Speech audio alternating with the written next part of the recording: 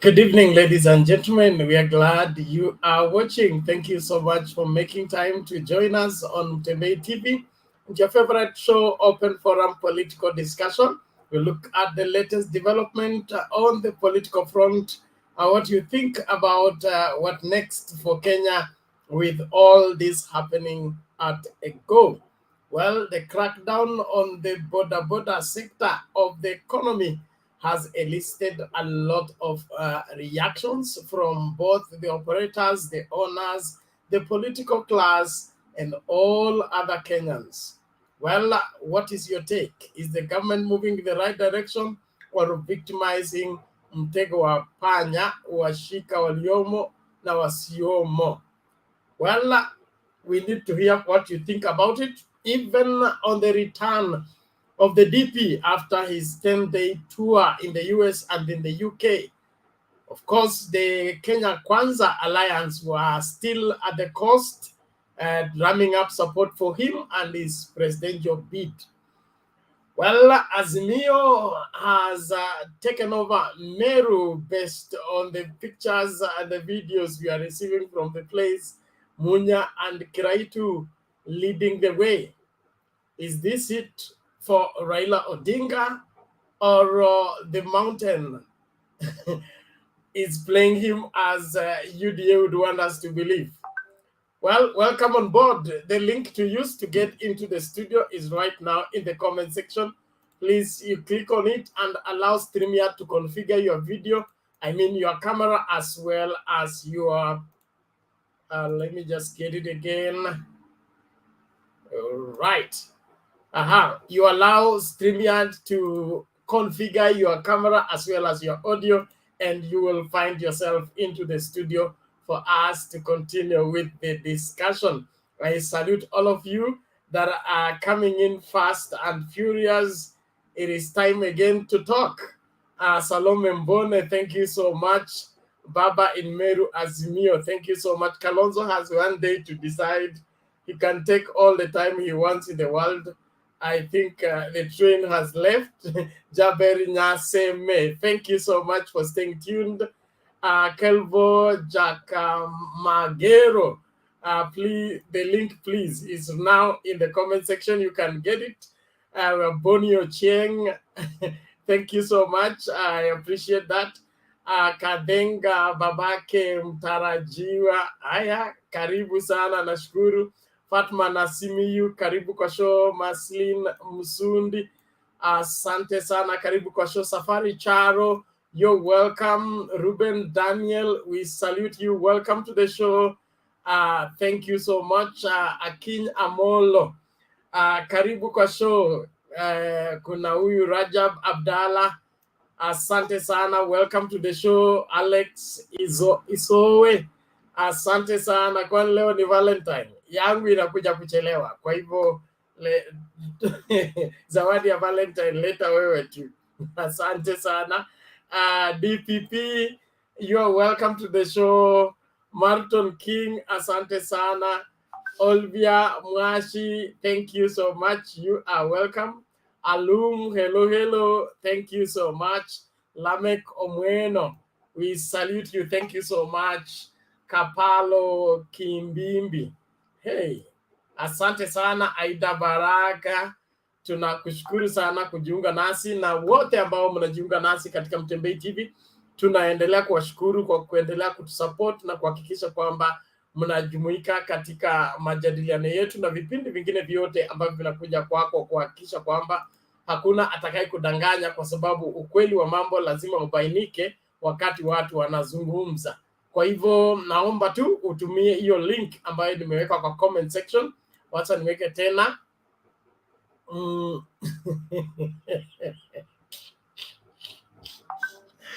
Alex, I'm waiting for you. Thank you so much.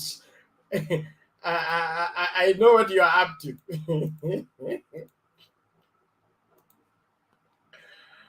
All right. Kenyan Prince, thank you so much. You're watching. Tony Braguel Livondo, aya, karibu sana. Asante. Kuna Akinywaga, we appreciate you. Lady G, asante sana. Grefas Ingati, karibu kwa show. Tunashukuru kila mmoja wenu kwa kujitahidi kujiunga nasi na kuendelea na kipindi chetu. Haya, link ndio hiyo tena nimeweka kwa comment section. Click on it, allow StreamYard to configure your camera as well as your audio, and you will be in studio. Limit Wabomba, your device is not well connected. Organize it, you can, and then get back. And good. Then you will be able to move on forward. Okay, thank you so much. Asante sana. Kuna Douglas Mokoa, karibu sana. Emily Were, asante sana. Mike Kevin Duya, asante sana. Tuendelee. Haya, Vincent Dubi, vipi? Unmute and talk. I'm good. And you? I'm okay. Good to see you. Thank you. This is my first time being here. You're most welcome. The first time and you're number one. So you must be a smart student. I've been trying severally, but I'm being locked out. No, nobody locks anyone out. It's just you and your gadget and your bundles. Okay. Thank you. Hai, maoni yako, unaona mambo inaendaje sasa? Mambo naona inaenda mzuri. Meru tusachukua. So I think things are working well. Let us wait until April. I think we'll be somewhere. Okay, thank you very much. Mama Selina, namna gani?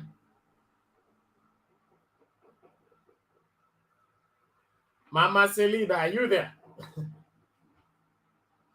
Okay, Kevin Oyo, namna gani? Naona uko ready.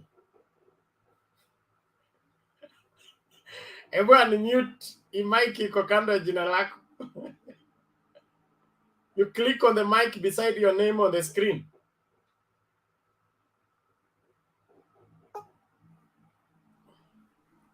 Yes, unanipata?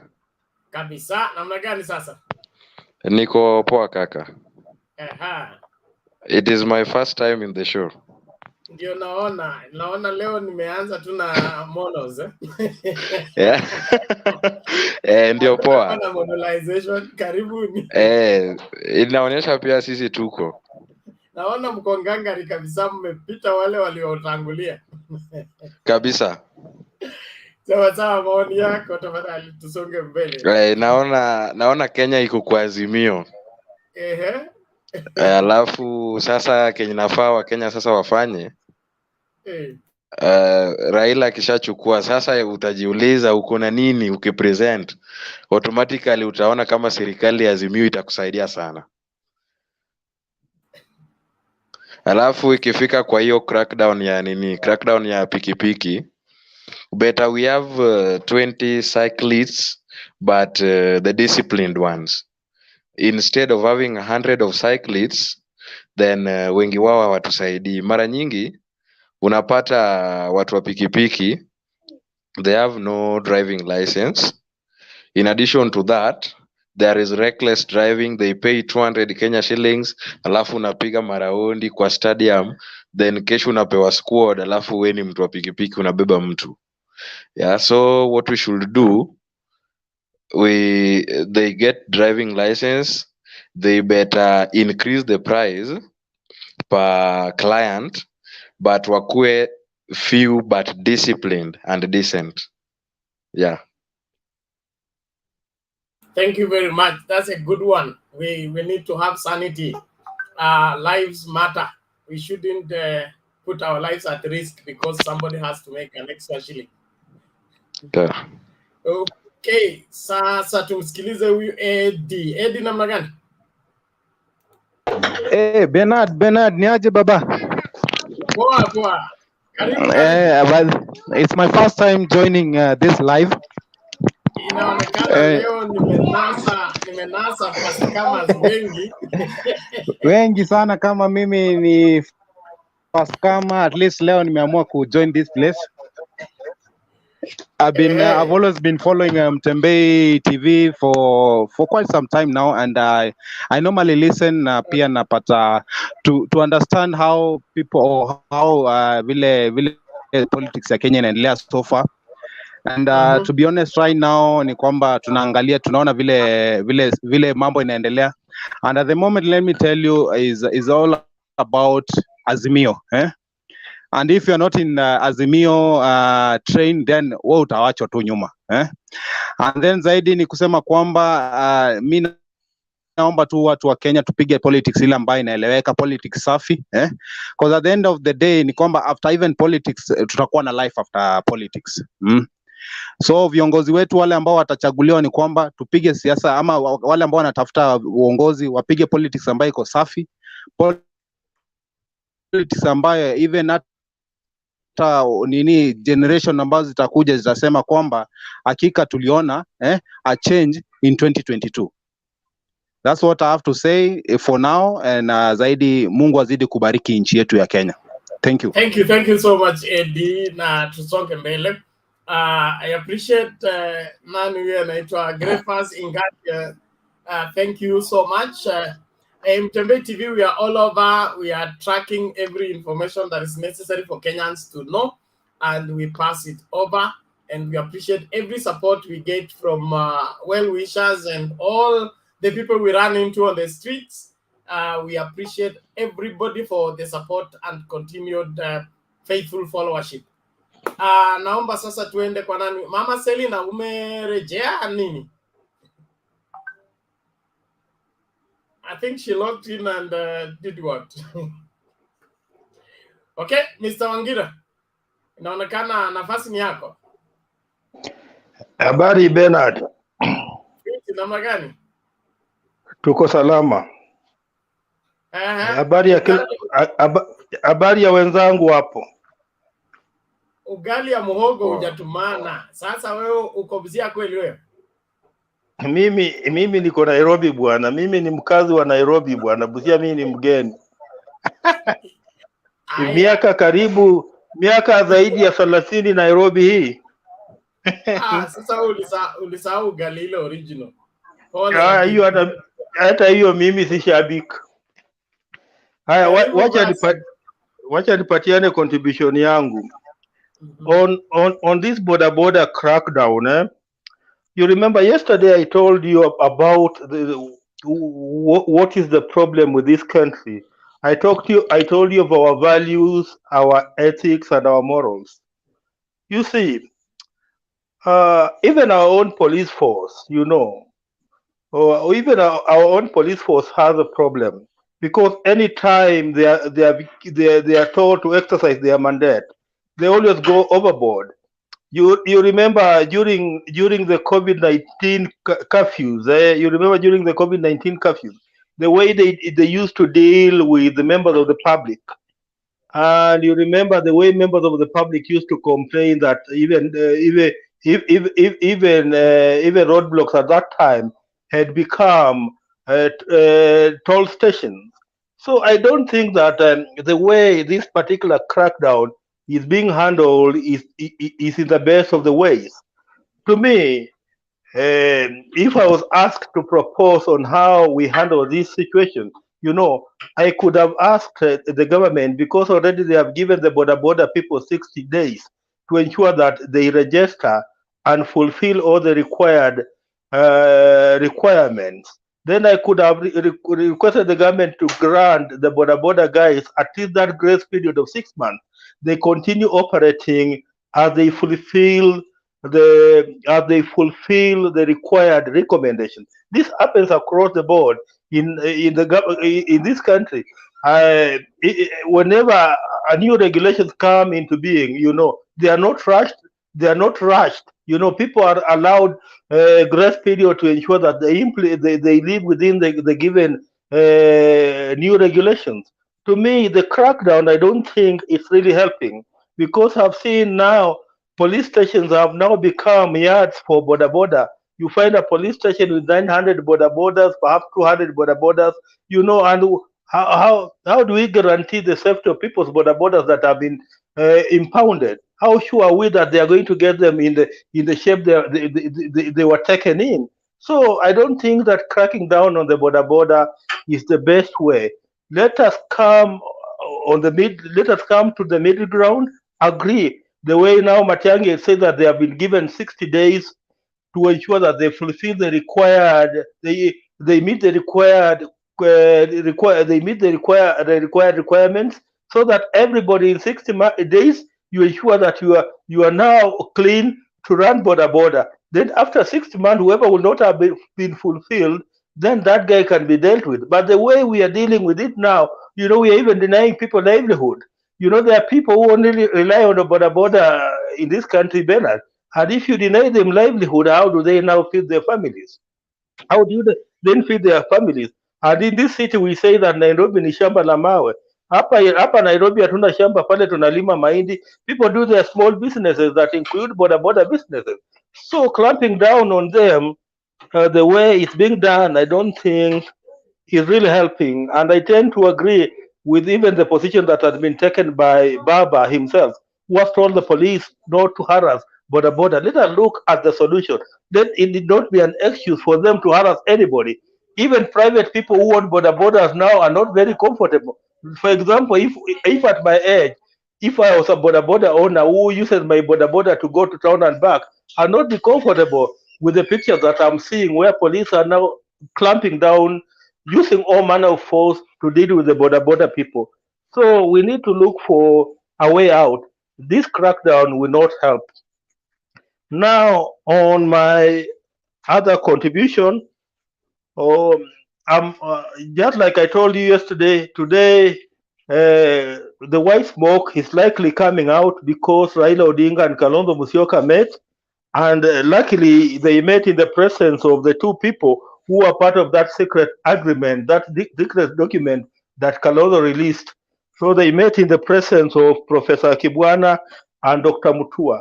So we hope by tomorrow morning this issue will have been ironed out, and as we go to Saturday, then we are likely to see Kalonzo as part of the Azimio family. Meru, I don't want to talk about Meru. Let me just describe Meru as having been fire. Anybody who watched those rallies in Meru, they were on fire. The ordinary people of Meru were happy to see Baba. And the way I'm looking at things, Meru could be becoming another Kisii. Merus and Kisiis are cousins, so Meru could be becoming another Kisii for Baba. When I say Meru could be becoming another Kisii, you just now see how Kisii is consolidated behind Raila Odinga now. I see Meru also becoming consolidated, if the pictures I saw today are anything to go by. Oh, anything to go by.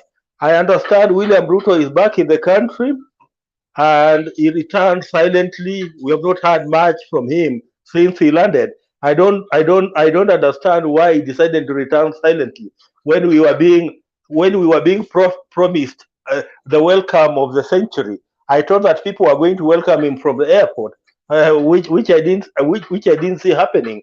So I don't understand why he chose to return silently.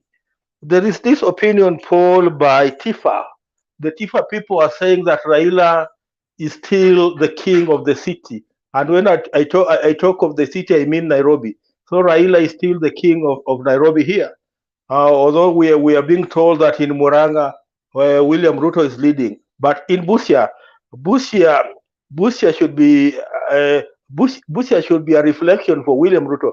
Because now in Busia we are told Raila is, per this opinion poll, Raila is at 72% in Busia, with William Ruto at, I think, 12%. Imagine Raila Odinga at 72 and William Ruto at 2%. And I think if the same opinion polls were to be done in Kakamega and Vihiga, they will return almost the same results. So far, so good. Let me allow somebody else also to contribute, Bernard. Asante. Okay, thank you, Mr. Wangira. I agree with you on all matters except on the crackdown. Crackdown, mtego wapanya wakamata waliomo na wasiokuwemo. When we have students in school who are in the school compound, they are not in the register, they are not in the class register, we will never know what we are housing. So now that we have people with motorbikes, not registered anywhere, except in the shop where they bought the motorbike, that has to be done, and of course it will have some painful experience, but I think the outcome will be more rewarding.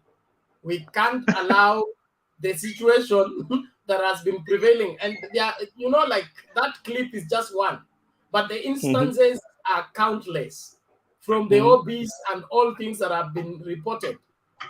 I think it's about time we went into that forest and collected everything that is not necessary out of the place, and then watu waruhusiwe kufanya biashara.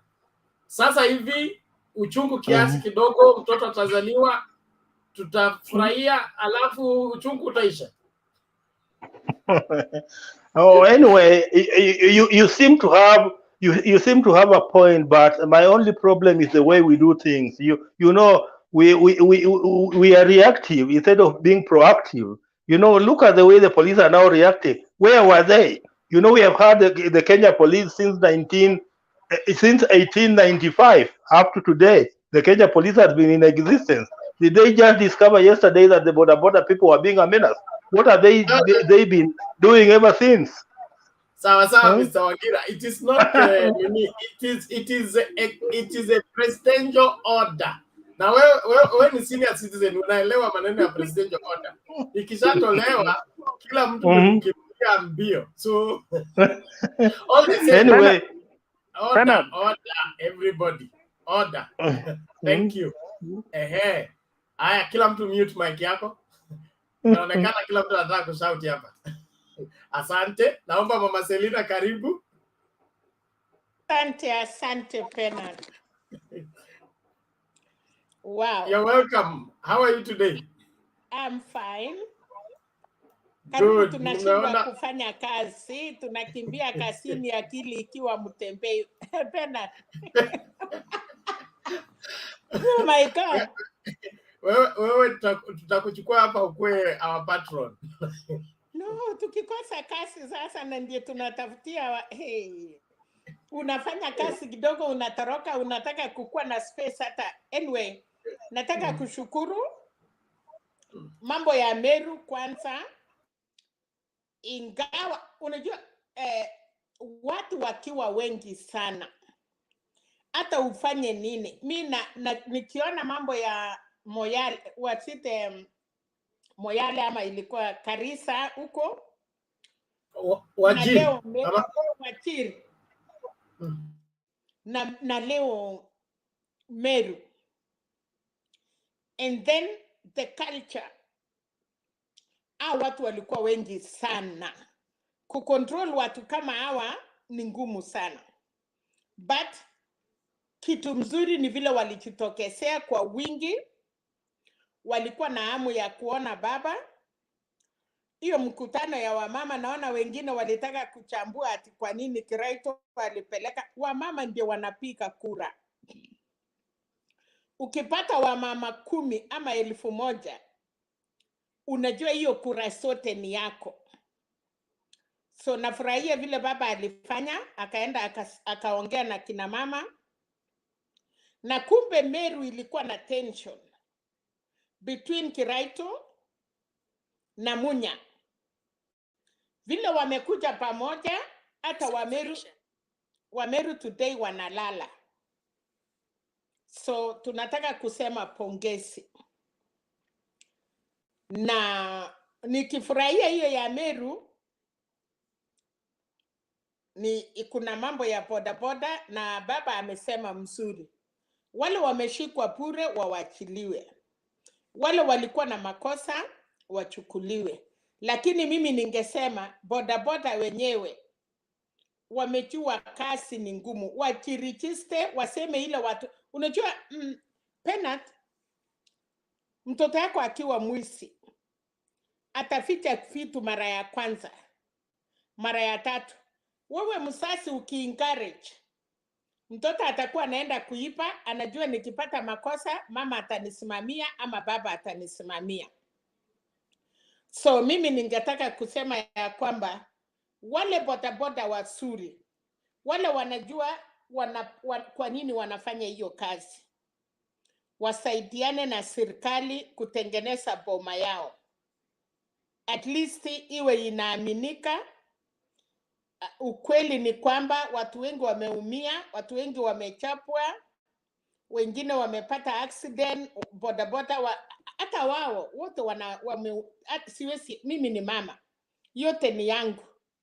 Siwezi sema bodaboda ni mbaya, niseme wale wasafiri ni wazuri. Tunataka kusema tu damu ya huyo mama ilikuwa kali. Kuna watu ukikusa mpaka revolution itoke. Ilikuwa ni siku ya bodaboda waamukie vibaya. Na ni mzuri ndiye baba akitengeneza serikali. Sasa tunajua ni wapi tutatengeneza kwanza. Kwa sababu bodaboda wamesaidia watu, wanapepa watu kwa urahisi, lakini pia hatutaki wanyanyase watu.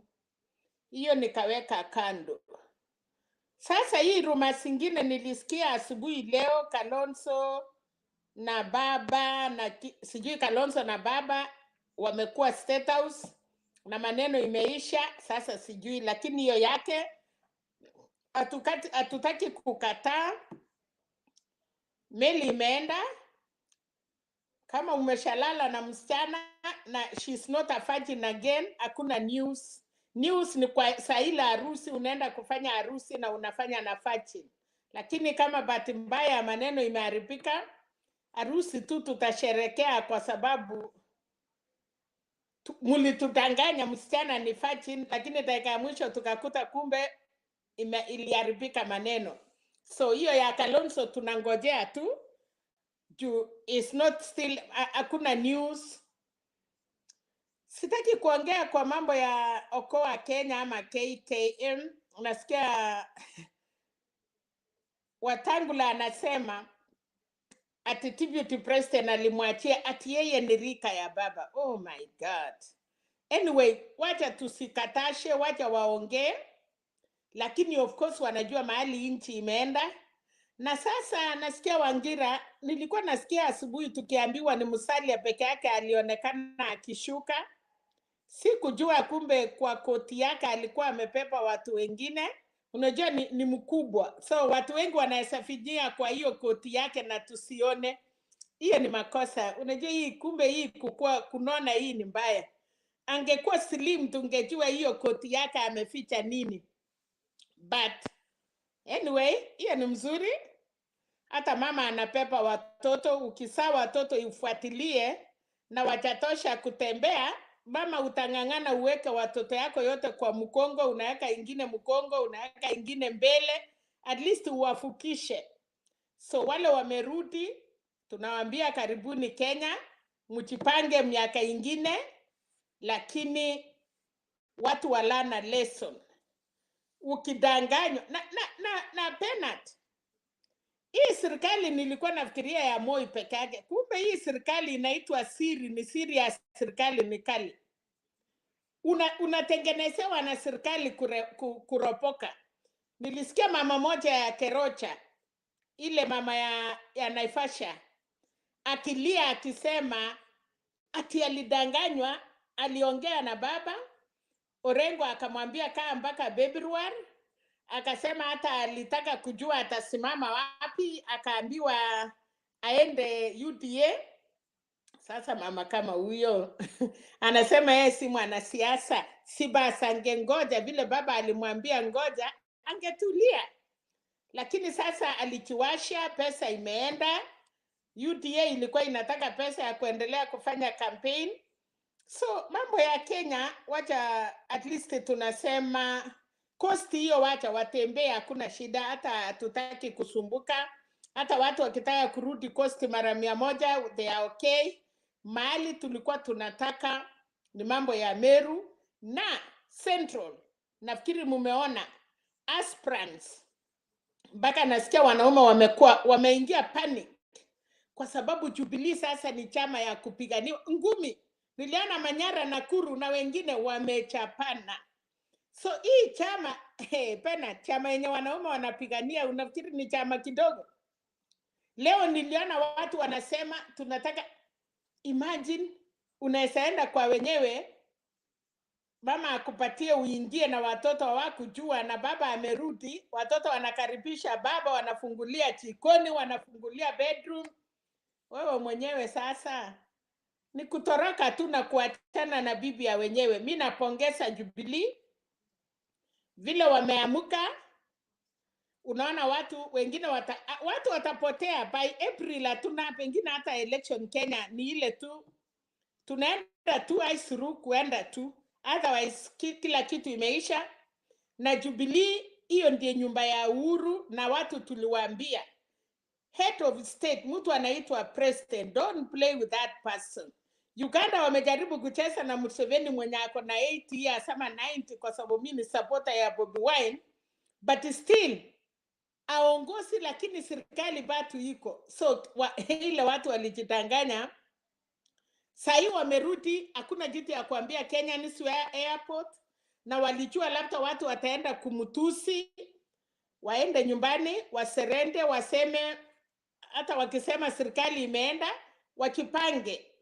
Lakini wanaume waliambiwa, na hata pena ujaribu kuambia viongozi wetu tuko nao hapa, na nyinyi wanaume, kasiriko ya wanaume inawekwa kwa mbafu. Sasa nyinyi yenyu mlienda panua mpaka imewamaliza. Nataka nimalize nisikie watu wengine wakiongea. Lakini sasa kama hamjaonekana kwa Raila, alienda ng'ambo, alichapwa, watu ilikuwa moto. Unakumbuka penalty kutoka airport mpaka wasite Nyayo Stadium, ilikuwa moto. Polisi wanajaribu kurusha tear gas, iliisha. Baba alitembea hiyo chakaranda. Sasa nilikuwa nafikiria kwanza, mimi nilifikiria mkutano ya Meru leo hakuna mtu ataenda. Nilikuwa najua watu yote ya dunia ya Kenya watakuwa airport. But asante kwa Musalia, amekaribia nyumbani akaficha watu yake kwa koti. Endelea kuwaficha namna hiyo na mupumzike. Asante. Thank you, Mama Selina. Thank you so much for your continued, contribution. And you have a special way of looking at things. So Musalia alisafirisha watu kwa koti akatuletea, tumewapokea. I have said here before that one of the greatest mistakes that William Ruto made is to think that he's Raila Odinga. Raila Odinga is just Raila Odinga. And I don't think there's another. So not everybody can sababisha while you are away, and it happens. Kila mtu ajue size yake na jipange. Wale watu wote mko nyuma ya kamera, tuko karibu kuanza kuwafagia.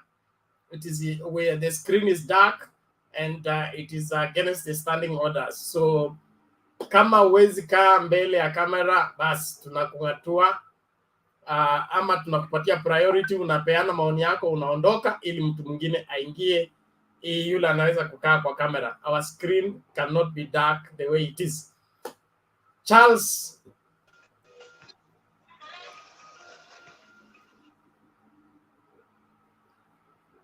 namna gani? Everyone unmute. Oh, niaje Bernard, mimi niko poa bana. Niambie. Wewe sasa ndio uko na habari. Uliniambia uko Mombasa. Wewe unaona hii Kenya kuisha yenu Mombasa imechukua itachukua. I was not on the ground today.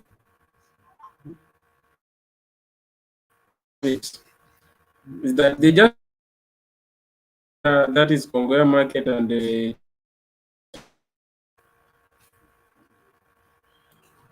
Pole Charles, uko na itilafu ya mitambo. Hatuwezi kupata clearly. Naomba ujaribu, utaingia baadaye. Tumsikilize mwalimu kwanza.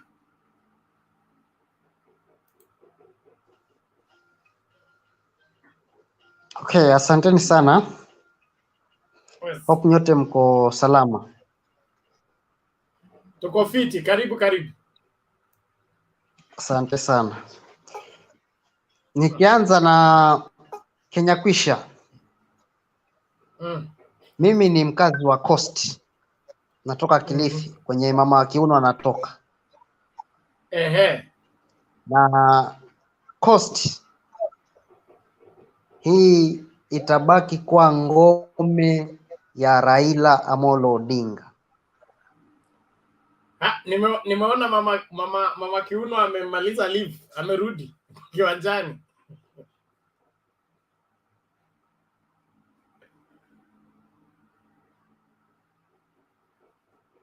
Samahani mwalimu, umekwama tena?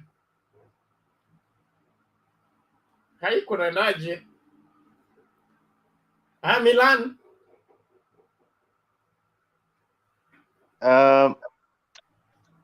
For me, I think it's good to see you, Bernard. Thank you. Welcome. Yeah. There's somebody who's been missing in action. I think you need to look for him. Yes. Temba go up. Temba is around, but he comes very late. He's the one who relieves me when I'm signing out. Oh, okay. So when you join, like, he will come after like 5 hours or so. Oh, okay. I understand. Tell him we miss him once in a while. He needs to combine. No, there's a show we do together, but others, this ones he has to come late after he finishes his office work. Okay, I understand. So for me, it's a lot of excitement because I reside in Meru, and therefore I know the true picture on the ground, like Mama Selina says it. So something that I must say is that Macarena was right, but I think what he insinuated has improved the situation.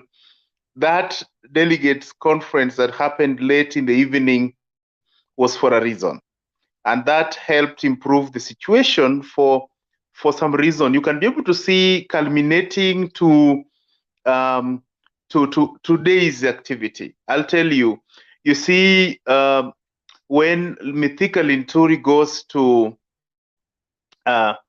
speak to the audience, they tell him Azimio.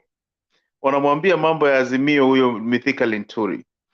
Lakini hapo tu, after that you find that we are having a late delegates conference affirming the position that the people had communicated to Mythical Inturi.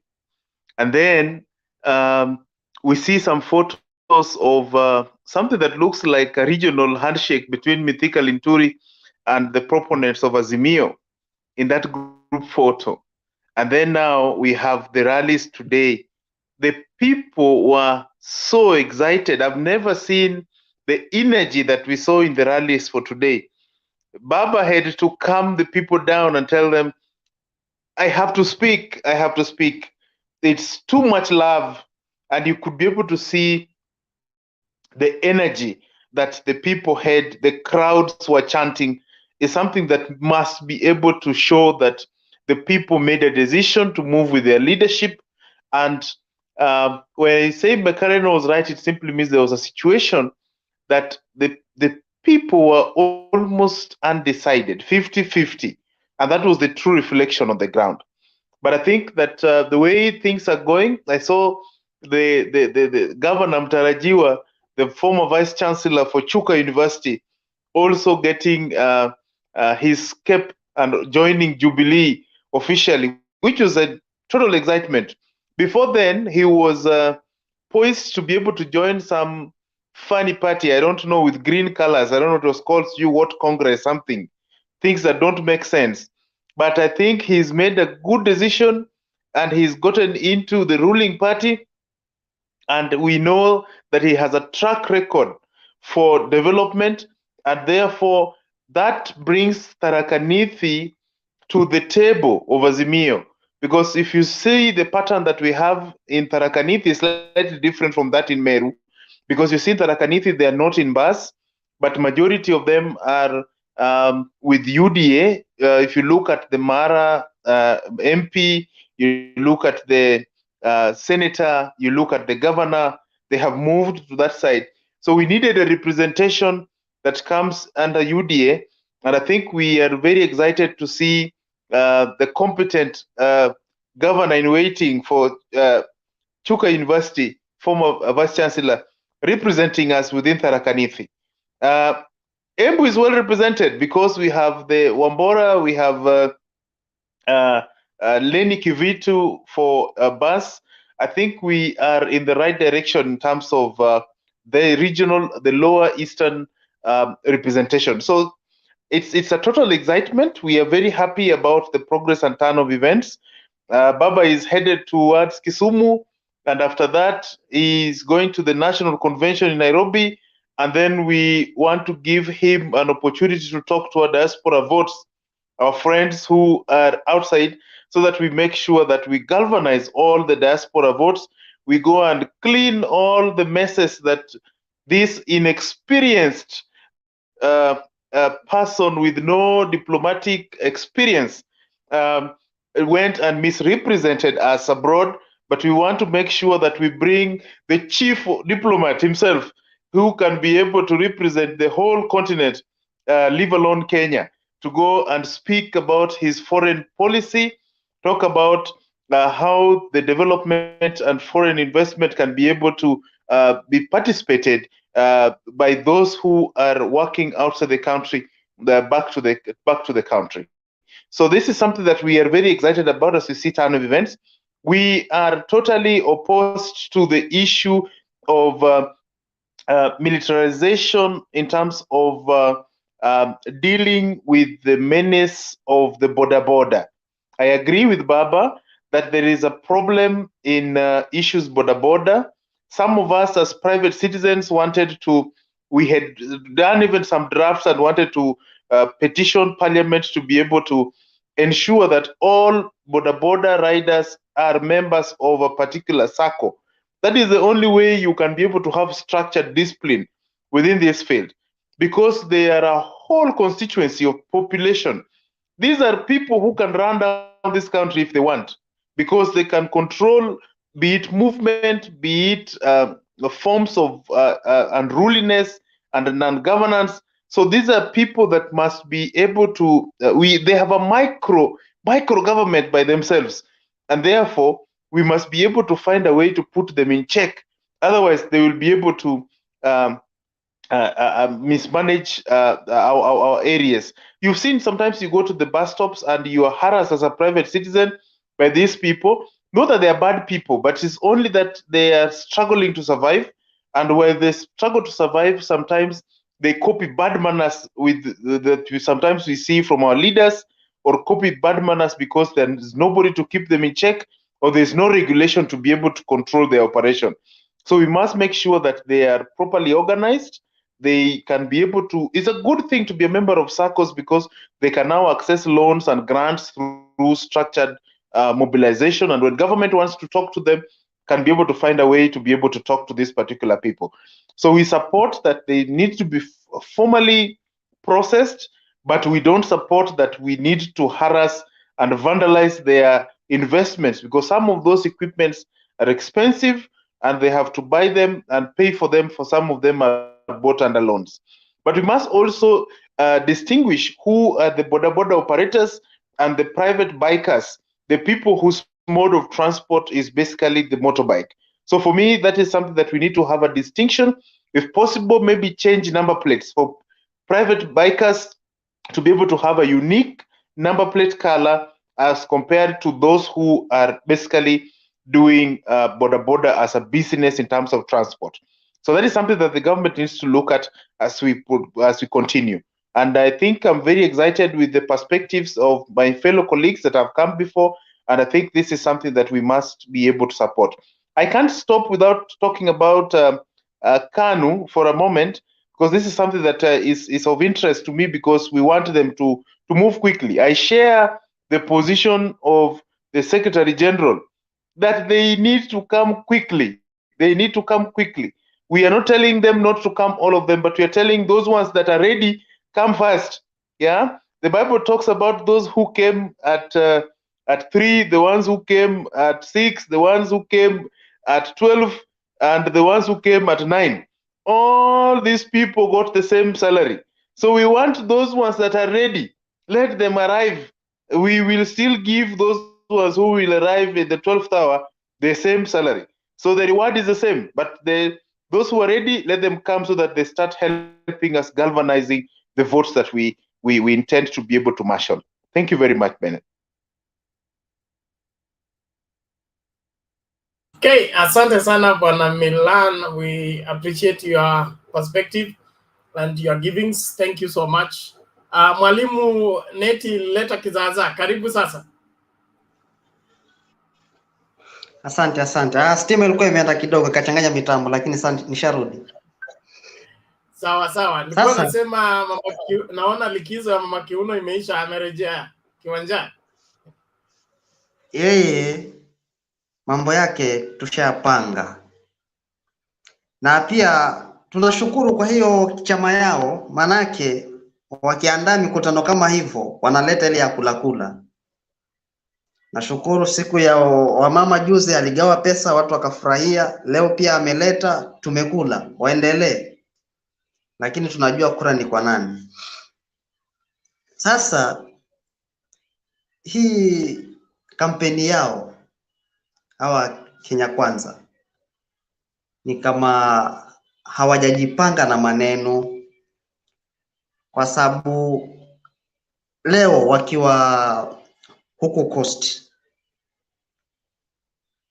washaongea kuhusu kauli ya baba ya madoadoa, na wanasema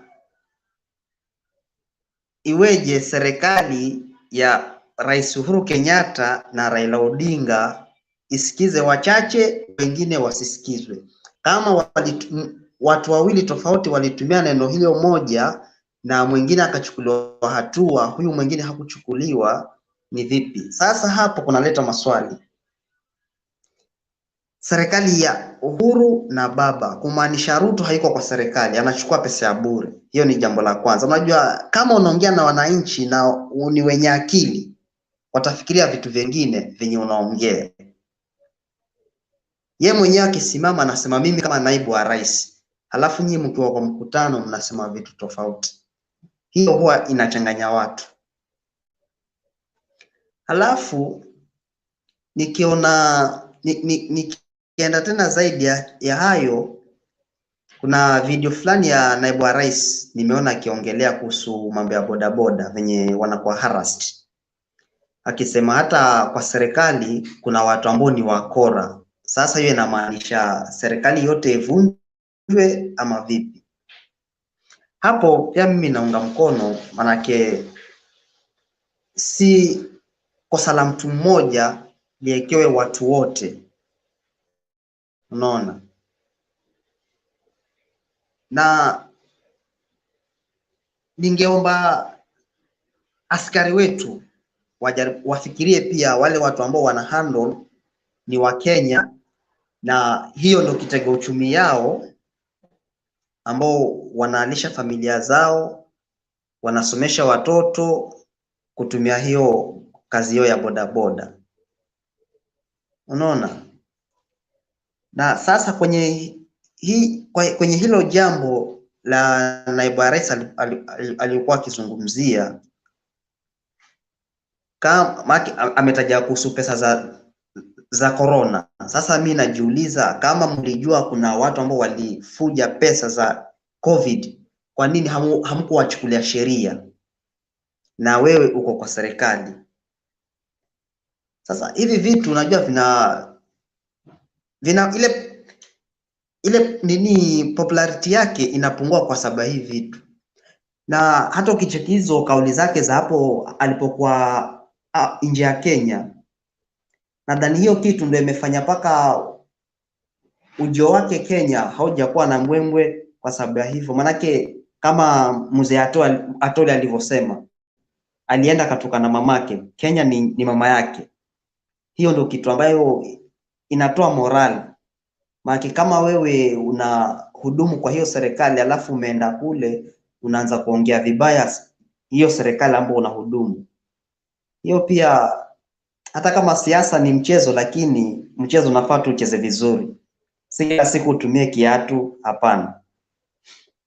Na nikiendelea kuongea juu ya mkutano ya Meru, mpaka baba kama ameshindwa kuongea mara ya kwanza akaanza kugunaguna, maanake wao watu walikuwa wamejaa, walikuwa ni wengi, na yani njia ya sahihi ya kufata ni Azimio. Ndio maana unaona hata viongozi wao wa KANU wanamforce Gideon Moi amwambie, we wachana na hii mtu ambao haieleweki, tufate hii njia, wakitaka watatujoin baadaye, sisi tukiwa hapo hapo tayari. Unaona?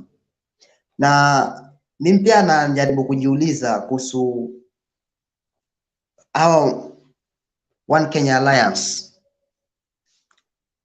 hata kama watafanya mahojiano na Ufisadi Daima Alliance waende huko, ni nini watapata? Maana juu huko kama tunajua Wetangula yuko huko na huyo mwenzake Mdavadi wako huko, na si sure bet ya kwamba watapewa kiti ya deputy president wote wawili. Hiyo si sure bet, wote wawili walienda huko kwa manufaa yao binafsi, lakini si mambo ya kunufurahisha wa Kenya.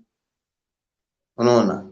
Hasa yeye naye akijaribu akienda huko atapata nini? Sisi kuna msemo wa Kigiriama, tuna msemo ambao tulikuwa tunasema, umeruka mkojo umekanyaga kinyesi. Sasa akifanya hivyo atakuwa ameruka mkojo amekanyaga kinyesi.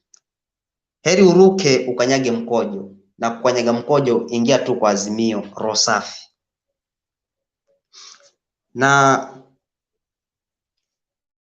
nikiona kauli ya baba kuhusu watu wa bodaboda aliyosema, pia mimi napongeza, kwa sababu huko coast kumekuwa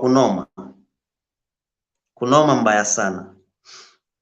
Mimi mwenyewe huwa na shughuli zangu nafanya, nikifika saa 10 nachukua bike yangu naingia barabarani. Nimetoka kazi, hata kazini nimeenda kwa mguu, sijatumia bajaji, nimelaza kwa nyumba.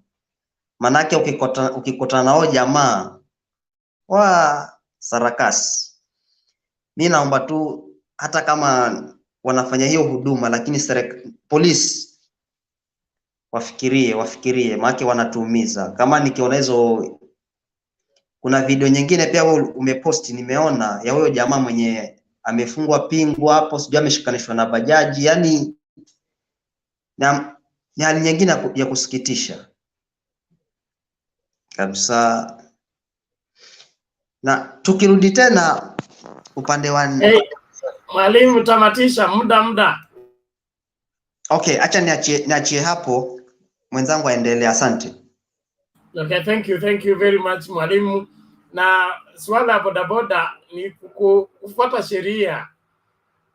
Biblia inasema kama wewe unafuata sheria hauhitaji kuogopa askari. Story ya crackdown inaleta shida wakati wewe unaona polisi, wewe unataka either kubishana na polisi ama kumtoroka. You rather hand yourself over peacefully, hakuna mtu atakuchapa. Lakini ukitaka kufight law or with law enforcement officers, hapo ndio shida itatokea. And then the anarchism hii inasemekana kuna wahalifu wanatumia bodaboda kufanya uhalifu. Polisi kazi yao ni kutafuta wahalifu, alafu wewe ukitokezea hivi mbele ya polisi unatoroka, so unakuwa suspect wa kwanza.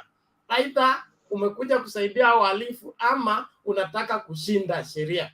And the worst place to find yourself is try to prove to police that you are there to defeat the law. Hiyo ndio job yao, to make sure that the law is kept and enforced by whatever means available to them of course within the limits of the constitution.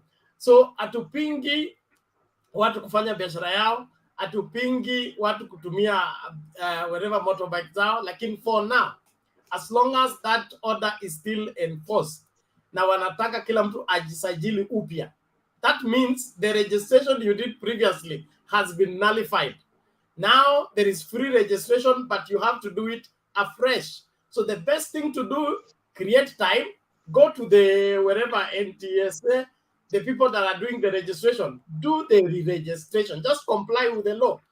Hakuna mtu atakuchapa ama atakunini, atakulazimisha. Lakini history ya Wakenya kujaribu kushinda sheria ama kupingana na the order that has been given, it just makes matters worse. When we were changing from analog to digital, kuna watu walikataa kabisa, wataki kuhama kabisa. It had to take Matiang'i and all powers, including media houses, saying they are not moving.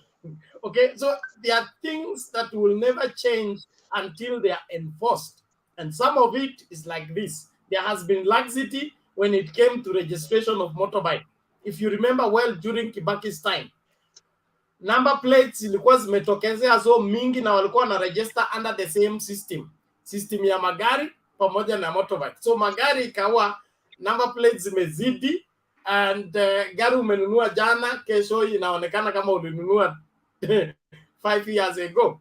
Ndio baadaye Michuki came in and said, no, let's separate the two. Motorbikes ikuwe na line yake, alafu magari ikuwe na line yake. So this is something that was not well thought out by the government. And right now the government want to make right what is wrong. It's going to be a little painful, but I think the outcome is going to be better. That is my stand. So I'm not advocating for police brutality or police beating up people. No. And where ukipatikana, ukishikwa shikamana. If you went out the wrong way, hand over yourself to police.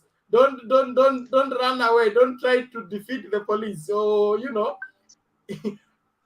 kaa kwa nyumba, enda uregister bike yako ndio utoke. Ona Bernard,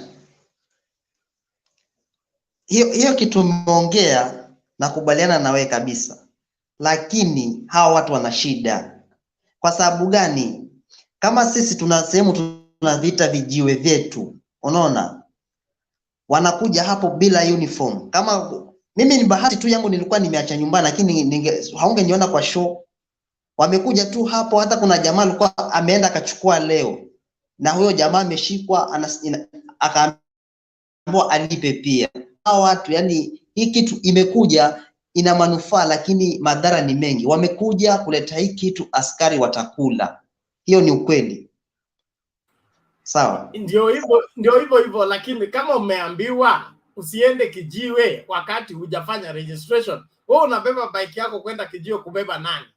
Kwa sababu wewe na customer wako unamtia maisha yake hatarini, wewe mwenyewe unajitia hatarini, kwa sababu there is a presidential order on the crackdown.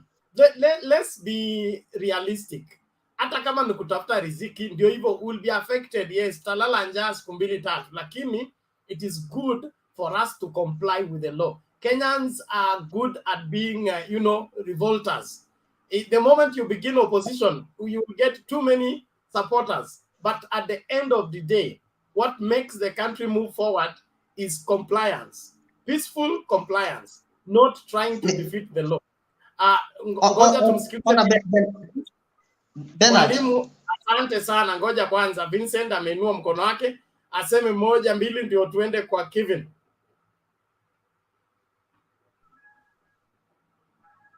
Thank you, Bernard. Thank you. Yeah. Now, there's to start with the Bodaboda issue. Honestly, if you can remember, I think all of us, we are Kenyans na tumeishi Kenya.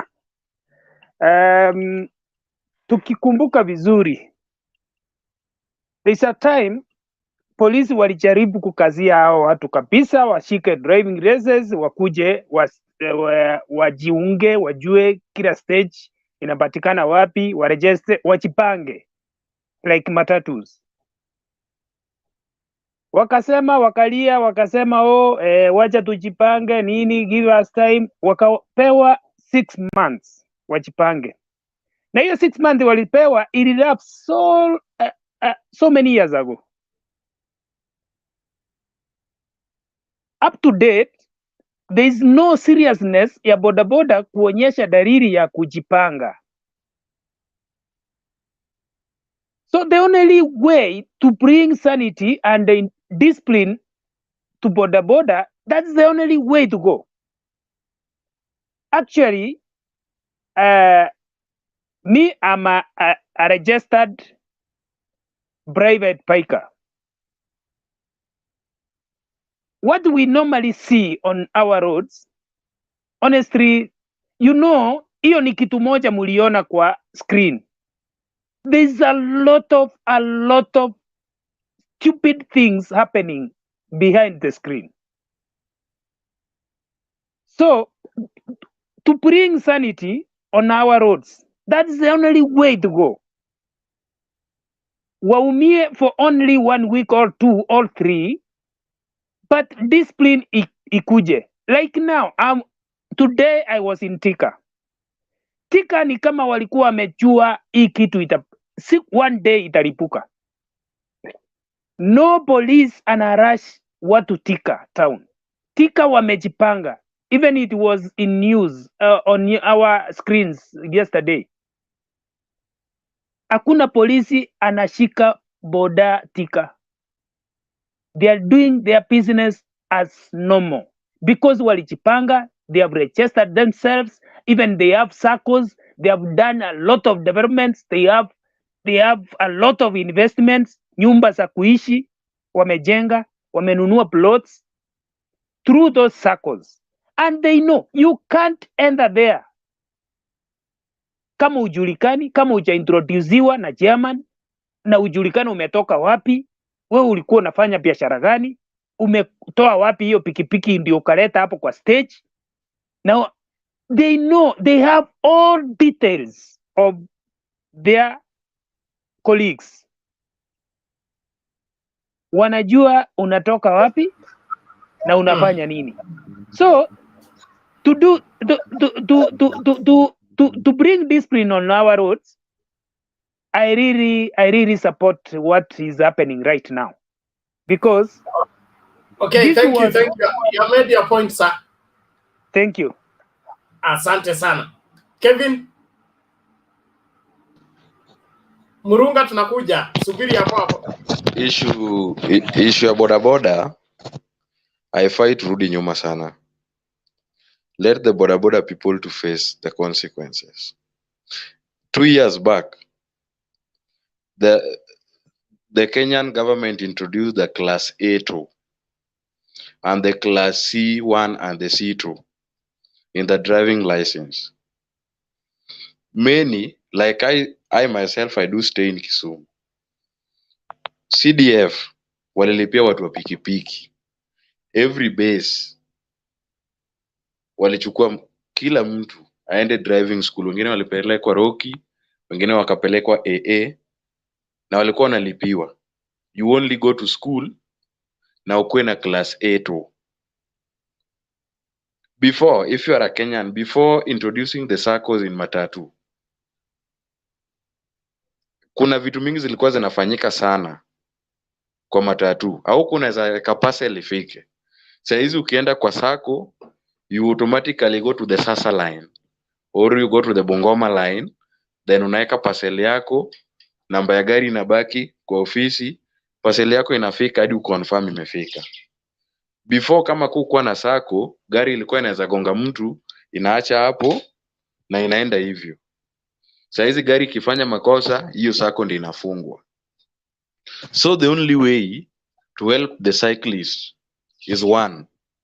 Number one, we have the 99% of the cyclists are underage, if you are not wrong. For you to attend class A2 to carry a passenger, you have to be 23 years and above.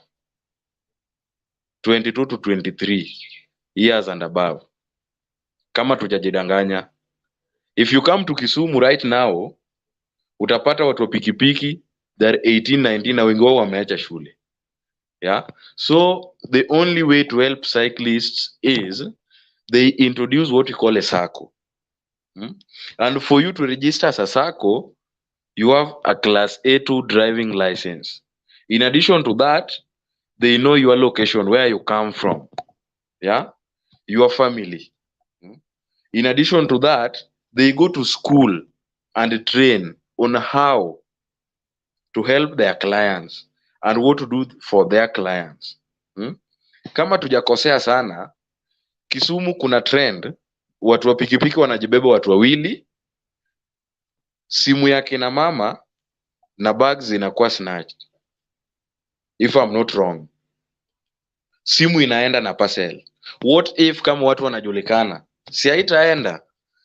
So tusijidanganye, watu wa pikipiki wafuate sheria. Hata ukiwa mtu mmoja kwa base, location yako utafanya kama uko na document zote, na watu watakujua nani anapatikana hapo. Asante. Okay, thank you Kevin. Murunga.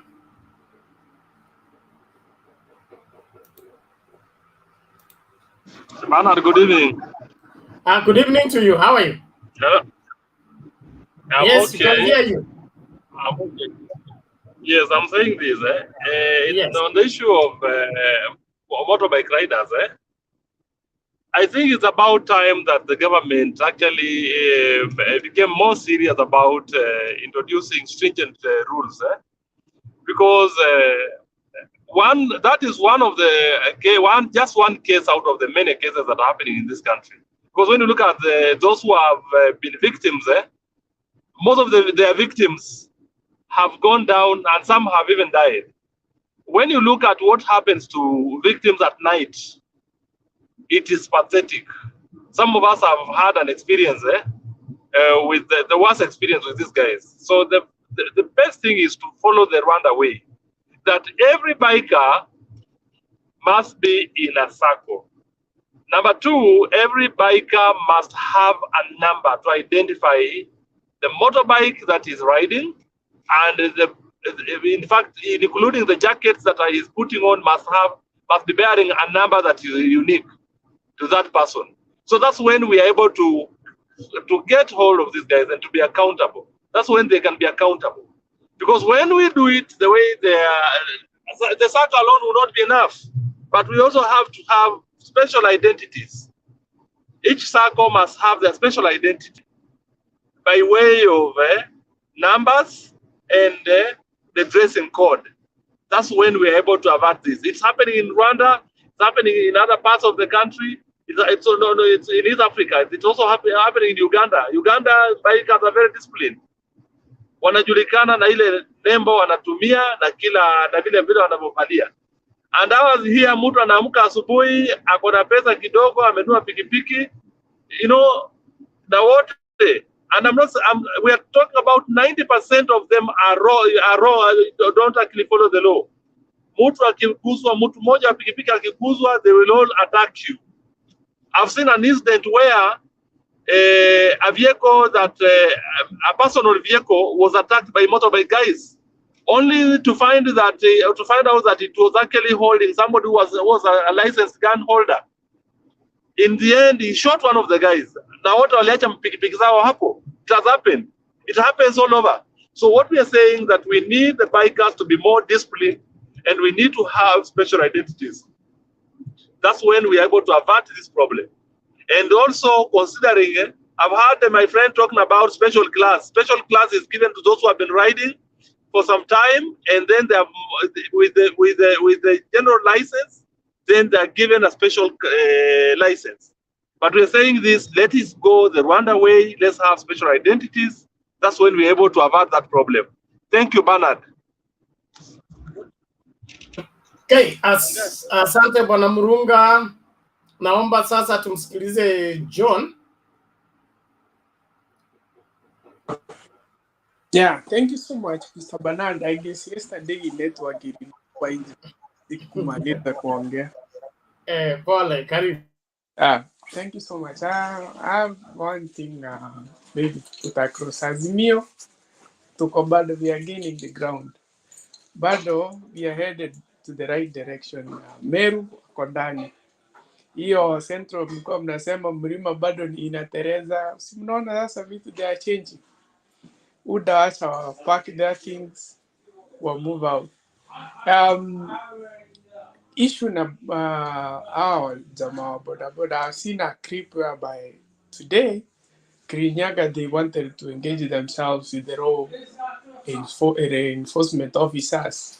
Why should you do that? If one of you are gonna mistake, let that person carry his own cross. That is what we call, if you don't want to follow the road, let the road follow you. And if it follows you, that's the consequences. Sanity within that field should be a must, ikai reinforced. That is, they need to have everything. Registration, being circles, they know who and who is operating at this place, who, what that person does, which kind of education does that person have. In that position, maybe if somebody does a mistake, unamrokete, this is the same person who did this. He did this the other time, so kama ni kumtoa kwa sako, he is no fit for that. I think that is like massaging the problem. The police, they need to put all of their efforts. We need that thing be so going online. Is okay in any place. It was the first and the last thing that we're gonna see. And another thing, though the Ministry for Transport may fail as a ministry, but I hope we are making something that will be effective to us. Thank you, Mr. Banan. Thank you, Bwana John. Let's, before Governor comes in, let's watch this.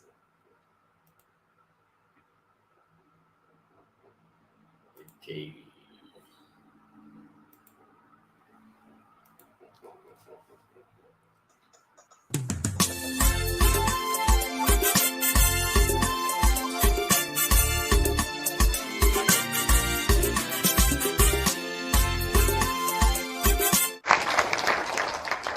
Na kama kuna watu ambao sio wazuri kwa bodaboda, kuna watu sio wazuri katika sectors yote, mpaka ndani ya serikali ya Kenya. Si kuna watu wakora wezi? Hawa walioiba pesa ya COVID ni wafanyikazi wa serikali? Sasa tutasema serikali yote ivunjwe kwa sababu kuna wezi?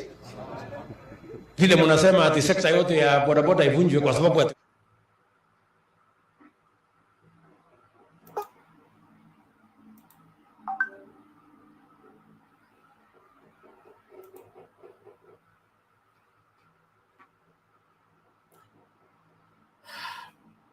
Governor, talk. I have no words. I have no comment, please. Oh my God. Thank you very much, Mr. Bernard, because of this opportunity. I think I don't know what I'm going to comment about the deputy president. And these are the kind of things that actually I was saying yesterday. And this is what I was expecting, actually, akirudi Kenya. Now, that is the deputy president. And actually, one of the greatest problem about tumekuwa nayo for our politicians, they are so much duplicious, very dishonest. So now the deputy president anaongea hivyo kwa sababu ya kitu inaitwa political mileage. Yeah? Kuna watu ambao anataka, wasikia kwamba anatetea. Now, who is this? Who is deputy president lecturing us about corruption, about the COVID billionaire? Who is this guy lecturing us now? Ni kama sasa I don't know even which is this example that I'm going to give. Deputy president akilecture ati kuna watu ambao wameiba COVID billionaire, kuna watu wengine ambao wameiba kwa serikali. Deputy president ni yeye ameongoza sana kuiba hiyo serikali. Yeah? I know kama angekuwa ndani ya serikali kabisa hii wakati mambo ya COVID billionaire, mambo ya COVID ilikuwa inafanyika, he could be among those people that about ingekuwa tunasema ni COVID billionaires. So this kind of dishonesty about iko na politicians, and I think the president was very correct. Ile wakati alipeana msimamo ya watu wa bodaboda, the president was very much correct na akasema tusicheze siasa ikifika mambo kama haya. Let us have an honest discussion about how we can be able to streamline hawa watu wote wa bodaboda. And I think the deputy president is not fair enough. Na utamsikia sasa ameongea hivyo akiwa Karen, utamsikia akianza siasa zake sasa, watu watagataga, kwa sababu this is what now we are used to them. Hawana agenda, kazi yao tu ni kugoga mambo zingine na kutafuta political mileage. We are expecting this actually, kama kesho ataanza kwenda zile msafara zake, this is something Bernard we are expecting to continue. So this kind of duplicitous talk that we are hearing from these politicians, it should stop. We should stop this dishonesty about tuko nayo, ya kwamba hawa wanasema hawa ndio wako corrupt, hawa wengine nao wanasema hawa ndio wako corrupt. I don't know how we are going to manage corruption if this is the kind of talks that we are going to have. So I don't have anything to comment about the deputy president. Nita-assume tu hakuna kitu ambao nimesikia, kwa sababu I don't know who is this man to lecture people about corruption, and yet he is one of the most corrupt people that we know in this country. Point number 2, mambo ya bodaboda. And Bernard, you are so much correct that in this country tuko na history. We have a history that anytime tumeintroduciwa kwa new rules ambazo zinapaswa kufuatwa, you know, watu wengine wanakuwaga so much rebellious. And venye tunasema na venye serikali inasema, hakuna mtu ambaye inasema asifanye biashara. Hawa watu wote wa pikipiki wanaambiwa kwamba actually it is free registration. Register yourself. After you register yourself, ingia kwa sako. After umeingia kwa sako, then urudi kwa barabara na uendelee kufanya kazi yenye ambao unafanya. Wale watu ambao wanapotea wakiona serikali, wakiona polisi wanakuja, ni kumaanisha ya kwamba hawajaweza kuregister, hawajaweza kuingia kwa sako, and that's why they are running away. So if we are just calm enough na tufuate, na kama kuna mwenzetu amesema Thika watu wako sawa sawa, kwa sababu hii mambo walifanya kitabo. If you go to Thika hutapata watu wakisubuana na polisi. Kwa nini? Kwa sababu washafuata sheria ambazo zimesemekana na serikali.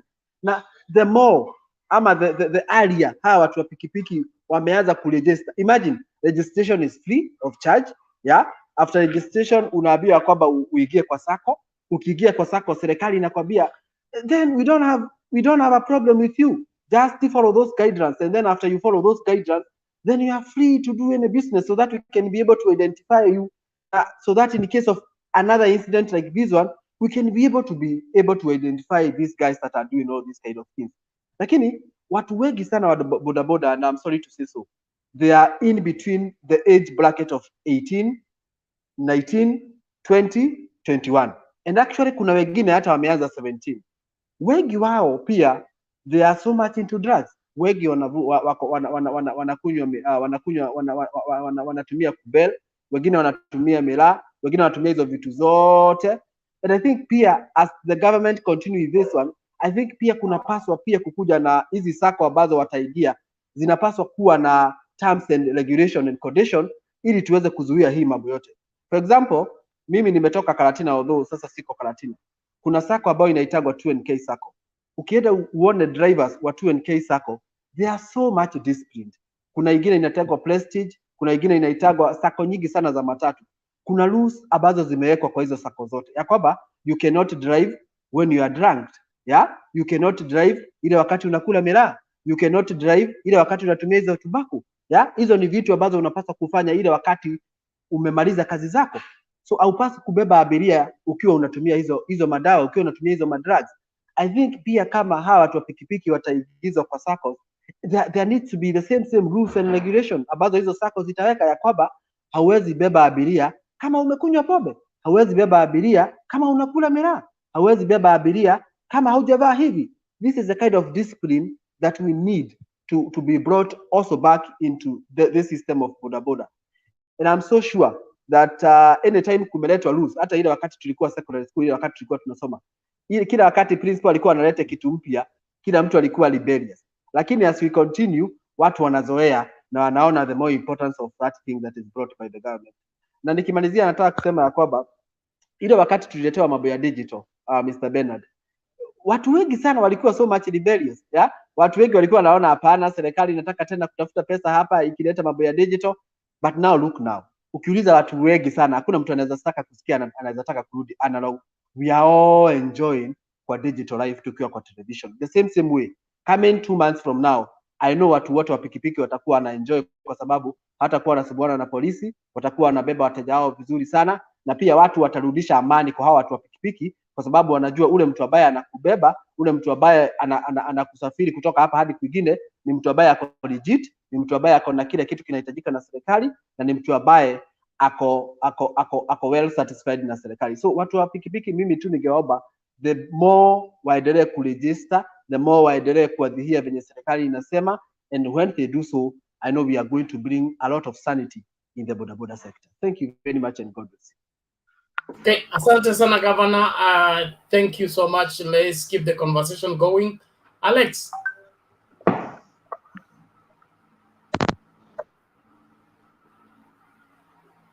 Alex, you have broken the first standing order. Silence is the second one. Quarantine is the punishment. Okay, become Alex. Ayuko tupate huyu Kevin kwanza kabla ya Jared. Kuna Kevin Orinda. Was he called Orinda or Orindo? Hi, Bernard and team. Bernard, can you hear me? Fine, and you? Yes, we can hear you. Yeah, thanks. I can see the topic of today. I will comment a little bit on the Bodaboda issue. And my comment is that a lot of discussion that is going around an engagement with the law enforcement team and the stakeholders and all the proposals from Kenyans. And I believe at one point we are going to get to a point where we are going to have sanity, just as it has been said. And even the team on the ground, the team in that industry are really doing a lot to ensure that they are fully compliant, basically because this is where they earn their living, and we're expecting to see a lot of cooperation, and a lot of them are really cooperating in regard to some of these things. And so in the near future, we will see a lot of changes, and all these proposals that are being brought forward by Kenyans and the government as well. So at one point, the industry will be getting a lot of support and sanity that is required, so that they keep on building the economy as other Kenyans. In regard to the Azimio rally today at Meru, I think Azimio is taking a lot of the entire team is taking shape, and the entire thing is taking shape, and we are going to see a lot of improvement and progress in regard to the success that we are expecting and we are working towards. And I know so many people on the ground are also doing a lot to ensure that at least we add value to the team and to the Azimio success that we are expecting. I will not comment about the DP and especially in regard to the video that you've just played. Basically, because this is someone when actually in certain occasions, if in the event this guy was in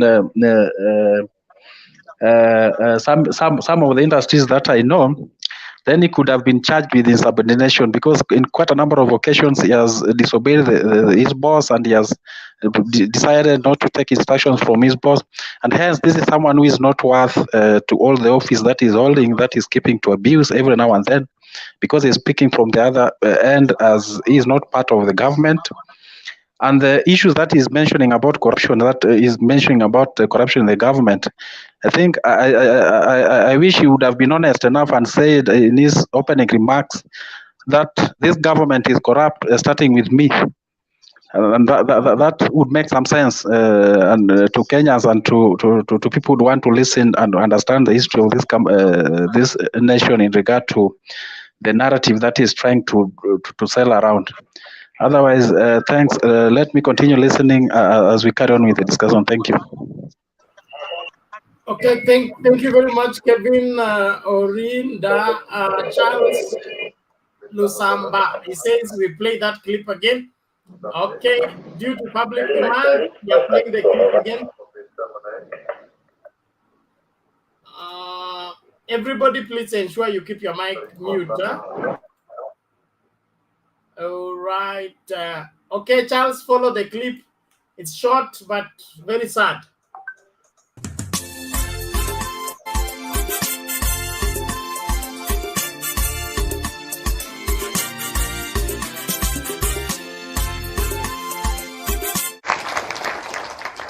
Na kama kuna watu ambao sio wazuri kwa bodaboda, kuna watu sio wazuri katika sectors yote, mpaka ndani ya serikali ya Kenya. Si kuna watu wakora wezi? Hawa walioiba pesa ya COVID si ni wafanyikazi wa serikali? Sasa tutasema serikali yote ivunjwe kwa sababu kuna wezi? Vile mnasema ati sekta yote ya bodaboda ivunjwe kwa sababu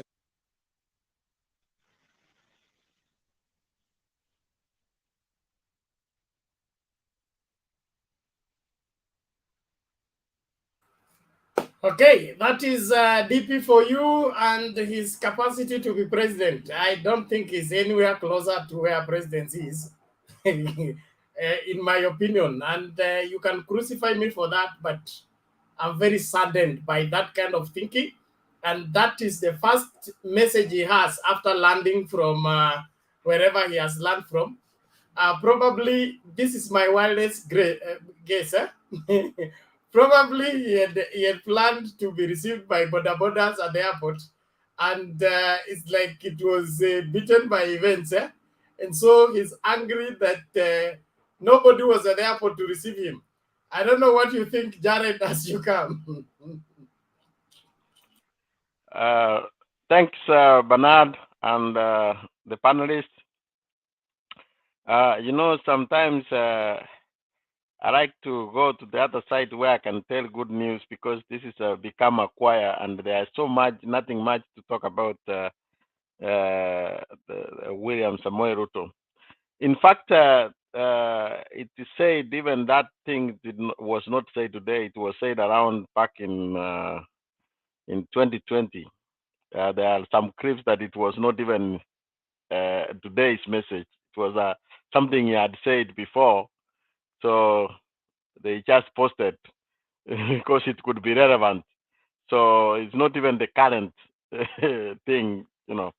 But you will know when people are running out of ideas, they will start and I said this yesterday, they will be hanging on anything. If they hear somebody screaming, that's where they will be. But I think the president, Uhuru Muigai Kenyatta, in Jubilee NDC, I think it was NDC for Jubilee or ODM, he said there is a difference between a politician and a leader. This is where you see a politician. He takes advantage of anything and just talks instead of giving a solution. We are not saying that all the Bodaboda, they are bad, but what is the solution? We have a problem. And there is a problem. We need a solution, you know? And one of the solutions is what this thing suggested now. They need to be registered so that they can be held accountable. The whole idea about the registration is to be accountable to who is doing this and who is not doing this. Today, you don't know if somebody is trained or not. As long as you can train in Vichaka there for riding the bike. In fact, that is a major danger, even carrying people with somebody, maybe you don't know if they are trained, as long as they have this bodaboda there, pikipiki. So it's something which need to be addressed, and it needs to be addressed mercilessly. There is nothing that you're gonna lose votes from these people. I can tell you, these people are there to make noise. They are not even voters. These are for making noise. When you need them for events, they will come there. Their work will be taking voters to the polling station. So I don't think they will have time to go to vote when they need to carry people to the voting. So we should not be scared. And sometimes you sacrifice the common good for a short gain, you know, and that's why I keep saying they need to relook this Kenya Kwisa, you know, sometimes I think that they should give up. As of Meru, is something which was done. Meru is usually the two kingpins there is this UPN, is it UPN and BAS. If they come together, you're rocking from there. So maybe people forget that Meru is part of Mount Kenya. Maybe they don't remember that. I think we are going forward, and as we go forward, this will be, right now, what is happening, it is going back to 2002, a convincing win, where those who would even try to say anything, they would see themselves that they would have nothing. I only repeat for the people or young people who William Ruto has destroyed their career. These people, when they will be back at home, when Indini Nyoro will be back at home, you will never hear of him. And this is a young man who had a future, Maybe I hope this show will continue after August 8th. My friend Fred might not even show up because he would have nothing to say. So, and this is a very good young man who need to to be helping us.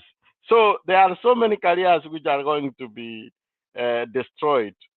But right now, I saw a quote somewhere which somebody was saying, it is time our brothers from Nyanza, more especially Ruo Nyanza, to smell the coffee and start behaving presidential. So we should not now be excited because we have this in the bag now. We need to start behaving presidential because for the first time we are testing this thing. So I'm urging our brothers from Nyanza now start behaving presidential. Leave this noise making. We don't want this.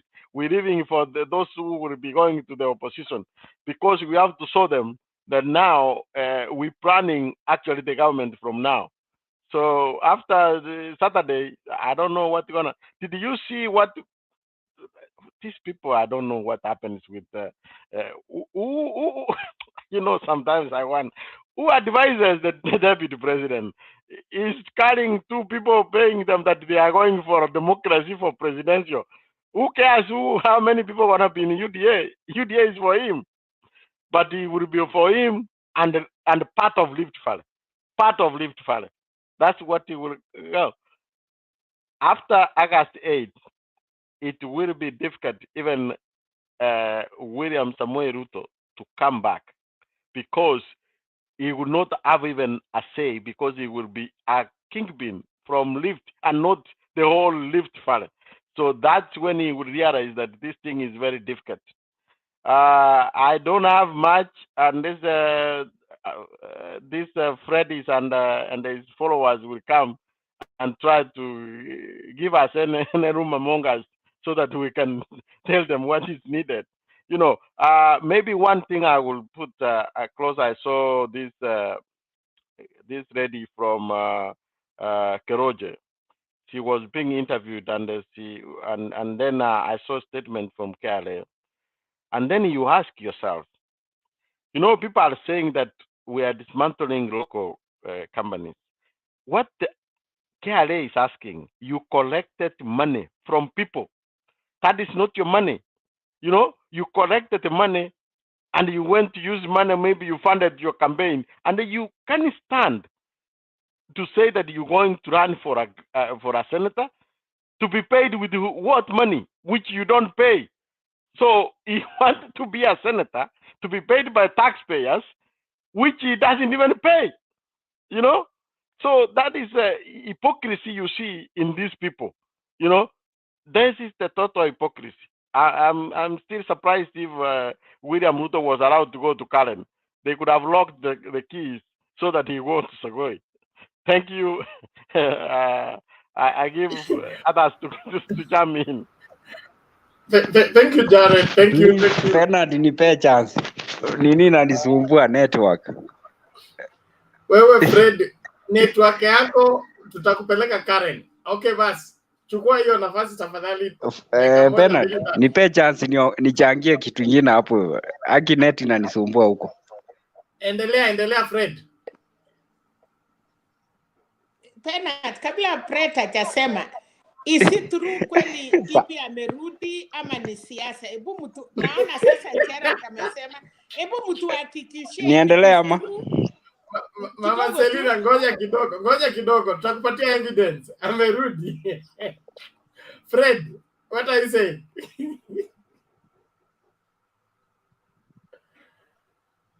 Fred, we lipia bundles tafadhali. Kuna shida na net yako. So, Mama Selina unasemaje wewe? Nataka ukweli sasa. Unajua saa ingine tunakuja hapa tunaongea na tunacheza. Naona Charad amesema tunataka kuhakikisha. Nilisikia Mudavadi amekuja. Na wakasema Tribute anakuja kesho ama usiku ama kesho kutwa. Na sasa ukweli ya kwamba tunataka kujua is the big man. Unajua Deputy President akikuja na nyuma hatujui kama ni msima ama unajua tunataka kumuona vile alipanda ndege na tungetarajia kuona wamama wakiimba vile aliimbiwa huko na tuone Bernard ameenda 10 days. Baba akikuja Nairobi haitakuwa na mahali ya kupita. So hebu tuhakikishie ya ukweli amefika ama wameona kifuli. That is me. Please. Kabla sijatoka nataka kutoka kidogo, nitaomba niongee kabla sijaenda, lakini mnihakikishie hiyo kwanza ndio nitulie. Sawa. Wacha tutafute evidence kuletee, lakini kulingana na Kenya Kwanza atajiunga na kampeni ya Kenya Kwanza ni kesho at Bungoma. Is it Bungoma or whichever? We'll be joining Kenya Kwanza in Bungoma. When is Kenya Kwanza in Bungoma? Is it not tomorrow?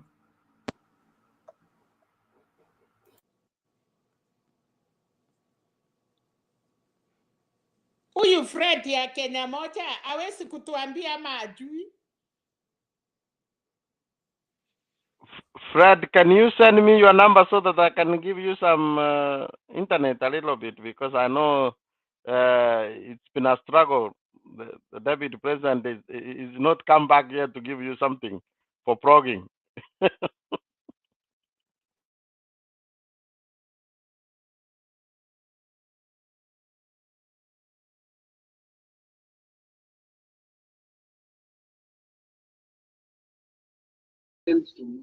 Hey.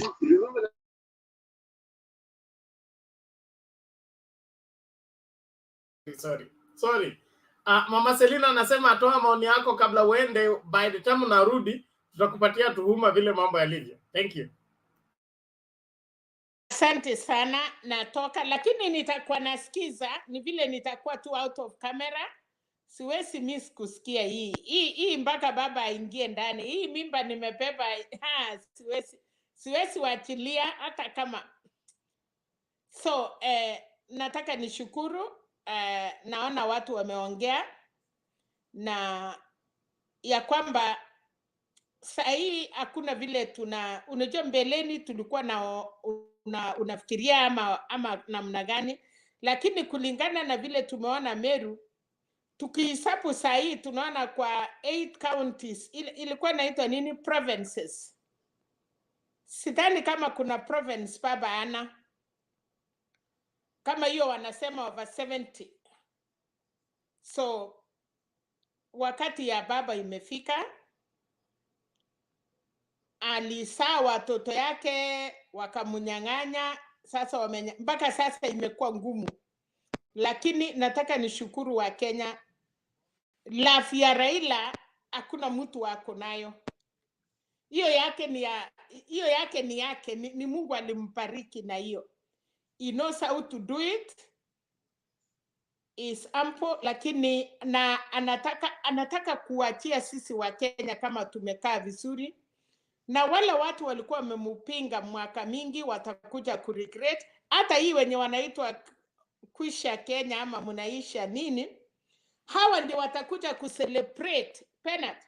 Wataoni mambo ya baba, hata ukijaribu kuongea unapikwa teke. Bila walikataa constitution, na saa hii wamekatalia constitution ni kama mtoto yao. So hii wanaume wanawacha bwana mwingine anaweka mimba, bibi akisaa mtoto mzuri anachukua mtoto ya wenyewe, mpaka baba mwenye alisaa mtoto anafungiwa nje. Ai, hii tabia hii ya wanaume. Kuwa na bibi yako kama ni sura mbaya, mtoto umesaa, ukubali na uende tu uombe Mungu akupatie mtoto mzuri, kwa sababu sasa mnataka kuchukua watoto ya wenyewe. Mwingine alifanya kazi vile baba anasema hiyo 2 minutes na akatoa mtoto mzuri. Sasa nyinyi mbona mna hii tunatengeneza saa hii? Watanyang'anya pena, tutakanyakwa, na tunaambiwa hii ndio tunataka. Hata hii PPI, ngoja tu, baba analetea watu vizuri, lakini heko kwa baba kwa sababu anapenda wa Kenya. Ukiona watu hata hii bodaboda, ulisikia watu walikuwa nataka kufanyia siasa, lakini baba amekuja kama baba msasi, anasema watoto yote msichumulishe, watoto yote, wale wachache watolewe, wale wasuri waendelee. Lakini ukisikia mtu anasema serikali ya Kenya ni wesi, kwa nini unataka tujue ya COVID? Situambie vile hii ingine ya nyuma, hii ya COVID penalty itakuwa hata ni ya chusi, yes? Nipatie nafasi. Wacha tuambiwe ile ya kwanza. Ama Kenya hii imeanza na COVID kuwa na wakora na wisi. So ukitaka kuongea mambo ya wisi, utuambie ile ya kwanza, alafu ufananishe. Hata hii Mtembei TV tunasema ile vitu imefanyika, alafu tunafananisha. So as you come to tell us watu wameipa mambo ya madawa ama ya COVID, alafu unasema hiyo watu tena wameipa, si wote, ni wachache tu.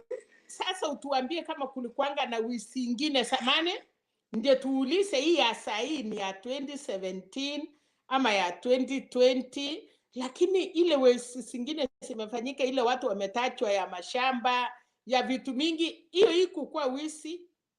Bernard, kama wewe uko na mtoto mchanja kwa nyumba, wanaume wakiongea funga mdomo, kwa sababu ukisema unachekewa. Kama wewe umewahi na bibi anaenda kuibia wanaume, kama umetoka, chunga suruali, usiongee karibu wanaume, utasemwa. Sasa hii maneno ni hivyo. Hii wanaume wanaropoka na huko kwao ni mbaya, watu watasema, because inatakikana ukisema kitu watu wameerefuka sana, na wewe ndio ulirefusha watu. Ulisema Kenya hii hakuna wachinga. 4 years umetembea ukiambia bodaboda wa mama ya mboga ile watu yote wachinga, ukamwambia Kenya waliisha wachinga.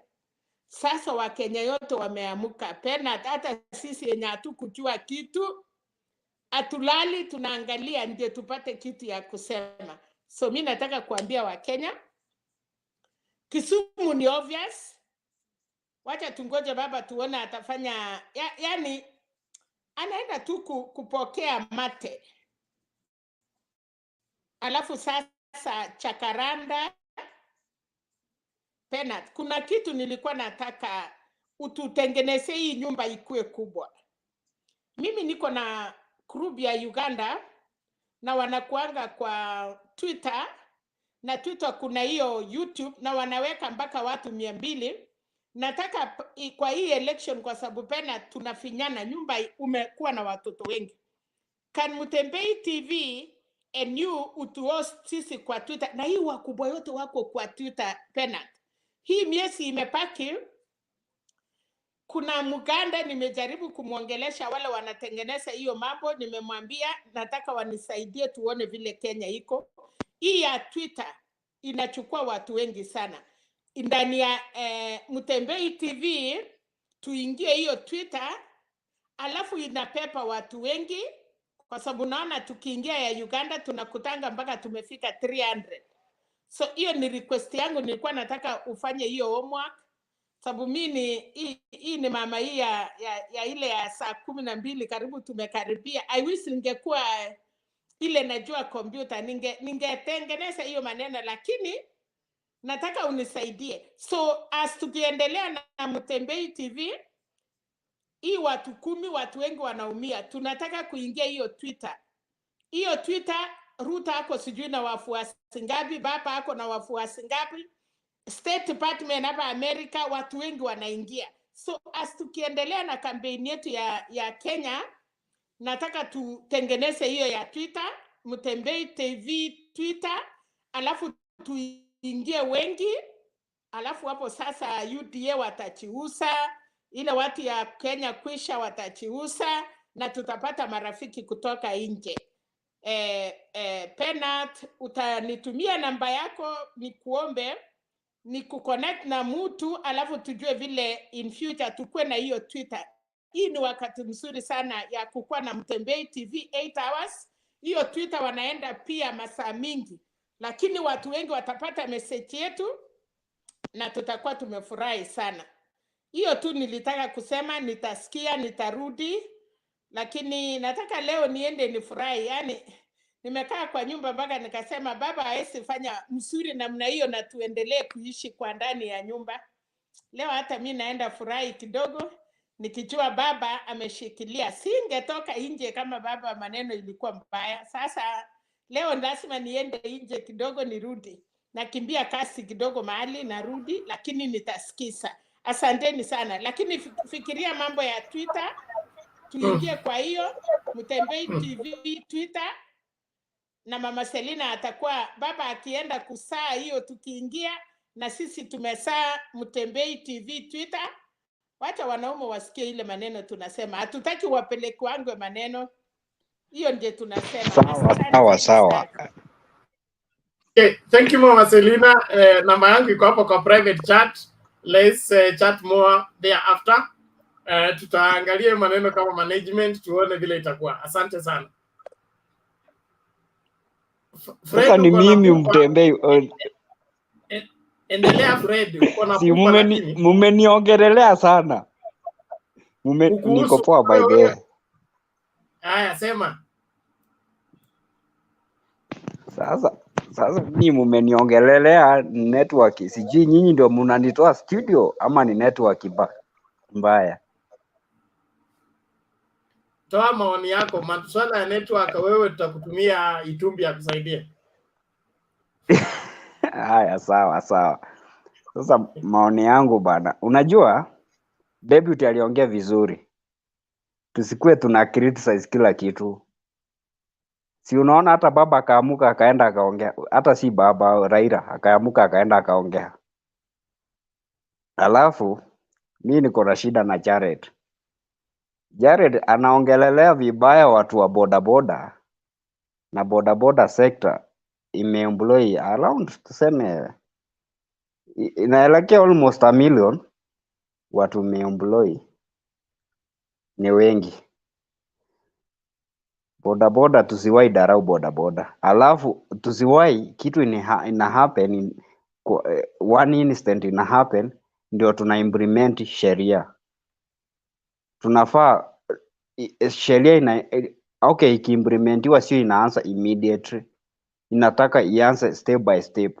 So uwezi niambia mtu, for example, kuna mtu saizi anaenda kuingiza mtoto form 1 mwezi wa 5 hapo, sijui wanaingia si mwezi wa 5. Saizi anategemea motorbike, umwambie alipe 5,000 na ubusi, alipe insurance 5,000, hiyo license ni 5,000, sako nayo inamuhitaji. Sasa umesaidia aje huyo mtu? Alafu economy imepanda. Alafu sasa hiyo mimi sioni serikali kama inatetea mwananchi huko mwenye huko chini. Alafu mambo ya Ruto sasa. Ruto aliongea kuna serikali, kuna wezi. Sasa tungefunja hiyo serikali. Kwa nini ikufunjwa? Lakini instant ya bodaboda imehappen once. kitu moja tu, na watu wamefanya hiyo kitu they are around 20 ama 50, lakini tunataka kuweka crackdown ya all the over the country. Kwa nini sasa? Si basi tungefunja hiyo serikali venye tunataka kufanyia bodaboda. Okay, through my knowledge, by there I did IT. Cause yule mwanamke alimake call ile time, I think alimake call akifanya hiyo accident, na tukitumia knowledge, technology tutaweza shika the real people walikuwa that instant, walikuwa hapo around. Tukitumia knowledge, tutumie through Safaricom, wataenda ile namba venye alipiga, then waone surrounding numbers zenye zilikuwa around na network, washike hao watu. Sio eti kukuja in podium kutuambia tumeweka crackdown eti bodaboda nini what. Hapana, wangeenda Safaricom waseme huyu mwanamke on that time alikuwa na network na alimake call, so watumie hiyo network waone ni simu gani zilikuwa around na hiyo network, wasike hao watu, watumie through Safaricom ama Airtel ama Telecom, ndio hiyo of course tusaidie inchi bwana. Mimi of course siende against baba, na of course hata mimi ni mtu wa Kenya kwanza, sio Kenya kuiza. Nyinyi ndio watu wa kusimia. Sasa mimi ni mtu wa Kenya kwanza. The honest discussion, sio eti tuna criticize mtu mwingine. Mimi nataka kukuuliza. Unajua kwamba Kenya iko na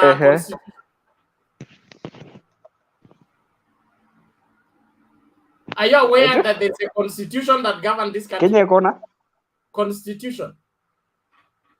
We have a constitution. Of course we have a constitution. So makosa yakifanyika utaenda kuuliza watu vile utashughulikia ama unafuata sheria vile sheria imeweka? Sasa hiyo sheria ilikuwa implemented on 30 days. Haiko on constitution. No, and then also just hold on, because you're calling it one incident. The instance by the Bodaboda people is not one. Okay? I am a victim. Okay, I just left my house, went to the stage, and I was replying an SMS on my phone like this. The Bodaboda man just came from behind, picked my phone, and drove away. I couldn't chase him by foot or by scream or by anything. So all these things is a syndicate of evil that has multiplied in the society. That is why the government wants to secure everybody. No. Kila mtu ajulikane na namba yake na mahali aliko na sako ila na belong. Bernard, how sure are you? How sure are you he was a boda guy? For example, if a guy in a car comes and snatches your phone, will you say he's a taxi guy? Is every person in a car a taxi guy? How do you say that every person on Wangira, you're out of order, number one. Number two, we know who is Bodaboda, who is not Bodaboda. If you are carrying passengers, what do we call you?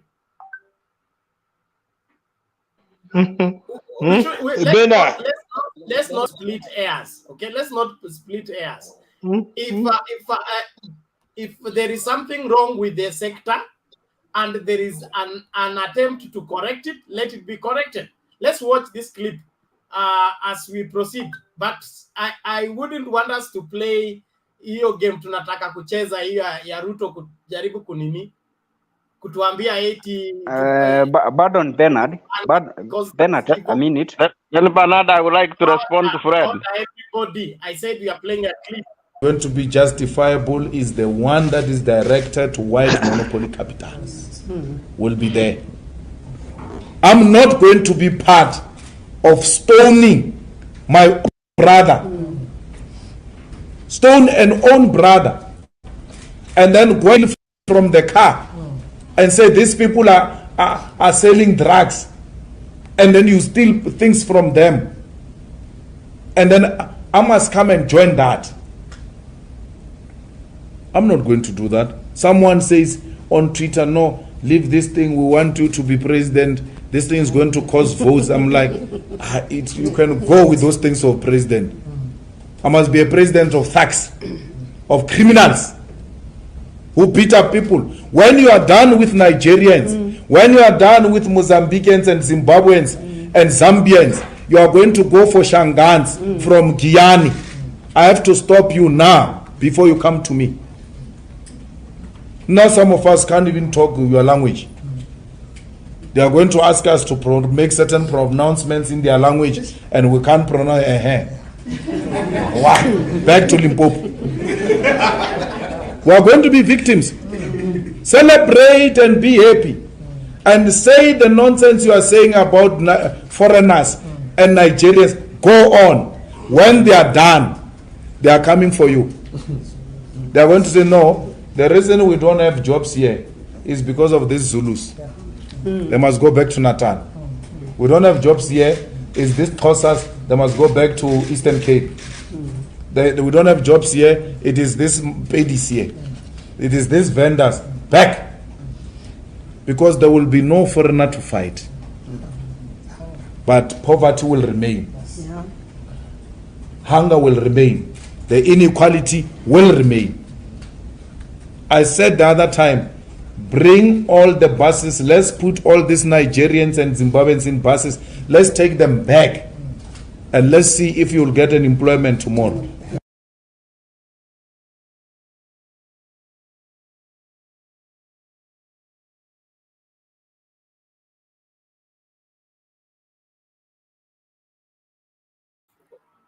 One moment, please.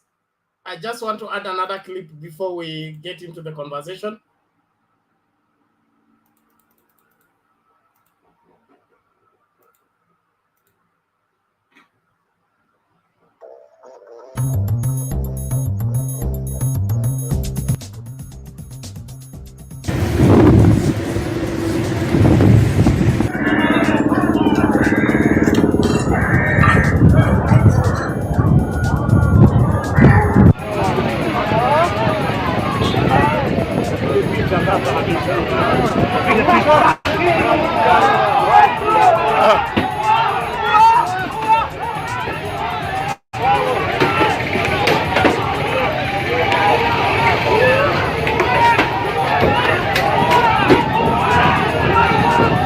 I want to give a stern warning to those who attempt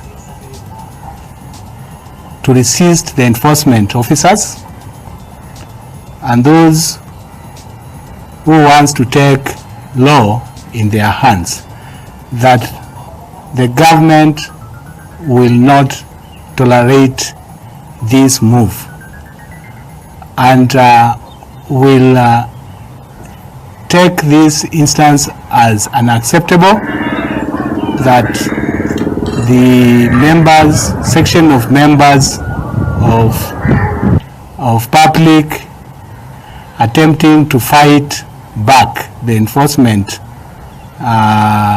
team from National Police Service, they will be dealt with in accordance with the law.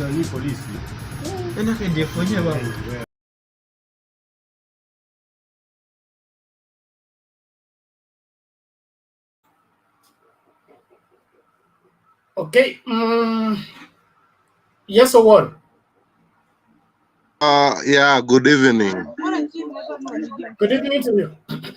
Yeah, I wanted to make a point regarding the Bodaboda operators.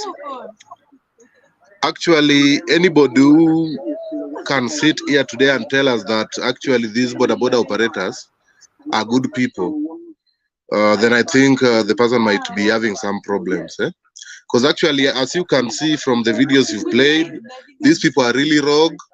They are very rogue. And I'm not saying that because they are Bodaboda operators, because I even have family, I have relatives who are operators of the same, but actually let us just call a spade a spade. These people are not disciplined. These people are very rogue. Some of them are thieves. I'm not saying all of them, but some of them. and that one can be evident from the clips you've been playing, and some of them we've seen which have not been played. If you can remember well, there is a time a video was going around in the internet about some Bodaboda operator with a guy at the back snatching a phone from a traffic police officer, even though the police came out and told us that it wasn't anything like that, but actually that was the truth, and that is what happened. So I don't think with me I can now sit here and tell you that these people are good people. No. But not all of them. But what I can say that there is what we call there is a rot in terms of character. There is a very bad character in these guys. Yeah, these people are very, very wrong. They misbehave. They can harass you. Actually, if you have not fallen a victim of these people, then I think maybe you can be supporting them by now. But once you fall a victim of these people, you can understand what Kenyans are talking about. So there was somebody who was busy defending them. I know it's only that he hasn't fallen a victim, or maybe he doesn't know more about these people. But some of us who knows, we cannot defend them. And whatever the president said, the president was only exercising his powers. He has the right to order for such an operation in the country, because you see now whatever they did to the woman was absolutely out of order. So I don't think it's right for anybody to support those people. I'm not saying that all of them are bad, but some. Yeah. Okay, thank you, Bodaboda. Let's go to Frederick. Frederick, then Charles. John, what did you want to say before Frederick comes in? John, you had lifted your hand. Is everything okay? Nilikuwa nataka niambie Mr. Fred hivi, sheria ni sheria na siasa ni siasa. So anything concerning watu wa pikipiki, let that sheria cut across that. So asirete mambo na siasa huko. Asa hiyo sheria ipite na affect everybody mwenye anaendesha pikipiki. That is what I have. Okay, thank you. Let's go to Bernard, 1 second. Hey. Yes, Jared.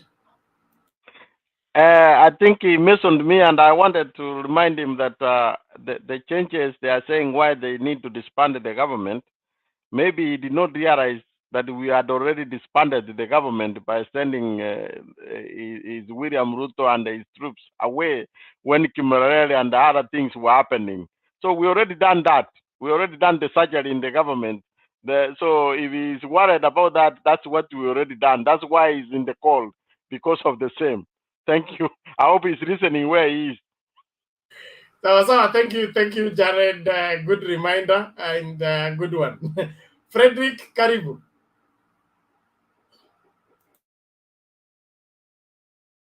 Frederick, you unmute. The mic is beside your name. You unmute first.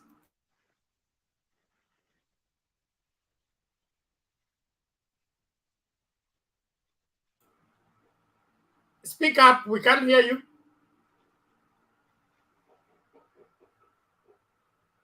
Frederick Omwata, we can't get you. I think you don't have audio. Okay, itabidi ujipange ndio urudi tena. Uhakikishe you allow StreamYard to configure your audio and your camera. Charles. Yes, Bernard. Karibu. Okay. Thank you, guys. Habari ya jioni. Fiti. I want just to say this. According to the two clips that you are, according to the clip that you have played, the one with the Ruto, I want just to be specific at that point yenye aliongelea bodaboda. I want to compare it with another statement that today Raila said. Ruto said that kuna bodaboda ambao ni wabaya, and he just compared that one to another point that in the government there was also some people who had some issues, who had some issues. So I think that Ruto doesn't. He never said that ati hao watu wa bodaboda ni wazuri. Yeye alisema ni wabaya. So in that point, meaning that he said sio wote ni wabaya, meaning that there's some who are good, some wengine ndio wabaya. Alafu even if you can see, even Raila today said it, that there are some bodabodas who are just bad. Now, it is true, kuna bodaboda wengine tu ni wabaya. There are some who even, but others they have license, they have everything, but on these roads they're just like they see that ni kama wako ni dunia yao, they can do anything. But others, they don't have this everything, they don't have the skills. They have the skills, they drive well, but they don't have the license, but they're good. So hii mambo ya kwanza kusema, if we are talking about bodaboda, don't use it with the same, comparing it with the other statement that Ruto said that ati serikali mambo ya COVID nini, pesa ya COVID, no. So that was the thing that I could have said. That another addition point is that then the government is doing a good job, because the rate at which some of the boys, some of the youths are dropping out of school to go and ride those bodaboda is very high, because and some of us here, I think one of the people here are just parents, and they have the bodabodas. They are just allowing their children to ride the bodaboda. Now, most of them, they just, when they see they have the skills, they can drive, they end up going to the towns, the big towns, because huko ndo wanajua kuna pesa, and there is where we end up with such things. So that is what I heard for today. Pengine kama una jambo lingine kuniuliza Bernard, unaweza niuliza. Bwana Charles, I can hear you very well. But when the deputy president compares the crackdown of bodabodas to COVID billionaires, as they call them, is he playing politics, or he's pushing a government policy? That guy is playing politics. That guy called Ruto. Goja bwana mimi. Excuse me, please. I'm not getting you well, Bernard. Okay, I'm asking. Are you able to hear me now? Yes. When William Ruto compares crackdown of bodabodas by the government to COVID-19 billionaires, is he playing politics or defending bodabodas? He's not defending bodabodas. That is politics.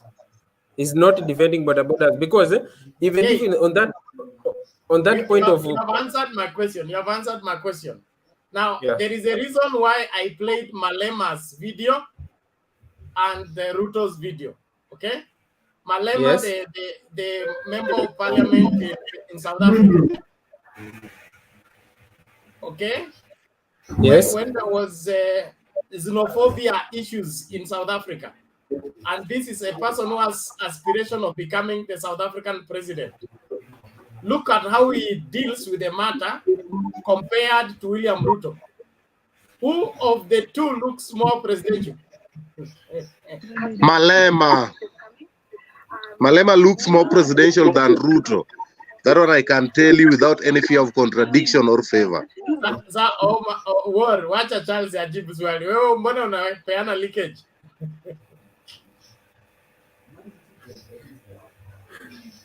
Bernard. Okay, let me just explain myself.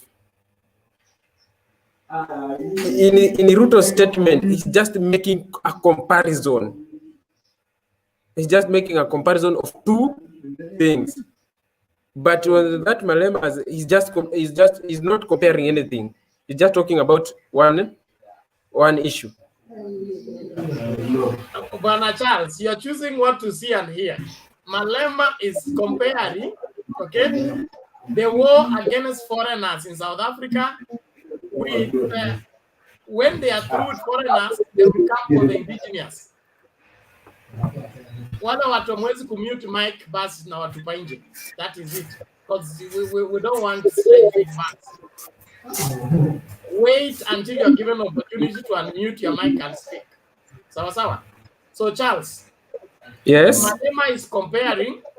If we say that the Nigerians are the problem, the Zambians are the problem, the Zimbabweans are the problem. When we have taken away all the Zambians, will we have solved all the problems? You understand that? Sikupati vizuri. Okay, and then you have issues with the audio. You will work on it later. Thank you very much. I'll come back. Sawa sawa, asante. Jared.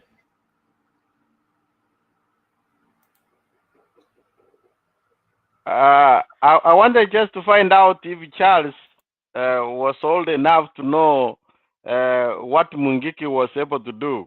I don't know. I don't want to get his age. But if we don't curtail this Bodaboda, we're going to get what Mungiki. This will be a cartel like Mungiki. And it took strict government to remove this Mungiki. And if my friends here are acting as if, like Fred was saying, it's just a one instant. No, it's not one instant. Maybe, I don't know where you've been watching news. If you ask everybody, it is, you can't, you know, accidents happen everywhere. But if you get an accident with a Bodaboda, you are about to be lynched. So unless you are in maybe let me assume Fred is in Uganda, maybe might not be knowing this in Kenya. In Kenya, these guys have gone uncontrollable. So this is not just an instant which has happened, but it's something which we have corrected all over, which has been done. And we are not castigating that they are all bad. No, but we want, if you are good, you're going to go past the good contact and you will register. You will have no problem. The people who will have problem are those who are criminals. So why would you worry? If today, Fred, I'm giving an example. If you are not drinking and they say they are going to test people, why would you worry? If you go to a church and you say, I want to test people who are smoking marijuana, would you worry if you are not smoking? So the good guys would be able to get, there is no fee now. They have already removed the fees. So there should be no problem. Leave politics aside. We want Kenya to be a good country moving forward, please. Leave politics alone. If you have nothing to say, just give up and then we don't waste our money in election so that we can just swear in Baba and we move on. So Jared, thank you very much. And let me set the record clear. It seems there is a spirited effort by the Kenya Kwanza to imply that the government is against Bodaboda business and they want to frustrate the Bodaboda people. That is not the issue at hand. The issue at hand is streamlining the Bodaboda business so that it is accountable. That is something that can be done just like it was done with exams. It was done with education. It was also done by health sector. All those, when there is streamlining of a particular sector, there are casualties, of course. There are some delays, but at the end of the day, we'll have better services thereafter. So those people want to get capital, or rather political capital, by trying to implicate the government and, of course, whip up emotions in the name of, Matian calls them sympathy addicts. That's normal, but you can't do that. As a deputy president, you need to differentiate between political rhetorics and policy issues. Policy issues. Kama wanafunzi wamesajiliwa kwa shule makosa, kila mtu anafutiliwa mbali, kila mtu aanze kusajiliwa afresh, so that we get good index numbers for proper records. Tujue ulikuja shule fulani mwaka fulani ukafanya mtihani mwaka fulani. Kama hizo records haziko clear, you will forever be a refugee, unlearned person, even when you graduated from the school, because the records are not clean. That is what the government is doing. And anybody who has a problem with that, he has a very serious problem with himself. I don't think we should be spending time on that. Tuelewane vizuri, nobody's against bodaboda business. We just want everybody doing business to do it cleanly, and we can catch you with your number. To snap your number, we are able to trace you. If you run to your village, we are able to catch you even from your village. Ukienda Uganda, we can trace you with your number.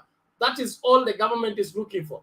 Lakini story ya kufunikia wezi kwa sababu unataka kupigiwa kura ama unataka kusaidiwa na wherever the gangs to help you into politics. Hiyo siasa imepitwa na wakati. Let's not spend time on that. It was the turn for Frederick. I hope, Frederick, you have gotten your sound now.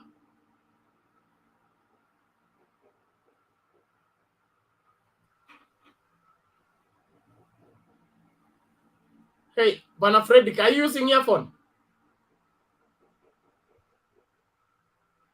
Kama unatumia earphone, toa kwanza.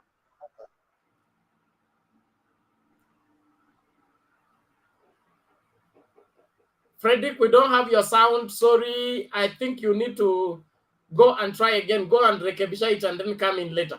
Okiembe. What are you saying? Asante Bernard. Nimeshukuru kwa wakati na nimeshukuru kwa wote. Nyuma ya curtain kinyume na sheria ya hapa. Pole tu. Kwa leo tu niruhusu Bernard, tafadhali. Okay, basi ukimaliza nini tutakuaga. Lakini endelea. Asante. Nimeshukuru. Mimi yangu ni machache. Asante kwa mada ya leo. Lakini yale ningependa kuchangia sana yale ambao ni yako moto sasa hivi ni mambo ya bodaboda na yale mambo ambayo yanaendelea katika siasa. Kwanza nikizungumzia kuhusu bodaboda, unajua rais wa Kenya ana jukumu la kuongoza nchi na kuiongoza jinsi vile inavyofaa. I think ni kama tu familia, kama mzee wa boma, ukiona familia yako inaharibika, uko na jukumu ya kutoa ama kuamuru yale ambao unataka yafanyike ili jamii yako ama familia yako iende vile unavyotaka. And the same case apply to what the president did, because he has the mandate to ensure that Kenya heads the right direction. So nikiangalia katika hii upande ingine ya bottom up, pole kwa kutumia hiyo kwa sababu hiyo ndio slogan yao, unaona kwamba their campaign had really been centering on the bodaboda people, wale watu wa mama mboga, bodaboda, and so it had banked a lot on these people. It had a lot of hopes on them. So when it's watching them like being affected, it's like they are losing one of their people. They are losing their votes. So they have to stand up and defend for them. And now the problem is their godfather, who is now the deputy president, who's supposed to support the president to implement. It's like, having two parties in a house. You are the husband, you want this implemented, and your wife is against. So he's trying to challenge the president. But look here, this guy has not been expelled from the government. He's still the deputy president. So he's losing it in one way or the other. He should be there supporting the government, although he's running for presidents. But that one does not give you a ticket to go against when something good that will benefit Kenyans is being implemented. You have to stand with your position and your powers and support this. And it could be so easy, even them, to pump sense into the bodaboda people. Tell them, look here, this is what the president wants. Do this. It's a simple exercise. Stand up, do it. The president has given like 2 months, but it's something that can take even a week. Frontier yourself, go to the nearest Huduma center, register and kick on with the business, continue. It would have been so simple without any other politics getting involved in this. But now it's trying to create friction. And that's why you're seeing people having, demonstrations being witnessed around, because they know they have support. People are supporting these illegal gangs to come up and stage demonstrations against what is supposed to be done in the right way. Secondly, we're heading into elections. These are the same guys who will be used to cause chaos, to cause drama during elections. Because with the motorbikes, they're able to move around into routes that are even inaccessible and commit crimes and come back. So this is the right time to tame, so that at least even during this hot time, when you're heading into election, once you do something with your motorbike, it's easier for you to be traced and be held accountable for the act you did. So for me, this is the right thing. And it's not only this. I saw even a bodaboda guy, a motorbike, within the city center in Nairobi. A bodaboda guy snatching a phone from a traffic police officer. So you can see how bad these people are. It's something that has been there, but the right time has come.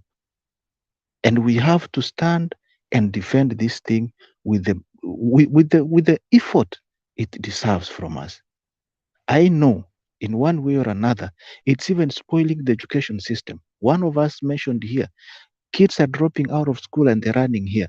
They are not even able to, they have not even reached a state of owning a driving license or a riding license, but they're there playing around with people's lives, carrying, overloading people, ferrying them around the way they want. So if now this thing is taken into being deregistered and registered again, it will stop or it will deter these people who are underage from riding motorbikes, which is very important. So let this thing be done, and let's support the government in ensuring that sanity has been brought into this. I know these people are changialing a lot in terms of the economy. They're bringing a lot. They're doing a lot of good work. But if good work is done in the right way, then it means Kenya is heading into the right direction. The other thing, my deputy president, Mr. Samoei Ruto, I also try to look at the people around him. I've seen the Azimio team and I've seen these other UDA team or Kenya Kwanza. Look at the people around him. Even his tour to the Western world, the people who accompanied him, it's a big shame. You can't even give, Alice Wahome to, what can Alice Wahome actually, I even witnessed the speeches from the likes of Murkomen, the likes of whatever, the likes of, this anabeba pesa na gunia kwa street, catwalking. They have nothing to showcase as far as Kenya is concerned. You cannot even stand in an international podium and sell Kenya, showcase Kenya, bring us something nice from the foreign country. You're going there to shame us. I can't even be proud standing and saying I belong to such a kind of a nation with incompetent people trying to move around the world, spilling beans about the washing dirty linens in the foreign land. It's even shameful to our diasporian people living abroad, people who are more educated. You sat down and being lectured by Alice Wahome, somebody who can't even construct a straight sentence. It's a shame. So I wish you could sit down and have people around him who have policies, people who have track records, people who can assure Kenyans that they can even lead Kenya even one step further, of which he does not have. He only is surrounded by conmen, people wash, people who can't do nothing. So as for me, he's losing it, and he's losing it a big deal. And that's why you can see when he's crying that he's sensing defeat and is now crying into, the leaking of elections, which is not even there. So, and again, we as Mutembei TV, I know where my politics is headed to.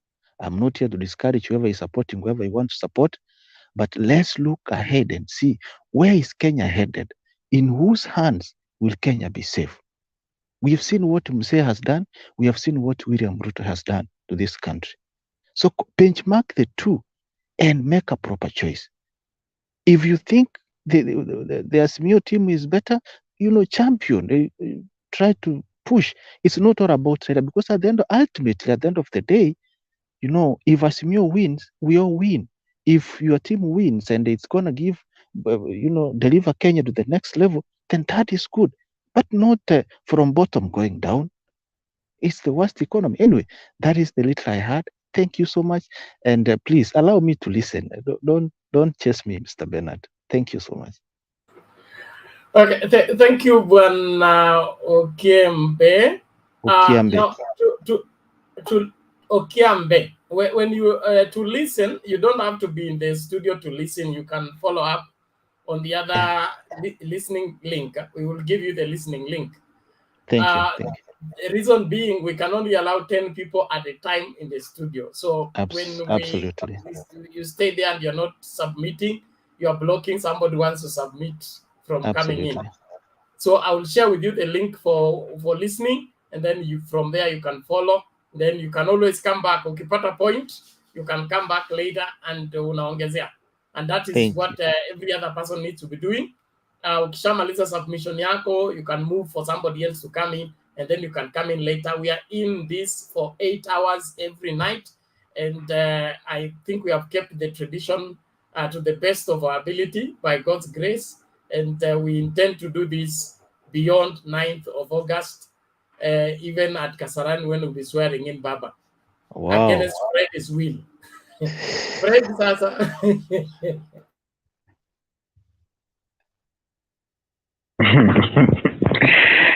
Enyewe mi niko na shida na nyinyi bado. The way muna like somebody Okiembe, the way anargue. Najua tusikue tuna criticize debut too much.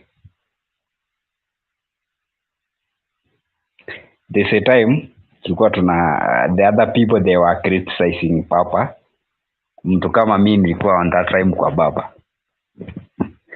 Sasa mimi niko na shida sana. Tunasema the way people they submit their points against the debut. Na hatuoni ubaya wa Baba. Tunaona uzuri, tunaona ubaya wa debut na hatuoni uzuri wake. Allow me to speak one thing. Ama to submit one thing about the debut and the Baba. Turudi huko nyuma, the first term. Ama turudi kwa Kibaki.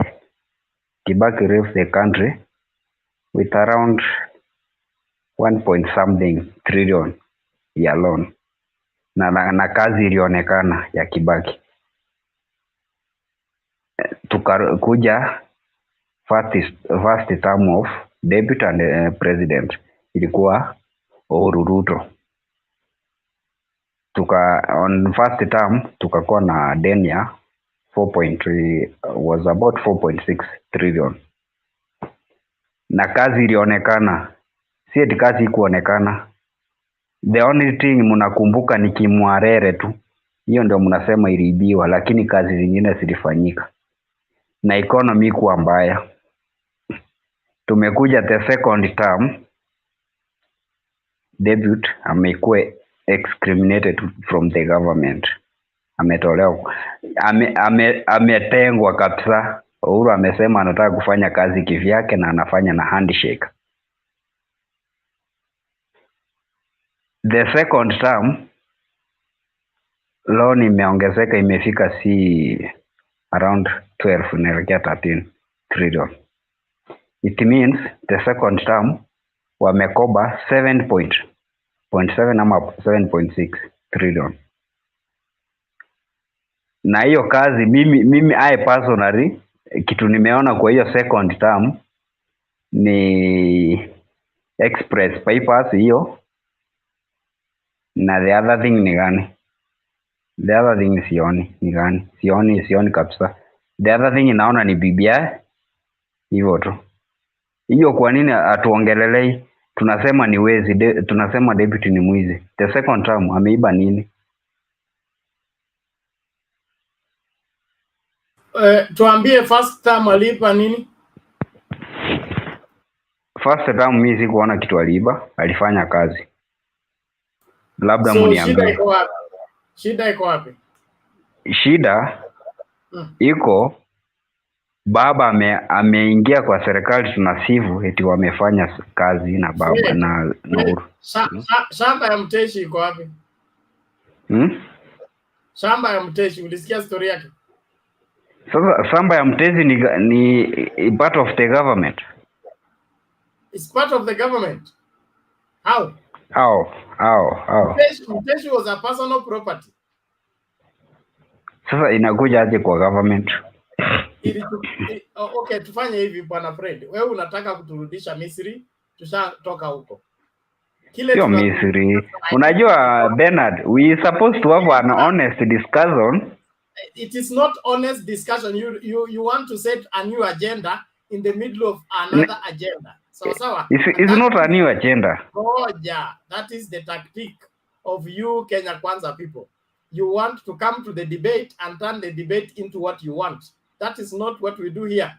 What we do here is allow me to ask you, Bernard. Allow me to ask you. Apana, hata unisikilizi. That is why you are not getting what I'm talking about, and you want to run the show. You can't do that. Sawa. Hiyo masuala ya corruption na kubalance corruption, hiyo ni ideology ya William Ruto.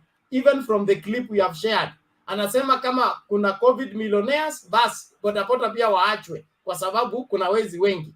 How can you be talking that and you want to be president of a country? That's madness. I mean, kusema kwa sababu watoto wa shule fulani waliiba mtihani, tuachie wengine pia waibe ili tukue na balance. Let me talk. You want to lead a country? It doesn't work that way. So, Bwana Fred, if you want to hold brief for the deputy president, get facts, not stories. Let me talk about that conversion he said. Thank you. Sasa nyinyi watu wa Mdembai, nini ni Azimio ama nini? Asante sana, tunashukuru kwa muda wako pamoja nasi. Utarudi ukiwa na point. Tumsikilize nani huyu? WG, long time no see. Vipi? Poa Bernard, mbona unatoa huyo mtu na nimeingia particularly because of him? You commute Mike, he wants to be talking all the time. Ako hapa nimemweka hapa akisumbua anapeleka quarantine. It's been long, Bernard. Welcome back. How are you? I'm fine, thank you. Kama una maoni toa moja. Alafu Charles, you are behind the camera, behind the curtain. We don't encourage that because we want the screen to be lit. Kama umemaliza submission yako, uende kungoja nje, utarudi baadaye. Thank you very much. WG come in, then we listen from Billy, then Mulumbu has come. I'm requesting, Bernard, I'm requesting some few minutes so that I acclimatize. Okay, then let's bring in Morgan. Atoe maoni yake tusonge mbele. Asante. Bill Morgan, karibu.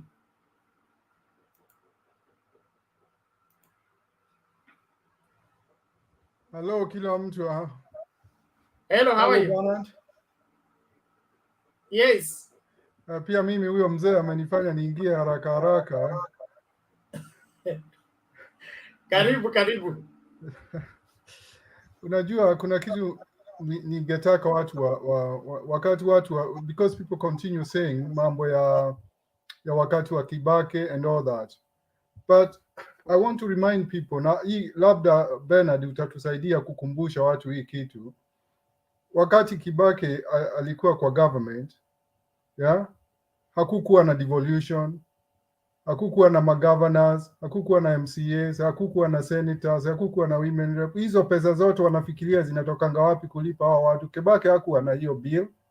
So people need to think. Na be objective.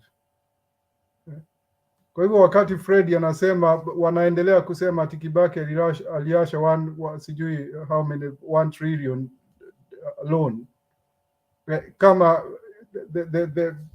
the government iko saa hii inalipa mara 20 ya ile Kibaki alikuwa akilipa. Where does that money come from? Alafu tunataka pia wajenge. We have to go with facts. Lakini hawa watu wamekuwa brainwashed. They can't really see anything beyond kile Ruto anasema it's law for them. Like you were saying earlier, nimeona hiyo clip ya akisema mambo ya bodaboda. How can you justify such an act? Now mabrigadia wake pia, they are also advocating the same thing. Fred, I address you directly now, Saa zingine si watu mambo na siasa, hata kama unampenda Ruto ama unampenda nani, but sisi wote ni binadamu, si ndio? So when we are thinking what happened the other day to that lady, Fikiria kama huyo mama angekuwa bibi yako wewe ama sister yako wewe, ungekuwa ukiongea hivyo unaongea saa hii. Ukiona mtu akijaribu kujustify hiyo kitu ungekasirika sana. Kwa hivyo pahali ukweli huko, tuite ukweli, hata kama tunapenda huyo ama tunapenda ule mwingine. That's one thing. Yeah? The other thing, Ruto wakati anaongea hajawahi kusema mambo ya corruption. Akiulizwa maswali ya corruption ana divert, anaenda hivi hivi. Yeah? Hana policy, hakuna kitu yoyote amesema juu ya kuhusu corruption. Yeah? Sasa na anaendelea kusema COVID, sijui COVID ilikuwa inaitwa COVID scandal. That's the only thing he is mentioning. Of course, kama Ruto angekuwa akimsaidia rais, they could have fought corruption really, because we know rais alikuwa na akona nia njema ya kupambana na corruption. But the man has been left alone. That man has been heading the country by himself. Na tunakasirika ati alitafuta handshake. Kama at least handshake imemwezesha kufanya mambo 2-3. Otherwise kama angemfuata huyo naibu wake, where would we be by now? You know, focus and uangalie mambo kwa ukweli. You know, mimi pia unasema mambo, mimi sijawahi kumvotia Raila, but I'm telling you, I'm campaigning for him. I'm calling everyone I know and convincing them that they have to vote him, because that's the only choice we have right now. You understand? Kama tunataka nchi ibaki pahali iko. So we must be serious with our lives, with the generations to come. You know, na watu wanasema Central, mimi nimetoka Central Kenya, right? And I'm trying to, everyone, familia yangu yote nawaambia, hata marafiki zangu, if they tell me because you see, the support wako nayo ya Ruto, hakuna kitu tangible ati wanamfuata juu anafanya hivi, anaweza fanya hivi. Ni vile tu ile maneno yake. They are just following his words. Hawezi kusema tunamtaka juu angefanya. Alafu the other thing that people should avoid ni kusema hii mambo ya deni. Hakuna deni. Deni gani? Kwa siasa hakuna deni. The guy has been vice president and deputy president for 10 years. Anaendelea kusema ati kama ni yeye alifanya Uhuru ashaguliwe. That's the most fallen I have ever had. Yeah? Uhuru anaweza sema pia yeye ndiye alimemfanya kuwe deputy, which is true, because the presidential candidate anachagua deputy wake. It's not the other way around. You understand? Tuambiane ukweli jameni. So that's the only thing I wanted to say, because this it's giving me headache to hearing this thing about Ruto rise. Fred, I hope tutakusaidia kuchange mind, but we'll do that by giving you facts, not propaganda. Yeah? Masikia Fred? Okay. Thank you. Thank you, Billy. Thank you. That's clear enough. I believe all is well with everybody. And I want to thank the people in the comment section. Let's keep it civil and substantial the way we are debating. No need of insulting anybody. Kila mtu hakikishe kwamba anasema maneno ambayo anaweza kusimama kuyatetea mpaka dakika ya mwisho. Naomba sasa tumsikilize Bwana Mulumbu kabla tumlete Penny.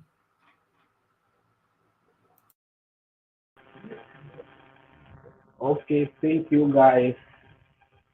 Nafurahi sana kwa siku ya leo. Nimebarikiwa. Tukaifika. Naweza zungumuza kwa yale yanayoendelea kule nyumbani.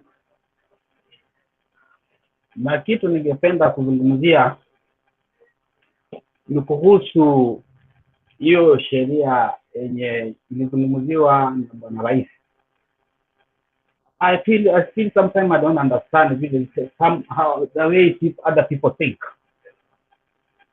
Watu wengine wanakuja hapa kama huyu jamaa ameongea hapa, ni kama nafikirianga hii mambo ya democracy imefika, they own everything, they can say whatever they want because there's a democracy here. I've said every day and I repeat, hata vile mmekaa hapa kwa panel nyinyi wote kwa nyumba zenu mko na sheria. kwa nyumba yako hiyo umekaa kama hivi, you are on your house, unashare. Hata mtoto wako akija kutamwambia, unaona niko hapa naongea na watu, I'm on the forum, please mkiniona hapa nasonga hapa. That's a law for your house. Huyo mtoto akibreak that law, akuje kupigia kelele hapo, utamspark. Hivyo ndio wanafundisha. There must be a law everywhere. Na huyo mtoto akiignore, utamspark na pengine umpatie punishment kidogo. But it comes here big babies wanakuja kwa hiyo platform na kufikiria nyinyi wenye mko hapa hamna akili, wao ndio wana akili. Badala wakuja hapa, we are here to learn and to educate those people who doesn't know. They came here with the light. Guys, such a people, Bernard, just put them off. Because I've had some of the parents wengine hapo wamesema kwamba if somebody comes to the liars, anataka because this is international. Kama hana fact, put him out. Atafute zile blog zenye anaweza kuama forum zenye anaweza peleka uongo huko, but not here. We are not here to mislead anybody. We are here to educate and to give people facts. Bodaboda kwa kusema kweli, these people are wrong. Sio wote, but almost 50% is wrong. Actually, as I said yesterday here, mimi nina watu wawili sasa wanaugua juu ya bodaboda. Na bodaboda yetu ya nyumbani ni mbaya sana because there's no insurance. People die every day. Anakubeba hana insurance, anakuangusha haulipu, unavindika Mungu na vunja shingo. It's done, you are done. So the government has put a regulation. For example, hizi tunakaa hizi za mbali za majuu huku. Ukiendesha pikipiki lazima uende usome na upewe license vile ya gari ilivyo. Utakuwa na license mbili, ya pikipiki na ya gari. Kama ulifanya tu driving ya pikipiki peke yake na una license ya gari, huwezi endesha gari. You cannot. Ni kama una license ya gari na haukufanya pikipiki, hautaendesha pikipiki. Ukipatikana wewe ni ndani. Because everything must be done within the law. That's how the country can grow. But if you have some few people back on the road, they want to come us and tell us what to do, of which they don't know themselves. Bernard, then let these people be here. Ndio wajue hiyo kola umevaa site yenye kuna hiyo tie ina meaning, that's why you are sitting there. They should know that before you sit there, you know everything before you can guide us. So sheria yenye imewekwa, let it be done. Hata kama ni 2 weeks 3 weeks, watu waende wajifunze mafunzo. Hata mimi juzi nilunia ndugu yangu pikipiki, nimemwambia niliweka everything mpaka ile kitu ya identify kama umeiba hiyo pikipiki. Nikamwambia go back, nenda ujifunze, upewe license at everything. I don't want to hear anything inasemekana ya kwamba umeshikwa na pikipiki na una documents zinazotakikana. You have to be perfect. Do not gongana na sheria. If you want to live happy in this world, usigongane na sheria. So watu wa pikipiki, my brother, you have to do it. Upende msipende vile Sharifu anasema Mombasa. Upende usipende, go back to drawing board. Nenda kwa polisi huko, kumanda wamesema chukua elimu inatakikana, kuwa na documents, rudi kwa barabara and be disciplined. That's only the way. Na nikimalizia kufuatana na vile alikuwa anaongea kufuata siji corruption, there is a lady was here yesterday, Bernard, when you left, alikuwa anapenda. Anaitwa Sarah, I think you know her. Sarah alienda archive na akatafuta historia ya Ruto. Na zile kesi anazo ndugu yangu ni chungu mzima. You people don't just support somebody blindly. Alizipanga hapa mpaka nikashika kidefu kwa sababu mimi mwenyewe sijaenda archive. Nikatamani kuwa na kidefu mrefu. That man is not supposed even to move closer to the White House or State House. It's not supposed to be. Kama hujui, don't support anybody blindly. Nenda archive, Google, nenda archive, uangalie record ya Ruto. Ile corruption anayo, ile pesa amesimama nayo tangu, utakujua kwamba this man is fit for our country. ndio kuja hapa anza kupingana, because I see most of them you are blind. You don't want, you're just supporting somebody anyhow without knowing what you're doing. Thank you so much. Let others also contribute while I'm behind. Okay, asante sana Bwana Mlumbu.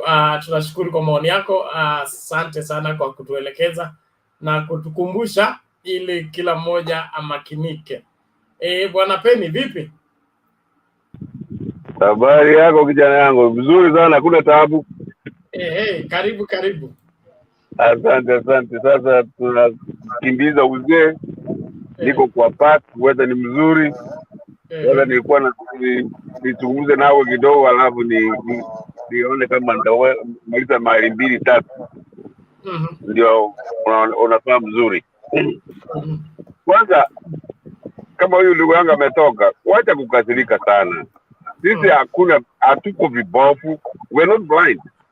It's just that hiyo archives itamalizika August 9th. Hiyo tu. Sasa let's enjoy life. When you follow Raila Odinga, we are not, hatukasiriki. You have your reasons. Na sisi tuko na reasons zetu. Yangu ni kusema kwamba hao vijana wa bodaboda wamekuwa wrong for a long time. Kama kuna vijana wengine wa Kisii huko from 2015 sijaendesha gari Kenya, kwa sababu kutoka Kisii town unaenda Mwembe Tayari, alafu unaenda Jumbani, uwezi kupita. They are everywhere, na ukimgonga mmoja watastone hiyo gari. So let us hope that Matiang'i can fix that and let us have a good time in Kenya. No, wengi wenu mnakasirika na msikasirike. Sasa mkikasirika ndio tuwafollow. No. Hata Kenyatta when he was asking the election 2017 asema, ndio namna hiyo ndugu yangu. Ndio namna hiyo ndugu yangu. That is what the democracy is all about. You beg people to come to your side. You don't fight them ama kitu kingine. Na yote ninasema kwamba Bernard, mimi naongoja tu ile ya kusaidia kama hiyo Marisabeth. Hiyo ingine yote mnazungumza, I listen to it all day long. Na ni mzuri. You young people, you are learning. You are doing whatever you have to do. You will teach me. I don't mean that I know everything. You can teach me. And I hope I teach you. But let us all be happy with what we're doing, what choices we have made, and continue from there. Lakini kutuita machina, kutukazi kama stupid ignorance, stupidity, maze, we have gone through that. Some of us have watched elections for a long time. I personally helped Obama get elected. I got paid with the Nigerians and all that because they were thinking that Obama would not make it. I just got paid in 2020 for 21 for Trump, 1,000 kutoka wazungu. But they are my friends still. Hatugombani, hatupigani. So let us have a good culture of politics and a democracy. It's all about, if you see the videos of when Kenyatta was running for election in 2017, that's what democracy is all about. Alikuwa he was anatongoza everywhere. Lakini sasa ako na Raila, there is no democracy in Kenya. Wacha nimalizie hiyo. There is no democracy in Kenya. The democracy in Kenya was thought that those who are outside the government will show what is good so that we vote them in the government. Those who are in the government should show why they should be in the government. Now we have only one party. There is no democracy. It's just a dictatorship. Lakini hiyo itakwisha on the 9th because people vote over 30 years. We don't even want to count how many people died for this. But they wrote a constitution that is going to be followed. Number one, Kenyatta is going home, regardless. Even in America, Trump tried. He has no, there's cases up to now. His attorney general said, no, that was Trump who did that. So what did nimalizia hapa tu ni kuambia kwamba tuwe na raha. We enjoy ourselves. Mimi sikuja hapa ku make enemies. I like what you guys contribute. Most of you, kina vijana yangu, kina Alex, kuna Patriot, wao wako Azimio. Lakini tunaheshimiana namna hiyo. Asante sana. Okay, Bwana Peni, kabla niruhusu maswali, there is a special program tomorrow by this lady. She's called Brenda Kangai. She wants to run for women rape of Nairobi. She will be in studio tomorrow, and she's seeking support for her to be able to run for the seat. She says so she will be she was supposed to join us today to talk to us briefly, but atakuwa na show special from 8 o'clock in the evening all the way to 9 or to whatever, from 7 to 9 o'clock, as she shares her vision for Nairobi and why you should support her to run for the seat. So look out for the same. I believe we need to support young talents and young politicians as they try their luck into the murky water of politics, especially Nairobi politics. So naomba again hapo na mjitokeze kumsupport. Naamini kwamba she has something for the future and for the development of this country. So just watch out for the same. When we call upon you, please do your very best. I want to appreciate all of you for continuing to be part and parcel of what is growing Mtembei TV, and let's not relent. Thank you very much. Thank you, brother. Okay. WG, uko na swali? Niko na swali kidogo kwa mzee Nyagaka. Yes. That he is supporting the other side. Is it possible that he shares with us the motivating factor, some of the reasons that is on the other side? Or that is too much for me to ask? Nyagaka, umepata swali? Yes, I can answer that. My friend, thank you very much. I've tried to explain, especially in this show, but wananifukuza. I went to college a long time ago. When Ruto talks about bottom up, is the theory of economics that is already working in the Western world everywhere. Even here in America, when the Republicans take over, it is top down. When the Democrats take over, it's bottom up. So even that one is motivating enough. Lying bana. Huh? What? No. And there are so many of them, especially when he came here with all these experts in the WD to learn what is going on in the world. If we can, challenge ourselves. Even my friend, even if you take over, there are some things that we need to do in the Kizi. Especially if Raila takes over, some of us will not be having any problem. But what you ask specifically, what is my motivating factor? Iko nyingi. I grew up in the 80s when he had those guys with the red shirts. If it was me, if anybody supposed to hate him, it's more me than any one of you. But there are so many factors. You too. Asante Penny. WG, are you satisfied with the answer? No, not very much. Because wewe bwana Penny, wewe napaswa kufanya show na wewe pekee, sisi wawili ndio tuelewane, kwa sababu hii unakuja kukoroga maji tu alafu unaenda.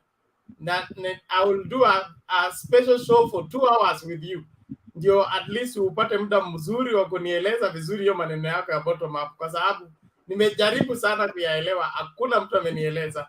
So nataka kufanya special show, nilikuwa nimeanza in the eyes of the elders. Wewe kama mzee, tueleze siasa ilianza wapi, inaenda wapi, kwa nini kwa hiyo sehemu. Kwa sasa hivi asante sana. Okay, and then, thank you. Just before we go to WG, Brenda has just come in. She's the one I was talking about. I would love to give her opportunity to greet us and speak to us briefly about tomorrow's special show with her, and then we move on with the conversation. Brenda, you're welcome. How are you?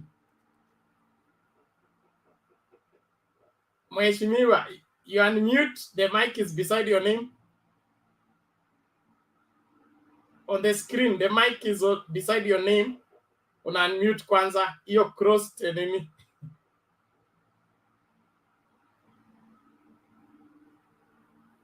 Sorry, it's still on. It's still not yet on.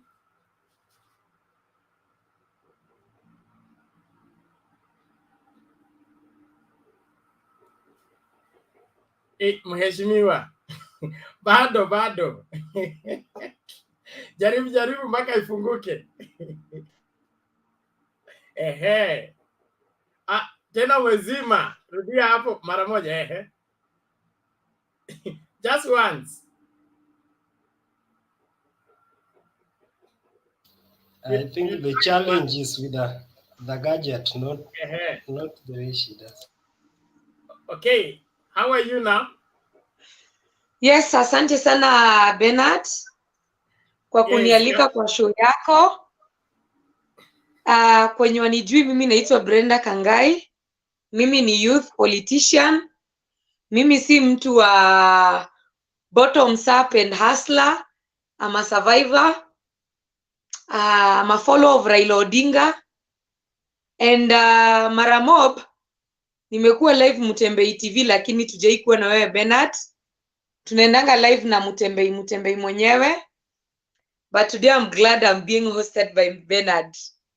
So I'm here because tomorrow is a big day for me. I have a fundraiser like each and every politician who fanya fundraiser, but mine is a bit different from others because I'm a youth who is, I'm not new in the game because I ventured into politics immediately after I finished my Form 4. Kitu ya kwanza nilitafuta nilipoingia Nairobi ni wapi ningepiga siasa. And I landed myself at Jivanji. Nimekaa Jivanji from 2015 till date.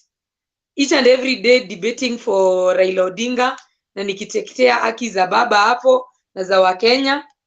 But imefika wakati wangu kuona like I don't need to be, unajua Jivanji tunakalianga mawe. Sasa sitaki kukalia mawe, nataka kutetea masilahi ya Wakenya parliament. Nataka kwenda bunge niwakilishe wa mama na wasichana wa Nairobi na pia wazee wa Nairobi. And by that, as you can see, I'm in official, nimetoka ground bado. You know, naanzanga siasa yangu very early in the morning, naimaliza jioni sana. Because the time you told me you were on the show at 10, I told you I was still busy. I was still meeting some people. Because Nairobi ni kubwa, Kanairo si ndogo. So lazima ni strategize vizuri, nijue ni ghetto gani niko na struggled, ni wapi sipendwi, ni nini inafanya nisipendwe ndo nibadilishe, niweze kupata kura hata za watu ambao wanajiita mahasla bandia. Waweze kunipa kura zao. Kwa sababu mimi nataka kura za kila mtu na niweze kuwageuza waweze kumchagua Raila Amolo Odinga akuwe rais wao. Kwa sababu hii nchi kitu Bernard tuna target ni maendeleo. I'm really targeting development. I want my country to be advanced. And I want to start with Nairobi County because this is a cosmopolitan state. It is where each and every tribe, mtu wa kila kabila anaishi. Hapa Bernard na wasikilizaji wa Mutembei TV, Nairobi County, niruhusu nitumie hii lugha niseme ni suruali ya ndani ya Kenya. It is a very important part of this country. Ikichafuka Kenya mzima imechafuka. So it is a place that we need to elect leaders who are responsible and to those who are ready to maintain the dignity of Nairobi. Because when Nairobi has good name, the entire country, Kenya, it gets good name. And mimi kama Brenda, I know people are saying I'm a bit young to lead Nairobi, but I want to tell them age hiyo ni miaka tu.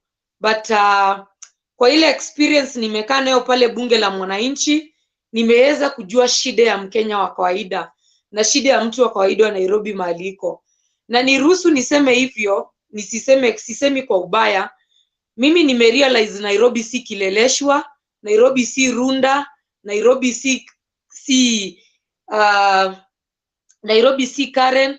Nairobi ni mahali kunaitwa Mathare, Dandora, Korogocho, Kibera na vitongoji duni. Kwa sababu shida za watu wa Nairobi zikiwa ni sewerage, they don't affect those places where the rich people live.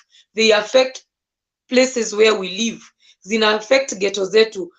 Ule mtoto ambaye anakosa basari Nairobi si mtoto wa Kileleshwa, ni mtoto mwenye ako Mathare. Mule mtoto ako Damsite Dandora, huyo ndo mtoto anahitaji usaidizi wa county government ya Nairobi.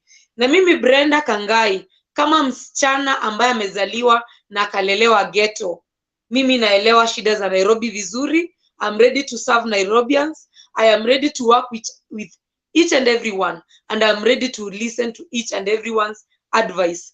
Hata kama mtu ni wa Buttocks up, akuja niambie Brenda, I really need you here and there. Mimi nitamsikiza, nimwambie sisi tunafanya hivi na vile na vile. And so Brenda, now yes, Brenda has a special fundraiser tomorrow on this particular channel, and would want you please to show up and participate into helping her run for this seat and get it to help the people she's so passionate about. So na labda nitaruhusu swali moja ama mbili kwake kabla tuendelee na show yetu, but please mark out that date tomorrow. We begin from 7 to 8 and then 8 to 9 before we now get back to this particular show where we're in. Sawa. Thank you very much. Yeah, niko na swali. Question here. Subiri kwanza. Hey. Excited people. Watu wa Nairobi manifesto yangu. Wangira, wewe time yako imeisha. Mimi sijauliza swali. Wangira aishi Nairobi. Nani aishi Nairobi? Tafadhali Wana Wangira, you are out of order. Mute your mic. The person given permission to ask a question is Baz. First priority. Thank you. Thank you very much, Bernard. And, thank you very much, Bernard. And Alex, stop misbehaving. Thank you very much, Alex, and congratulations, Brenda, for coming out. It is not easy for a young lady to come out and defend and try to contest. Politics is not easy. I would like to also thank you because you have said you represent the people from the lower class of the society, those in the ghetto, not those in Muthaiga, those in Mathare, not those in Kederesho. I think that is the philosophy that we represent, and that is why we are hustlers by blood. And thank you very much. Any leader who will want to be elected in this country will not disassociate himself from the hustlers. Thank you very much, Brenda, and I wish you all the best, and I will contribute for you tomorrow. Let me respond again, Bernard. Just a moment, Brenda. I'll give you time to respond at once. So let everybody ask a question, answer. Kabla nisahau, dakika tu moja. Bernard. Yes. I want to tell this guy, Baz, that people in slums, nikiwa included msichana ambaye amezaliwa na kalelewa ghetto, we are not hustlers but survivors. In ghetto, life is very hard. We survive by God's grace. I want him to understand that we are not hustlers, but we are survivors. It is through the will of good people, through the will of good governance, that the people of ghetto will survive. And the only person who can do that is Raila Amolo Odinga. Back for another question. Brenda, thank you. Now let's yes, Wangira.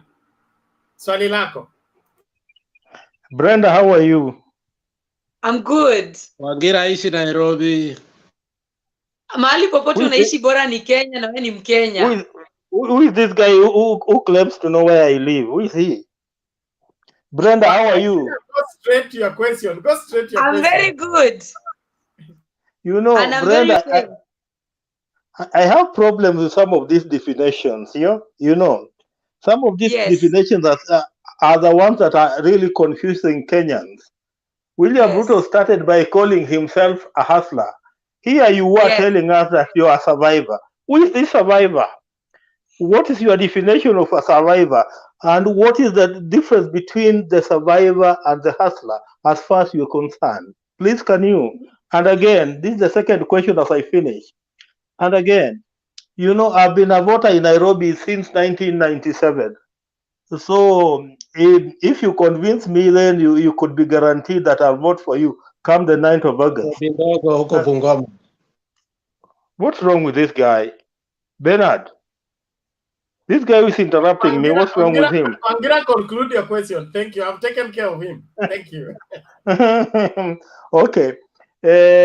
My sister Brenda, just give me one reason why you think I should be voting for you come the 9th of August 2022. Ni hayo tu maswali mawili kwako. Okay, let me start by defining the difference between an hustler and a survivor. And I know UDA people, the Umaskini Daima Association people, they're not going to accept it. But allow me to force you to accept this. I am not in UDA, by the way. I'm not in UDA. I'm not in UDA. Get informed, I'm not. Wangira is okay. Wait for the answer to your question, please. Mute your mic.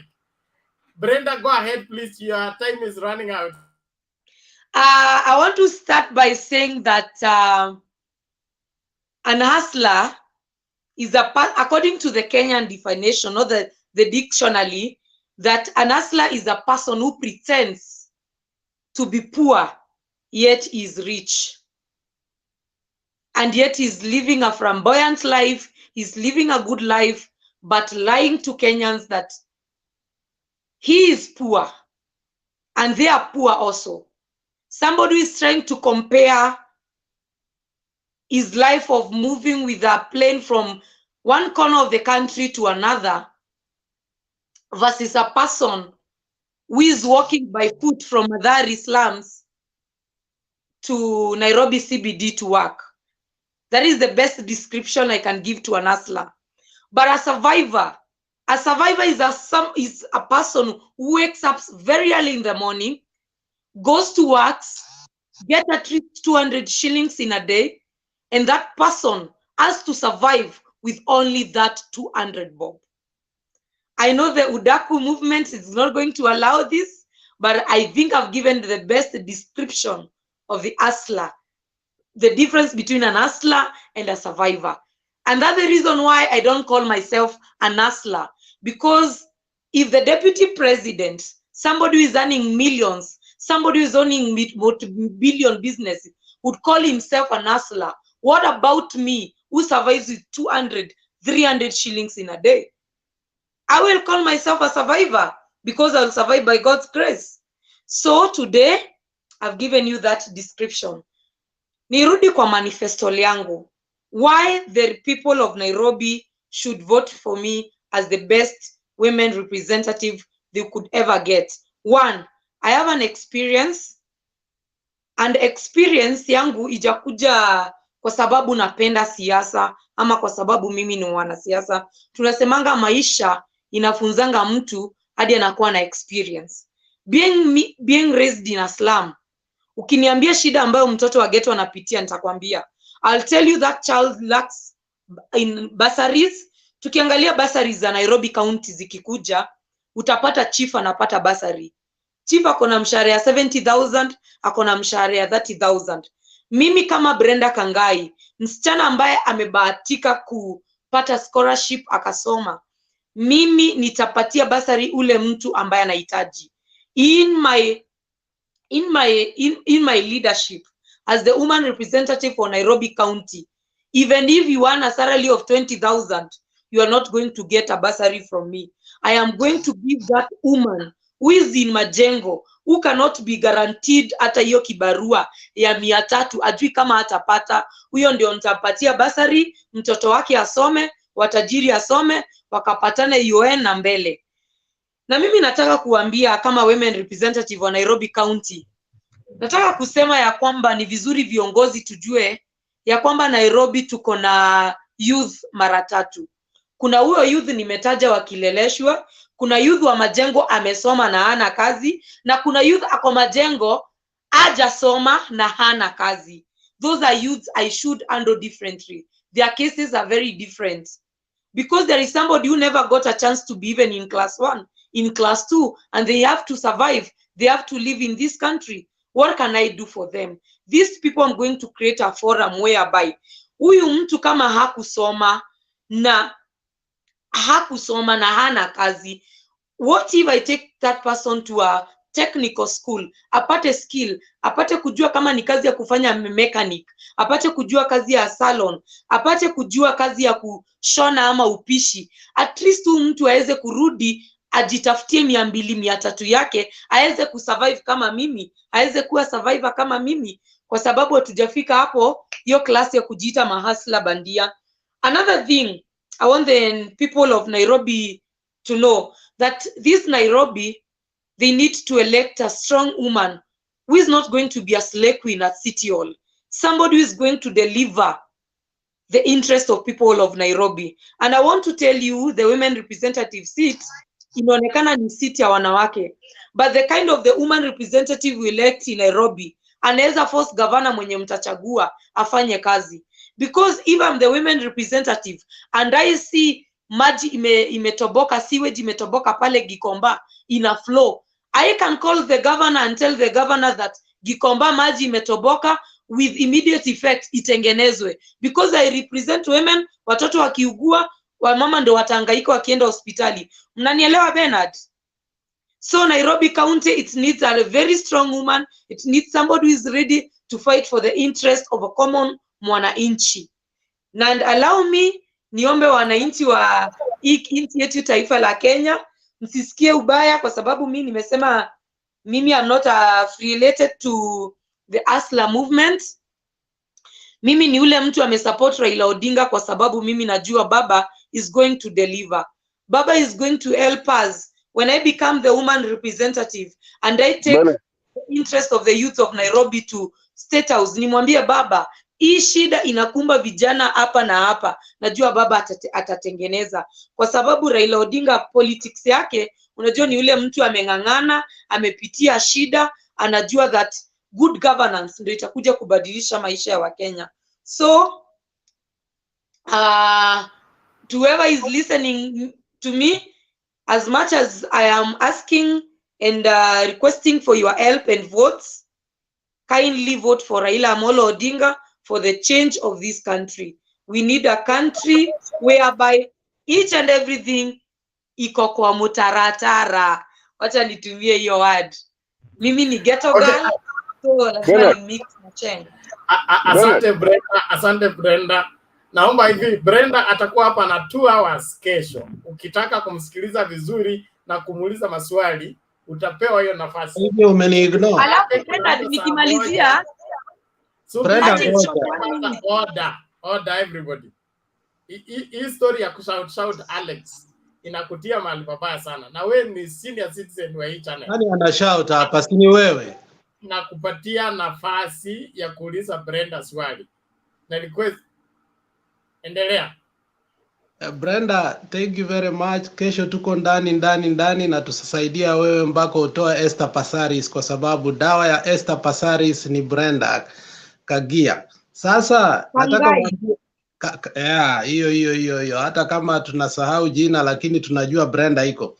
Sasa nataka uambie Baz rafiki yangu hapo kwa nini Ruto ndio mganga mkubwa sana Kenya? Umekuwa ukisema na hajawahi sikia hiyo kwa nini yeye Baz asikie, Penny Nyagaka asikie na Fred asikie? Kwa nini Ruto ndio mganga mkubwa Kenya? I said this and I've said it severally. I can even repeat in the eyes of the deputy president. Na mimi nilisema kwa utafiti wangu, deputy president hutukana watu, hata juzi ametukana Atuoli na nikamjibu. But deputy president, mkitaka kujua mbona aliacha kuita Raila mganga, nitawaambia saa hizi. Kwa wale watu ambao hawajaisikia, the deputy president aliishi kuita baba, His Excellency the next president, Raila Amolo Odinga mganga. Mungu naye si adhumani, akampiga kiboko. Mtoto wake akaolewa na mganga sugu wa Nigeria, anaitwa Ezekiel Ezenugu. Jamaa akanyamaza, jina mganga ikapotea kwa akili yake. Kwa sababu mtoto alimpelekea mganga akamwambia, dadi, kuna jamaa hapa mganga sugu wa Nigeria atakusaidia kushinda kiti inaitwa Ezekiel Ezenugu na nishapende hela niko na mimba. So William Samoei Ruto alijaribu kufigure out hakuna kitu anaweza fanya. Msichana amewekwa pete na mganga, atafanya nini? Nothing. Akaitikia. Sasa yeye akajua kitu nitafanya nikienda kwa mkutano, nitaita baba ule jamaa kitembelawili jina mganga na nyamaza, kwa sababu harusi imeletwa kwa TV, Wakenya wameona Ezekiel Ezenugu, sasa siwezi ongea. So na ni mzee kuliko baba. Alex, we nyamaza kwanza. Okay, thank you everyone. Nimesema hivi. Brenda atakuwa hapa for 2 hours kesho kuanzia saa 1 mpaka saa 3. Mimi ni fota wake, nipe a minute then nimuulize 1 minute. Wakati mimi naongea alafu unaongea, hiyo ni utovu wa nidhamu na kutofuatilia standing orders za hii channel. Na hiyo dawa yake ni kwenda quarantine for 2 hours. So Fred, if you don't learn to mute your mic, you will not get an opportunity to speak.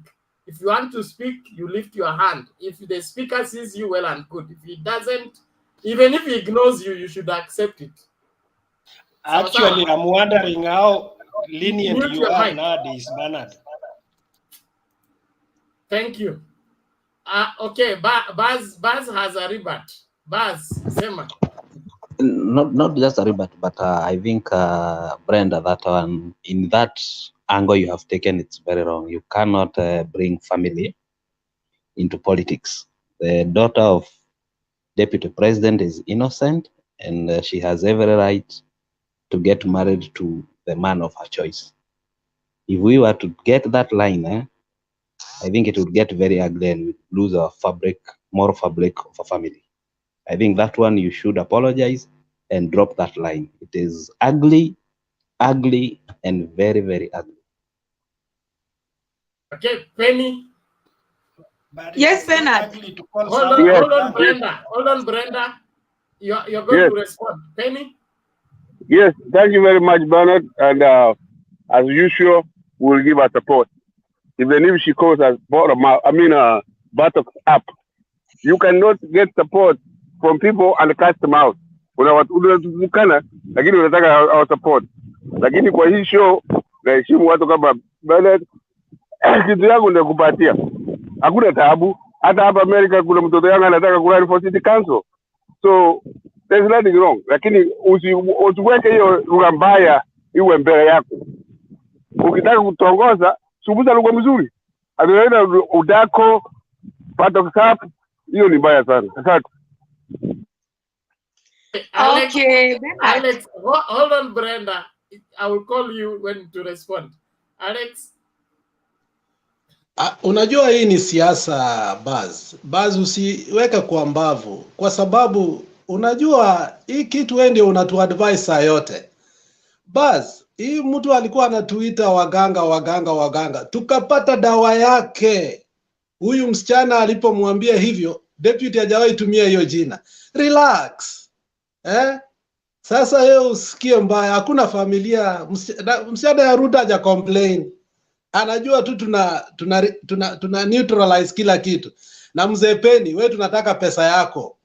Wewe unasema tunakutukana kama kuku ya sugoi. Na Oloa anataka msichana yako.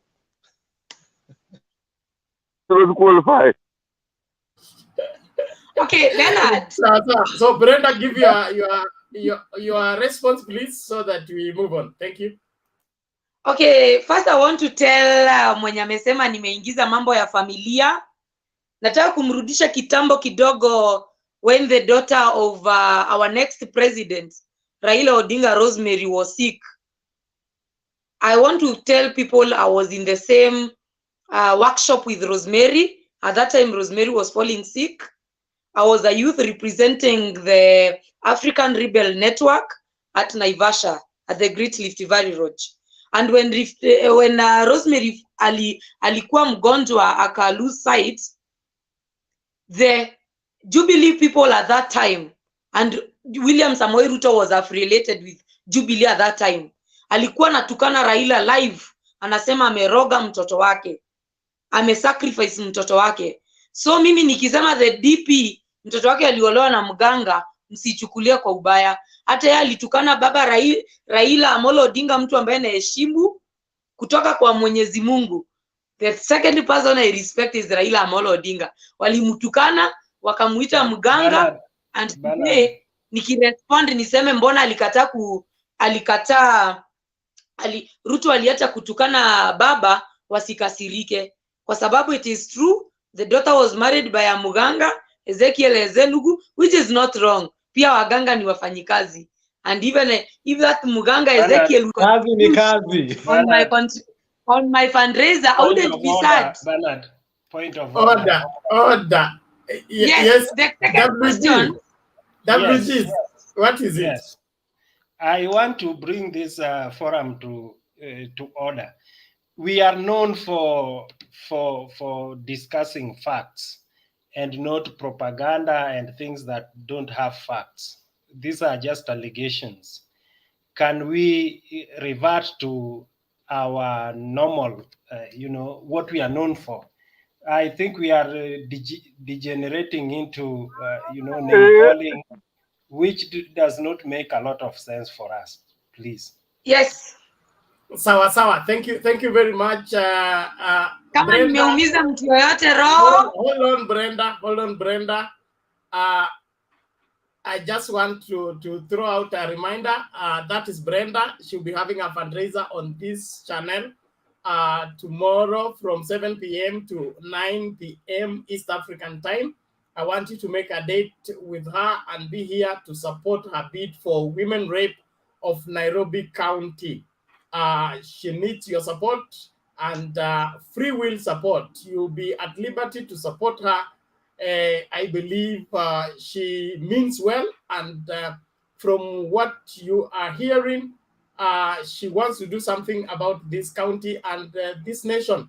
She's a promising leader in this great country, so let's do our very best. So usisahau saa moja, ukuja hapa saa ngapi, umechelewa. Please, njoo hapa mapema, kesho saa moja mpaka saa 3 kabla tuanze hii show yetu ambayo tuko ndani. Tafadhali kuwa hapa, hakikisha kwamba una support Brenda. Hata kama mna differ ideologically, politically, the support will not be political, although it is for a political seat. Thank you very much. And Brenda, so kesho ndio utatupatia uhondo kamili safari yako katika siasa na vile unaona umeiva kuongoza Nairobi na kuongoza nchi hii kwa ukimfuata baba. Kwa hivyo naomba tu dakika moja Bernard. Wa leo. Asante. Bernard. Yes. Give me 1 minute then I leave you. Okay, muendelee na show yetu. Asante, take 1 minute. Kama nimeudhi mtu tafadhali unisamehe, hii ni siasa, usiweke kwa mbavu. Hii tuliambua na mtu wenu wa UDM Undergol, ukipumua inaetoka. Usibebe siasa kwa roho kwa sababu itakuumiza. Today we are differing ideological, but maybe tomorrow the deputy president atakuwa pamoja na Raila Amolo Odinga na waone vile wanaweza saidia nchi. Na sisi mahali baba hako tunamfuatanga. So nikasirikie, but Bernard, maybe there is somebody who is here today na hatapata nafasi kesho. I can read my M-Pesa number. If somebody want to start contributing today, ni sawa. Kama nataka kungoja kesho, pia ni sawa. Bernard. So my M-Pesa number is +254 7 05 016 798. +254 705 016 798. In case you need to contribute, unaweza anza kucontribute, uanze kuleta baraka za fundraiser, and more so I need your prayers. Na kama uko na connection ya any international NGO yenye unajua ina support women in politics, you can also unaweza pia nitafuta, it would be good. And if you can offer support ya kitu kama paying of a billboard, which is very expensive, or doing Any other contribution ya t-shirts na vitu yote, you can reach me through the same number. That's my parting shot. Tupatane kesho. God willing, it will be a very good show. Pia watu wangu wa UDM sisikie vibaya. Even if we are going to take the government, tutawashughulikia. Baba hana ubaya na mtu yoyote. Yeye si mtu wa, yeye hana ukabila hata kidogo. He's just a nice gentleman who loves his country, Mkenya mzalendo ambaye amepigania demokrasia ya nchi yetu ya Kenya. Tafadhali watu wa UDM sisikie vibaya. Love Raila Odinga, pray for him, because with Raila Odinga, Kenya is at safe hands. In whose hands are you safe? Raila Amolo Odinga. So usisikie vibaya, usinichukie. I am trying to bring Nairobians and every person in order so that they can vote the right president, His Excellency Raila Amolo Odinga. Jacom. Chatero.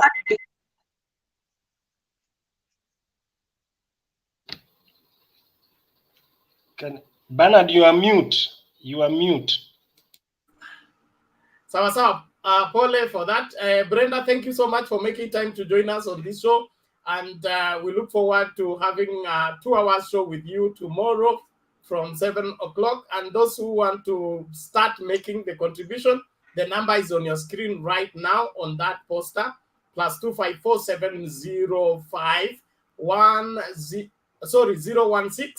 798. I repeat, +254 705 016 798. Thank you so much. And the name is Brenda Kangai, if you must verify. God bless you. See you later. So, Brenda, yes. All right. Now, back to the show. It was the turn for who? WG. Yes, it was my turn. Thank you.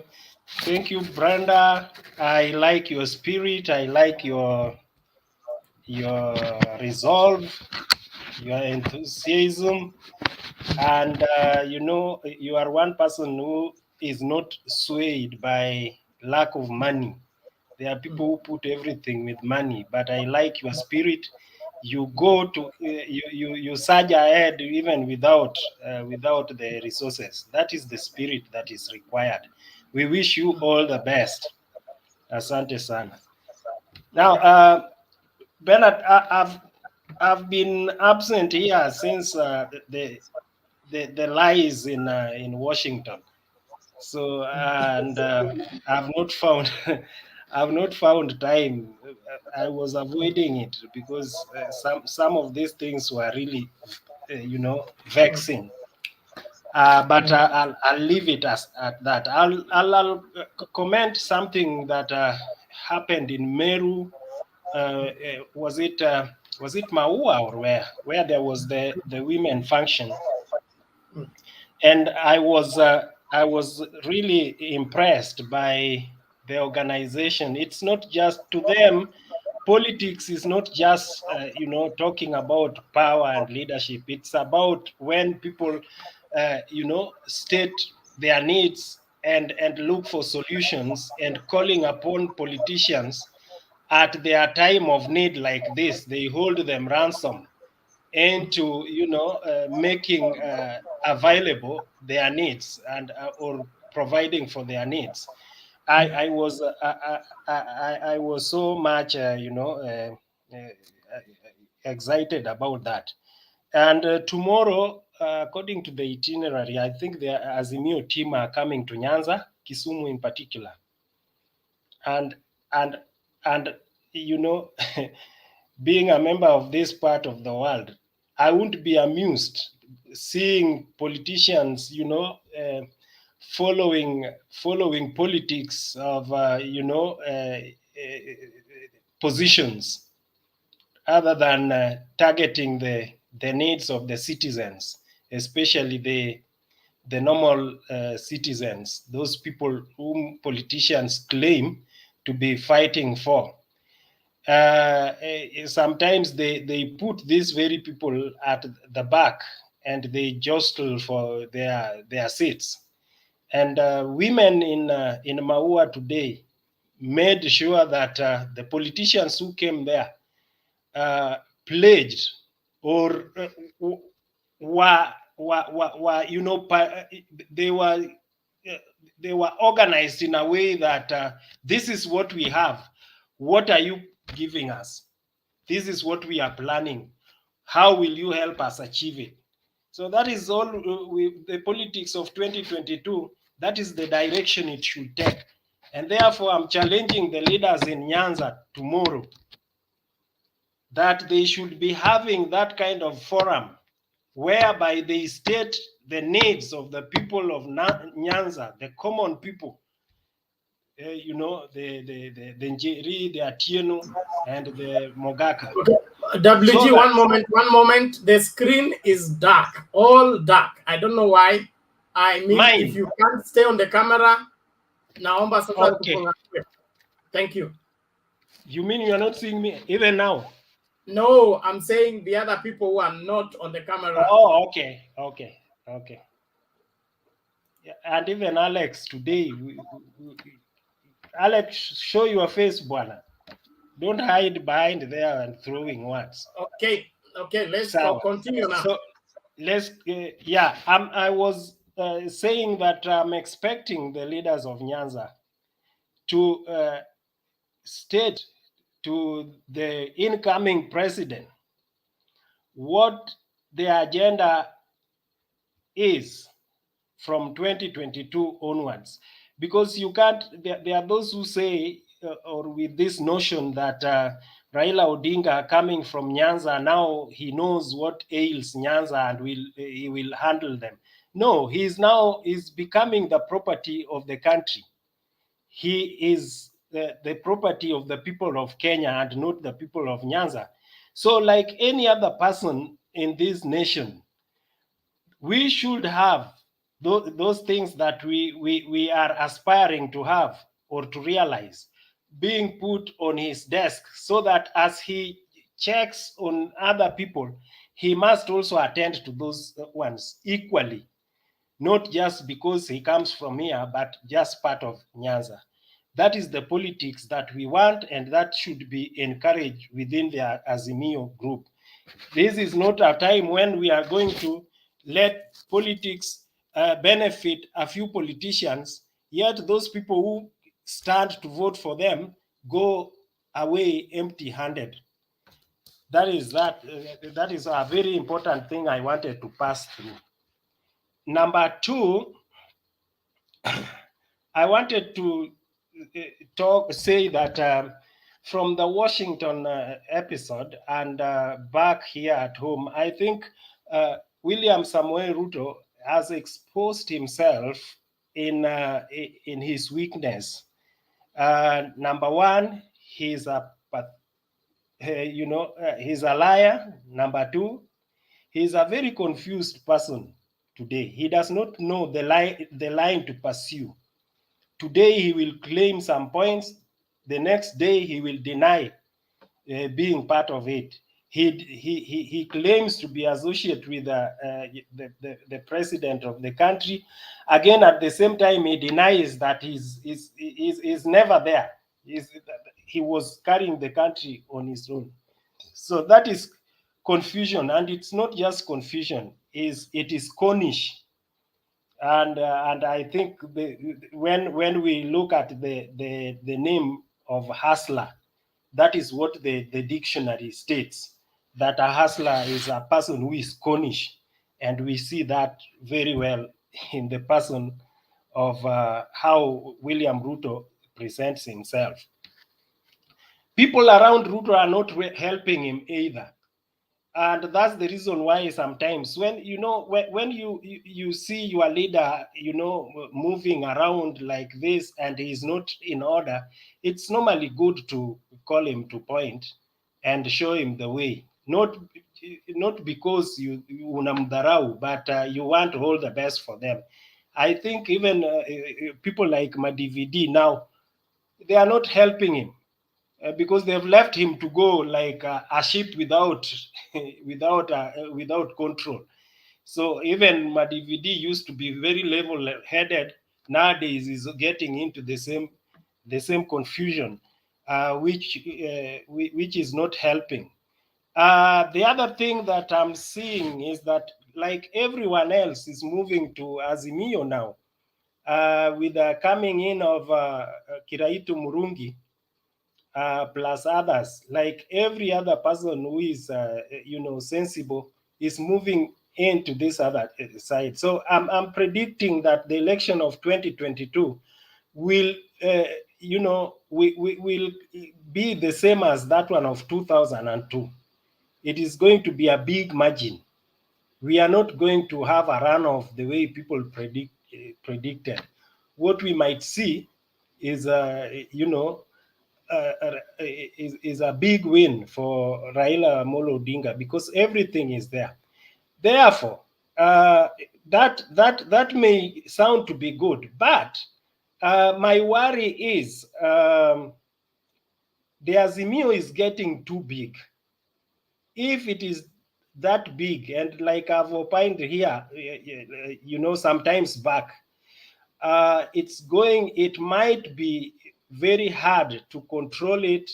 And in the process of that confusion, UDA might just run with a number of victories, especially in this, as far as MPs are concerned, and those other seats in parliament, and even in MCAs. So as we plod through, as we go through to August 9th, Azimio team should sit down and organize themselves how they are going to handle that. Already you can see it. When they were in Northeastern, there were a big rivalry. The rivalry is witnessed also in places like Mombasa, places like even in Western, and even in Nyanza here. So by the end of the day, in the process, when Azimio are fighting amongst themselves, UDA will just go in and clinch the seats, and therefore that might leave Raila Odinga as a lame duck president, and that is a very serious issue. They should get down to think about that. That is my contribution today, Bernard. Okay, thank you. WG is a good one, and a good place to. For I believe the Azimio people are aware of the same. We are dealing with very experienced politicians. Coalition building is a very elaborate whatever process, and having suffered because of the NASA coalition in 2017, I don't think they will allow themselves to be beaten twice. I believe in the strength of the technocrats that have been put together to lead the campaign, and with Baba and his negotiation skills, bringing together Munya and Kiraitu, establishing order in Ukambani and other places. Kila kitu itaenda sawa. Hawa magavana wanasumbua wa Mombasa, mmoja atakuwa deputy, mwingine akuwe governor. Watu wasitusumbue. Sisi tunataka urais, na urais uwe wa maendeleo, sio urais wa kwenda kutatua matatizo kwa parliament kila siku. We believe that is going to work. Caleb Shumari, njoo mara moja, unasema simu yako na zimu.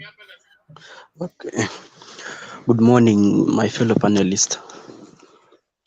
Good morning. Good morning. How are you? I'm very fine. Actually, Bernard, I would like to start by addressing the Bodaboda issue. Yesterday, I didn't get enough time to finish on what I was saying. So if you allow me, let me begin by addressing the Bodaboda issue, then I will go on to politics. Bernard, if you remember back in 2020, around March 18, the government had introduced some of the new measures that were to be used to restore the sanity in the Bodaboda sector. But a very simple question to ask: what happened to those rules and regulations that were brought and were to be enacted in place in 2020? during the outbreak of Corona. What happened? And what guarantees the Kenyans that the current measures that are being put in place by the government will be followed to the letter in the future? You know, maybe the government should enforce the rules and regulations that they are putting in place, and not only when the time of crisis. That's that when the time the government comes in to try and chip in. The government should be consistent, cumulatively applying the laws and the regulations. Si wangoje when there is a crisis like the one we have today, then they are trying to address it. Then maybe two or 3 months from now, the Bodaboda guys, they're back to their, no, their, I don't know, I call it stupidity. And, you know, when you look at, there is lack of regulatory framework in the Bodaboda industry that has been seen in the upsurge of the criminal elements in the sector. And that sector, it has been inflated by criminals due to the minimal regulations by the government. And this is a recipe for the current crisis that we're experiencing in the Bodaboda sector, because operators have become lynch mobs who know no traffic rules. They do not observe any rule that has been put in place by the government. Only a very few, a fraction of them, do adhere to the rules and regulations. And to restore sanity on our roads, the Bodaboda industry must be regulated by necessary rules, and the traffic police should be very strict while dealing with these guys so that they can be following the rules and regulations. And also they should ensure that each and every one of them is licensed to operate. And it's my hope that the Bodaboda training, which is going around the country, will bring sanity to the sector and other road users too, because the Bodaboda guys, they do not have any respect for other road users, especially the pedestrians, because you find that they're always using even the pedestrian lanes, which are meant for other people in the roads. That's all about what I wanted to address on the Bodaboda issue. And Bernard, going to politics, let me start by addressing the issue on the Azimio in Meru. I watched it, it was a success. So almost every time, I always like to state my affiliation. I'm always affiliated to the Kenya Kwanza Alliance. But I watched the Meru event. It was a success, but I had some reservations. You know, despite Kraito Murungi teaming up with the agriculture CS, Peter Munya, and Raila Amolo Odinga in the Azimio la Umoja, I think they still have a lot of work to do for them to try and now put the Meru basket votes into the Azimio. Because looking at, you know, in politics, there's this thing they always say, political friendship is not like the courtship between a man and a woman, which leads to marriage. You know, when a man and a woman, they are courting, it leads to marriage. But in political friendship, it's scratch my back, I scratch your back. It's all about the people's interest. You go where your interests are catered for.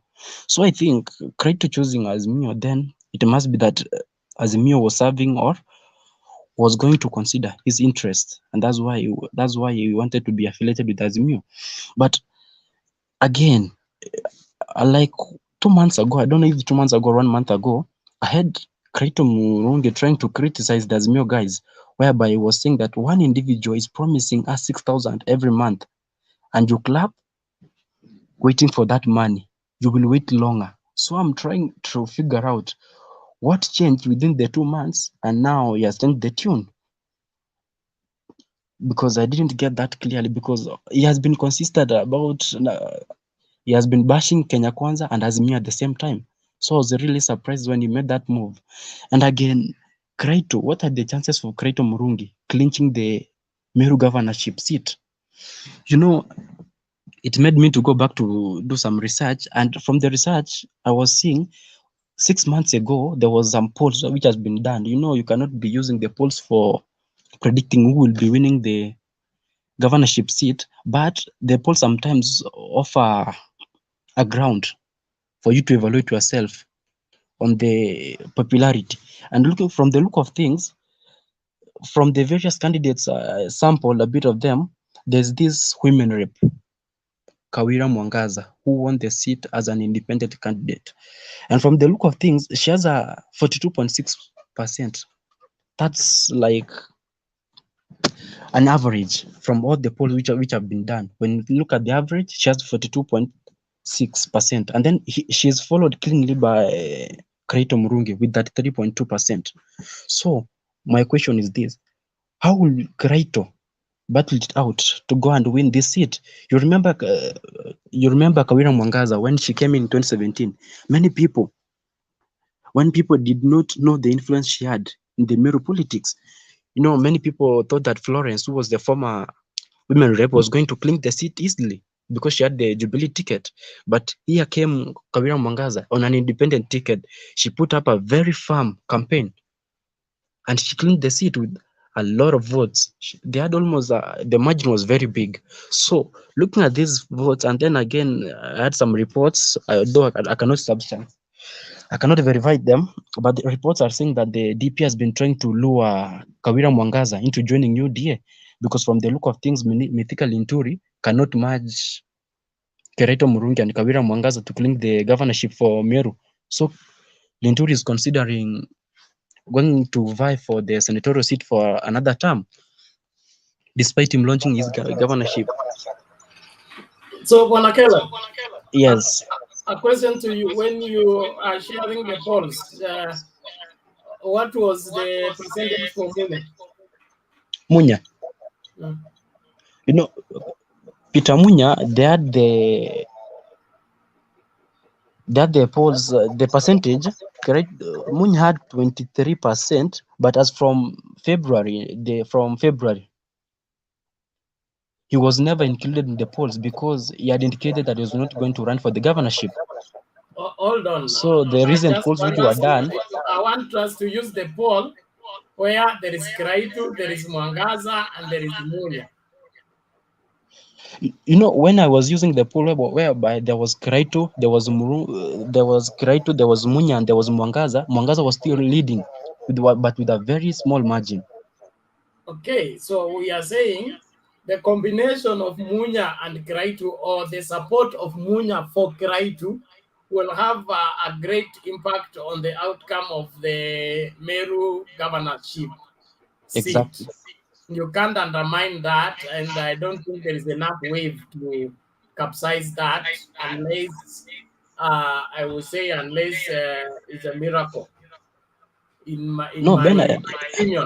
But all in all, the issue of Azimio, is a matter of work, just like any other place. Too many echoes. Too many echoes. Mute your mic first. As long as your mic is on, you will have feedback. You won't hear what I'm saying. It is work in progress, in the sense that when you get key leaders, you will get the votes. And the key leaders have given their support for Azimio. I believe and trust that with their long history of followership of Raila Odinga, even when he was not in their side, will deliver. If you remember people like Kitobu Imanyara, all those people, their influence is not to be undermined. And historically, when the tide changes, just like it did in 2002, it becomes very, very difficult to use these smaller suggestions you're trying to bring about as an excuse for the vote not to go Azimio way. I think as a Kenya Kwanza Alliance supporter, you just need to prepare Kenya Kwanza Alliance to accept the results when the last call is made. Bernard. Respond quickly. Okay, if you will allow me, just give me 3 minutes as I summarize it up. Bernard, I'm not disputing. You used your 3 minutes. You can't guard you another 3 minutes. Okay? Bernard. It doesn't work that way. Okay. Take a minute and a half, maliza, tafadhali tusonge mbele, hata kama wameinua mkono. Kama unasemaje? Mimi nilikuwa na kumuuliza kwa nini bwana Caleb anajicontradict. Anasema before that Mwangaza lady became the women rep, alikuwa anafanya vibaya kwa polling, but aka surprise watu baadaye kuwa ameshinda. On the same sentence, he's saying that Kiraito is doing poorly in polling, and he expects him to perform poorly in attaining or defending his seats come the election. So I'm wondering, why did it work for Mwangaza and yet it won't work for Kiraito? Because if you follow this polling, then you're deluded as an individual because you are not sure of what you're talking about. Okay, thank you. Caleb, respond fast, please. You know, Mr. Kamau, I think you misunderstood me. What I was saying is, when Kawira Mwangaza came into the contest in 2017 for the women rep position, many people underrated her. I didn't say she had a very few chances from the polls which were conducted, just that the many people underrated her influence in the Meru politics. That's why it was easier for her to clinch the seat. She's like an underdog. You won't hear her name being all over the Laris, but she's there in the villages, campaigning seriously. And that's why she's a very serious threat to Kiraito Murungi.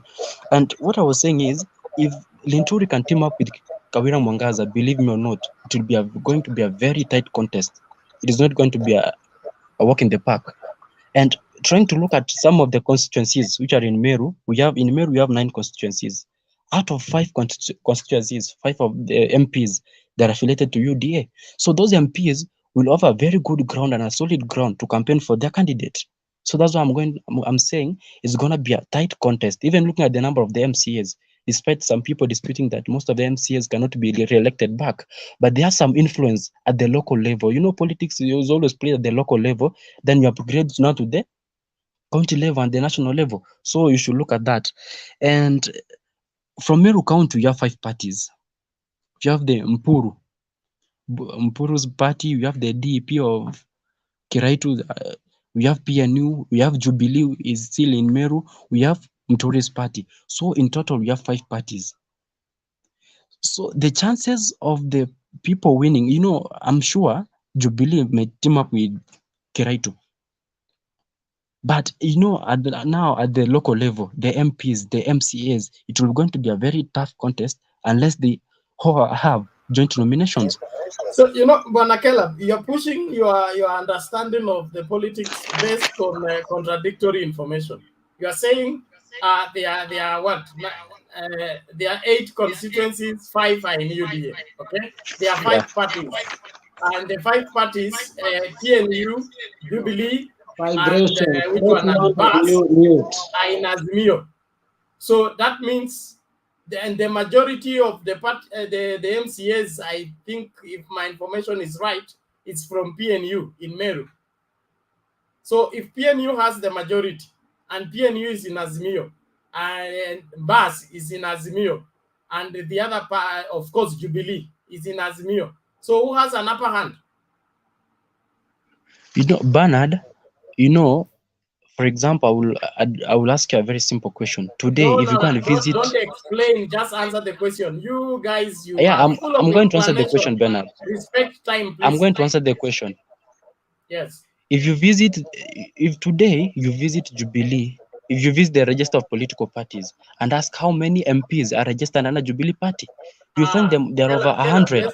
But in real sense, in the ground, how many MPs are in Jubilee? Thank you very much. Let it end there because you want to take us through circles. I only used your information to ask you a question. You need to stick on your information, not to introduce new information. Thank you very much. Alex, I think you should come in here.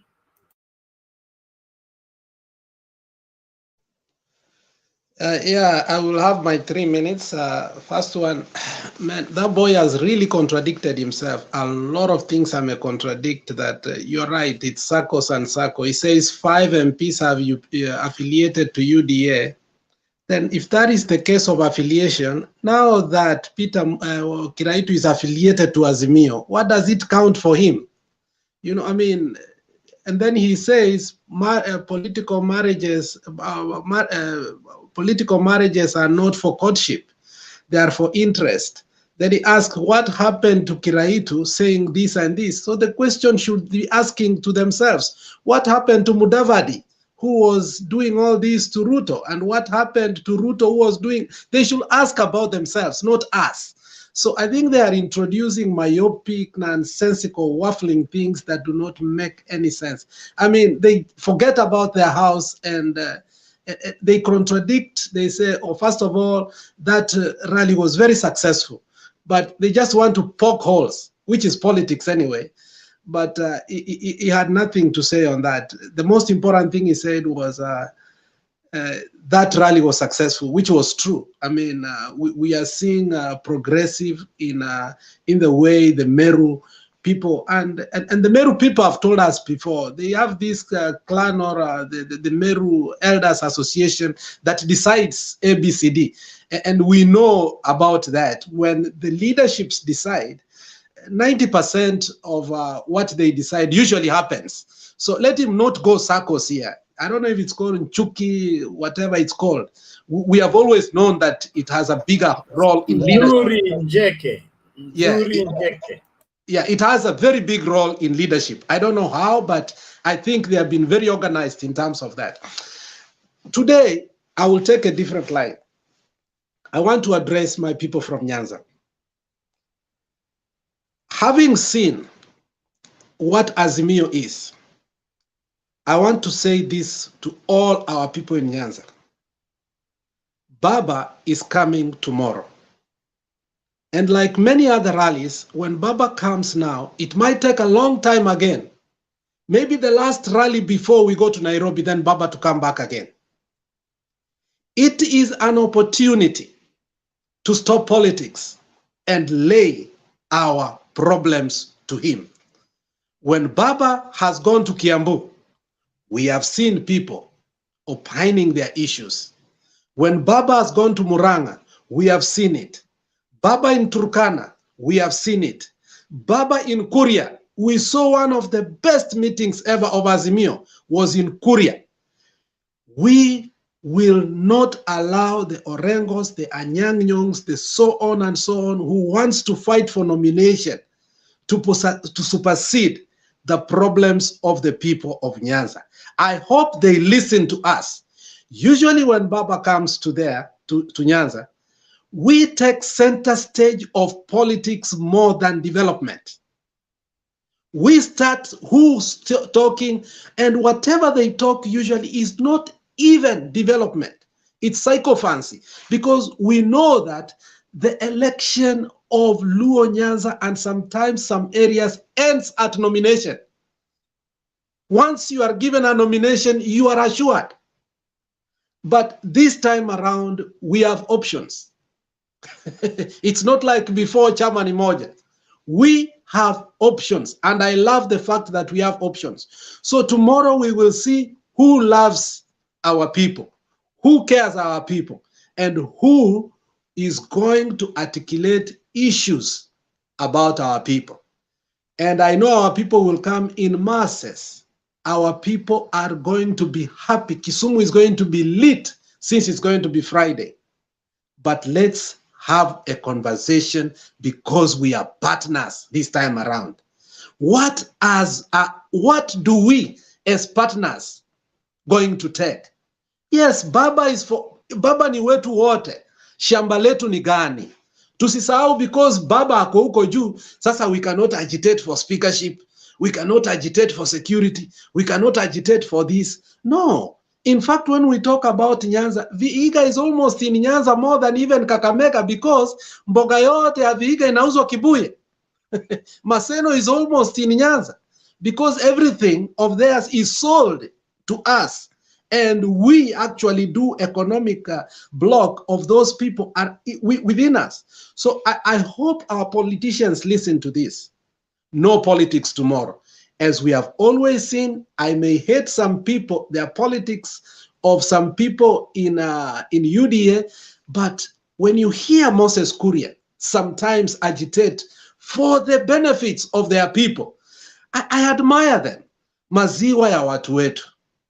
We must be serious to speak about once and for all the fish industry. There is no way the fish industry can be in Thika and yet Kisumu is lying there. It should never be. We must speak about that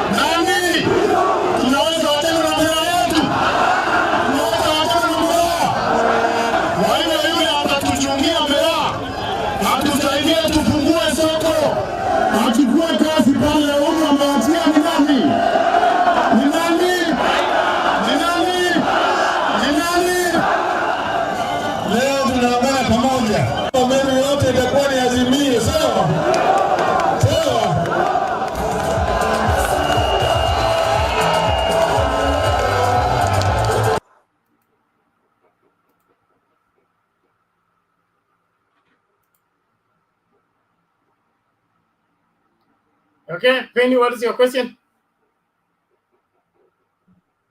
My question ni kwa kijana yangu Alex. Sasa Alex, Raila anaenda Nyanza kesho. Question yangu ni hii. Nani atakuwa huko? Ni Ongeri ama ni Arati? Na kwa nini wanapigana? Thank you.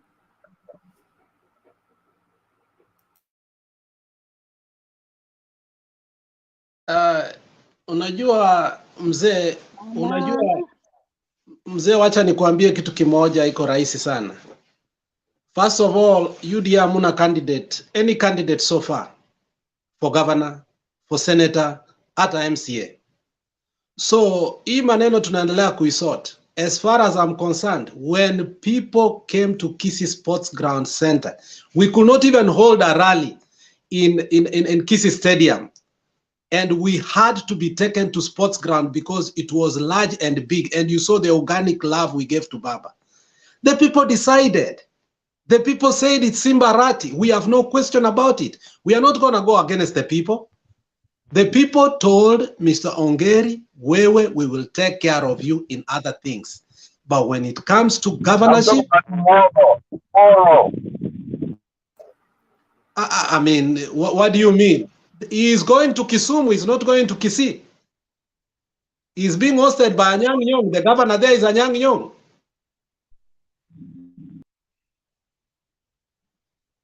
Okay, thank you. Penny has dropped out. I think let's rest there. Mo, how are you? I'm good. MO MO ni Maggie. I had to change my name because I wanted my face to be seen today, because the Maggie is not really bringing my face. I don't know what you did the other day, why I always cannot come in, and actually I cannot even be seen, but it's okay. MO is Maggie Odengo. Okay. Yeah. So you are logged in with with two devices. That is why. Yeah, just remove Maggie at this time. So I think yes. Thank you. Okay, carry on, give your submission. Habari zenu wote? Tuko salama, namna gani? Hata mimi niko salama. Nini princess? Si tuone uso jamani. Oh. Sawa. Today you are going to see my uso, how it is again. How are you? Thank you. You're welcome. You are very elegant, prepossessing, and lovely. Oh my God. Thank you very much for the compliment. Karibu. Tupe maoni yako. Maoni yangu ni hivi. Alex, nimekonkaa na wewe kabisa na hiyo sentiment yako ya kwenda Kisumu na hivi na hivi. I am a Bondo person. Sasa Luo Nyanza ni kwangu, niseme hivyo, but I'm very much disappointed with those leaders, apart from Anyang' Nyong'o, who has really proved that he can work, and nicely he has made me proud. Kisumu has changed in the last tenure he's been there as a governor. But some other Luo leaders who are now Mama Yue, Mama blah blah, those other things. You know, there's not so much they're doing for even ODM, for the community, for everybody in Kenya. Some have been elected in that area, in those places, and the best they can do is every weekend they go safirisha wasichana kutoka shule, put them in a certain corner. They go, they hire helicopters, wachukua wasichana kutoka mashule, alafu kujifurahisha with no development. Na unapata hawa ndio wanapiga kelele kabisa na nini in those rallies. So I really agree with the Alex Maunia Zake. Surely they are very concrete and educative. Whatever is going on now with the campaigns around, I'm very much pleased with the 3 days where Baba has been going to, I think, Wajia, Meru, was it where? Marsabit or something like that. Oh, please, those were Samburu. Samburu. Those were beautiful and really makes me feel that indeed this thing, Guinea, was a cow, but we still have a lot of work to do. And in Meru, there's no work to do. Whoever was trying to put rubbish statements, kule hakuna so many things we need to do, because already they have seen surely we need a change and we want to bring change by ourselves, which is them and the people of Kenya. So I think we are in a right trend, and Baba is in the right direction, whichever way the method that they used for handshake, which has brought all these things, is doing so good to the people of Kenya. And we know our children, our children's children, their grandchildren to come, at least will have a peaceful mind to stay in Kenya. Talking about the Bodaboda thing, I really felt so bad. But what Baba said, I think we should take that. Not all Bodaboda riders are thinking the same. Some are very decent, and to speak the truth, it is a business for wale wananchi wa chini kabisa, because I happened to come across a bodaboda person one time when I was in Nairobi, who told me hadithi zake vile alichukua loan kuchukua hiyo bodaboda for only 80,000 Kenya shillings. So with that 80,000 is really, that is his way of earning, alafu analipa hiyo nini tena, iko ushuru zingine wanalipisha hapo. I think it is the anger which is in them which is making them also to behave like that. They are not earning a lot, so they must behave in a different way of behavior, yeah, human being. It's not their liking. I think we really should not punish them so much, because they are also trying to find a way to be in a condition to do everything right, but it seems to be very difficult for them. So even if we are punishing them, not all of them are like that. And yes, it happened to that lady differently, but I think not all of them should be punished in that scenario. And some ladies also are sometimes asking for them to be punished the same way that lady was punished by those bodaboda people, because bodaboda just kosana na one of them, the whole lot in Kileleshwa ya bodaboda, they will come to you. So ukichokosa one of them, all of them come because they want to defend themselves. It's sometimes very cruel for them, because so many women in Kenya, they don't value them, neither do they value even those people in this motor industry. So it's unfortunate it happened like that, but everybody should not be punished because of one mistake, or a mistake which was done by a number of people. So far things are okay, and I'm happy with everything. I'm learning more and more whenever I come to Mtembei. Na tena Ziana pia iko na ingine. I'm learning a lot. I'd never seen something like this, and I'm very happy to be with you people all the time. Thank you so much. Okay, asante sana Maggie. We appreciate your givings, your perspectives. And just for the record, the punishment is being probably vetted on those who are arrested about the incident, particularly those who are behind bars as the punishment or as the investigations are taking place. But for the rest of the bodabodas, there is no punishment being vetted for them. It is a matter of government policy.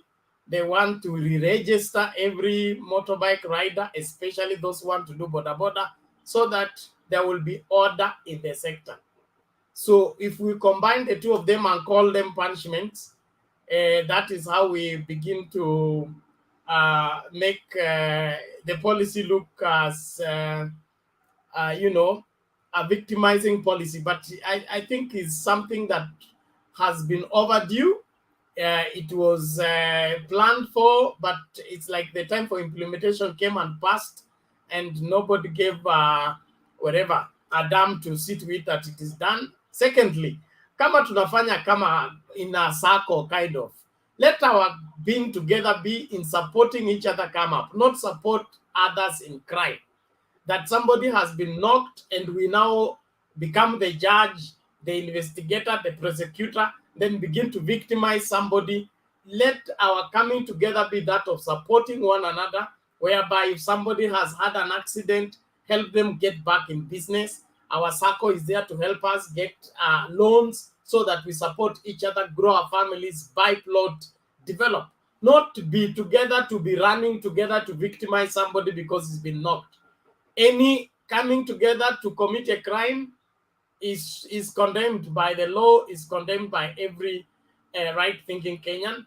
And so let's allow the course of the law to take, allow the law to take its course, and at the end of the day, we'll be happy eventually. But at the moment, kutakuwa na uchungu kidogo tu, but I'm sure it's something that we can survive. Borrowing from Brenda's survival statement. All the same, naomba sasa tuende hivi kwa mkururo, tutaenda kwa Princess. Tukitoka kwa Princess ni Mr. Kamau. Tukitoka kwa Mr. Kamau, nataka wale watu wajaongea kwanza. Kenywa, Fidel, alafu Alex. Kwanza Alex, wewe ndio utakuwa chair kwa sababu wewe ndio wa mwisho kuongea. Let me heat up my coffee. I'm coming back. Princess, karibu. Asante sana Bwana Bernard. Mimi nawashukuru nyote mlioko hapa, kina Alex, ndugu yangu mdogo, Mr. Kamau, Kinywa, Fidel, Wangira na Kevin Orinda. Nafikiria Kevin Orinda alituelezea jana, nikifikiria alituelezea jana kuhusu bodaboda. Kama sijakosea, nafikiria ni Kevin Orinda alituelezea kuhusu bodaboda. Kuna wale wazuri, kuna wale wabaya. Ni kama katika nyumba yako umezaa watoto, unaweza kuwa umezaa mwizi lakini wewe ni mzuri. Kuna wezi, kuna wale wako aina gani, umezaa raisi ndani ya nyumba, umezaa nini, lakini huwezi ukapata kuchapa watoto wote kwa sababu ya yule mwizi mmoja. Yule mwizi ndio utamchapa ama umfunge. Na hata nyumbani kwako kuna sheria. Kwa hivyo serikali inataka tu iweke sheria, kwa sababu kila wakati panapo sheria ndio inakuwa nzuri. Hata nyumba yako unaweka sheria, ndio watoto wafuate sheria. Yule mtoto atakaye kataa kufuata sheria itakuwa ni mbaya. Habari ya bodaboda nafikiria watakuwa wamejua ni nini maana ya sheria. Wale wabaya, wale wahalifu. Tukienda Meru, nikizungumza kwa King'eng'e kidogo, saa zingine naweza zungumza kwa King'eng'e. About Meru, if I can talk a little bit about Meru. Meru, if you find that you find Munya and Kiraitu together, that place is done. It's a done deal. Don't talk about it so much. It's a done deal. Even if the lady is trying, she'll try, but you cannot defeat two men on the ground. Anyway, as ladies, we are tough, but you cannot defeat two men on the ground. So that's a done deal place. So this time, we are the people who are going to wait the Tarakanidi votes. When you hear Tarakanidi is coming, it's Azimio. So we are going to wait the Tarakanidi votes. So I'm just happy because when they were waiting the Tarakanidi votes, by then people were just like, what? What is it? And it just come like, what? And Kibaki was there. So this time it's us. So let's just be happy, but let's make some efforts, because even if you are number one, you have to make efforts so that number two cannot catch you. But if you relax that I'm number one, now I have some more votes, nobody's going to cut me, that's where you go wrong. And if I can talk about Kisumu tomorrow, I had Alex talking about Nyanza. Nyanza people, they're funny. Just the way Alex has said that they don't ask what they need. They're just happy whatever they have been given. While they don't know that this other side, let me tell you, if you go to mountain, they can have the presidential and still they need some more. And let us not take that Nyanza is small. Nyanza is big. Nyanza combined Kisumu. Let me say, we combine from Luas, and some parts of Luyas are in Nyanza. Parts of Luyas. Like if you go to Kakamega, if you are in Busia, if you are in Kakamega there, and let me say you are in Kisa, they go the same market. They go to the same market. So there's part of Luya which is in Nyanza. You see, like Luanda, when they go to the market at Luanda there, Luyas live there in Luanda. So that's part of Nyanza. We go to Kisii, that's Nyanza. Up to Kuria, that's Nyanza. So not only Luos live in Nyanza. So Nyanza is big, and they should organize themselves. Let me say that. They should not just say that, oh, now we have the president and that's enough for us, and let's now relax. The presidential is not for, Baba is not for only the Nyanza people. It's for everybody. The presidential, like Uhuru, right now, Uhuru is not for mountain. Uhuru is for everybody. And I heard Alex talking about Thika, about the fish in Thika. Anyway, Alex, my brother, they have fought for that. that the fish should be taken back to Nyanza, but it's taking long anyway. But right now, we need it before even Baba gets in there, because when Baba gets in there, they'll be saying that he has taken everything there. You see? So we should be given within these 6 months. Why not? And about KK, did anybody had Mudavadi talking and saying that DP is the one who joined him? You know, now see that. DP is the one who joined him. He's not the one who joined DP. So, which is which? But with us, we don't care about that. Because we are in Azimio, we don't care about that. Let them fight their fight. Let us see who will win there. We don't care whether it's the DP or Musalia.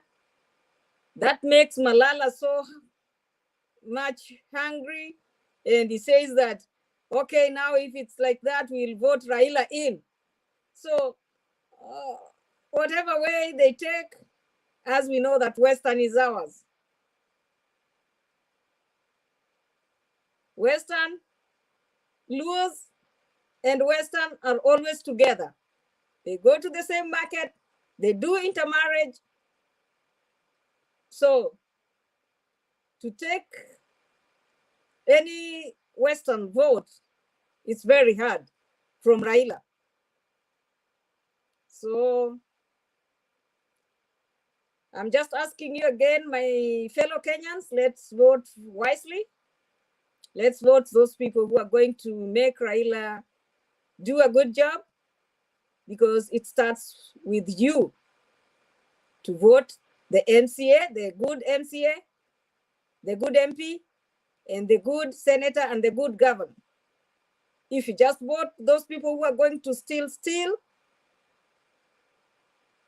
I don't think you're going to make Raila do a good job. For those few remarks, I'll come back. Thank you, Alex. I know you're the one who is now chairing. Anybody with question, I can answer. Thanks, Alex. Back to you, my young brother. Thank you very much. Oh, my MO, Maggie, you have a question. Niko na swali. Inaitwa maswali. Princess, you was talking about the fish in Nyanza. You know, I think what the Thika people did was just in order, because Wajaluo, mimi ni moja wao, lakini we really don't take things seriously. Tuko na fish, tuko na nini, watu wakachukua na factory iko Thika kweli. What were we waiting for? Ni hiyo tu siasa za ujinga zao leaders zetu who cannot fight for us. They don't even know why they are being elected. It is something which I've been wondering, what can we do about this thing? And why can't we take those people who are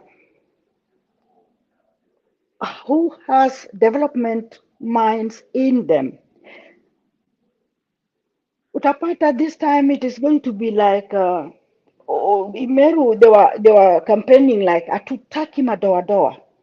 Hiyo madoadoa, I think it should be there, because we want those who perform. We do not want those who do not perform, those who do not know what they should bring to the table for his people. So hata kama wanataka sijui factory ya fish nini, hiyo ni ujinga yao, na ni leaders zao ambayo wana elect wale people like Rasanga, whom siku hizi ana campaign about kulipa mahari. What are all those nonsense?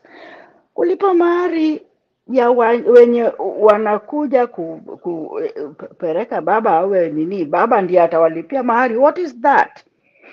It is something shaming. Anyway, ikukuwa nilikuwa nataka tu kukuongezea, sio kukuuliza swali, because that's not a question, but our Luo Nyanza are really annoying. They are making me angry for no apparent reason. Thank you, Maggie. Fidel, 1 minute, then we give it back to Bernard. Fidel, for a minute. Yeah, I just wanted to put everything in context. The fish industry you're talking about was not created yesterday. It is something that was started by Kenyatta's regime.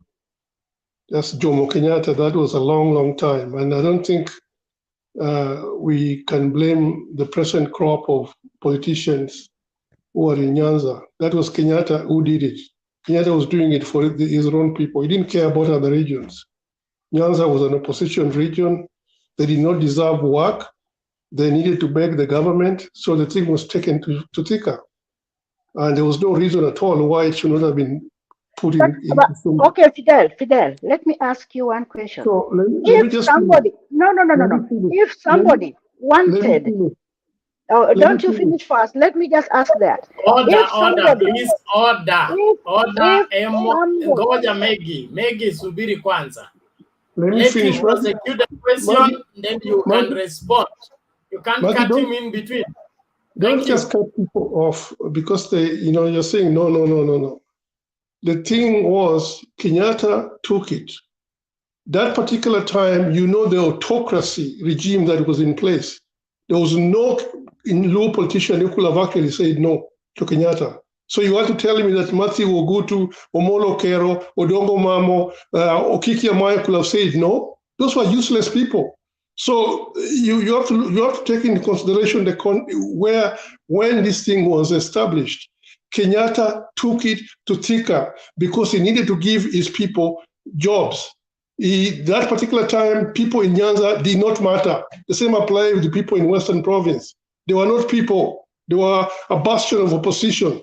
Opposition people should not be given anything. So we have to look at all that thing in context. I just wanted to make that correction before my time comes. So Maggie, you can ask me a question.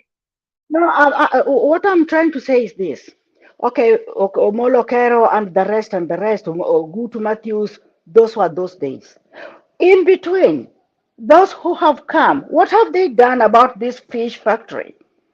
They would have proposed of something like that. Do you think they would have been denied a chance to do something like that? No, they would. At least they would have started. Not that they are saying that that fish factory should not be in Thika. Bring it back. Start yours. Then we see how you're progressing. But our leaders are not for that. They are only for their tumbos, and that is what I was trying to mean.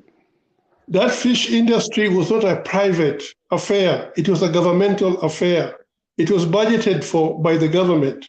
Exactly. So when you are talking about an individual starting a fish industry in Kisumu, that's out of the point. Okay, Fidel, let me tell you this.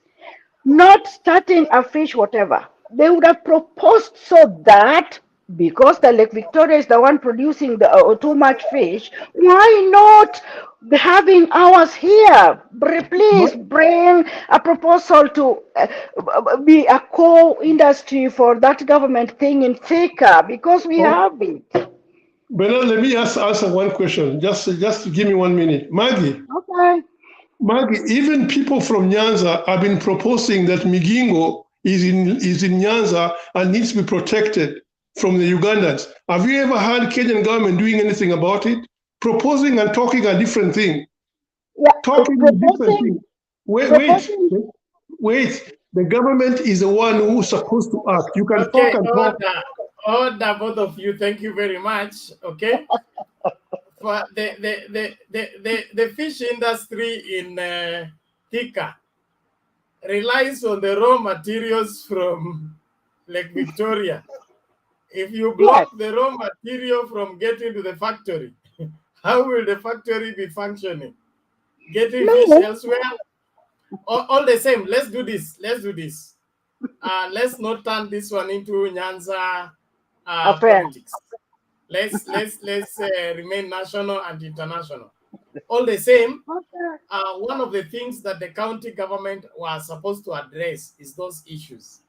And that's why I love what Oparanya was proposing, that since Western is a sugar belt and that particular region, let those factories that belong to the government be handed over to the county government for closer management, and they will be able to facilitate the reviving of the same and the actualization of the dream of those factories.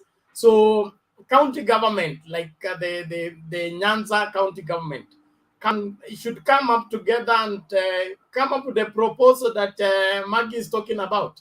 I think they are well able. They can even get funding from elsewhere, not necessarily from the government, to establish the fish factory there. I believe we are very good in apportioning blame other than taking responsibility. I don't see why we should be mourning something that took place 40 years ago, 50 years ago, and we have had all this time, especially with devolution. When devolution came in, let's do local solution to our local problems, not turn everything to be blamed on the national government. Exactly. That's my take. Thank you, Bernard. Thank you. Yes, Alex. Now, unaambia tulikuwa tumefika wapi? Bernard, do you want me to comment on what you just said, or I should just let it go? Ngoja kwanza, Alex. Tunakuja kwako. Fidel, kwanza hujafanya submission. You will do that when you make your submission. Begin by fighting me. Yes, Alex. So, Bernard, when the revenue allocation debate got finished, the issue of 1 man, 1 vote, 1 shilling cropped up. But what many people in Mount Kenya did not realize is that we also put up something called 1 factory, 1 university in every county. And if that is the case, the government cannot take raw materials from one side to another place. That is not economic progress. So BBI was going to address that, and BBI will address that, because so far we also need to start addressing the issue of River Nile, because it's overdue that we cannot use the waters of Lake Victoria for irrigation, and yet we have the largest water reservoirs in the whole of the country.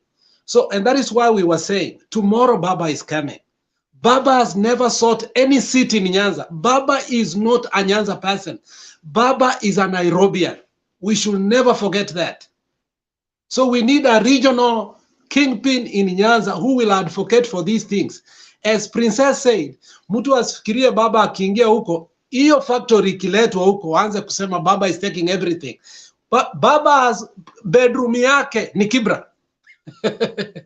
So we are giving advice that tomorrow we are going to agitate for our needs. I was born and raised in Kisumu, so that's why I'm passionate about it. We must address our issues, and one of it is the hyacinth, and the next one is the fish factory.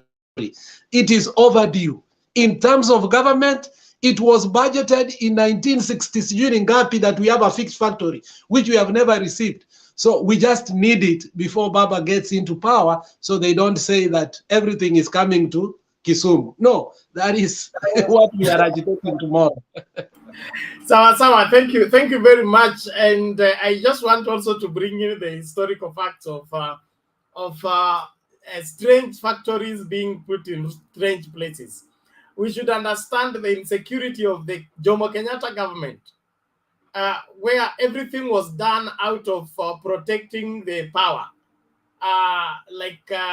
The Kindaruma Dam was to be on River Yala, but they said Oginga Odinga can go and switch off the electricity at night and the whole country will go blank. So let's keep it in a safer place. So there are some of the whatever informed the decisions that were done in the Jomo Kenyatta government was fear and that colonial mindset of trying to have all fingers in control of everything.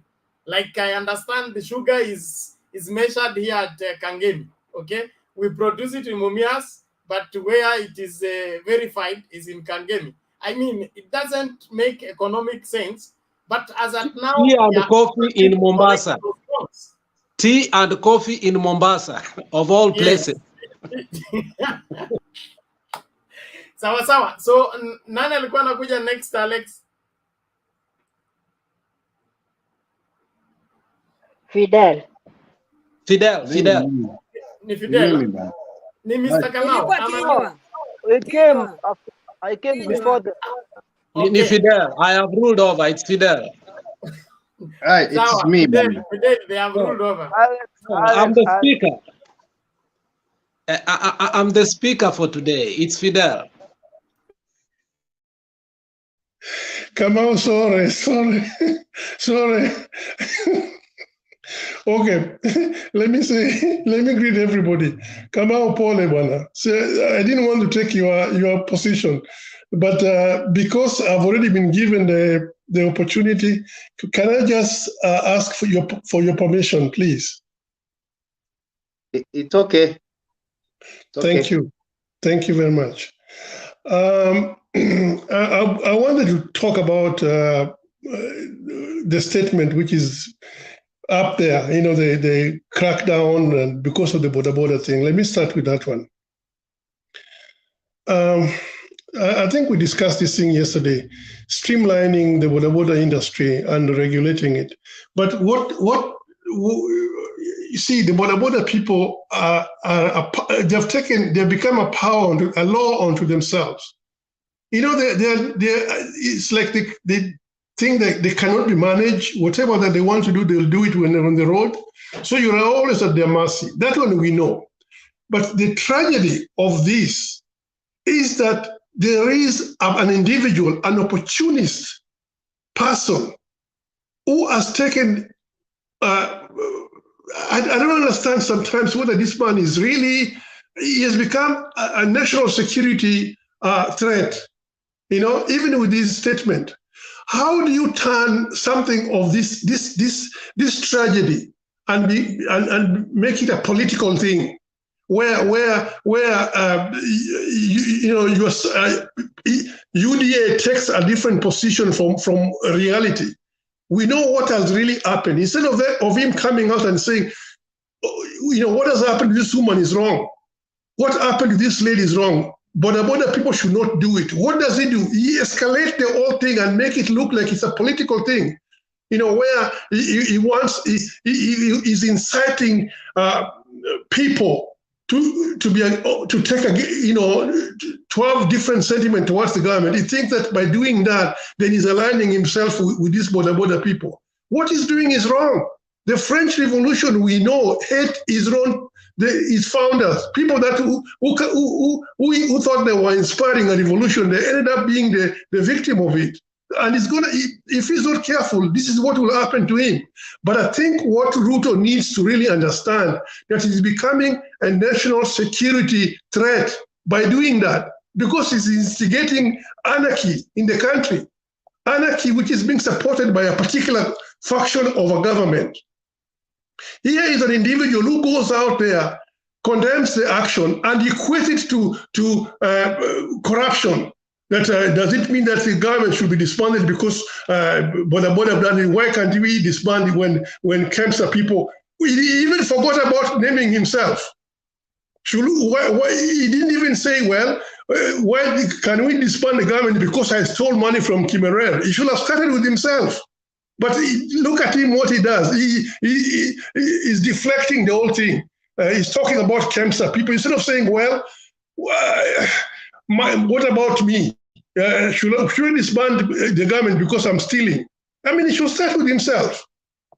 But he's so shameless that he thinks that by doing that, he's scoring points at every given opportunity. He does not realize that he's a deputy president. This government belongs to him too. He's a custodian of the Constitution. He was elected to uphold our Constitution, to uphold it. And it doesn't seem like you think that by doing that, then he's opposing the other people. That is in opposition, is the government is opposing Raila Odinga, or is opposing Uhuru Kenyatta. Whatever Uhuru Kenyatta is saying, he must oppose it. What kind of an individual is this? Is this the kind of leader we need to have in the government? He wants anarchy. So Kenyans be warned. This is exactly what Trump tried to do in the States. And you saw what happened on January 6th, when Trump thought he was inspiring some crazy lunatics, the right wingers. They ended up overcoming his expectation. That's what they did. He didn't expect all that, but he's the one who was inspiring them. And now look at him, the way he's now hiding like a chicken that has been rained on. Everything is denying, yet everybody knows that he's the one who's inspired that commotion in Washington. The same apply with this guy. So does he want the Bodaboda people to storm the parliament tomorrow and say no? Or what does he expect? There are 2 million Bodabodas. What does he want them to do? To stop, to become anarchists? It's really terrible, So I take umbrage with what this particular person is doing. Without even he reacts to things without even using his brain. And he is a person who was going to school allegedly. He's got a PhD allegedly. So I'm not saying that allegedly. I don't know, but he makes people start questioning his education, whether he's wise or even if he's knowledgeable, because those are the kind of things that you don't expect a person of his caliber to be doing. Those are things that Kariuki Chotara used to do. The same Kariuki Chotara who asked Moi to go and arrest Karl Marx because he was inspiring his university students, to riot. Who is this? He wanted Moi to go and arrest Karl Marx. He didn't even understand who Karl Marx was. And that's exactly the same thinking this man is doing by instigating anarchy in the country without even realizing. And yet he wants to lead Kenya. It's really shameful. Now, that is one. Two, Meru. I wasn't so much pleased. I was pleased with the content of the gathering and all that.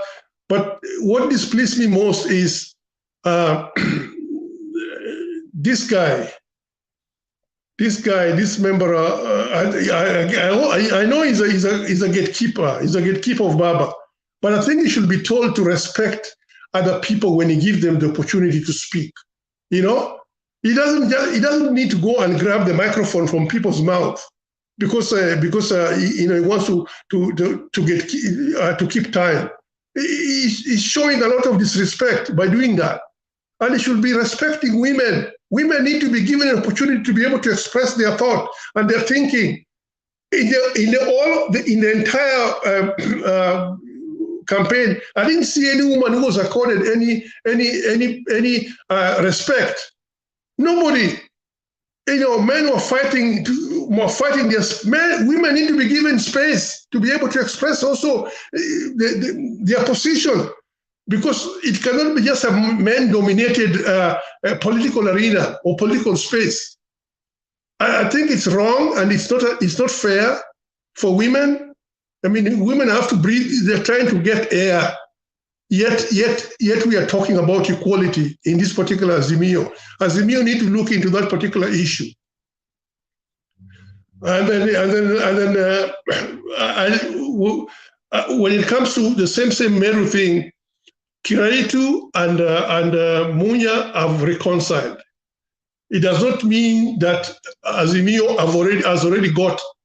They have got a very strong stronghold right now. But they need to send people down into the field and start working the people.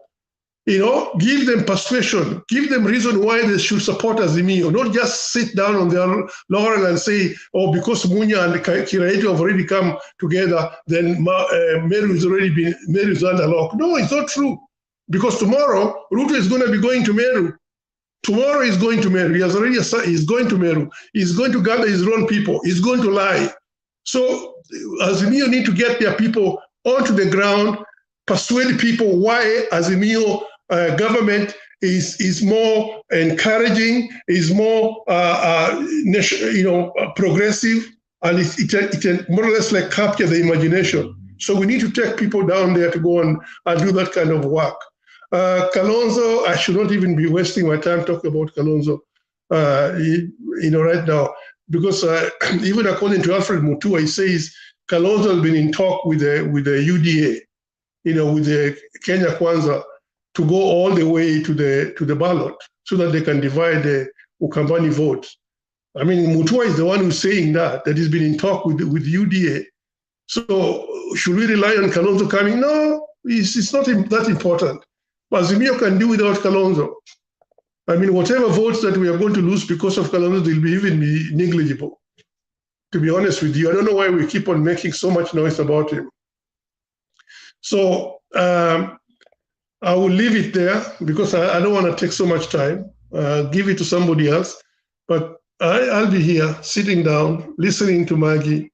Maggie, I just want to tell you one thing also, that all that concern you have about the, let's say, factory or in fish industry is what BBI is now capturing. Structured. It's now going to be structured, because initially it could not be done the same way you are saying, but now they're expecting each county or sub-county to have an industry that is producing things from the local area. So that will capture the fish industry where you have a factory in those particular locality. That's BBI, structured, well-meaning proposal, not knee-jerk thing that Kenyatta is the one who decides which factory goes where, whether he takes it to Gatundu South or is in his own backyard. No, this is now going to be structured. Thank you. Back to you, Bernard. Okay. Thank you, Fidel. Alex, umeresign. Bas twende kwa Kamau. Kamau ndo turudi kwa Kenya, naambiwa hivyo. Asante sana. I greet all of you. This is another day that actually is the morning, and tuko hapa kusikiza mpaka asubuhi maoni tofauti. Lakini kwanza nitaanza na Fidel, nimwambie even before the BBI comes to line up the issue of companies in counties, counties like Makueni, counties like Kitui, they have already started that. They have their companies, and that tells you that we are no longer in the dispensation where the president have a lot of say, because we have a new constitution that dictates that there are two levels of government, that is the presidency or the main government, and the other 47 governments. Having said that, also to want to tell you that in the lake side or in the lake belt, there is a parastatal fully fledged, named Lake Basin parastatal. It looks at the matters to do with the lake, and it is also Lake Basin Development Authority is not only for the lake. It goes all the way to Kisii, to Transmara, all the way. In fact, the way it was structured was very unfair. Alex, you're out of order. Alex, I'm telling him. Ngoja kwanza. Okay, okay. You ask for point of information, then give information. You don't just heap information on people like that. Kamau is my friend, so don't worry. Yeah. Thank you for friendship, but orderliness here is important. Thank you. Kamau, go ahead. Alec, I stand also educated, but I also believe that when it is lake basin development, it deals with a lot of lake issues. Anyway, I'll just bring that as an idea, as a thought, because I know their main mandate is to deal with issues concerning issues with the lake. But that is just by the way. So personally, today I want to talk about the Bodaboda issue. Fidel.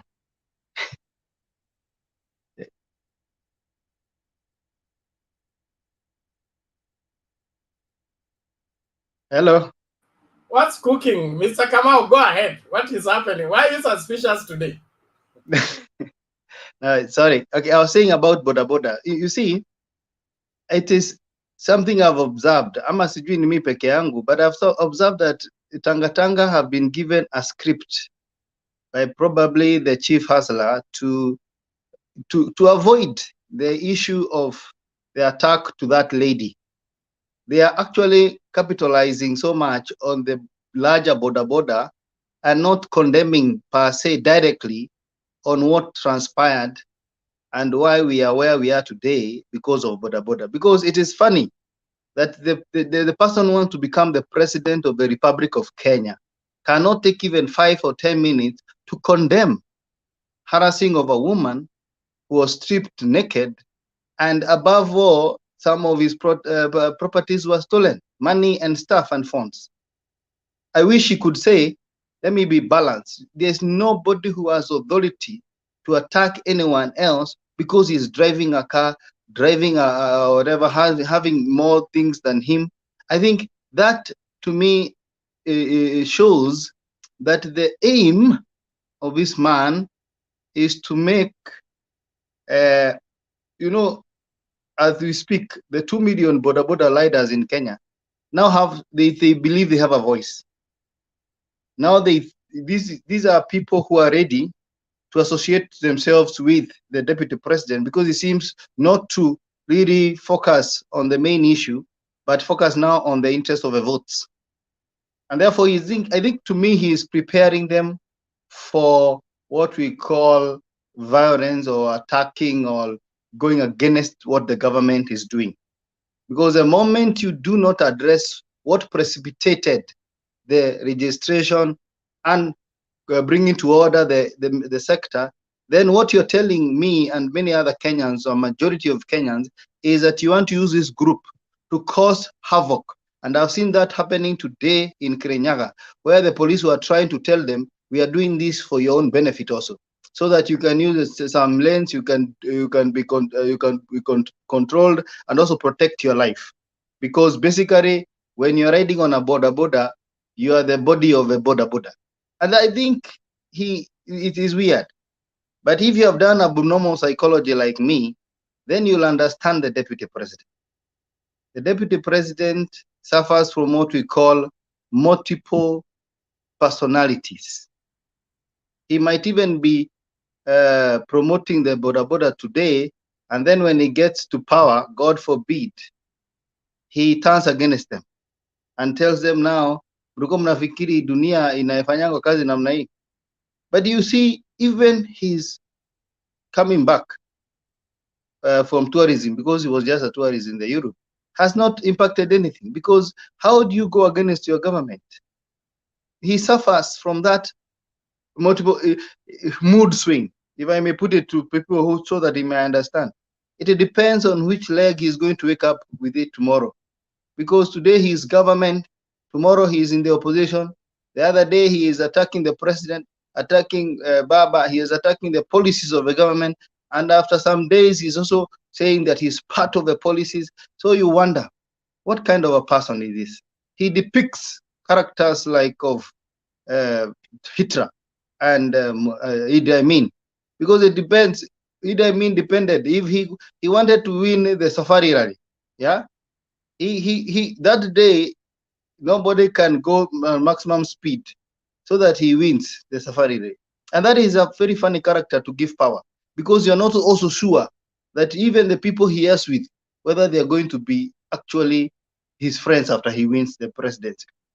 And therefore, personally, I'm so disgusted that a whole person who has a possibility of becoming a president of Kenya and to lead me for the next 5 years is actually not so much concerned on the policies of the government and things that actually are affecting men and women, and particularly women.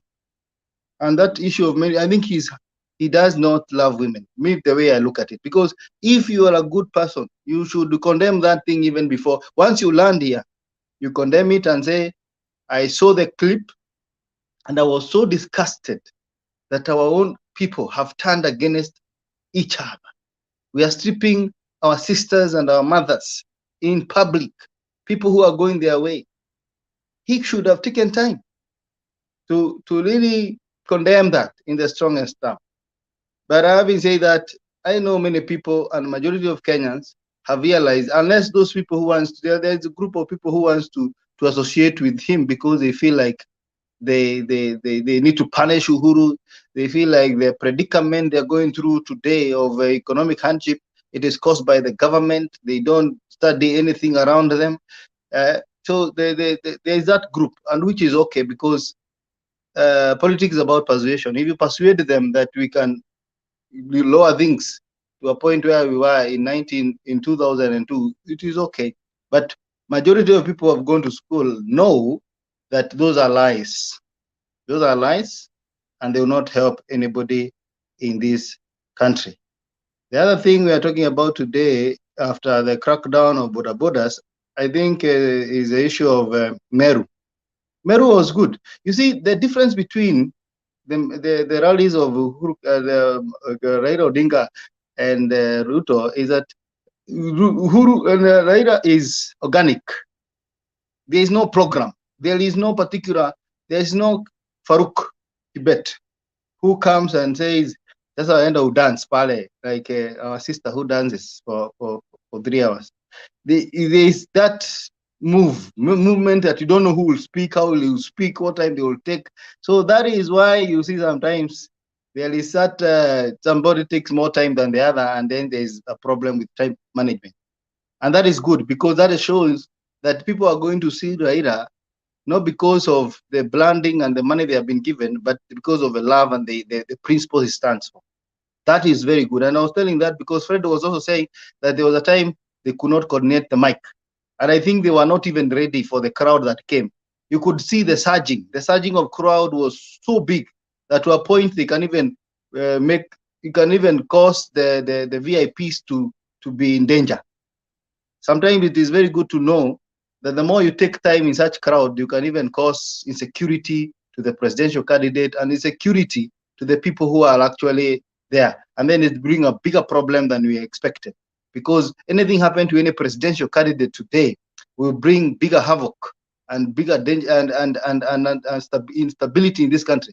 Even if it's Ruto or Raila or whoever, we will have to halt the presidential process as we wait and see what actually happens in this country. We are very fragile as a nation. So when you are in a rally, and particularly in the shopping center, and you see the crowd surging, and there is a lot of singing, I think it is good to control the time, so you take the shortest time possible to avert a possibility of anything stupid happening, because not everybody is in that rally coming with the same intention. We might mistake that there are people who are there because they love Baba, but they are there to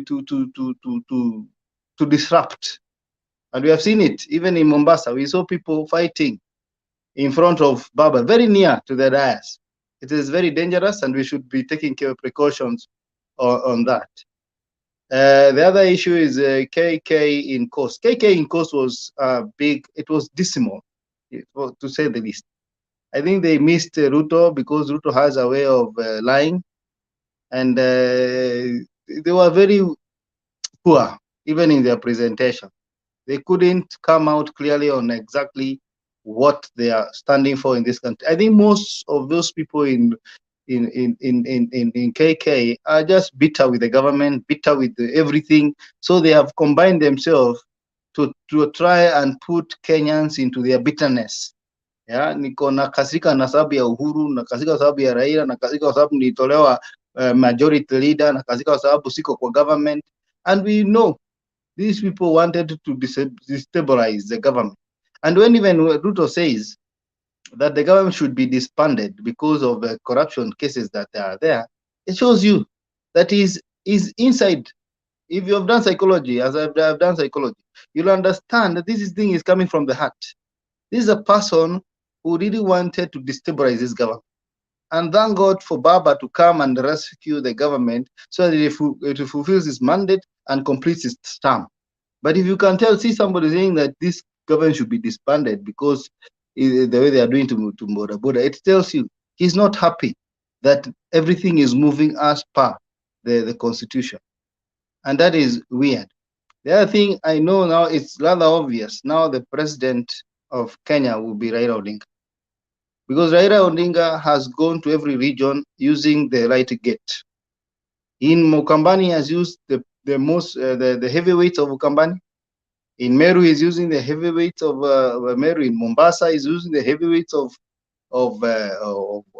Mombasa. Nairobi, the same. In Kisii, the same.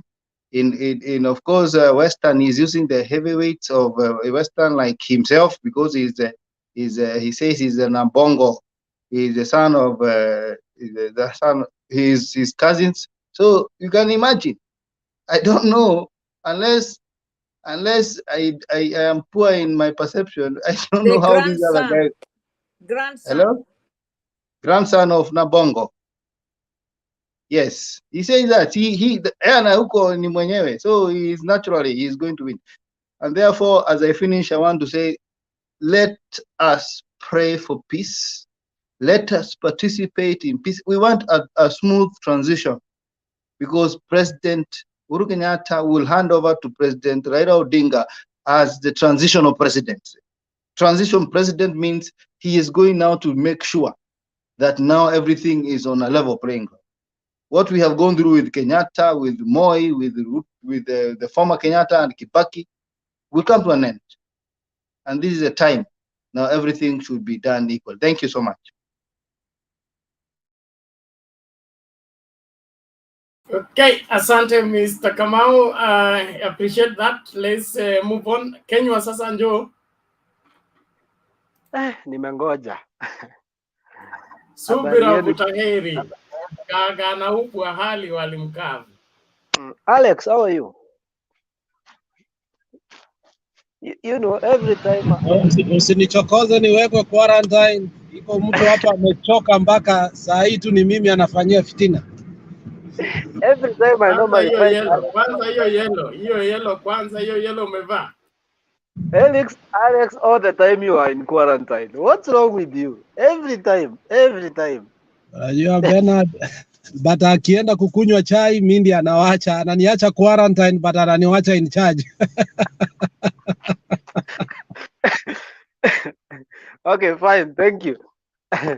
Let me just say hi to everyone. Princess, Emo, Kamau, Fidel, Corins, Penny, and Kevin.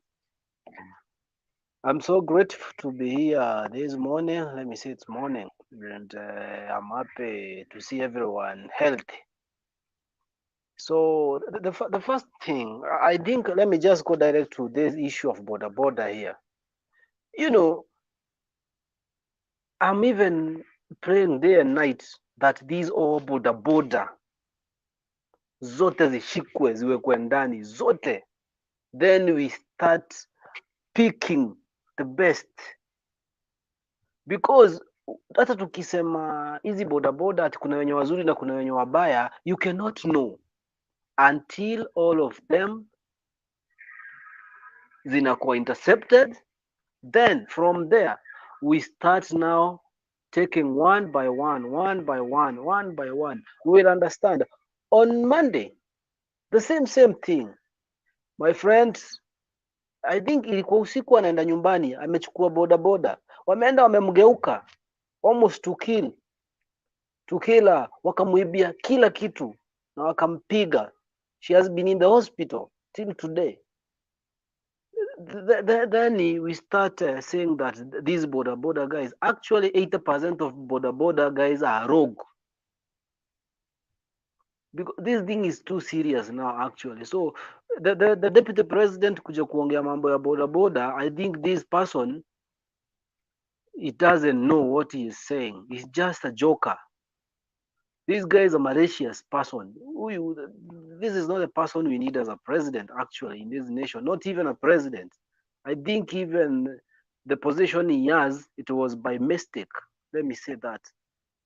Because instead of him to come and talk something to do that this thing wasn't good, yeye anakuja anaanza kusema ati juu KEMSA iliibiwa so to disband the government. I think this guy didn't do even this PhD. So I feel so disappointed about hiyo shughuli yake. And Mr. President said very much well, hii kitu some people will take it for political, and definitely the UDA wing started doing that. So, and you can ask yourself, why is that William Ruto opposes everything that comes from the government? Everything. 2010 constitution, he opposed. BBI, opposed. And everything that comes from the government, he opposed. Because this is the person who doesn't want peace. And Mr. Ruto was annoyed because of handshake, because he wanted to use no peace for him to get soft presidency. Alikuwa anataka tukue tunapigana full time ndio apate time mzuri aone kitu ya kufanya kuwe rahisi, hatutashughulika na kufanya kumuinterrogate in anything. And that thing now is known very well. This guy doesn't love peace na hatumuhitaji kama president. And I think vile Uhuru alituambia Sagana, in future akibadilika kuwe mtu mzuri, maybe he can be a leader. So for that purpose, I think huyo jamaa ako tu na zake. Let me go to Meru. You know, in Meru, so I'm very glad because nimetoka Meru. Leo I've been in Meru. And the guy who was talking about Meru, about Kiraito and the lady, I think angekuwa hapa ningemuexplainia because he doesn't know Meru. Meru is the only place that people listen their leader. Kiraito Mulonge has been the government, na Kiraito Mulonge hakuna seat amewaivai for akakataa kuchaguliwa. Hakuna. Kiraito has been an MP, has been a senator, has been the governor. Hakuna siku. And if they want me to tell them about Imenti, I just tell them very much well. I have land in Imenti, it's almost so. So Kiraito Mulonge wakiwa na Munya, hao watu hakuna kitu ingine tunahitaji. Kawira Mwangaza ana bado hajafika hiyo class. Those guys, if they are in Azimio, Meru, it's sealed. And if you really want to confirm about today. The dancing was there wasn't because of money in Tigania. That wasn't because of handouts. It was the real love and understanding everything. So in Meru Azimio, it's locked. The only place that I know there is a bit of confusion, it's in Tharaka-Nithi, where I come from now. That's the only place. Tharaka-Nithi is not Meru. There is Meru and Tharaka-Nithi. Tharaka-Nithi is a place, that's the only place that there is a bit of confusion right now. But you can see the professor has joined Jubilee. And you know, professor is going to beat Muromi Njoke very early in the morning. I've been in Meru, it's where I come from, and on the ground, I know everything, how things are going. So in Imenti, Meru County, it's Azimio will get a chunk of votes comfortably. In Tharaka-Nithi, it's a place that we are trying to struggle, but Tharaka-Nithi doesn't have a lot of voters than Meru. Tharaka-Nithi is we are tuko wadogo, hatuko wengi. So for that purpose, Baba will just also get some votes there, and with time, tunaenda kufukuza UDA Tharaka-Nithi bado. With time, it's a matter of time. Tutawafukuza tu huko pia. You see, even in Tigania, there is a UDA office was closed today. I think people didn't see, most of people didn't see that. A UDA office in Tigania, it was closed and painted. Nothing like UDA there. Today, it was closed. So for that purpose, Azimio in Meru, that was good. Na Ruto hata akienda huko, hakuna kitu atafanya Meru. That's the point. Hakuna kitu atafanya Meru hata. Because the moment Kiraito didn't go to Kenya Kwanza, Meru, they are guided by Jorincheke, and whatever Jorincheke says, that's the thing that those are our leaders that we normally follow. Not like the way, DP cannot come to Meru and incite us to disrespect our leaders like the way he is doing to Kikuyu in Central. He has tried in Central to demonize, to poison people from there, to disrespect their leader. But in Meru, he cannot. Meru, it's a no-go zone. He cannot. We respect our leaders, traditional leaders. So for that purpose, hiyo hata aende huko mwezi moja, hakuna kitu atakuwa anaenda kufanya huko, as long as ana Kiraito na Munya. Then about KKA in post, hao ni watu wameisha, wacha wazunguke tu juu saizi hata hawana pesa ya kupeana, pesa imeisha. So hao wacha waendelee kuzunguka. And one thing I would like people to understand is that Kenyans washakuwa werevu, washajua everything. Kenyans know now, they had enough time to do a research, na ile research Ruto alikuwa anataka tusifanye, Wakenya washafanya saizi, wanajua, and that's why at the end of the day UDA will remain in Rift Valley peke yake, nowhere else. So for that purpose I think I'm good about that. Na mambo ya Meru, mtu akitaka niulize, mimi nimeshinda Meru leo Tigania, nimekuja na nimefika Nairobi, so I know I've seen everything that happened in Meru. Na baba hakuingia hata Nkobo, so hakukuja pande ya Nkobo kwenda Tharaka Nithi. He didn't. It was only in Tigania to Meru, that's all. So anything to do with Meru, Kenya kuisha, they are not lucky. Let them try in Tharaka Nithi a little bit. So thank you. Naona Fidela na inua mkono, maybe a question you can ask. Benali, can I ask Eric a question? Yes, go ahead, Fidel. Yeah, Eric, you said the professor is running for governorship in Tharaka Nithi. Which one is it? Which professor is that one? And do you have any information of what is happening in Embu? Because that region is almost the same region, Tharaka Nithi, Embu, and Meru. And Mbeere too. How is Embu coming? Huh? Okay, thank you so much, Fidel. About Embu, I'm not much conversant with Embu, but in Tharaka Nithi, it's called Professor Njoka, Chuka University. He has been doing great in the ground. He has been helping people, development.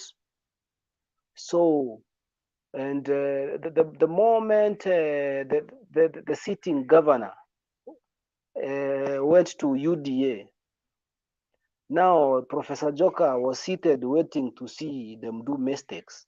Then finally, yesterday, he joined a Jubilee.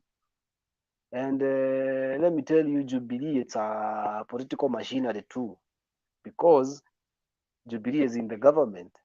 So can the sitting governor Njoke atapata shida kubwa sana, and that's why Kindiki alikataa stori ya kusimama governor. Reason, aliona profesa hataki kuingia UDA, Muthomi ameingia UDA, so akaona chances to lose it's 99%, akaona hataki aibu, so akadecide achie Muthomi yeye afail peke yake. I'm in a group ya Tharaka Nithi County for governor Muthomi Njoki.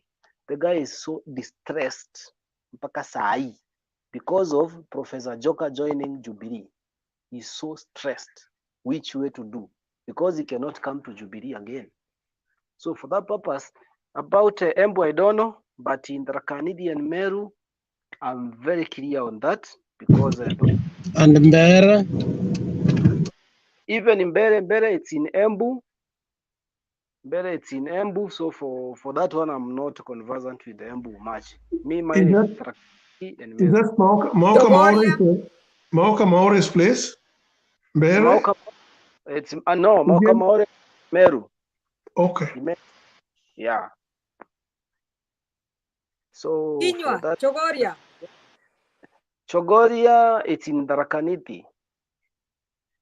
And the MP that we are planning, it's good for this time that as a high rating, it's in Jubilee, it's in Azimio. So I think things are going shifting day after day, day after day, day after day. Then this Senator Dinturi is going nowhere. Dinturi was told either to come back to us, to come to Azimio, or to go home. So Dinturi, he has to choose which way to go. He is not lucky in Meru. Thank you.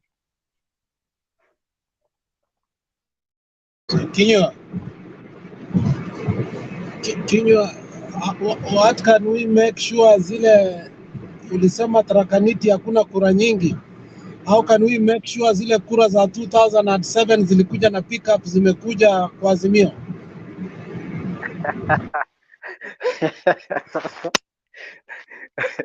That was heaven. You know, that's a gone story, but by that time people didn't understand a lot of things. You know, we didn't have a devolution by then. Now we have devolution. Things are very well organized. So you can even confirm with even the money, the budget, the allocation that the Rakaniti gets. Now you can see what to see wengi. But at that time you couldn't tell. So Kwa hivyo walikuwa ghost electors.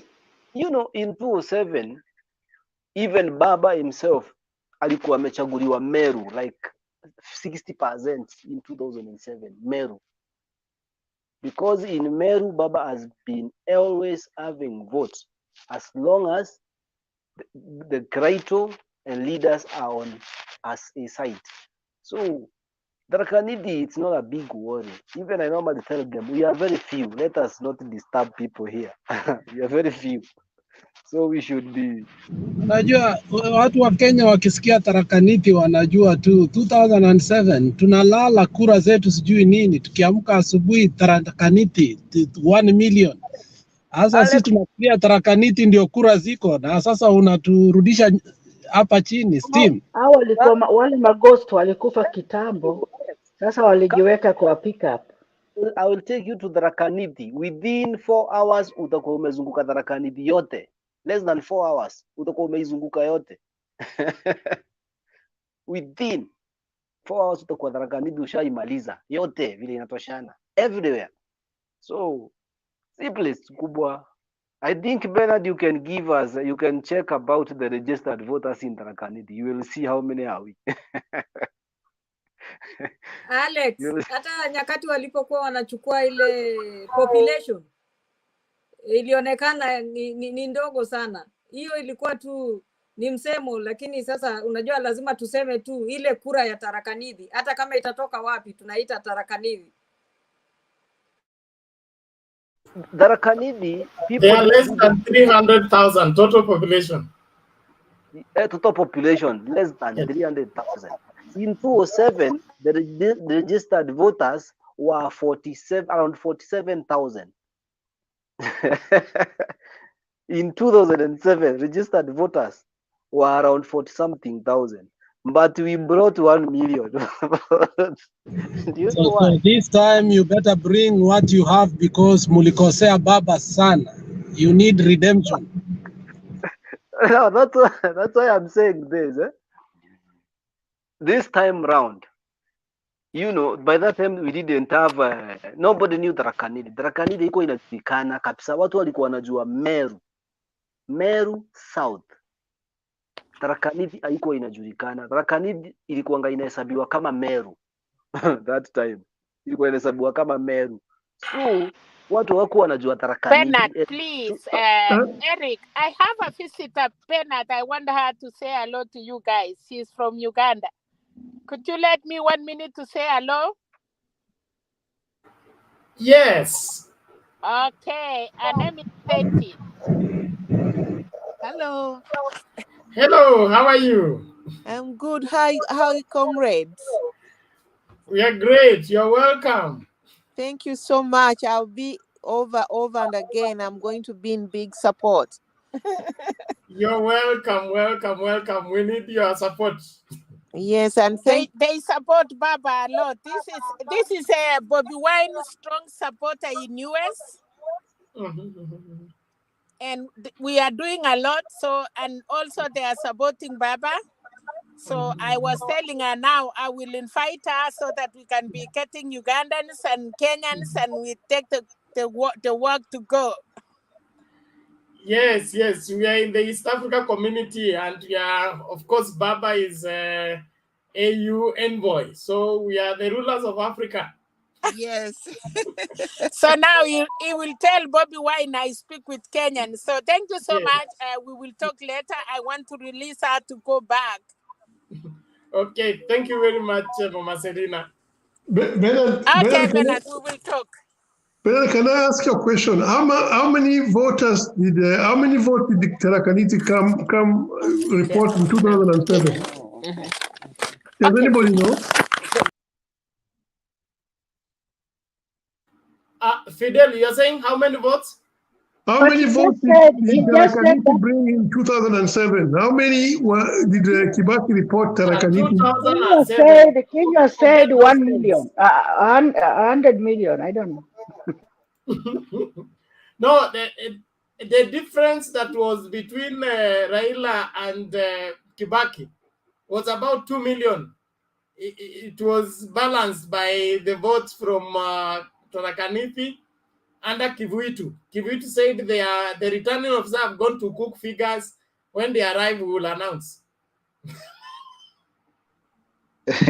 Bernard, can I clarify something on the Raganidi? There were million. There were 1 million. It was 1 million. No, it wasn't. You But better I think clarify kwa sababu hiyo inaleta emotions. Tafadhali, let's keep order. Mkianza kwenda hivi fast, tutaanza kufunga station kabla ya wakati. Kamau substantiate something about Tarakaniti. 207 was a movie. And we all know what happened because the strongholds of Baba were all counted before some specific locations that were designed to be delayed. If everybody remembers, Molo had not submitted, Githongori had not submitted, a place like, a very near place like Limuru, you'll find that there were about 5 areas that had not submitted. And the intention was, when everything has been counted for Baba, and we are confessing because it is very wrong. Me personally, I had actually congratulated people of ODM because by Friday he had won with the 2 million votes. But the design was count everything for Baba and then let us know where to top up. And if you can remember the court case, they had meticulously topped up accordingly so that they can now eradicate the big number of Baba. So it wasn't the Rakanidi alone. It only the Rakanidi came out because not many people knew about it. But the votes there were much more than the registered voters. And that is where the problem was.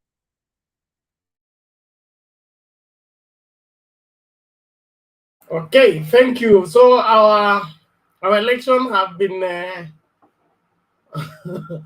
prearranged to make certain people win and others lose from long time ago. Bernard, in 2007, I voted for Baba, and I felt so much painful to see Baba lose in my county because even my vote didn't count. I don't know where it went because I was seated at Starling Center and I was very agitated and frustrated because I wanted even to ask them, where is my vote? I want to see my vote because I felt so bad. Actually, because in 2007, Baba was not even everywhere. Baba was voted everywhere. So I felt so bad, man. My vote didn't count. But anyway, at least this is payback time. At least it's easy to tatulia. That thing has been disturbing me for so long. As well, there is always payday.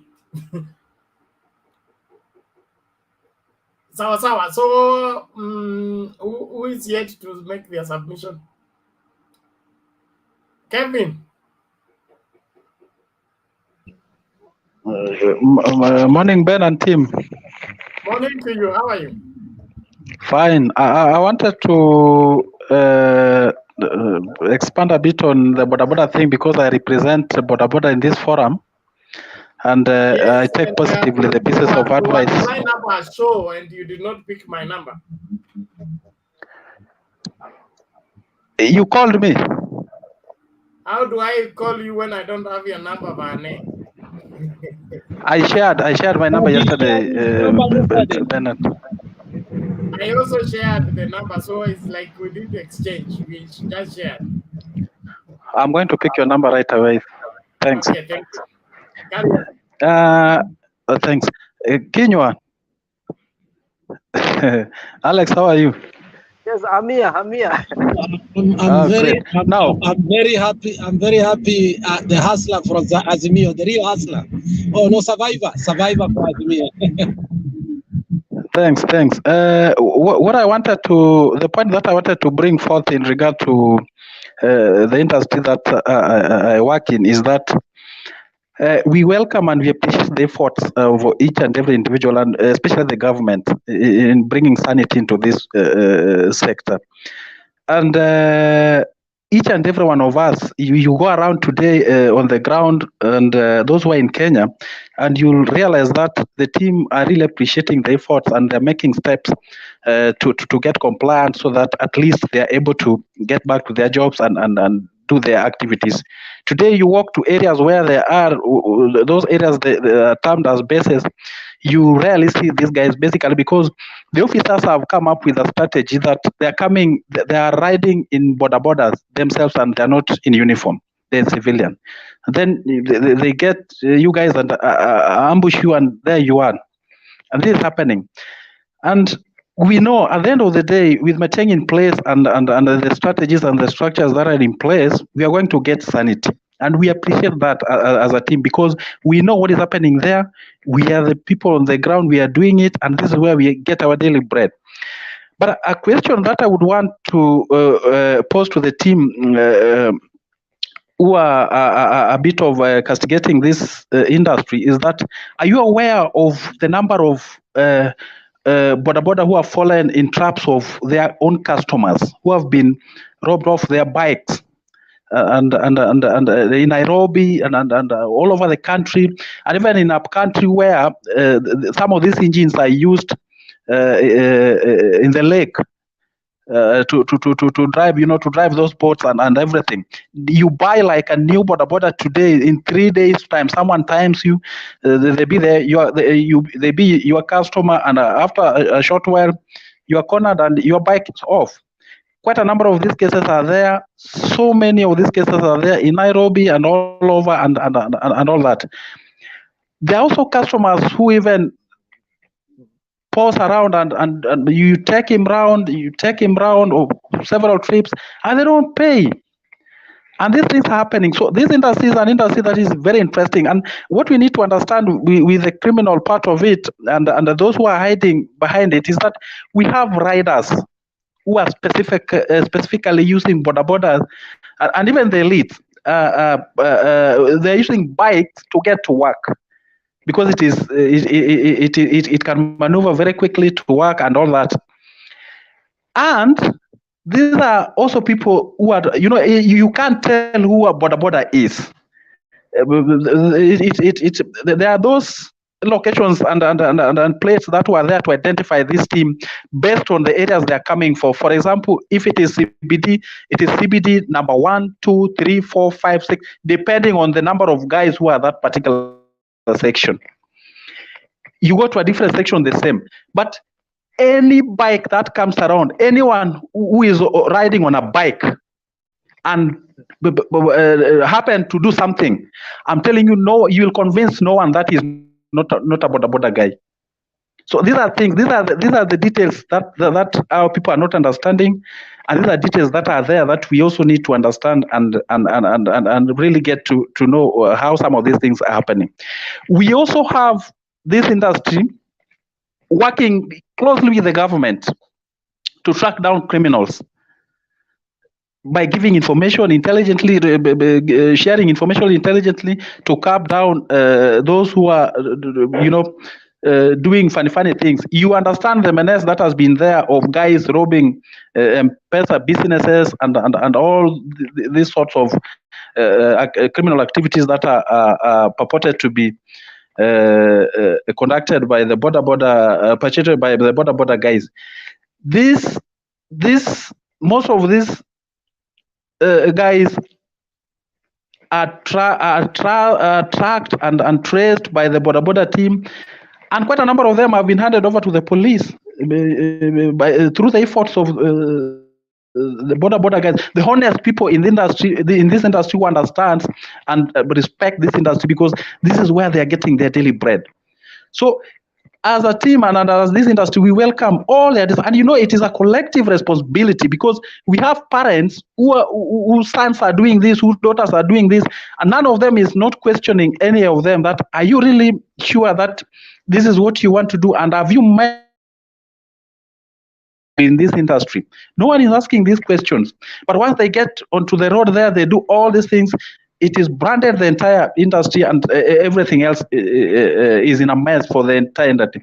You can't go somewhere and tell someone that you are a Bodaboda guy who can give something different, who can offer something different in this industry as compared to others, and the entire branding that has been there for entire industry, that no one can trust a Bodaboda guy.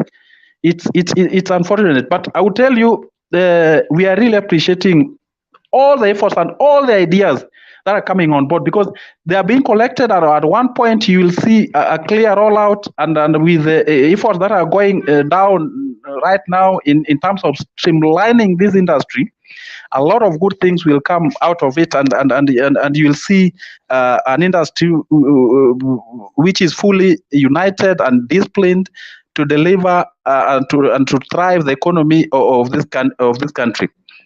Back to an issue that was raised by, I think, Princess OMO. She has left. The issue of county government and the new constitution and devolution as a whole. This was a strategy to assist Kenyans and especially the marginalized communities in terms of development.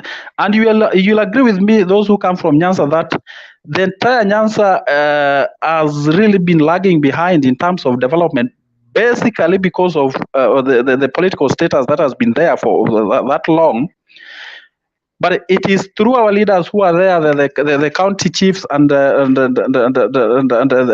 senators who are there, and all leaders who are under the new dispensation, to take responsibility and really deliver what is supposed to be there in terms of development, and to ensure that at least there are things, there are engagements, there are serious talks and proposals and engagements that can bring development on the ground and to the common mananchi back in the counties. And someone talked of the guys going taking ODM Azimio team. I think it was Sina Fidel, who was saying that Azimio team should not just joke around. They need to get down into the ground and ensure that we get votes for Baba to win the coming elections. I agree with that, and that is why we have appointments. You look at Kiraitu and Monya, and they said in their own statements that they are going to hit the ground, and this is why we have appointments in each and every place that are attached to Azimio, that are attached to this bigger movement, to mobilize their backyards, to mobilize as many voters as possible to vote for Azimio. So it is a collective responsibility for the entire team, Azimio team, at least to ensure that we don't leave any stone unturned, and just to ensure that we get and form the next government. In regard to the issues of Nyanza that were raised over development issues, especially with the fifth coming on board, that is Raila Amolo Odinga, is that Nyanza, like any other section of Kenya, has a right to present their issues that need to be addressed by the government, the incoming government. And this is an area that has been neglected for a long. Not that these proposals are not there. These proposals have been in place. They have been forwarded, but they are hidden under the carpet. They are lying somewhere. They are lying in the dustbins. They were burned somewhere. So we are not short of ideas. The ideas are there. The proposals are there. We are waiting for a full implementation of the good ideas that have been proposed by the people coming from these areas, so that at least we can also realize the economic growth and change that is required for the entire country.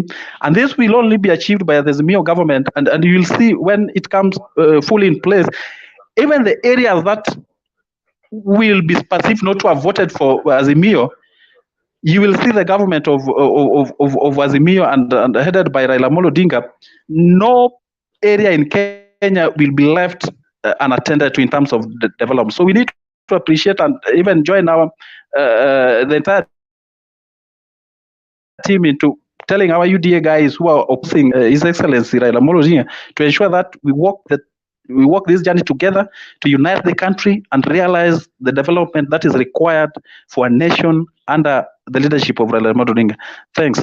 And it is good Kenya and the team are realizing and appreciating that at one point they did something bad, because Kenya said even his vote didn't count. He was even about to raise it. I think he would have raised it. It would have been very okay. Thanks. Bernard, can I ask Kevin a question? Sawa sawa, uliza. Kevin, thank you very much for your presentation. I wanted to ask you, it's just a concern. Is there a time when a Bodaboda person has been hit by a motorist and the Bodabodas themselves have come out and maybe even defend that particular motorist and maybe escort the motorist to the police station instead of trying to pay for their blood or trying to lynch them? I just want to know if there's any moment at all where an accident has happened between a motorist and a Bodaboda without the Bodabodas taking side on the side of their comrade, instead of us looking at things in a more natural way, that it's an accident. This person who has hit the Bodaboda is, needs protected. So the Bodaboda people make sure that this particular individual is taken to police station instead of being lynched, which has been their norm, because their lynching is they immediately start burning that person's car. Immediately you touch a Bodaboda person, the next thing they do is to burn your car without even asking finding out whether the Bodaboda person is the one who was on the wrong or the motorist was on the wrong. Assumption is made that it must be the motorist who is in the wrong. You cannot touch a Bodaboda person. So we must ban you. So they ban you, they ban your car, and they violate you in whichever way they want. And two, that's just question number one. Question number two, I also wanted to ask you, do you know any people or activists who have already gone to the ground, who are doing the actual work? Not just people who are talking, on the rallies and all kind of stuff. I'm talking about when we say people should go on the ground, and you're saying, it's a collective responsibility. Are you aware of any person whom you know who is actually on the ground there, talking and soliciting votes or espousing Baba's principles on the ground? Just two questions I just wanted to ask you. Thank you, Bernard. Thank you, Fidel. Bernard, allow me to respond to the two questions that have been raised by Fidel. Number one, the question of a scenario or an example or situation where Bodaboda team have said, no, come on, you guys, it's not right. This is not the way to go. Let us do this. Let us do that. Yes, there is. The issue here is that the higher percentage of scenarios that we've come across is a scenario where people, the Bodaboda team come up and start laying blames on the motorist and doing all these funny things. But we also have cases that have been singled out to a Bodaboda guy is a guy who has done something wrong to a motorist, and they feel sorry. And in fact, a good example on Airport North Road, there was a case where a Bodaboda guy had an issue with aliingilia a motorist vibaya. He drove just before they negotiated kakona bali, akamuingilia vibaya na this guy akagongwa. Yes, they came, but this particular person mwenye alikuwa amegongwa ndiye alisema pana, mimi ndio nimeingilia huyu mzee vibaya, tafadhali let us not go that direction.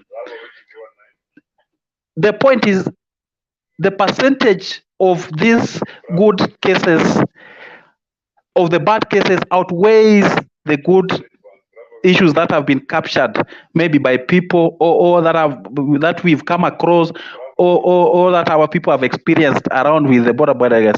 But there are cases where these guys have even taken people who are injured to the hospital just to rescue, with that act of brotherhood, even if they are on the wrong. It is only that the number is, the bad issues that have been picked, the percentage is higher than the good, is basically because of the issue that we are saying, that we have a number of people in this industry who are not sober, the way you've been putting it. But we also have a number who know what they are doing, and what, in fact, we have a number of people who don't get into they will walk away, they will ride off such crowds, especially when issues are coming of where they are taking laws into their own hands and they want to beat up people and all those manner of bad things that they are associated with. Another issue was the issue that you've just spoken about, that we need to, you've asked whether I know of people who are on the ground. Yes, I know of people who are on the ground in Eastlands, where I stay in Nairobi. I know of people who are going down there and they are not doing this thing, and they're not even telling someone that, I'm doing this and this and this, but they are eating the ground and telling guys, can we elect Azimio government for us to see a change, for us to see a better Kenya, an inclusive Kenya for tomorrow.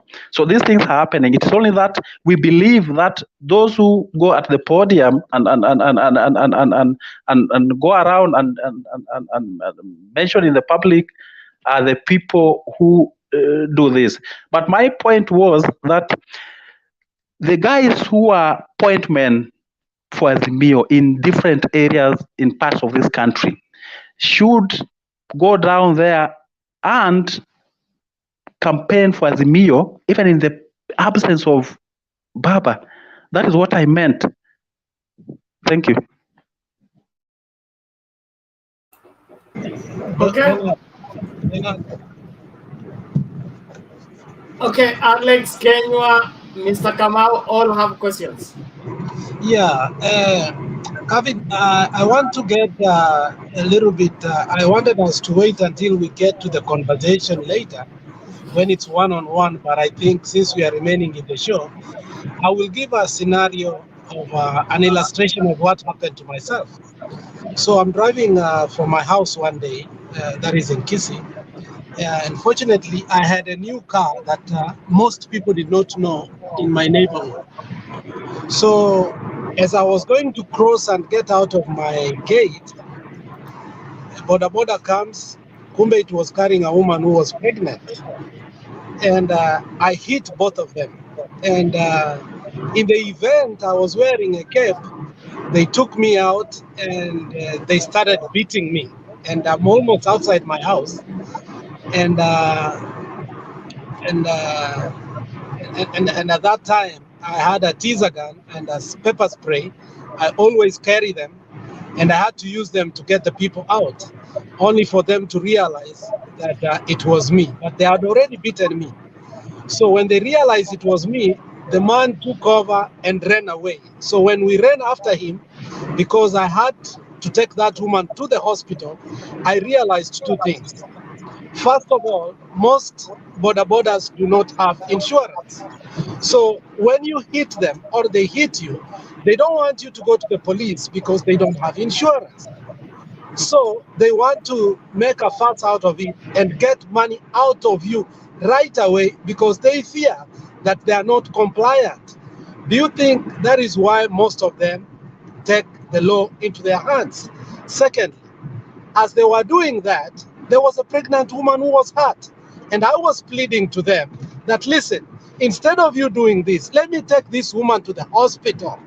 And they could not even take, they were not even caring about the woman. So in the end, that woman started bleeding. By the time I took her to the hospital, the rest is history.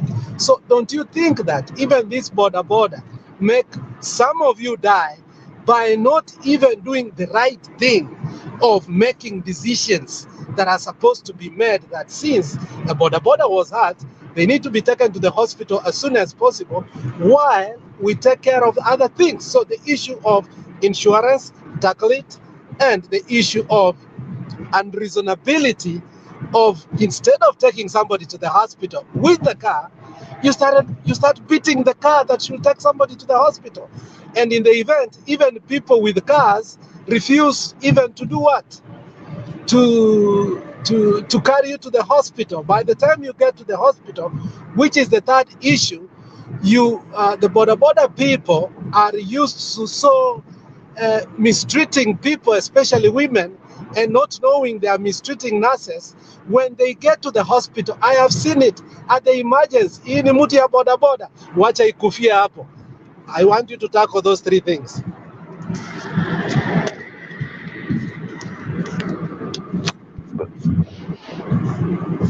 Can I respond to that? Hold on, Can I Kevin. respond to that?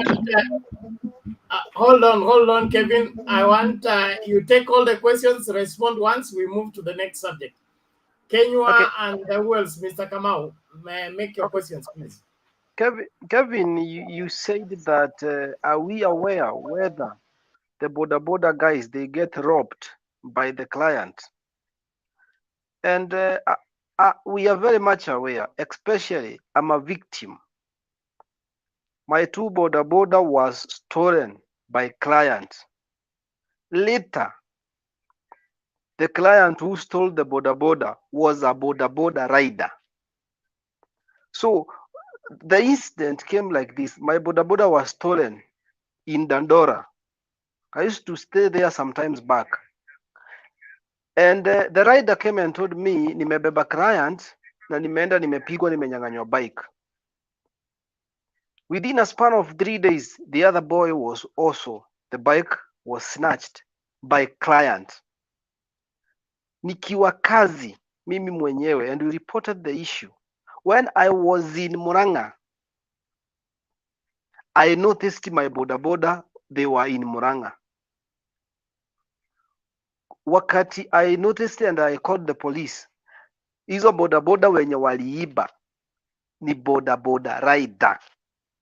So I'm 100% sure mtu ajui mambo ya bodaboda aezi iba bodaboda. Themselves, wao wenyewe ndio uibana motorbike. Wao wenyewe ndio wanaibananga, because those mine were stolen by bodaboda riders too. I recovered them, but hakuna clients. Wao ndio wanaibananga.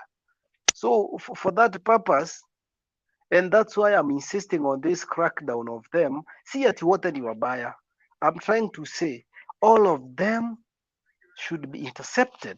Then from there, trust me, tutajua bodaboda yenye ni ya uragai ndio itajulikana na yenye si ya uragai itajulikana. Then let me ask you one thing. If someone's come with a bodaboda in a stage, before you give the stage number, I don't know how you call it, what do you require from that person? From my own understanding, maybe it's a driving license and an ID. Is it true, Kevin?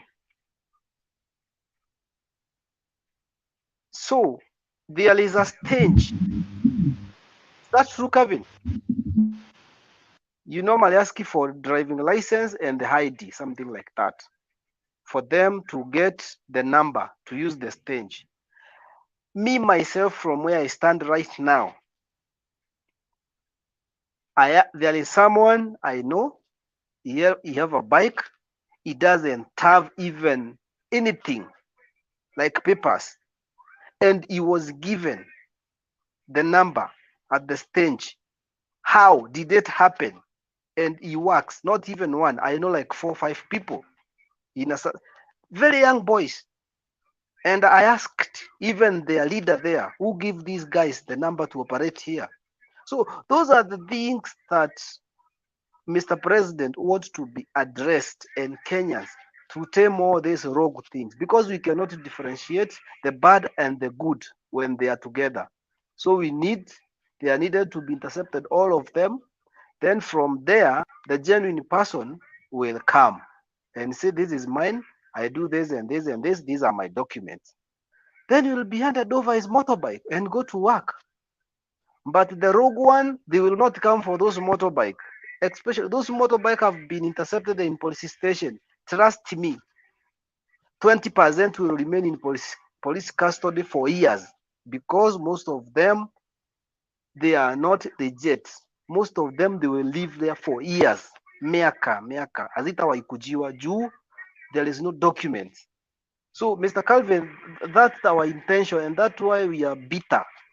Not about everyone, Calvin. We know. Is that a question or what, Eric?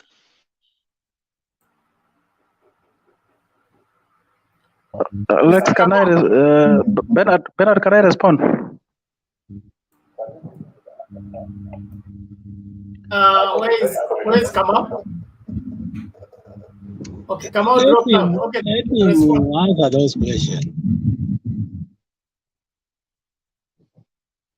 Can I respond? Go ahead, respond, please. Thank you, Kinyua and Alex. My quick response is this. I'm in your shoes of the experiences that you've gone through, and I'm sorry on behalf of the team.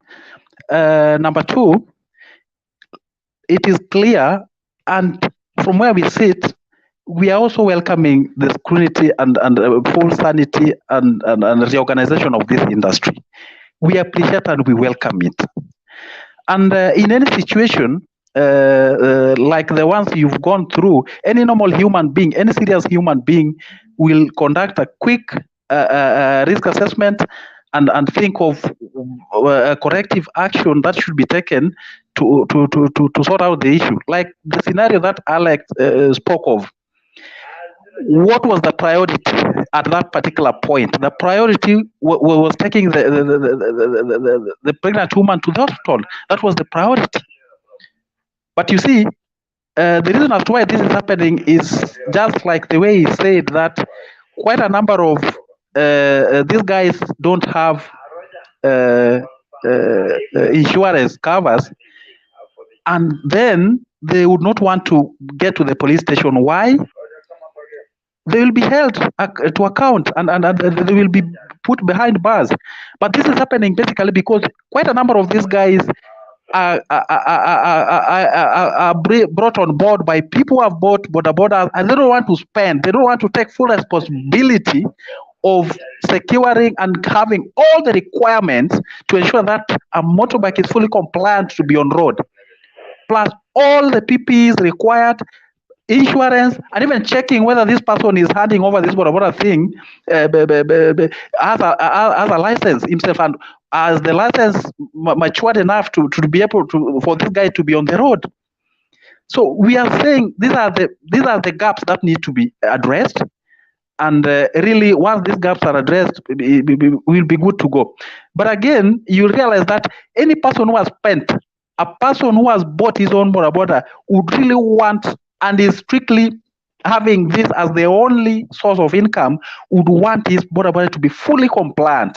So the issue of insurance covers, the issue of PPEs and all these things will be in place because they have invested in this as a source of income, as a job, as an industry, as their own offices to help them put food on table.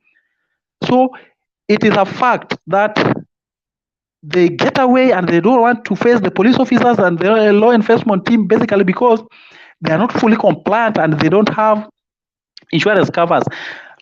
And this is in line with what I've explained, that some of them are brought on board by people who have bought these borders and they don't want to take responsibility. That is why even after some of them taking committing some of these accidents, they even run away. Order, Kevin. I think you've made your point. Huh? I want us to move away from there. It is we are all on the same page. The Bodaboda industry needs to be streamlined. People to be compliant so that we are safe and they are safe. Without that, will be the risk we have risked ourselves for too long needs to be put in place so that when everybody resumes into their places of function as bodabodas, itajulikana nani ni nani anafanya kazi kwa niaba ya nani, na the government should be in control. The other aspect of bodaboda taking full whatever the law in their hands, that should end. And I think one of the reasons why probably the DP and his team are angry with the crackdown is because they had investment of probably using these different centers for political gains, but now that will not be possible because the streamline has begun at the wrong time. Probably they would have preferred it to start in September, in October, when there is a new government. I am happy that this is being done now, and regardless of the pain that comes thereby, I think it will have a good ending. And let's all pull together to see to it that sanity comes back on the roads. It is very risky what you see happening on the road, either by the bodabodas or the other motorists, and then the people being entitled to breaking rules. There are two categories of drivers on the road who think the road is meant for them and others after them. That the matatu drivers and the bodaboda drivers, riders, they think they can drive in any corner and on any pavement and anyhow and cross you anyhow they want. And if you stop them, they even punish you for the same. They are the traffic rules, they are the traffic officers and everything. All that madness needs to stop. We must have sanity in our country. And so nashukuru Kevin kwa kutuongelesha kama mtu wa bodaboda na nasimamia kikundi cha wana bodaboda. Nimepeana namba yangu pale. Naomba tutapanga show ya story ya bodaboda pure for 2 hours tuongee masuala yote. Sasa hivi naomba tusonge mbele ili tusikwame hapo sana, na Temba amekuja. Hiyo unajua sasa niko karibu kung'atuka.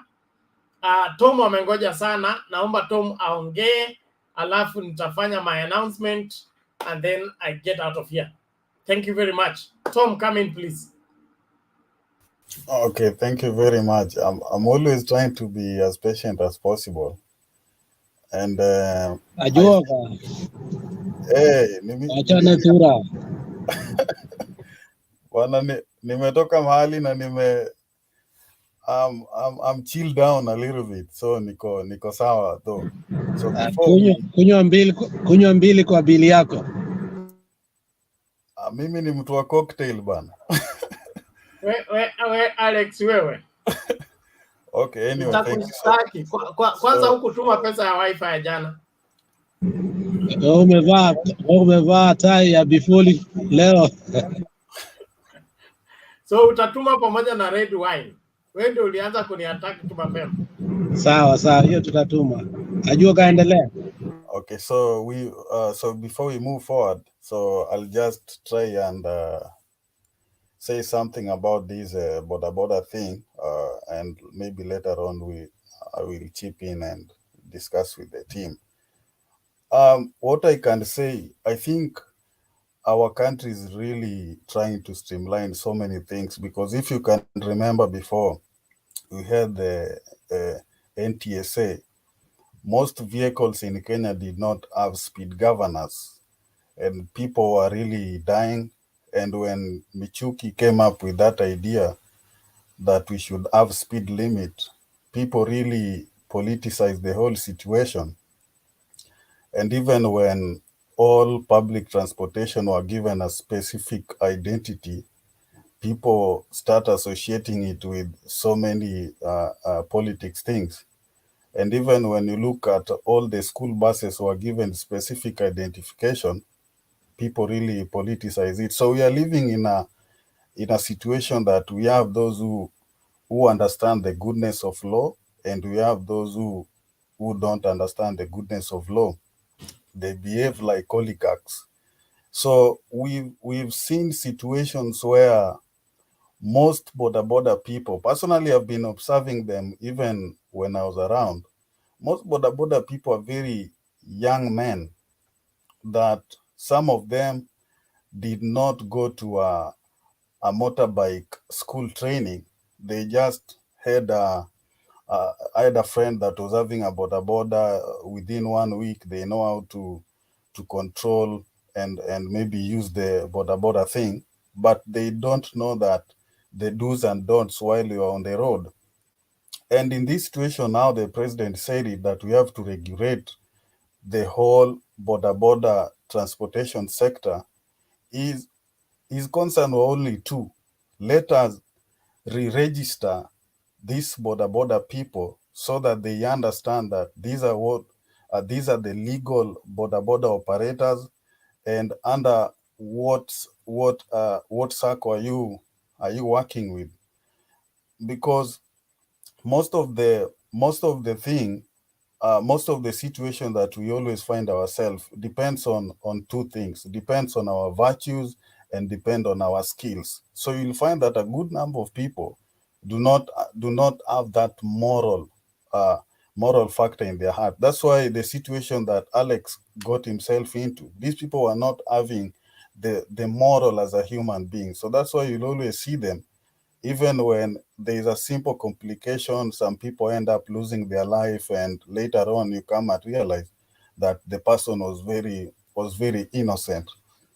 So I would say that even if maybe, I mean, this deputy president is associating the process with the county government, I think he should not be always coming up with issues and try and relate them with politics, even if you want to be the president.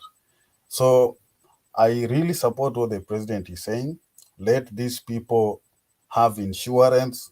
Let them have the correct and the right age. Even Alex, wherever you are, for you to start driving, you must be 16 and above years old, and you go for the temporary license, and you go for the permanent license. So temporary, you must know what I should be doing while I'm on the road and what I should not be doing. Then you go for the physical now road demonstration, that you can really handle a vehicle. So I think these are some of the things that the president is trying to do. Let us be good operators. And I really condemn what the guys did to this woman, because we are in a world where women have really suffered a lack of democracy for a long period of time. And Kenya is a country that is trying to ensure we are on a high level democratic process. We should not have such a situation where people now trying to compare two things. This one was bigger one, this one was smaller one. No, that's not right. When something is wrong, let us call it.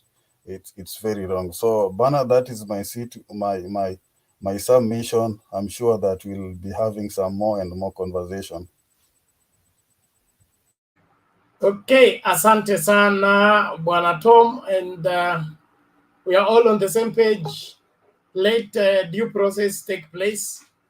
Now, every change is not easy, but always possible, and it's always for the better. They say change is good as rest. So, as much as we'll have some people who will cry foul foul, it is good for us to make right what is wrong, before it is too late. Now, naomba tu nipeane hili tangazo, and then I will hand over to Themba. Tomorrow, which is today at 7, that's East African time, 7 p.m. to 9 p.m. before we begin this show that we are in right now, we'll be having a special show with Brenda Kangai. She's an aspirant for women rape for Nairobi. She's young, eloquent, and outgoing. She needs your support in her campaigns. And so she'll be doing a fundraiser on this particular channel. And we wish to give her the support that she needs. And so please join her for the show. She'll be telling you what she stands for, what she wants to cause to happen in Nairobi when elected as women rape. And she looks a promising young leader that she will be something serious come the future of, or in the future of the leadership of this country.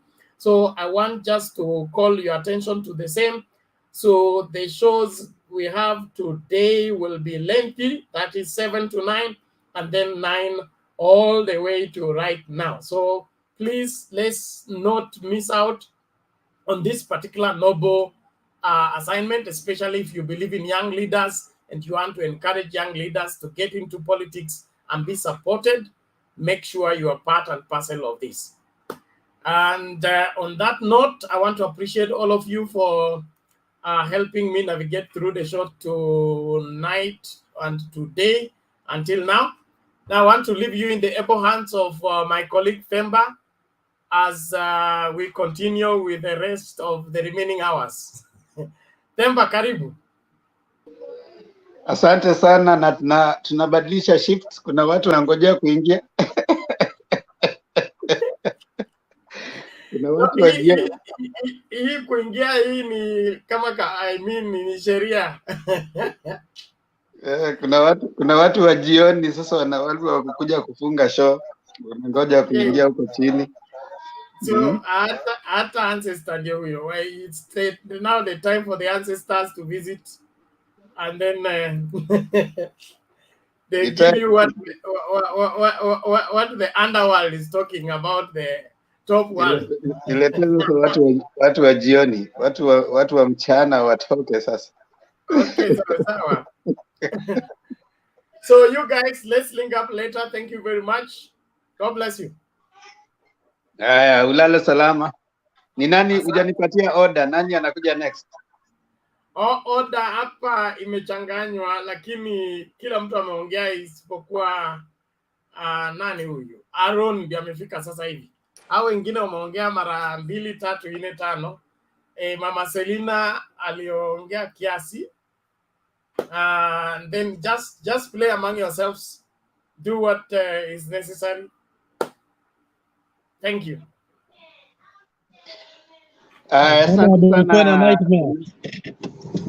Yes, Alex. Alex, what I say? Na good night na nightmares. Na nightmares. Leo naona kwanza tuma hiyo red wine. Tuma hiyo red wine. Mchungaji Bernard, kwani mnajua jana mlinichocha na hakuna hela mlituma. So mchungaji amevaa tai. Nitaenda kuchukua hela mfukoni sasa. Simon ndiye alikuwa atume kakitu. Hakutuma, wacha akuja hapa, yeye ni mtu wa saizi jioni. Na Fidel Wayara. Fidel sijui ameenda wapi, nilikuwa nimeona hapo. Leo ni siku ya Tom anaweza tuma. Tom, tutumie hiyo wifi, wewe ni mtu mzuri sana. Wifi itafungwa kesho. Sasa ukikuja kipindi kama siko, poleni sana. Ni watu wa token na watu wa wifi, sio mimi. Unaona vile mimi nimejitolea. Tom, Bernard, leo kweli ulikuwa umeng'ara. Kwani kulikuwa na ubatizo kanisani ama ilikuwa nini leo? Ilikuwa dedication. Kulikuwa dedication kanisani. Najua ukiona mchungaji ameng'ara hivi kuna function kanisani. So leo wewe Themba, wewe mama alitengeneza Bernard kwa sababu ilikuwa Women's Day. Sasa Women's Day lazima kila mama atengeneze baba mzuri. Alafu Thank you, Bernard. Mama Selina. Ole wenyu wenye hamuna sasa mulete mama karibu ndio every Women's Day, Mother's Day baba wanakaa poa. Asante mami. Mama Selina, mimi sina, si uniambia uko na wasichana 5.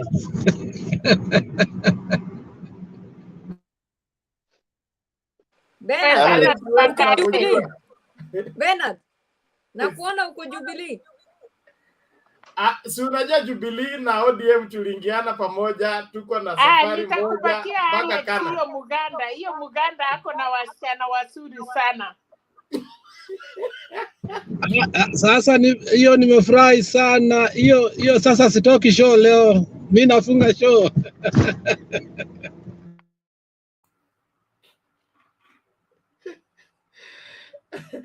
Sawa Temba, we ongoza hii maneno ya Jubilee. Acha nikwambie hapa jioni Bernard, hapa kuna kwanga na watu yani tunatoka hapa tukisikia tuko na raha sana. Unasikia ile makaribisho tunakupeleka wewe ukilala tunaachwa hapa No wonder. Ndio nataka kuwafanyia uchunguzi. Inaonekana hii show mnabadilisha topic nikiondoka. So nataka nikae nyuma ya curtain nichunguze vizuri ndio nipeane my report to the Commission of Inquiry. Nikifika jioni hapa tunakuwa na nini. Asante sana Bernard, we wish you well. Ulale salama. Haya, Harun, toa hoja zako. Yeah, asante sana Mr. Tempa and my fellow panelists kwa kunipa nafasi angalau na mimi nipate kuchangia hii mada ya leo kuhusu disband government with crackdown on bodabodas. Mimi ningesema namna hii, bodabodas should and must be regulated for their own good and for the benefit of our country, Kenya. There cannot be business without rules and what we call accountability. So hii msasa yenye inayoendelea katika sekta ya bodaboda, mimi naipongeza kabisa, anapatia the likes of Matiang'i, the likes of President Uhuru Muigai Kenyatta, nawapa mkono wangu wa kongole. Alafu about deputy president arriving, oh my god, tena matusi manze, baba tena manze, baba ataumizwa tena na matusi kutoka pande zote za wana UDA. Sasa utaanza kusikia yule mtu wa kitendawili kuanzia kesho tu, yani kuanzia leo, kwa wale ambao wako pande za Nairobi, the likes of them ambao wako pale majuu kabisa,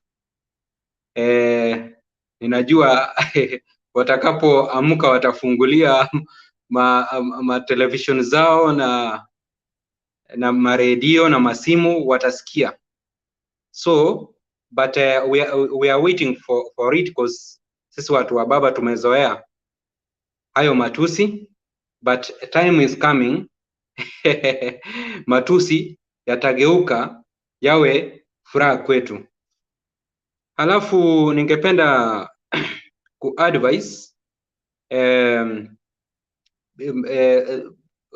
about mambo ya SACCOs kwa watu wa bodaboda. By the way, ni jambo mzuri sana because through hizi SACCOs sasa hawa ndugu watakuwa wana remit some few coins kutoka kwa ile jasho yao yenye wanapata kila siku, then from there wataanza kumove kwenda kwa hizi magari makubwa kama hizi BRTs ama hizi zenye zimekuja za stima. So at least watakuwa wamemove from one point of life to another. Ni kitu ambacho ni mzuri sana. Alafu Ruto, how can he say that government ikuwe disbanded because of of corruption and what have you, ilari yeye mwenyewe hata asha benefit kabisa kupitia kwa mambo ya hii corruption. Yani wakati yeye ameshiba sasa anataka ni kana kwamba yani yeye aliingia, mtu akiingia kwa pango kwa sababu nje kunanyesha, all of a sudden anasikia anataka kwenda ile haja kubwa, jamaa ndio huyo anajisaidia kwa bango. Sasa wakati mvua imeisha pale nje, sasa anatoka, inakuja mvua ya mawe. So hii mvua ya mawe ikianza, huyu mtu na already asha haribu pale kwa bango, unajua itamkadia ngumu kurudi. So William Samoei Ruto, unaona yeye sasa hivi ameshiba kupitia kwa corruption. Sasa hivi anasema government ikuwe disbanded. I say that is very wrong.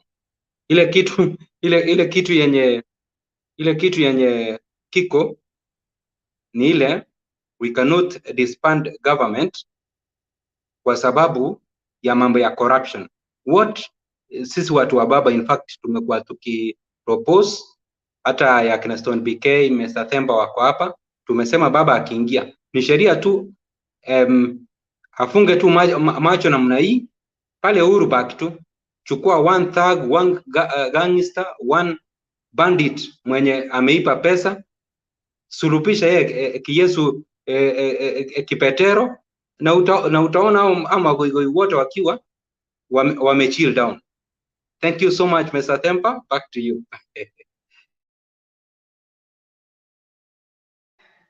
My friend. What do you mean? Ninasema namna hii, mambo ya corruption haistahili tucheze nayo from now henceforth, kwa sababu tumeona vile corruption imedamage our economy. Time has come, baba akiingia anini aweke sheria kali kwa wale ambao kwa wale ambao watakuwa wanajihusisha na mambo ya corruption. Mahali pao pa kuishi, iwe maybe ni Kodiaga, iwe maybe Kamiti, iwe maybe Shimolatewa, until tuone kana kwamba hii corruption ambayo imetu affect wa Kenya in terms of essential service delivery imefanya nini, imepata kupungua kwa kiasi kikubwa sana. So baba yeye ndiye ataamua, kama ataamua kusema kuwa ni our thugs and bandits na gangsters wenye wanatuibia pesa, wao wanakamatwa, wanasulubishwa, it is up to him. Yani tunataka aweke ile sheria kali kabisa, ndio tuone kana kwamba manzi hii uchafu ya corruption at least imepungua ama imeisha kabisa. Back to you, Mr. Themba. Yeah, you're saying something that is would be drastic. However, Kenya is a country that is ruled by the law. So the executive, as it were, the president can only act to the extent of his executives, that is the cabinet. That is why someone says that democracy is the worst form of government, save for all the rest. So you can be having a constitutional democracy is a very, very expensive affair, because you are caught in between. And that's why we try as much to, you know, when you're balancing, we have to balance between what's the legal provision. The accused and the accuser have a legal protection. The reason why we are like when they say that corruption is systemic, it means that there are those people who abet corruption. Because when you go and then you are arrested by say for example a traffic offense, the law requires that you are presented before the court, and you are fined.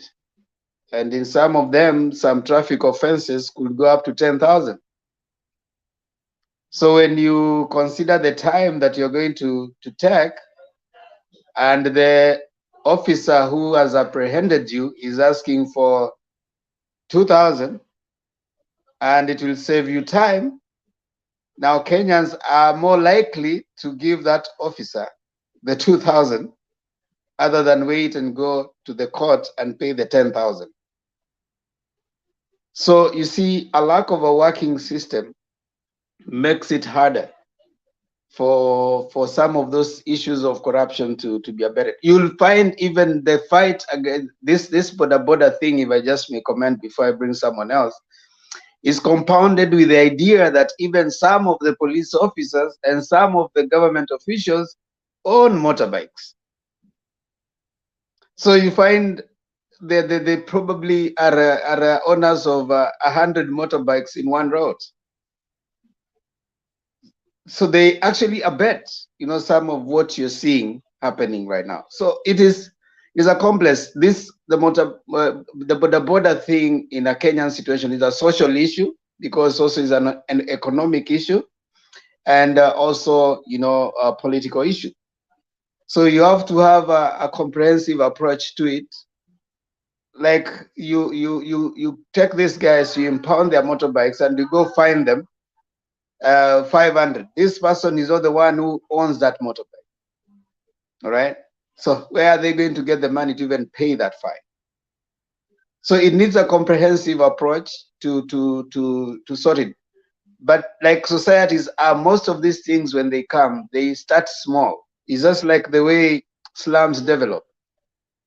Slums develop by one person noticing that I need to put up a small thing to serve probably the rich, because you hardly find slums developing by their own.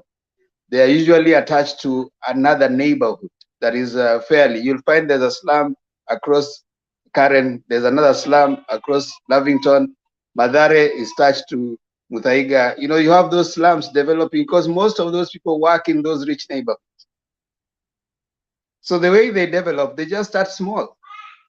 Then within a short time, it becomes a social issue, and it have to be addressed. So much of these things need to be addressed from policy level and planning.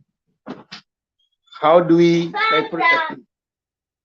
I want to pass to Fidel just to speak for me. There's someone here looking for some attention. Thank you, Themba. Welcome back from yesterday. One of my favorite quotes of Plato, and I usually find it quite interesting. It goes like this: mankind will never see an end of trouble until lovers of wisdom come to hold political power, or the holders of power become lovers of wisdom. Now, this is in reference to what is happening now, particularly the comment the DP made after he came in the wake of the Bodaboda saga, which has gripped the country. I think it's a reckless tone that he has set, because this is something which is it encompasses and it touches every person who uses this method of transportation. And for him to take a political stand on an issue that should not even be politicized speaks volume of his wisdom, whether he has any, and that is going to be my contention. His statement borders. I mean, he even puts himself in a situation where he becomes a security threat to the nation, because his statement itself was inciting. It was more or less like inciting Bodabodas. I mean, according to the figures that are floated around, we have got 2 million Bodaboda riders. So in other words, he's trying to align himself with Bodaboda to be seen like their defender politically. So he's become a godfather of Bodabodas, pitted against the government. Yet even if you look at what the government said or what Uhuru Kenyatta's direction was, Uhuru Kenyatta's direction was it means well for the common good. You're talking about aligning Bodaboda with the common interest of of Kenyans, streamlining it, regulating it. There's nothing wrong with regulating and streamlining an industry that has become really profitable at the same time, but also being a source of concern to the security of the public. Because as it is right now, it's more or less like a law on itself. The way they handle their issues, they don't want to be policed. They will, as any moment they're in confrontation with you, you're not just dealing with one individual, you're dealing with a mob. So it's always a mob. It's mob willing to lynch you, regardless of whether you're at fault. They assume that they are the ones who have been who are victim, and they've been victimized. Before you know it, they are destroying your property. Either they're vandalizing your car, burning your car, putting your life in danger. And even in the wake of what happened to this particular lady, you'll expect a DP to come out and say, "Listen, I have to be a statesman here. Something has been done. A woman has been violated. Her right was violated by a mob of 16 riders who chased her down, stripped her, and robbed her. That is wrong. That's a criminal act. So even if you wanted to come and support Bodaboda, they should have mentioned that, because this particular woman did not deserve to be handled in that particular manner. You'll have expected a DP, a deputy president, to do that. He did not do it. He went straight to the jugular. Whom is he directing his jugular? The president. So anything that comes from the president, he's supposed to oppose it. You see, that's the paradox of this particular individual. The doublespeak, the dichotomy of that comes from his mouth is just unbelievable. One side is in the government, and right now he's saying that the government should be disbanded because of corruption. And the what corruption is he pointing? He's pointing at the KEMSA. He's not even pointing at the corruption that he's alleged to have been involved in. He'll say, "I am the master. I'm the I don't know how I should call it, but every corruption that has happened in Kenya is always directed to him. So instead of him saying, you know what, because I've been accused of of corruption and my act, what does he want? He does not want to take personal responsibility of breaking from the government. No, he wants the entire government to be disbanded. What a selfish individual this one is. Because if he was really concerned about the collectiveness of the collective responsibility of the government being accused of corruption, he would have shown an example by resigning as an individual and saying, "I'm taking lead." But no, he's saying, well, he's like that particular person who says, well, if I cannot have you, then nobody's going to have you. If my girlfriend leaves me and I cannot have my girlfriend, then nobody's going to have that woman. I'm going to kill her. So that's exactly that is the mentality he has got. So it should be alarming to everybody that we really don't have any leadership at all. Even those particular people who are looking to him as a leader should really be worried. And the nation itself should be really be worried, seeing the kind of pronouncement that comes from his mouth. And you're talking about a DP, you know. I mean, this man wants to lead he wants to become an anarchist. A country that is being led by anarchists is not a country. How is he going to develop it? So that to me was a very reckless statement coming from a whole DP. I even wonder why he cannot even, why he still looks at himself as a DP after making such kind of statements outside. The first thing he should have done, if he really was a human being and with integrity, he should have just come out and quit, resign. But the man goes back to Karen and start talking as if he has said nothing. And this guy wants to be a leader. It's just terrible.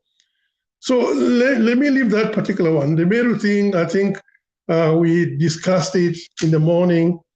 As much as electrifying as it is or as it was, there are certain things that were of concern to me. The logistic is still, they're not paying attention. I don't know what people must do to bring this thing to limelight, that they need to spend some money on logistics. You know, like even the place where Baba was addressing the Meru, the Maua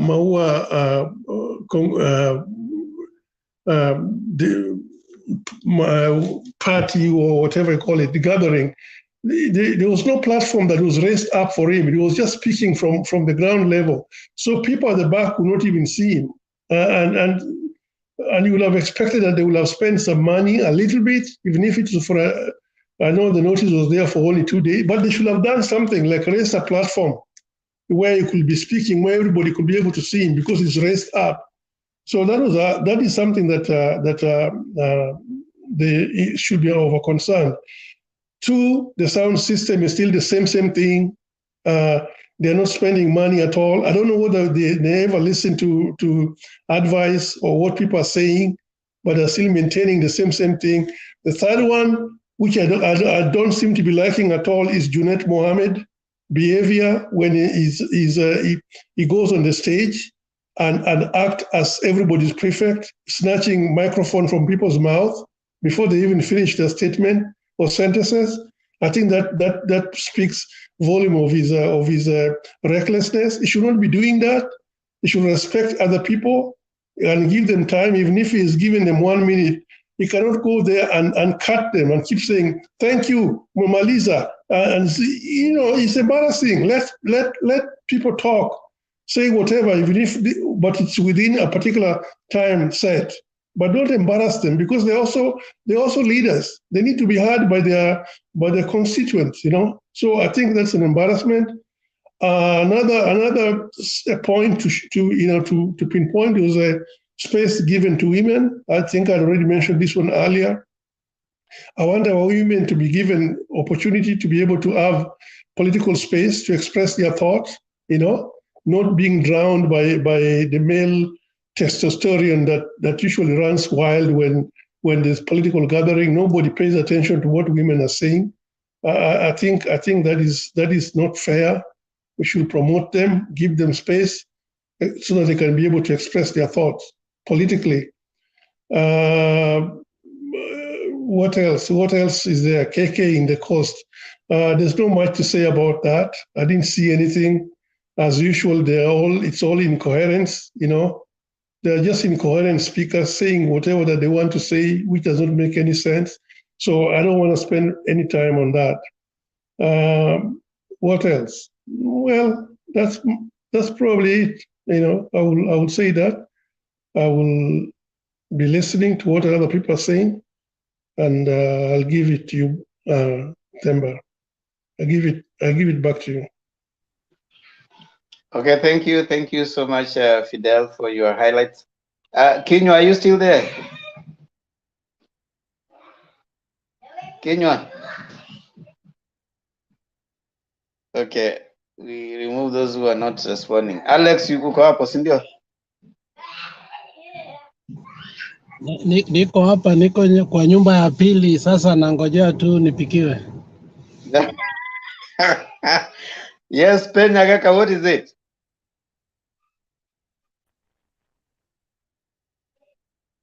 Yale.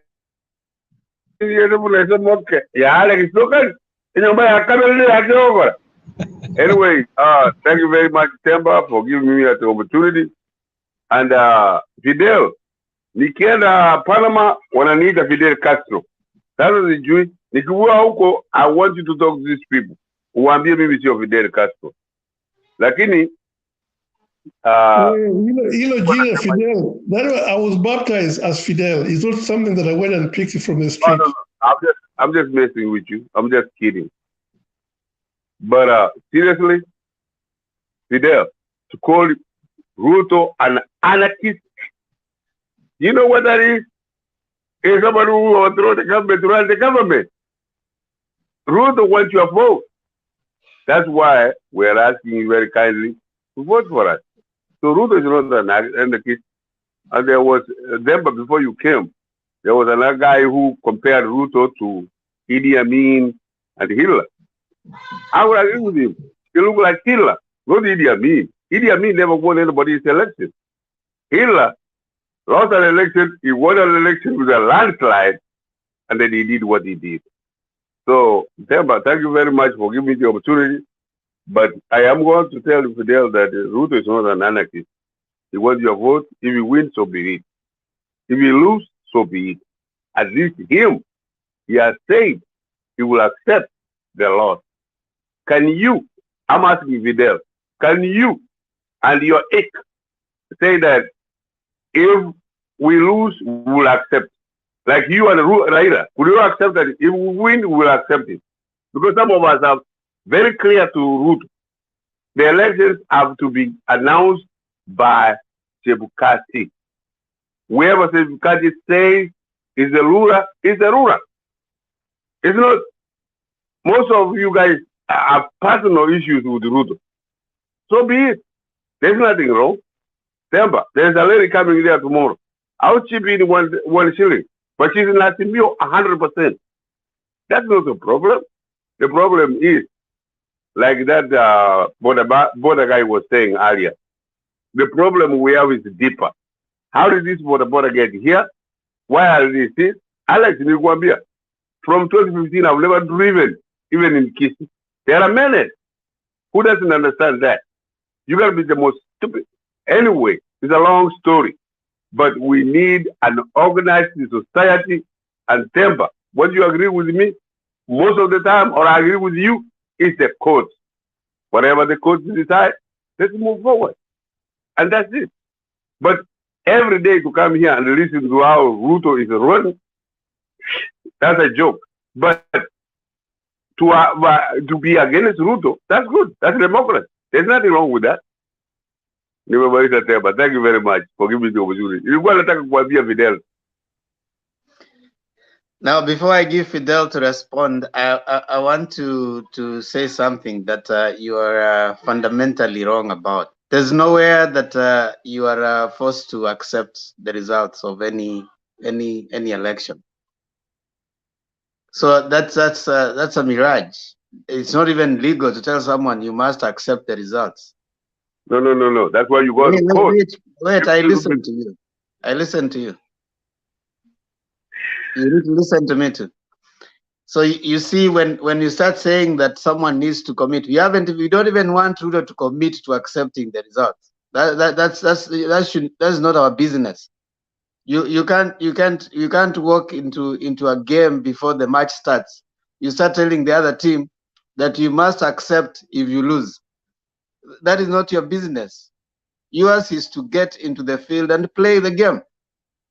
There's a referee who's gonna do that. It's up to the referee to decide who has scored more goals than the other. So, but you can't start telling the other team that you need to commit to accepting if we beat you. You must. There's nowhere in the football where the teams sign that if I lose I accept. The teams commit to go and play the game. There's a referee who is supposed to arbitrate, who is the arbiter of the game. So when you say there's IBC, it's not for Ruto. Ruto should not even sign anywhere. He doesn't need to tell anyone that he's going to accept if he loses. That is not his business. His business is to participate in an election. So this thing that you keep coming here saying that the other person has to commit to accepting, that in my view is hogwash. Let me finish. Number two, let me finish, Pen. You're not listening to me. You see, there are two ways of listening. There's listening to respond and listening to understand. You are listening to respond. You're not listening to understand. So number two is that there are legal provisions. The courts, there are steps. There's an election after it has been done.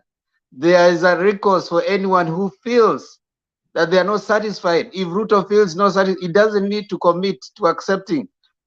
If he feels he is either lost, or whoever feels that they have lost unfairly, let them go to court. Those are provisions. So it doesn't make sense every time when we come and you're busy saying you guys need to tell your person all the times that Raila has gone to court. That is provided by the Constitution. If you have a problem with the constitutional provision, then ask for that constitutional change. When he went to court in 2007, when there was, of course, a stalemate, you all know what happened. Even picketing is provided by the Constitution. If you don't want it there, remove it. Demonstrations are agreed on by the Constitution. If you don't need it, remove it. 2013, they went to court. 2017, he went to court. It was nullified. That's a process in a constitutional process, constitutional democracy. If you don't agree with it, you just go and say, let it be removed. But this business of every time you're coming here telling us, waxing lyrical, that, you guys need to commit to accepting. You cannot tell a team that hasn't gone to play that you need to accept that you're going to lose. That is hogwash in my view. It is showing lack of understanding of democratic processes that you guys are saying you're going to defend. You can't defend a democracy that you don't understand. You can't defend a constitution that you don't understand. You need to understand the constitutional provision. Ruto doesn't have to commit to accept. He shouldn't. He should go and vie. That's all.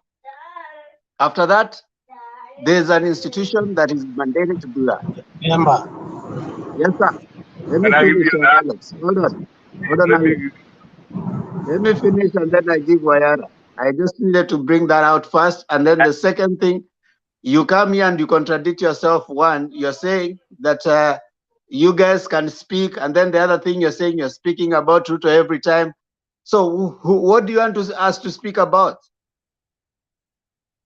Can't we describe? You describe a phenomenon. Ruto is a phenomenon in the political game stage that is Kenya. And we're describing him for who he is. That does not make you not describe the other person. If you don't like Raila, describe him, what you don't like. Disagree and agree. Don't come and lecture us on how we should not talk about Ruto. We'll talk about him. He has presented himself as a leader in Kenya. We are going to analyze him. We are going to bring out what is not working for. It's not up to us to talk about his good. It's up to you. For us, we are going to analyze him as a person not best fit to lead the country, Kenya.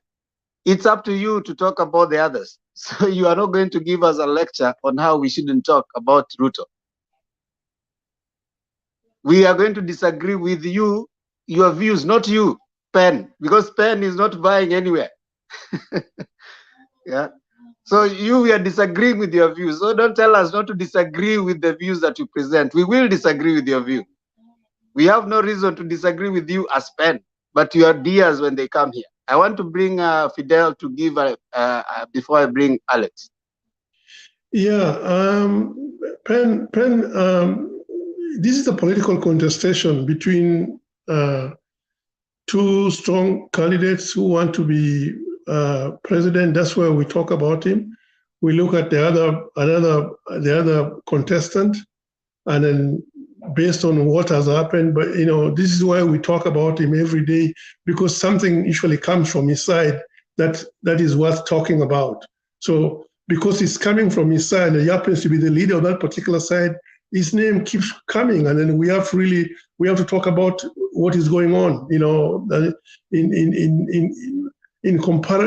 doing a comparative analysis on what he represents and what the other person is representing.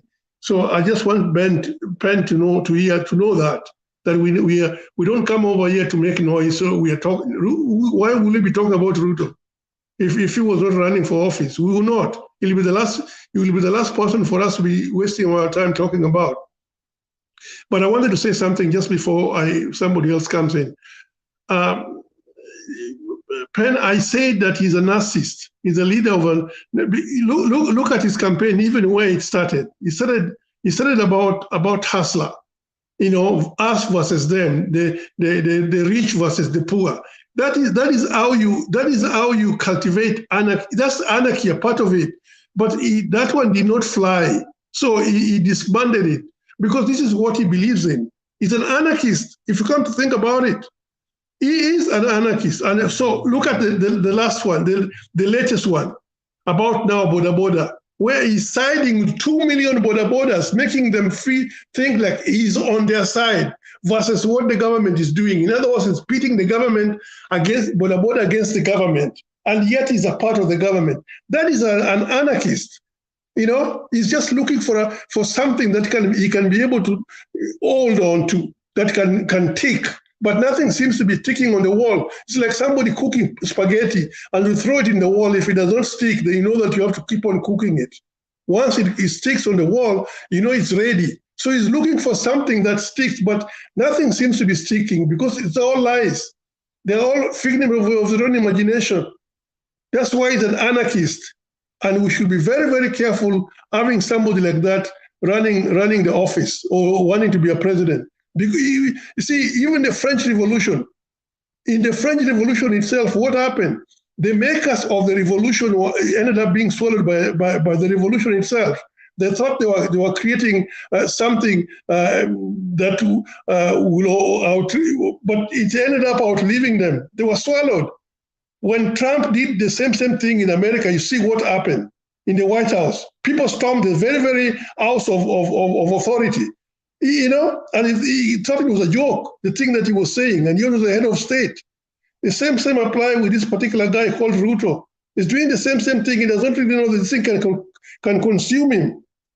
Pitting himself against the government, which he serves, tells you that he lacks wisdom. That's okay.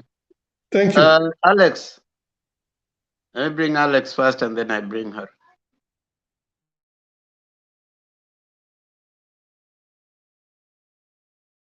Alex, are you there? We don't want silence. Okay, Harun. Yeah, in fact, I want to agree with Mr. Vidal kuwa Ruto ni jamaa wa fujo. Ni sababu gani nasema namna hiyo? Kitu cha kwanza, by the way, hata gava ilifanya vizuri sana. Saa hii kama Miguna angekuwa Kenya, yeye ndiye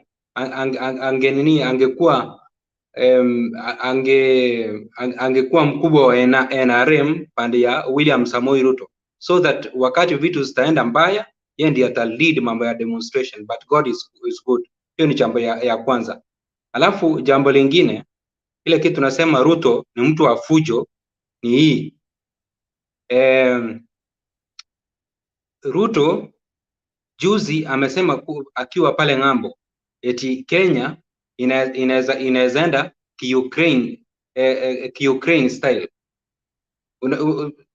Unajua kusema kwenda Ukraine style, hiyo inamaanisha kuwa unajua Ukraine right now hawataki their government ikuwe overthrown so that Putin alete puppet president aweke pale.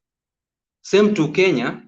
Sasa hivi vile William Samoei Ruto na timu yake wanasema kuwa they don't want puppet president ambaye ni baba vile in quote vile wanasema, of which it is wrong. So anajaribu kuambia watu kuwa kwa sababu huyu anakuwa forced, sio nyinyi mtafanya nini, maybe mtamuelect. So ikiwa atakuwa president kwa sababu is a puppet of somebody, so you are supposed to rise up. So that is automatic. Ndio tunasema kuwa yeye ni jamaa anataka cause anarchy in our country, but I'm very sure asasi za kijamii sasa hivi za kiusalama zinamwangalia kwa macho mekundu namna hii. Any mistake yenye ataleta atakuwa dealt accordingly. Thank you so much, Mr. Temple.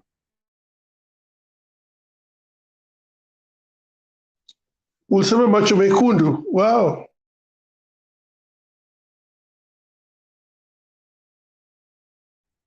Yes, Nakitare. Bwana Temba, asante sana kunipa hii nafasi. Last time I was here when Ruto was in America, he made some statement. And on this forum, I told you Ruto was to no good at all.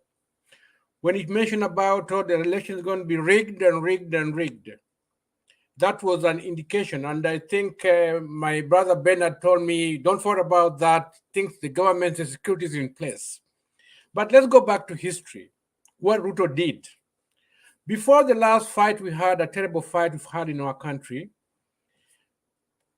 Ruto preempted the fact that the Kikuyus were being moved to Rift Valley with the Kiamba issue. And you guys, I don't have to repeat what happened. You know what happened. My fellow Kikuyus were murdered. The Kisis were beaten and chased away from the Rift Valley. And he's the one who threw that alarm, because he mentioned about the migration of all the bringing of the Kikuyus to the Rift Valley. And in the same playbook, he's playing the same thing. When he was in America, he talked about the election rigging. 3 years ago, Ruto was in public defending the Bodaboda team. Okay, and he talked about, I'm sorry, my video's got a problem, but I hope I can be able to talk. Are you seeing me, guys?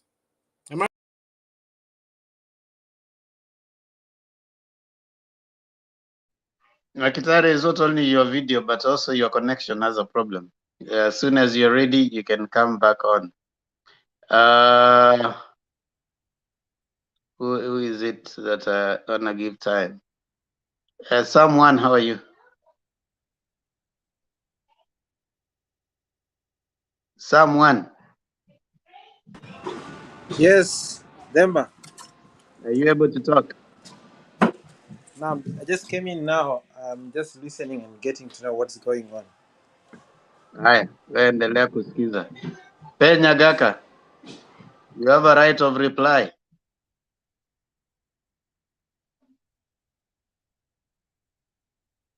Pen.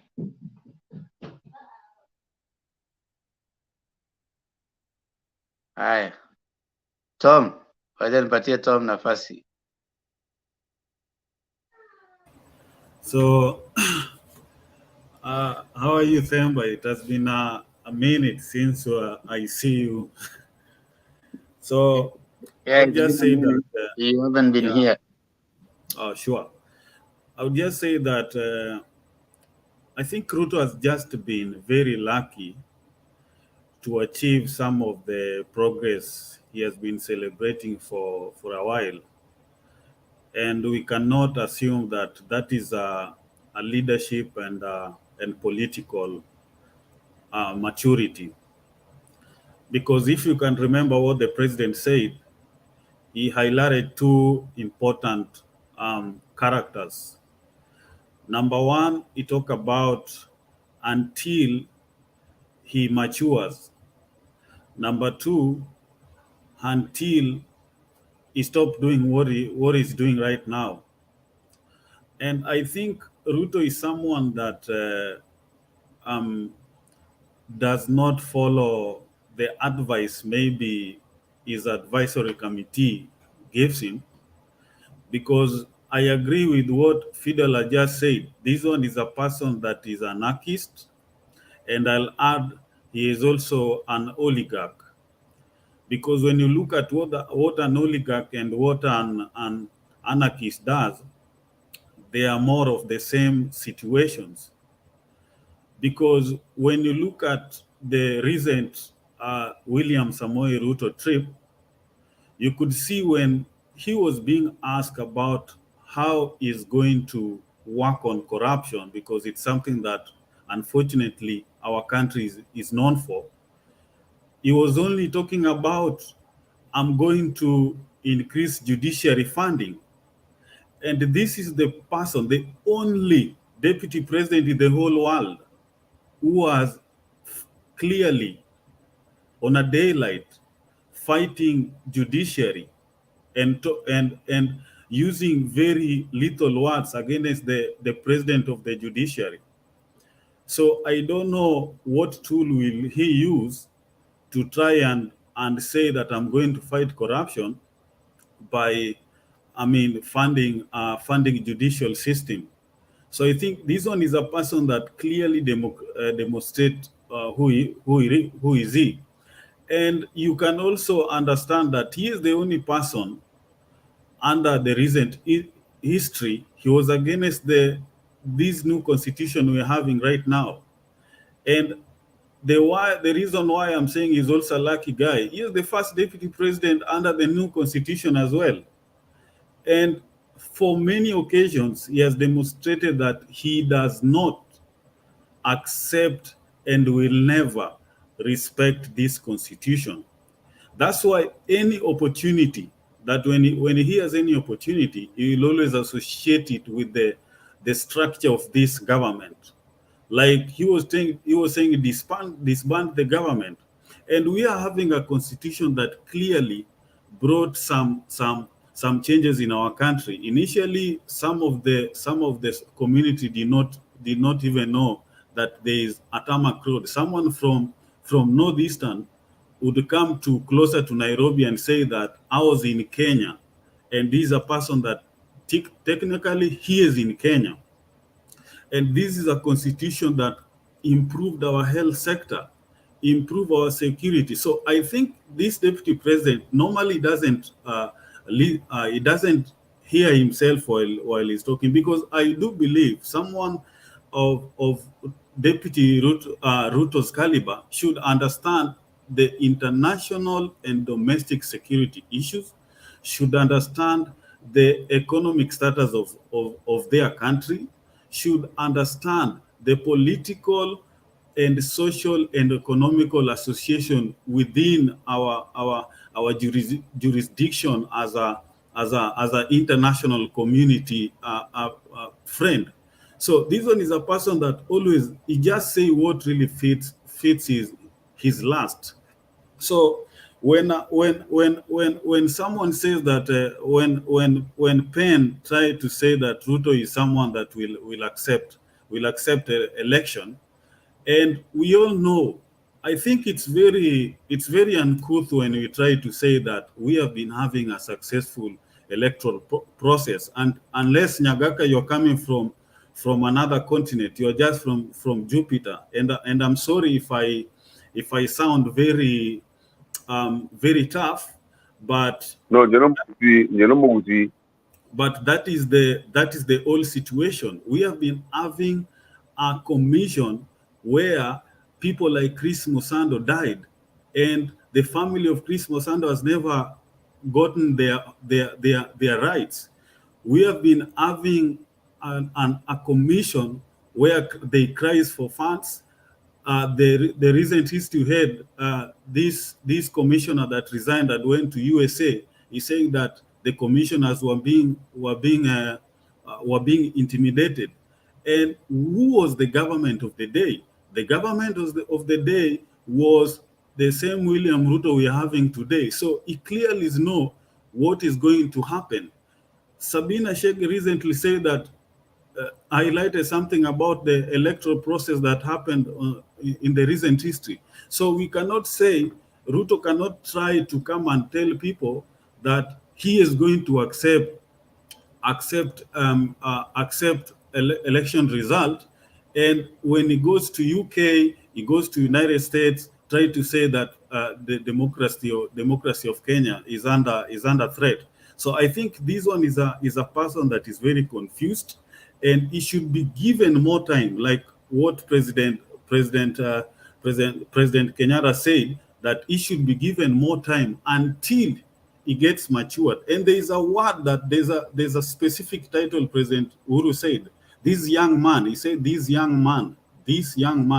So he's still a young man as per, he is older than me, yes, but he's still a young man politically, and he should be given that opportunity to understand from the people who really understand the whole situation. Again, he was asked about the bottom up model, and he could not even explain what unique does this bottom up model is going to change the Kenyan economy. He just ran to the big four agenda. So this one clearly explained that this one is a person that really does not know what he's talking about. It doesn't have any future for our country. The other day I was looking at I participated in one of the research about it's called Appalachian history, and I could see how there are some freed people. I can say freed slaves, though I don't like using the term. I like using the enslaved. I will say the 37 enslaved people, and the history that these people left behind was a history that even the current world in the United States is celebrating, because these people ensure that the industry were in a good situation. They ensure that the economy is in a good situation. They ensure that the rights of the old generation was in a good situation. So I would say that the current appellation we have right now that is going to bring a good history to our generation and the next generation is Raila Odinga. Everyone knows this one is a person that has even go to the street, demonstrated some I can say what the right word I can use. I can say some assassins have tried even to remove him out of the air. So I think Bonapen, as long as you're supporting your presidential candidate, but it is good you also face the real situation, because I'm a young man who is looking at what you are saying. I'm a young man who is trying to understand what you are really saying for the future of our good nation, so that in future people will not run away from our country and go to these, we call them developed countries. And I'm wondering, why don't we have a developed country? Why are we trying to go to this country and pretend now we know the law, but now when we talk about our country, the real situation that our country is going through, we are not ready to change the situation. So that is very, very wrong. What William Ruto is saying, it's completely wrong. And my stand, I know and I'm very sure Raila Odinga will bring a change. Look at what is happening. What is up? I'm winding up. Look at what is happening in Meru. The whole leaders of those areas, they are now together. The bond is very strong. So I'm sure Raila is going to win. So back to you, Themba. You know, sometimes I get very annoyed when someone is saying what is not real. So I'm sorry about if I sounded rude at some point. Themba. You didn't sound rude. Okay, I see Alex has come back. But before then, Masio Menge is telling me, Themba, it is important to commit to accepting results. That is not constitutional. Trump didn't commit to accept results. That didn't prevent Constitution from taking its course. The Constitution will take its course whether you commit to it or not. He didn't commit. He has never accepted, but President was sworn in. So it is just a PR thing, coming to say, I commit. He still exhausted his legal, whatever, constitutional right. So let's just agree with the constitution. That's what we are saying. This PR thing of I commit to accept, you're already trying to imagine that Baba has never accepted the election. He's not like he's exhausted his constitutional right. We don't want Ruto to commit to accept. That's a PR thing. It's just like saying, if I'm scored, I commit to agreeing that I've been beaten. Nothing like that. Go to the field. Yes, Alex. Yeah, I don't know. That thing has really made you mad. I don't know why. Why is it making you mad? I get offended when people speak from both sides of their mouth. One time they're saying they want to defend the constitution. The other time they're withdrawing that defense. Where is it written that you have to commit to accept the election results? The constitution doesn't have that anyway. Let me ask you a simple question. When Penny starts talking, don't you know what obviously is going to say all the time? I mean, you know, like when he comes here and he starts telling you guys that you guys talking about Ruto all the time. What does he come to do here? Yeah, but don't you know what Penny will tell you? That's called geriatric syndrome. So I mean, you don't have to be sad No, about I'm that. offended because there's someone listening out there. That's the lie they have It's a fed out. Remember, syndrome. It's a syndrome. A syndrome is not a disease. It's something they don't even know. You know, Alex, I'm offended because there's someone out there who is carrying the same narrative, and even to him, it's just like today. I was listening to. There's a gentleman in Ukraine who has started a campaign. This campaign, this campaign is to try and desensitize people from Russia, his relatives in Russia, who have been told so many times, they have been given propaganda that actually Russia and Putin was going to Ukraine to help the Ukrainian. So he's trying to call his father to tell his father that these guys are actually killing us. They are bombing homes. But the father is saying, no, Putin is coming to help you guys from Nazis. So he started a campaign on social media to get these guys out of the propaganda. You know, this propaganda has been set and entrenched so much into some people's head that Raila, the problem with Kenya is that Raila has never accepted the results.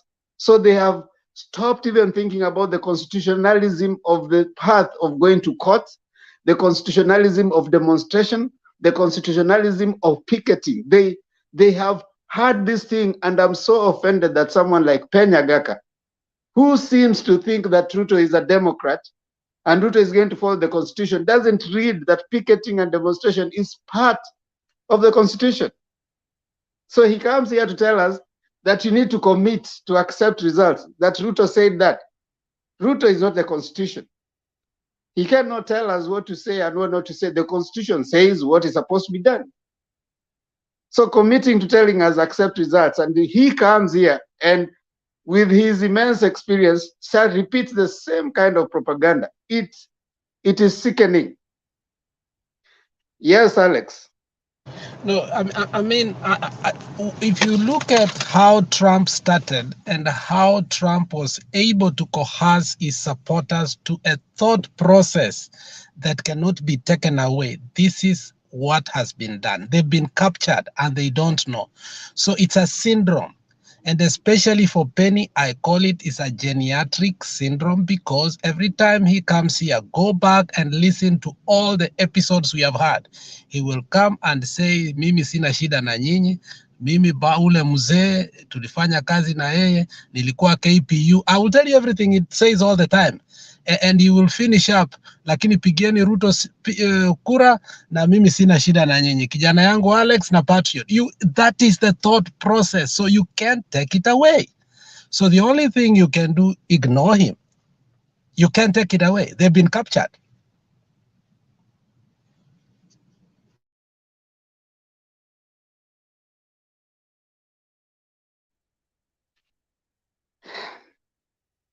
I need not say more. Another one is Mercy Omenge. He's coming to the comment section telling me of how it's about legality. It's about committing to accept results is not a legal requirement. Is that a legal requirement? Sarah, how are you? Karibu. Asante.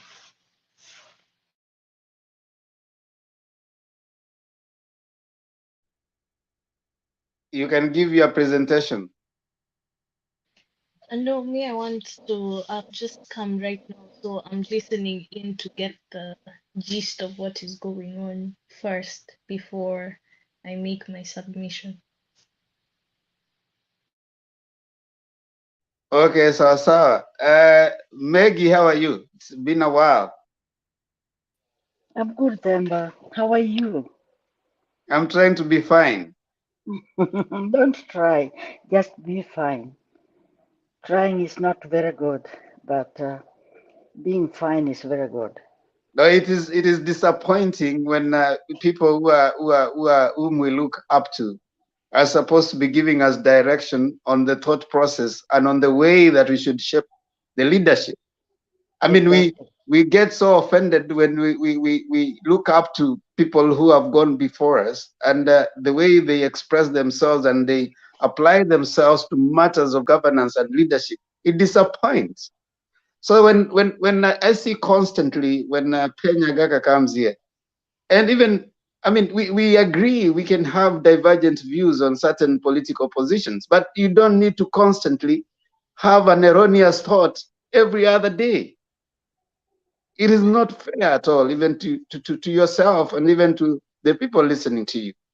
I don't know, but I am kind of disappointed. We owe it. Let me bring Pen Nyagaka here so that, I mean, Pen, you have a right of No, reply. let me say something. I understand, and you are very, especially you are very mad at me. Unakasirika sana anything that I say. But I'm really, really, really sorry.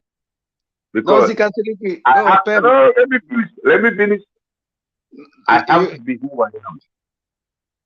I say something bad, and this your show, you can ban me. I don't have to come here. But ukikasirika na mimi, I was telling Fidel. No, Mzee, it's not that way. Mzee, relax. You are my friend and you're my uncle. It's not like that. Don't take it personal. This politics. Put it in the lungs. Pumua inje. Cough it out. No, Yeah? like I was telling Fidel, or pound to pound, is that Ruto can never be an anarchist. You are the one who tell me, Temba, about Socrates, you know all these philosophers. An anarchist starts off without winning election, or his father give him the job. That's what an anarchist is. Does Ruto have behaviors of an anarchist? Yes. But to really assume that the Ruto already is an anarchist, my friend, Temba, you are the one who tells me all these philosophers. Look at them. Who is the anarchist? Na wewe utanishinda. Ukitaka utanishinda. You always win me over. No, I am saying this. Temba, listen to me for a second. A second in yet. All I'm saying is that we have to have politics that is clear for the day, tomorrow, and every day. If politics, Ruto and Kenyatta have put us, Kenyatta, no, Ruto and Kenyatta, they lied. They lied to us. Ruto got that job because he took the Kikuyu in. The Kikuyu got that job because he thought the Kalenjin will get him there. Let us accept it for factual what they are. But as of right now, wanaenda game mwingine. Na sasa, kwa show yenu, why I listen to your show is that there is all different philosophies that are coming out. But the foundation, where did it come from? Is Ruto right to Kenyatta, Kenyatta right to Ruto. And they lied. Walikuwa naita Ruto, Raila, mchawi. Pen My friend. Nyagaka, haikukuwa na any lies or anything. Hakuna, it is not constitutional that Uhuru alimwambia Ruto nini. Kama alimwambia Ruto So walikuwa kivyao. wanadanganyana. All I'm saying is Wacha nimalize, ulishanyamaza. Kama ni ku... Aya, thank you.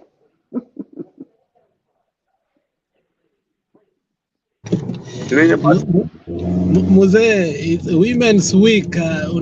Unachukua kidogo, unawacha wanaongea. Ni Women's Week. Natupea example mzuri bwana, tusiingie hapa jela Amerika. Wacha nikuambie Nyagaka, kama Ruto walisikilizana na kama Uhuru walisikilizana na Ruto, that was not for Kenya. It was Ruto versus Uhuru. And the same thing Kalonzo alikuwa na claim walisikilizana na Raila. That was for them, the two of them. But if Ruto is wrong and we just have to impose him to be our president, I think that is very wrong. Because Ruto has been in so many scandals that we cannot, please, we cannot just allow him to rule us. Because first of all, let me just use this rude language they have been saying. Ruto is a thief. And this is something which is known all over. Ruto is a liar. Ruto is everything that can be called about him. Somebody whom his name has been mentioned in so many things. Even us voting for him to do what? Let him go, change fast, is when he will come back. We will see if we can give him, because he has changed, because people do change. But if he cannot change, we are also not going to consider him, because there are so many people in the country who can be leaders for tomorrow. So right now, he's not fit, and the president confirmed this for us, that with Ruto, let him wait until that other time when he will have changed, is when we are going to give him this chance to vie for the president, or for us to elect him to be our president. But right now, he's not that person who is fit to rule even a village, to be even a village elder. Please. Excuse us with that, your Ruto. We don't deny you being a person of Ruto, but you're too much in our ears about Ruto. Tulishaambiwa na our president that he is not fit to be the president. Sawa sawa, Nyagaka. Thank you. Yeah, can I say something? And before you say something, Nyagaka, I don't think it is right that every time you start talking, you start saying that this is your platform, or you can kick me out. Those are whiny statements that we don't need. That we don't need in this platform. Address the content of what has been presented. Nobody has ever. I've not attacked you as a person. I address myself to your opinion that you present. I don't address myself. Hold on, Nyagaka. I don't address myself to you as Pen Nyagaka. I address myself to your content of what you have presented. Now, if I disagree with the content of your presentation, not Pen Nyagaka. So if you're going to come and start telling us kick me out, I don't kick nobody out. And I may not decide not to allow you to come here. It's fair for us to have a conversation. Now, when I address myself to what you have presented, I am very particular with what you said. And I address myself to what you said. You can disagree with us and you can present. There's nothing wrong in Fidel disagreeing and even calling Ruto whatever he has called him. You need to present counter argument. Now, giving a counter argument, you support, you disagree with him and give a counter argument. That's what debate is all about. You don't have to agree with everything. If you say Fidel has said this and I disagree with the following points,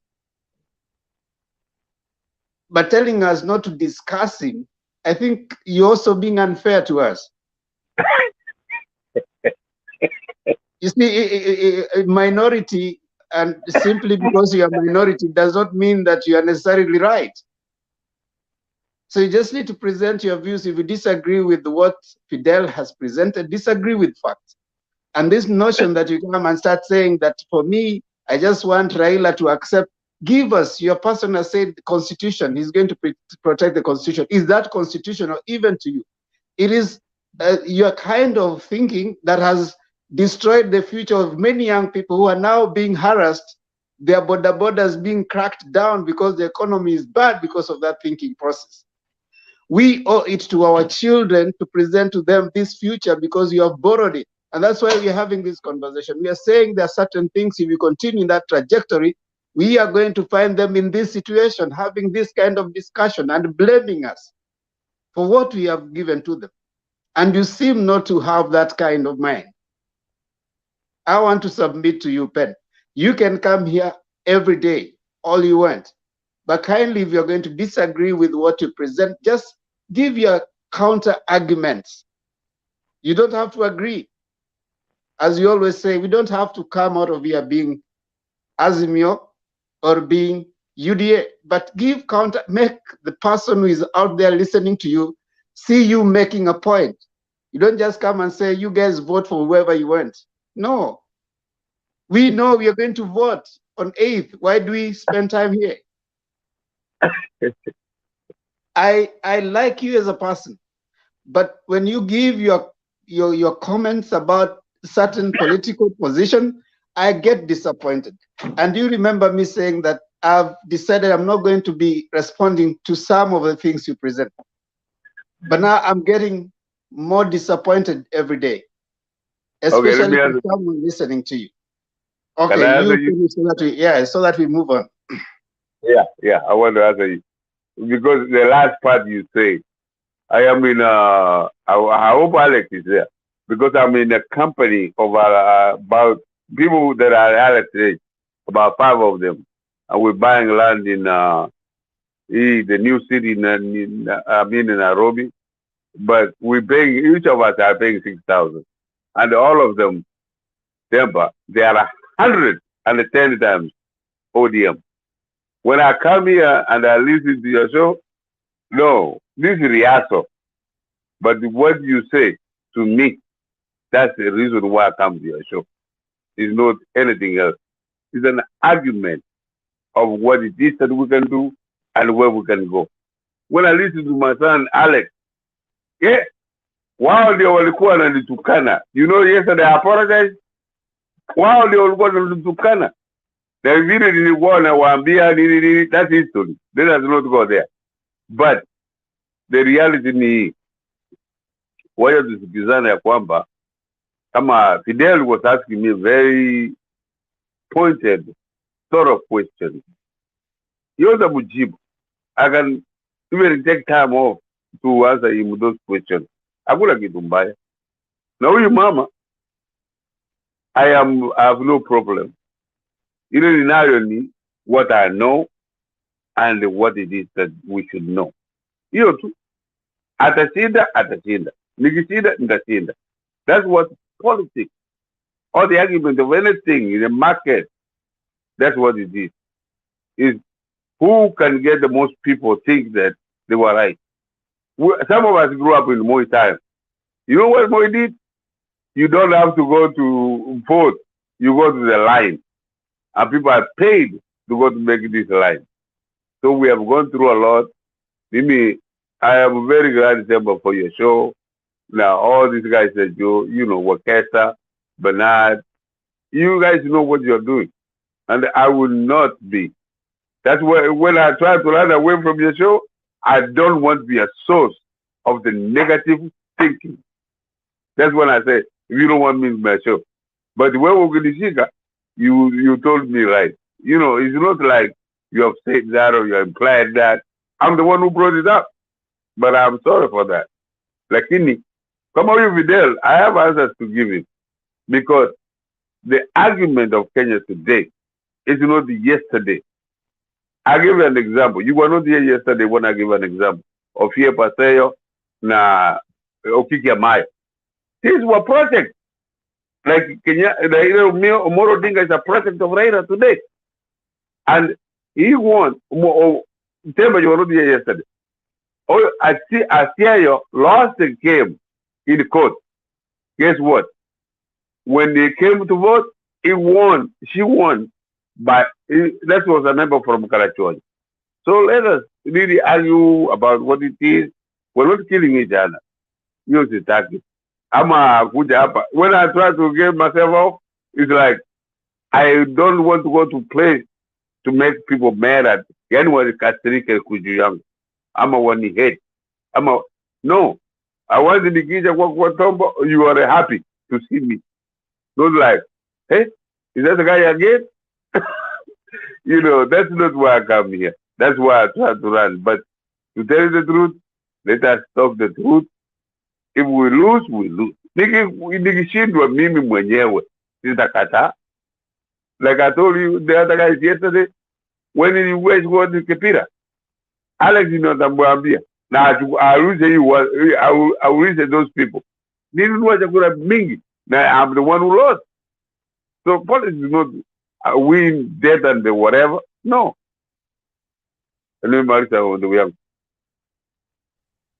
Okay, thanks. Yes, yes, Alex.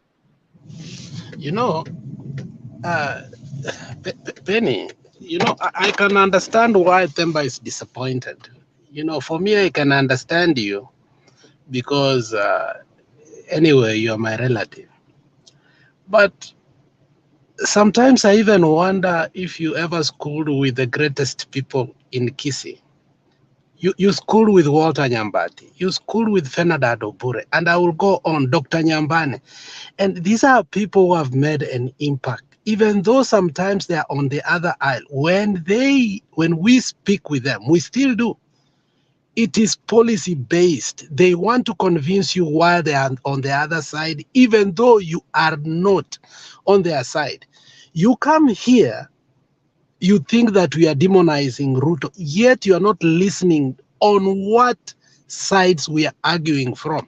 And Themba is telling you, why don't you listen to understand and not to respond?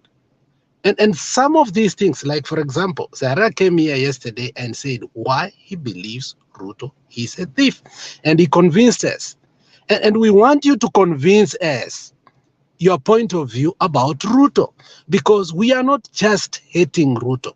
These are things that have happened. We are deconstructing him. As a politician, even Uhuru Muigai Kenyatta is not deconstructing him. He says, for now, you have proved you cannot lead. In the future, if you change. So we are giving you an opportunity to argue against, counter-argue against the things that we see.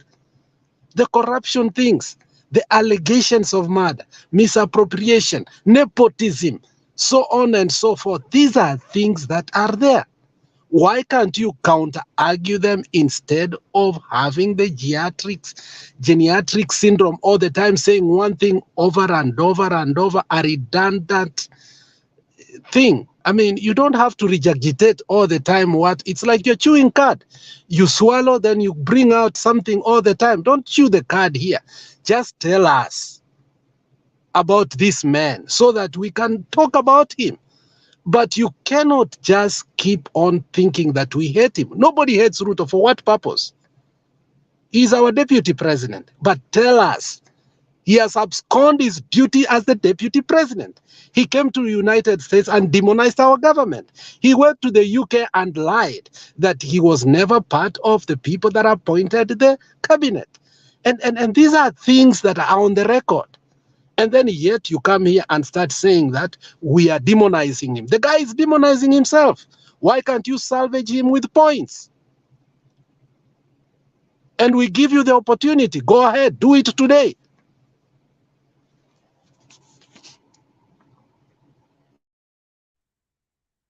Thank you. I think when he finds time, he can come. I wish you could add value to the debate.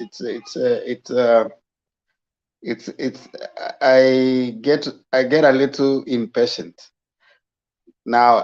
Julia, karibu, tafadhali toa maoni yako. Asante Themba. Sasa nyinyi mmefukuza Pen Nyagaka.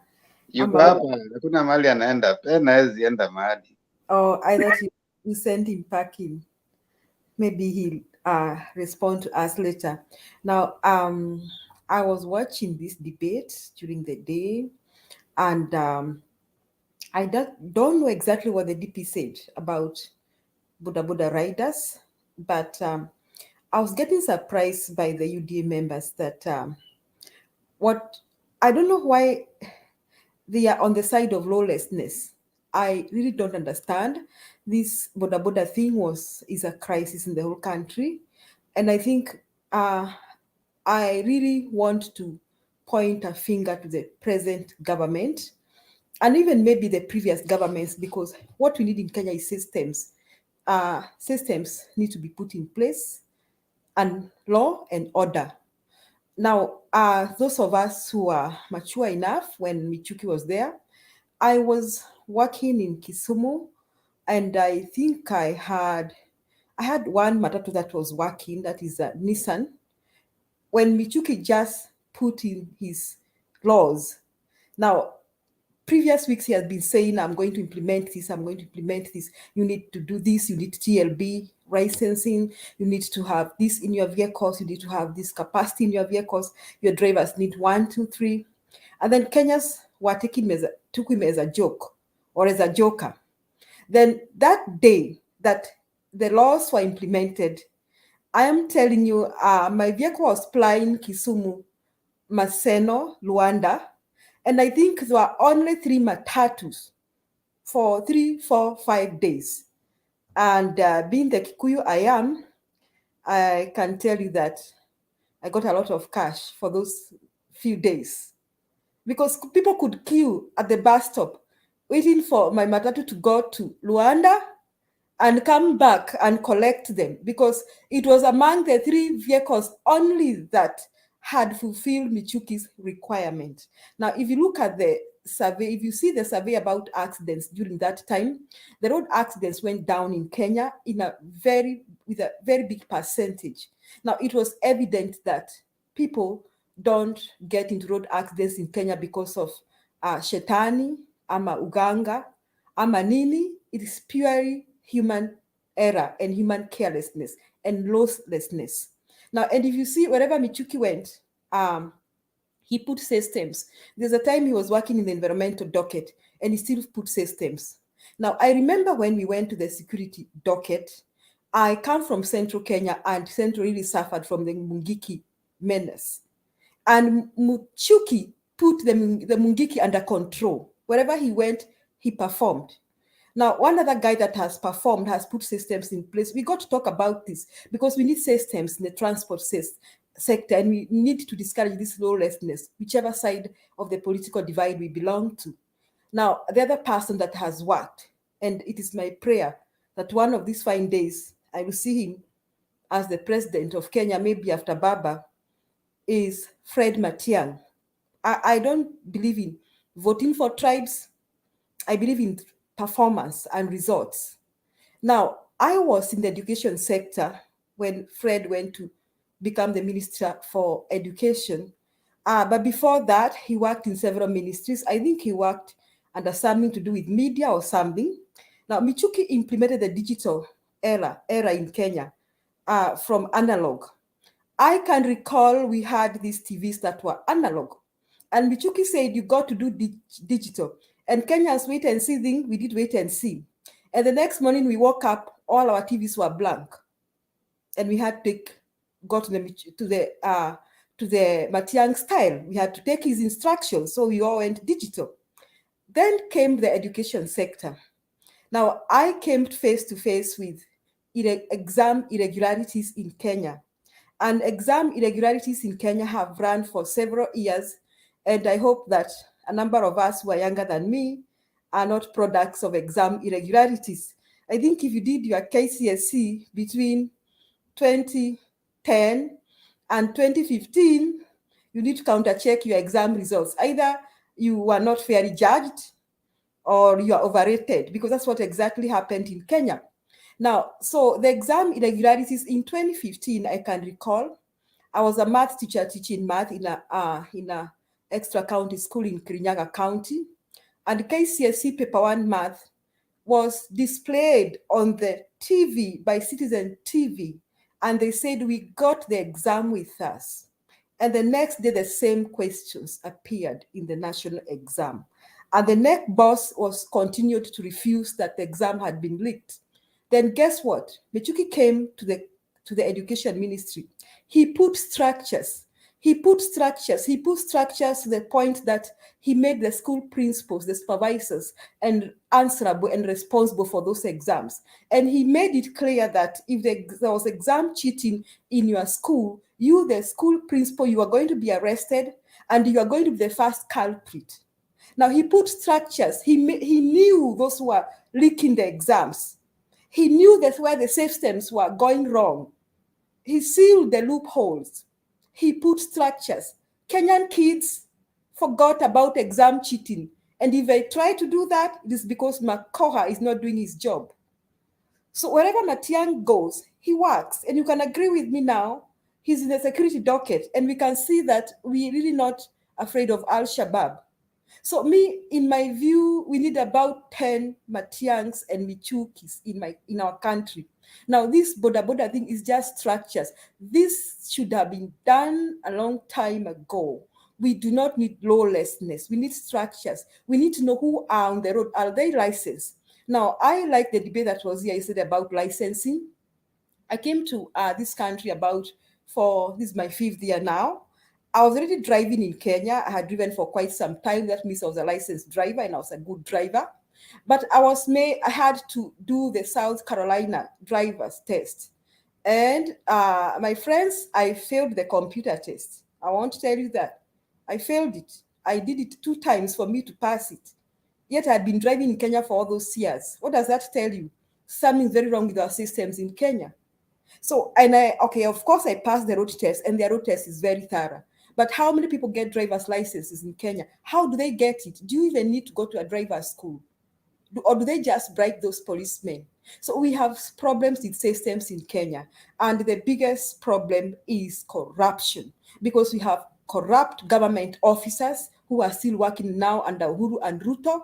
We have corruption in the transport system. We have corruption in the licensing system. We have corrupt policemen. In fact, Kenyan policemen are the most corrupt people, I think, on the globe. That's a big deal. So even if they are doing a crackdown, they'll soon turn the crackdown to something else. So we need to do something about it. That takes me to the next point. Now, if our issue is corruption, how then can we have somebody whom we suspect of corruption to be our president? How? It's like marrying somebody whom you suspect is going to cheat on you, and you hope he'll not cheat on you. You know, you get married, you get into a marriage, and you know that this man or this woman will cheat on me, but you pray that he'll not do it. So even if these UDA people say these are allegations, they're allegations, but we are afraid. We have reasons to be afraid. We are afraid of having a corrupt president. We are afraid of having somebody who loot our central bank. We are so afraid. We have many reasons to be afraid. So we cannot go there. We will not go there. So even if UDA people say that these are allegations or whatever they are, the allegations make us to be afraid of that person. We cannot trust him with our economy. Even if they talk about bottom up or bottom down or however they talk about it, if they don't want to put the right structures and obey the law, then that makes us afraid. So that is my response. Those who are saying kwamba tunaingilia Ruto kila saa. Now about Azimio in Meru, I was very pleased. Now this is something I've been saying, and I floated this some time back. I asked a question here. This is food for thought. Now people were debating between Peter Munya and Peter Kenneth. And my view when I was in this show, I said this, that I really think that Peter Munya is the best president, is the best running mate for Raila Amolo Odinga. Although somebody told me now there are legal technicalities. I think I need corrections there. I don't understand the legal technicalities concerning Peter Munya. I'm not sure about that. But why I said this in a previous show is because I felt that Peter Munya is aggressive. And Peter Munya has the capability of bringing more votes on board than Peter Kenneth, because Peter Munya may swing the whole of Upper Eastern, that is Meru, Tharaka Nithi, and even maybe Embu, while Peter Kenneth may only swing a few votes in Murang'a County, not even the whole of Murang'a County. that was my view about the running mates. So this is food for thought. Please think about it. Whom do you think is going to help us get the votes in Meru? But I'm very pleased about what happened in Meru and Azimio electrifying takeover in Meru. That's the spirit now. And I think this is going to be the spirit. It may just go the rest of the Mount Kenya region, but I don't know at what pace. So I look forward to seeing more of this happening. About what happened with KK, I don't know, they are called KK something in Mombasa or in Coast Province.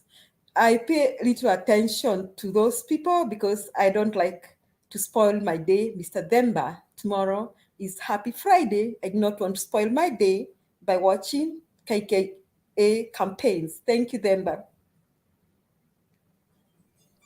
Thank you so much, Julia, for your submissions. I believe equally, I wouldn't want to spoil my day. And this is for you, Julia. Unapigwa mawe pale chini na jamaa, sijui ni jamaa ama ni msichana, anajiita Gitash Mde. Gitash Day anasema failing that test tells us something is very wrong with Julia. Na watu kwa comment section. I accept that challenge. I realized that something was very wrong with my driving skills. And yeah, I admitted that. Yeah, and actually Julia has said that. So Jagani unamgonga na ameshasema. Kuna wengine anasema Peter Munya is even Matiang'i as DP. Hapana, Matiang'i bana. DP nenda Central. That one we leave it to them. Tumeachia watu wa Central. DP itapangwa na Uhuru na watu wake. Hao ndio watapeana DP. Kwa sababu ni position ishakuwa highlighted, wamepewa saa nyinyi, yule mtanipatia huyo ndio nitawak na yeye. So that is hiyo ndio mahesabu. So baba haja discuss na mtu na is not discussing with them. Haja discuss hata na Kalonzo. Nasikia Kalonzo atio sijui atakuwa kwa Azimio, watakuwa kwa Azimio meeting on Saturday.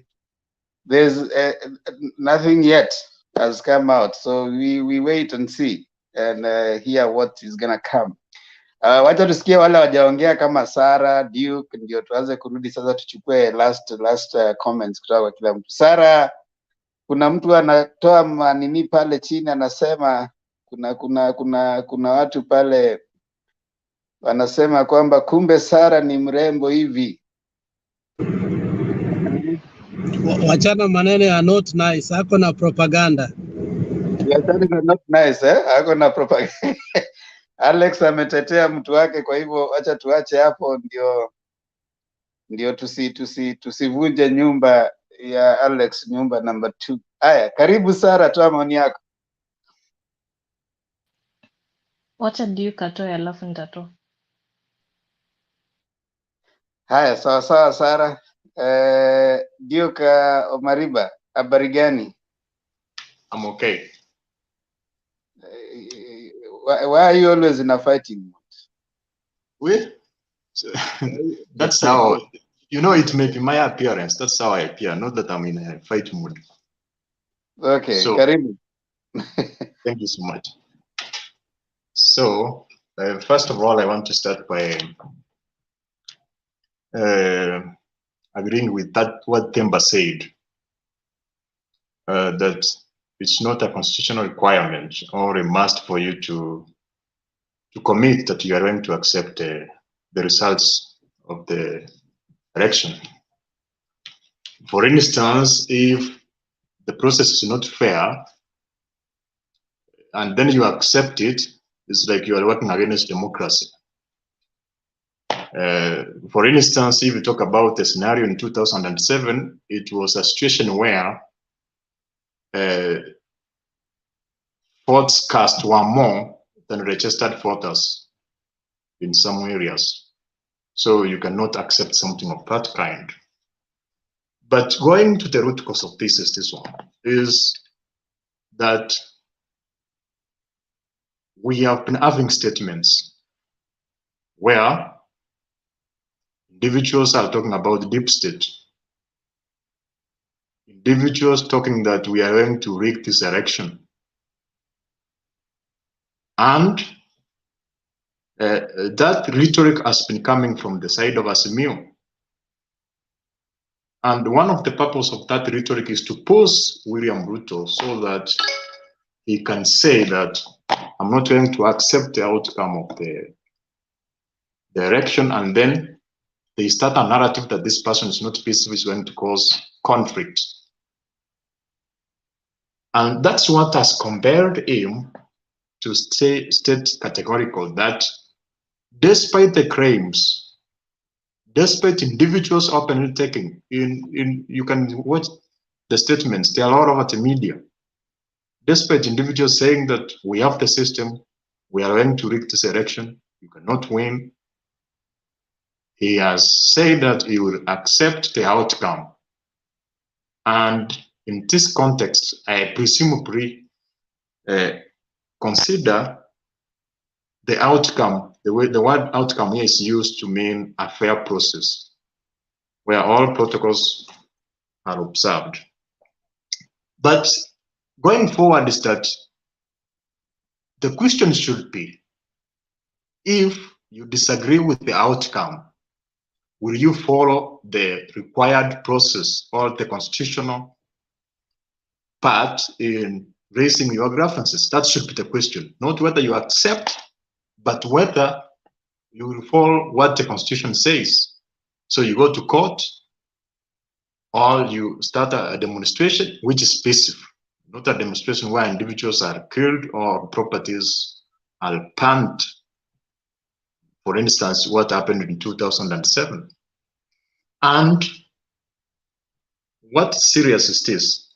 If you decide to fight for the rights or the justice, you should fight to the end.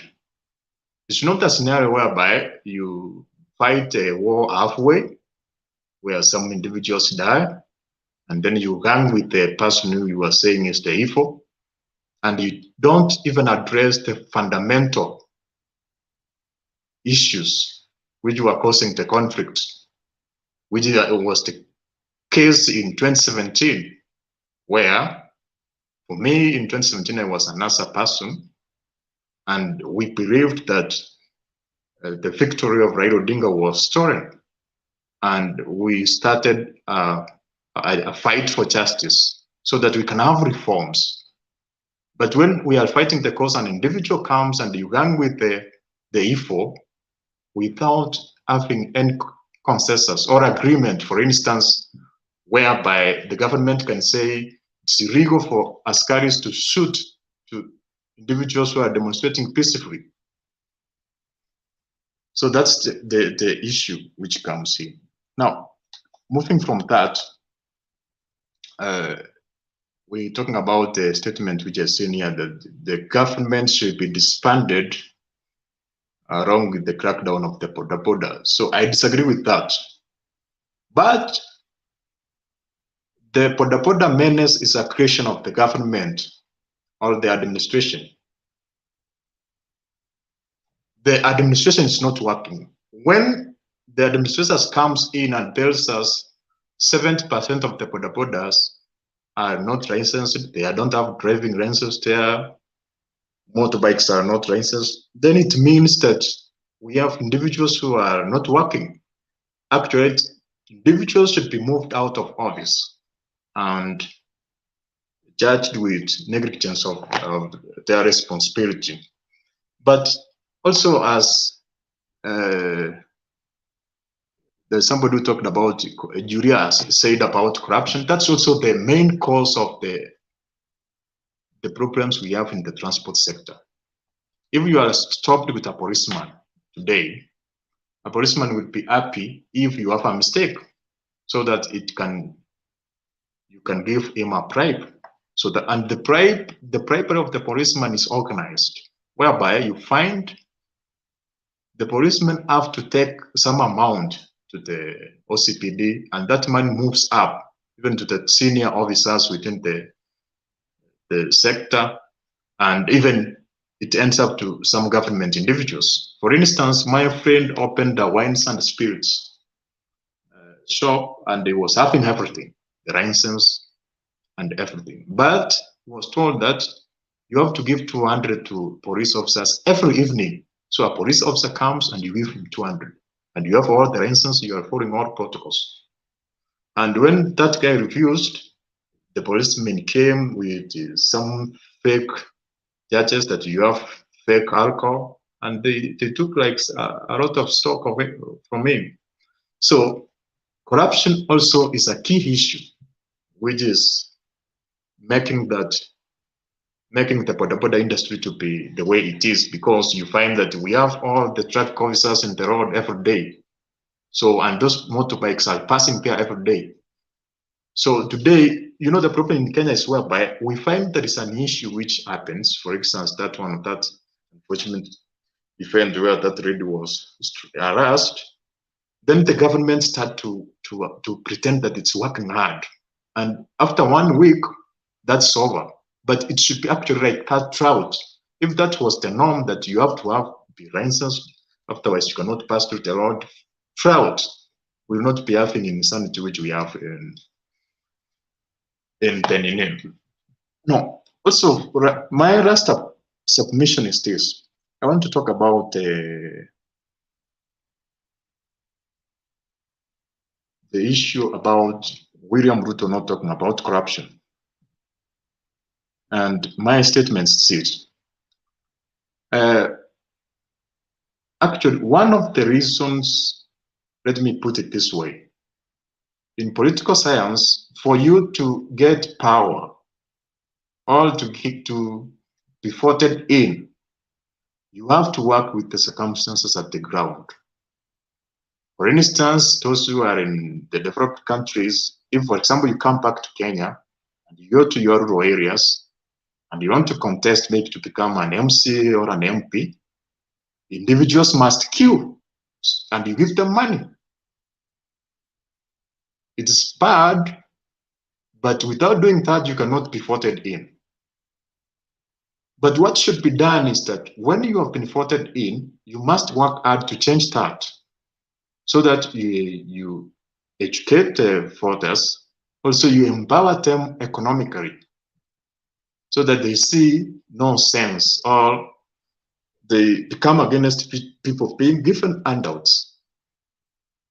Why am I saying this? One of the reasons why Raila has not been the president, some of the obvious victories have been stolen from him, is because he has been threatening too much. The way he's trying to act on some individuals who are rich or who are corrupt, and that has become a bottleneck for him to ascend to power. So we have individuals who are corrupt, that's a fact, it's bad, but if you talk about them, they have some power, financially and political power. They may prevent you from taking office. That's why, for instance, me as a person, I say that Miguna Miguna is the best qualified person in Kenya, maybe to be the president. That's my personal opinion. But Miguna works against the circumstances on the ground. That's why even if you are right, yeah, that's why when you are very right, you can, despite being very right, you cannot ascend to take control. So what I'm trying to say is this. It's not good for you just to talk about something. Sometimes you can, first of all, have power using the circumstances on the ground. They may be bad, but what is essential is what you do when you get power. So that's what I'm trying to say. Ruto is smart not to talk too much about corruption because he may be prevented from becoming the president. But I believe that if he gets the presidency and power, he can act. So action is better than just speaking. So that's what I can say, and I end my submission there. Unless anybody has a question. Okay, there's a question from Julia. There's a question from Swale. But before I allow you guys to ask your questions, I want to tell those who are following us through Facebook that in about 2 minutes you'll be thrown out. It has been a pleasure having you on board and staying with us up to this time since the broadcast started at around 9 p.m. Kenyan time.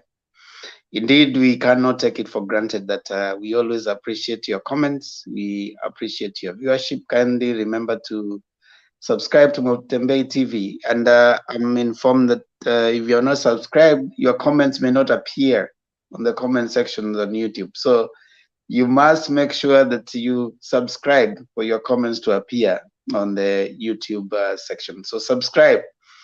And we hope to see you again later today, Kenyan time at 9 p.m. for another discussion, hot one, because I know a lot will be happening in the political scene.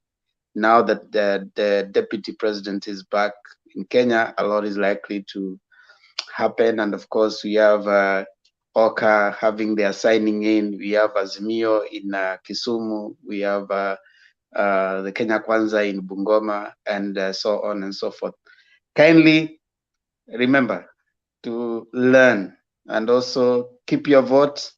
Check out your registration. Make sure that you're ready to take your candidate or the person that you want to vote for to power through your vote. So thank you so much. See you again later today, inshallah. So I'll allow Julia to ask a question. What were YouTube bado mko hapa? So we are going to, it's only one person who's going to make I think 2 people, and then now we start taking our closing remarks. So Julia, your question, and then Swale. Okay, Mr. Duke, you have said a few things. I want to ask you 2 questions. I also have a question after them.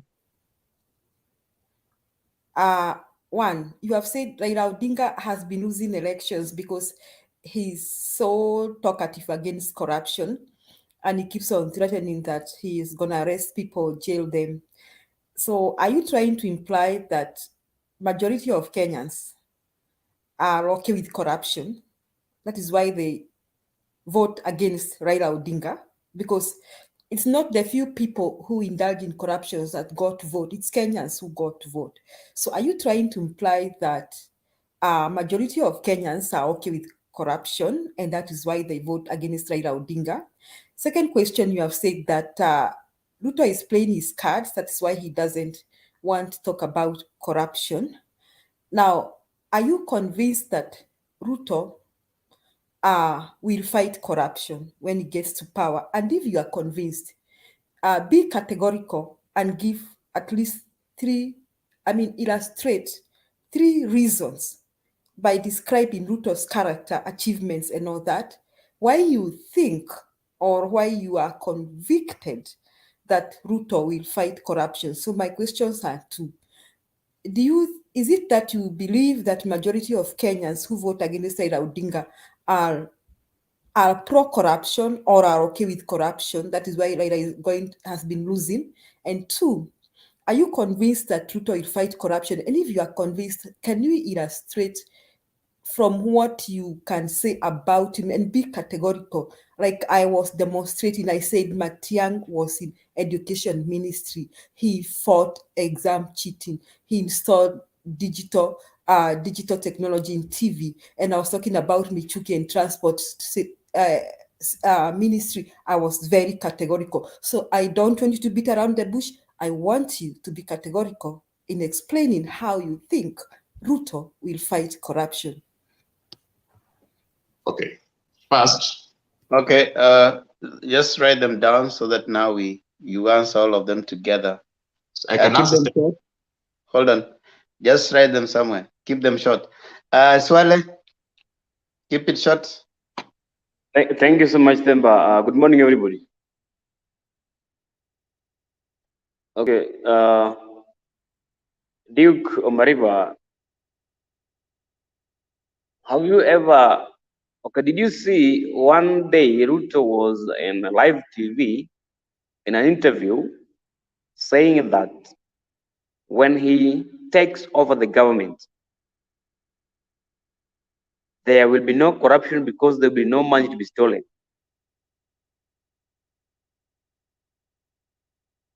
What? Oh, okay. Where has that money gone to that will not be stolen?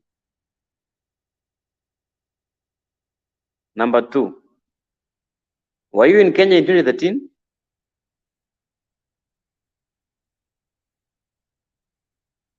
If you were in Kenya in 2013, did you witness a case or a scenario in which Uhuru Muigai Kenyatta appended his signature, handing power over to Ruto for 3 good days when he went to Hague?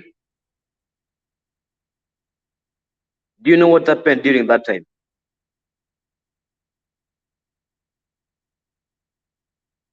If you can recall what happened, that is where we have the problem that is facing us today.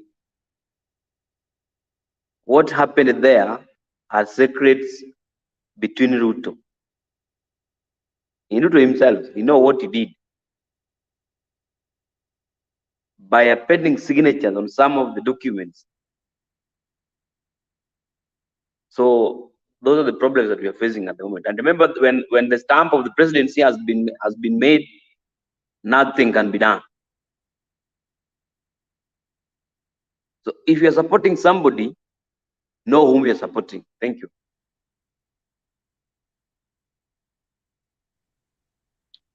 Fidel,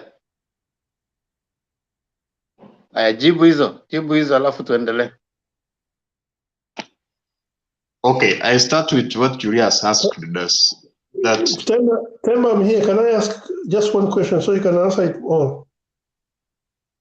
Sasa wewe kama umepotea dakika moja. Nilikuwa hapa, nilikuwa nimefunga. I wanted to ask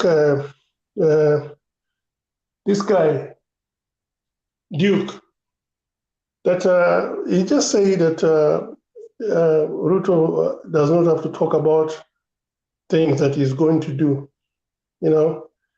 So are you also aware that he told the Kalenjin nation that the best way to deal with their problem is to get the presidency first before he deals with the problem of the people who had invaded the Rift Valley? I hope you're aware. Can you answer that, if that is a systematic scheme that you are aware of, that your leaders seem to be having? So please.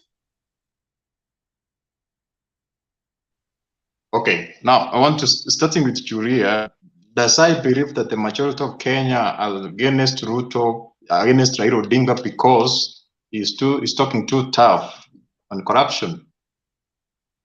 Remember I said that some of the victories of Raila Odinga have been stolen. So by that I mean at some point Raila has won. But what I was trying to say is this. Yes, the majority of Kenya will be maybe supporting Raila Odinga previously from my point of view. But when you talk too much against those in power, those who have instruments, finances, and what, they may mobilize the resources to campaign against you. And you know, in a country like Kenya, money has influence. So they can use money against you, campaign against you, blackmail you, come with some misinformation about you, and you reduce your chances of winning. That's what I say. Number 2, do you believe that Ruto can solve corruption? And if so, how?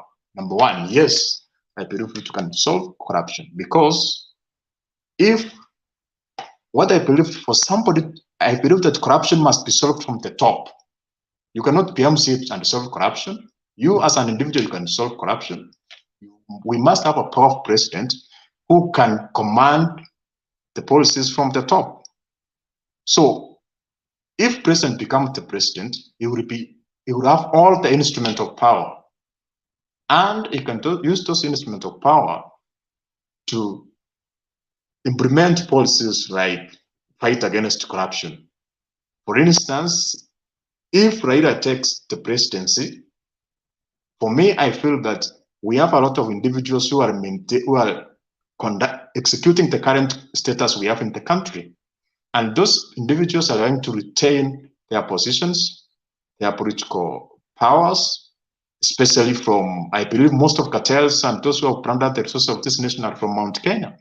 So because he has partnered with the government and those who are controlling the economy of Kenya, he is going to maintain the status quo. He will not have all the instrument of power to fight it. He can even be impeached if he tries to go against them, or even be, God forbid, be even executed. So, so that's my personal view. That's like what I can say. Coming to Swari said, Ruto once said, no money will be stolen. Yes, what does that? It is not said that the implication he was trying to say, you can make money not to be available by, for instance, you have automated systems where the transactions are cashless. We have an automated system. In some nations, we have automated system where you can not see cash. The finances can be traced. Also, we don't have idle resources. All resources are properly utilized. So this is where we find there's a lot of money, counties returning money to national government because they have nothing to do with. So if we have individuals who know how to use the money properly, systems be automated, and money be spent on development projects, that means it should be impossible for somebody to steal. Also about 2013, Suarez said that there was a secret in 2013 where Ruto signed documents. So if that's a secret, how do you expect me to know about it? And if it's how did you know about it? I cannot know which document was signed, and it's not in the public domain about what that I don't. So unless you give more information and you have substantiation of that, then I can respond. Fidel is talking about Ruto saying, let us have the president first and solve the problem.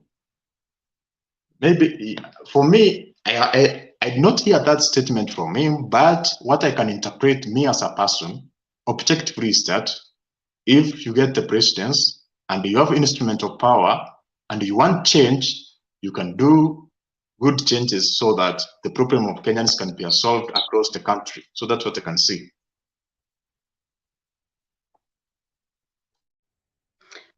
Okay, I guess we let that rest for now. A minute, Themba, just a minute. No, it's okay, Swell. Let's let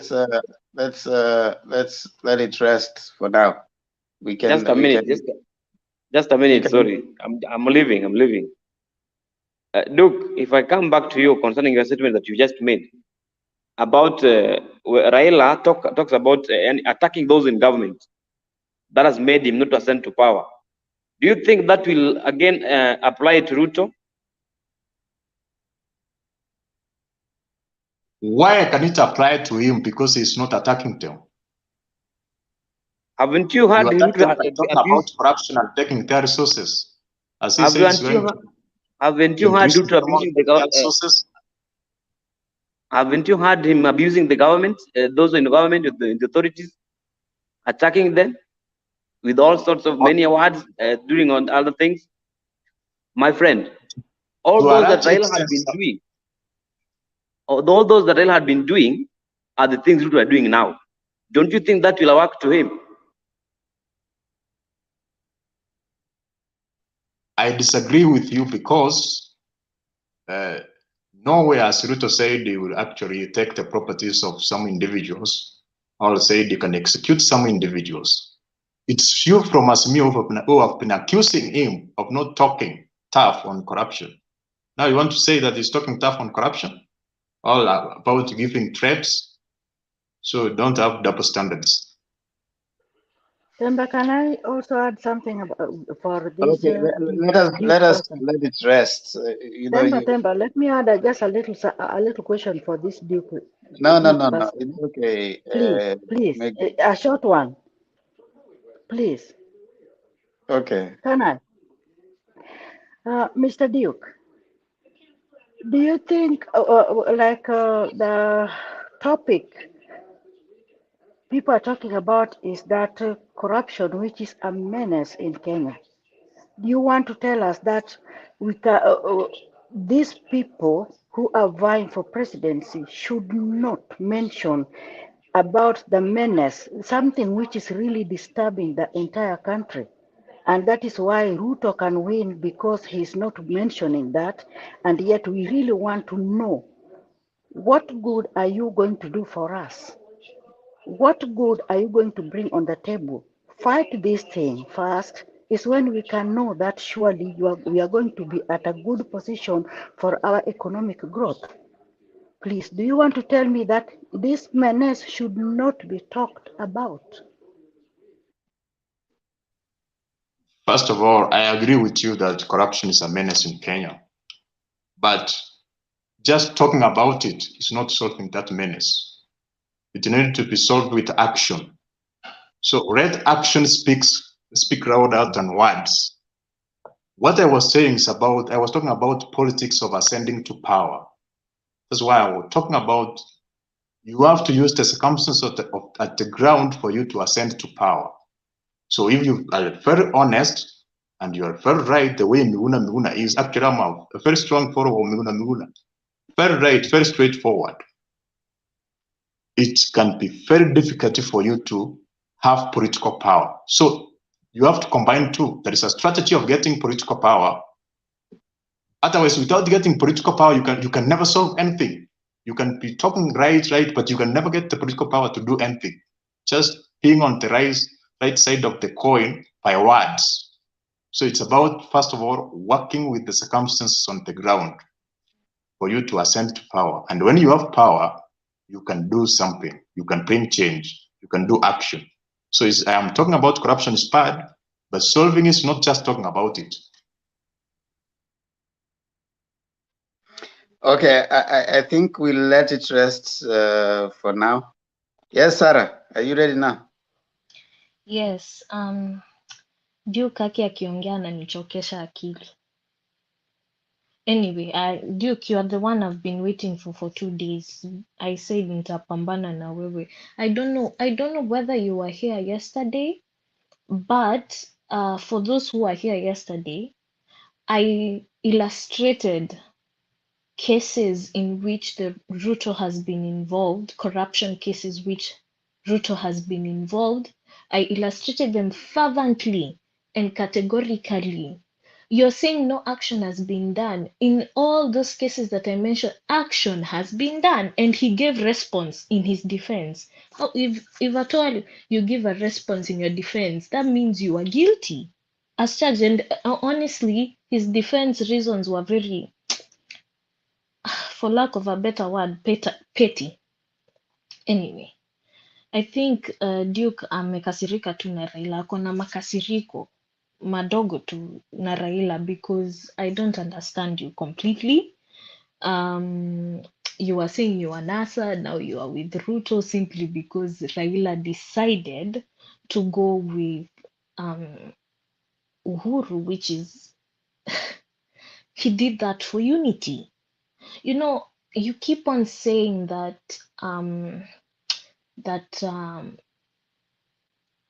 Ruto is a leader and that he has integrity, but he doesn't, because in the Constitution, Chapter 6, Leadership and Integrity, Article 73, number 2, C2, it says one of the guiding principles of being a leader is the declaration. Actually, let me look for it because I read it in the morning.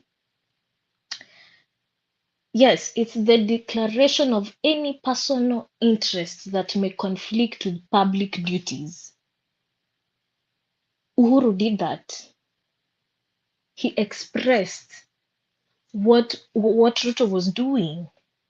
Ruto was executing his own personal interests. He evaded public duties. The Constitution clearly says that the Deputy President is the principal assistant of the President, and he should do work not only assigned by the President, but also assigned by the Constitution. I don't know why watu wa UDA wasomangi hiyo part ya assigned by the Constitution. They only read assigned by the President. He didn't do any work. When the president, his boss, complained about it, he got mad. He tried to sabotage every one of his projects. And so therefore he went to look for Raila, told him, you know, this guy, my guy number 2, ananiharibia kila kitu, nisaidie. Raila found a way to help him. What is wrong with you bwana? Mbona unashindanga unatuletea propaganda ambazo hazieleweki? Come here with facts. Hizi stories za unashinda unapigia watu mbuzi zeze every time. I'm not gonna be speaking about this UDA people, because the problem with UDA is that they don't have smart people. Come here bring smart people. It's okay to be on the other side, which is the wrong side, but be smart in what you're articulating. Now surely you blame Raila for everything. Next, muki break up na girlfriend yako pia utablame Raila. Come on. Are we going to always be, as Kenyans, even collectively, are we always going to be blaming politicians for our own misdeeds? Because that is not right. And by the way, you guys lack a lot of respect for that man. That man has suffered as hell. That man has spent years in prison. Nakwambia aligongwa, he has marks all over his face to prove that. Aligongwa miguu, even when you see him walking, he has marks to prove that. The father of democracy. Can the fact that you even have freedom of speech right now and you're speaking things that are stupid narratives, let me call them that, is because of him. It is because he fought for that. For you to have that freedom of speech. I wish Moi was still alive and he would still be the president. Ungeona kama ungekuwa unaongea hivyo. He fought for that. He fought for even all the people who keep on insulting him. And now you're calling him a project. Sijui deep state. Sijui what. Anyway, that's an issue. I think I've kind of mastered something about Ruto. Ever since he went to the UK and the US and now he's back, I think he knows he's going to lose. And that is why he's trying to delegitimize Raila's win. You know, there is a way a person can win and lose at the same time. This is the strategy Ruto is trying to use. He's trying to accept that he will lose, but he's also trying to delegitimize Raila's win. So that by the end of the day, even if Raila won, people would still have the notion in their mind that Raila didn't win, which is not the case. That has happened before in our previous elections, which, to be honest, have been accurately won by the opposition leader. But look, the problems Jubilee government have started from that simple fact. Their elections weren't legitimate. Even the runoff weren't legitimate. So people have lost trust in them. Now, if the citizens lose trust in their government, they will never see anything good with the government. Adi government leo ikulete maize bags. They will not see anything good. Such is the case with this Bodaboda crackdown, the crackdown on Bodaboda, right? When the government is actually trying to implement something, the UDA supporters will turn it all the way around and fight it politically. That is the problem. The problem is Ruto is not actually in this race to win. Who told you he's here to win? He knows he's going to lose because the ground is already changing. The ground has already changed by far, and it's for Azimio. But he wants to use the strategy of delegitimizing Raila's win so that every citizen in the country will accept that Raila will be the president, but will not have faith in his government. And that is why we are fighting this propaganda time and time again. Because, like I said, they evade that one simple thing called facts. Watu wa UDA hawafunguangi constitution kusoma, wanasikiza tu kenye Ruto anasema blindly. Like Duke, you have your own other friend called Kiprotich Ngeno, who is just as a good sheep as you, following your shepherd, Ruto. It's very unethical, and I feel very sad that very many Kenyans wamesoma. But even our old people keep on saying you can have lots of knowledge, but you can lack wisdom. And that is what UDA people don't have. They come here, when Ruto says something yesterday, that is what is going to run in their minds the entire time. They didn't bother to go and open, even us, when we listen to what Azimio say, some things we know is not legitimate. That's why we go back and see, is this true? And funny enough, you have never had even one Azimio person using things that they are not sure of. They use things that they are sure of, facts, laid out facts. They'll never use propaganda they're not sure of to fight against UDA people. So I'm really sorry to say, but you're following the wrong person collectively. This person has done nothing. Instead, is telling us about wheelbarrows. Take that agenda of wheelbarrows to a Chinese. Don't you think he will laugh at you? Are we going to eat wheelbarrows? To be quite honest with you, I don't get what UDA. I respect that you want to vote for Ruto, which by far is your right. A right Raila fought for. We also fought for that. Yet you insult him. Tunaambiwanga kimila, usitusi sahani ambayo umekulia. That guy has fought for very many things Kenyans enjoy now, and they're busy insulting him because of a narrative that has been created.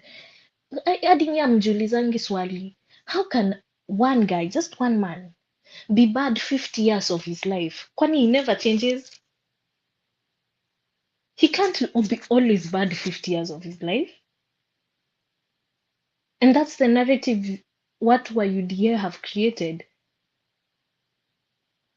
In fact, someone said in the comments they should be called Uganda Development Party because you behave like Ugandans. I'm so sorry to say. They don't have democracy because they don't understand that sovereignty belongs to them. Now you're telling us about Raila changing. I don't understand this. Again, what do UDA keep on blaming time and again? The Jubilee government, the president. I agree. The Jubilee government has not done 100% of its best. The same to Azimio. Even Azimio ikiingia ndani, you don't expect all the projects that they have come up with will be in full completion by the time the 5 years end. Democracy is a process. Projects are a process. Development is a process. It's not a one-way ticket. It doesn't work like magic. Give Kenya time to improve. Give leaders time to articulate what they think is a good agenda for the people. And that is why people are tired of listening to you. Juzi niliona this guy called Linturi. He went to the church. He started speaking bad things about Raila. The bishop or the pastor, let me call him that, stood up and cut him short. Later on that same day, he went to the ground to speak to the people. They completely refused to listen to him. They shouted Azimio.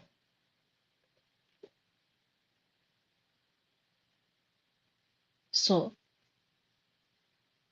it's such a pity that when you come here, you don't bring authenticity. We are looking for originality. That is why I keep on telling akina Themba, when you wanaleta au watu wa UDA, please bring intelligent people who we can actually discuss matters. Because these propaganda things, I'm not gonna stand for them. I'm not gonna stand for you guys insulting Raila for no good reason. He's not to blame. He can't be blamed for everything.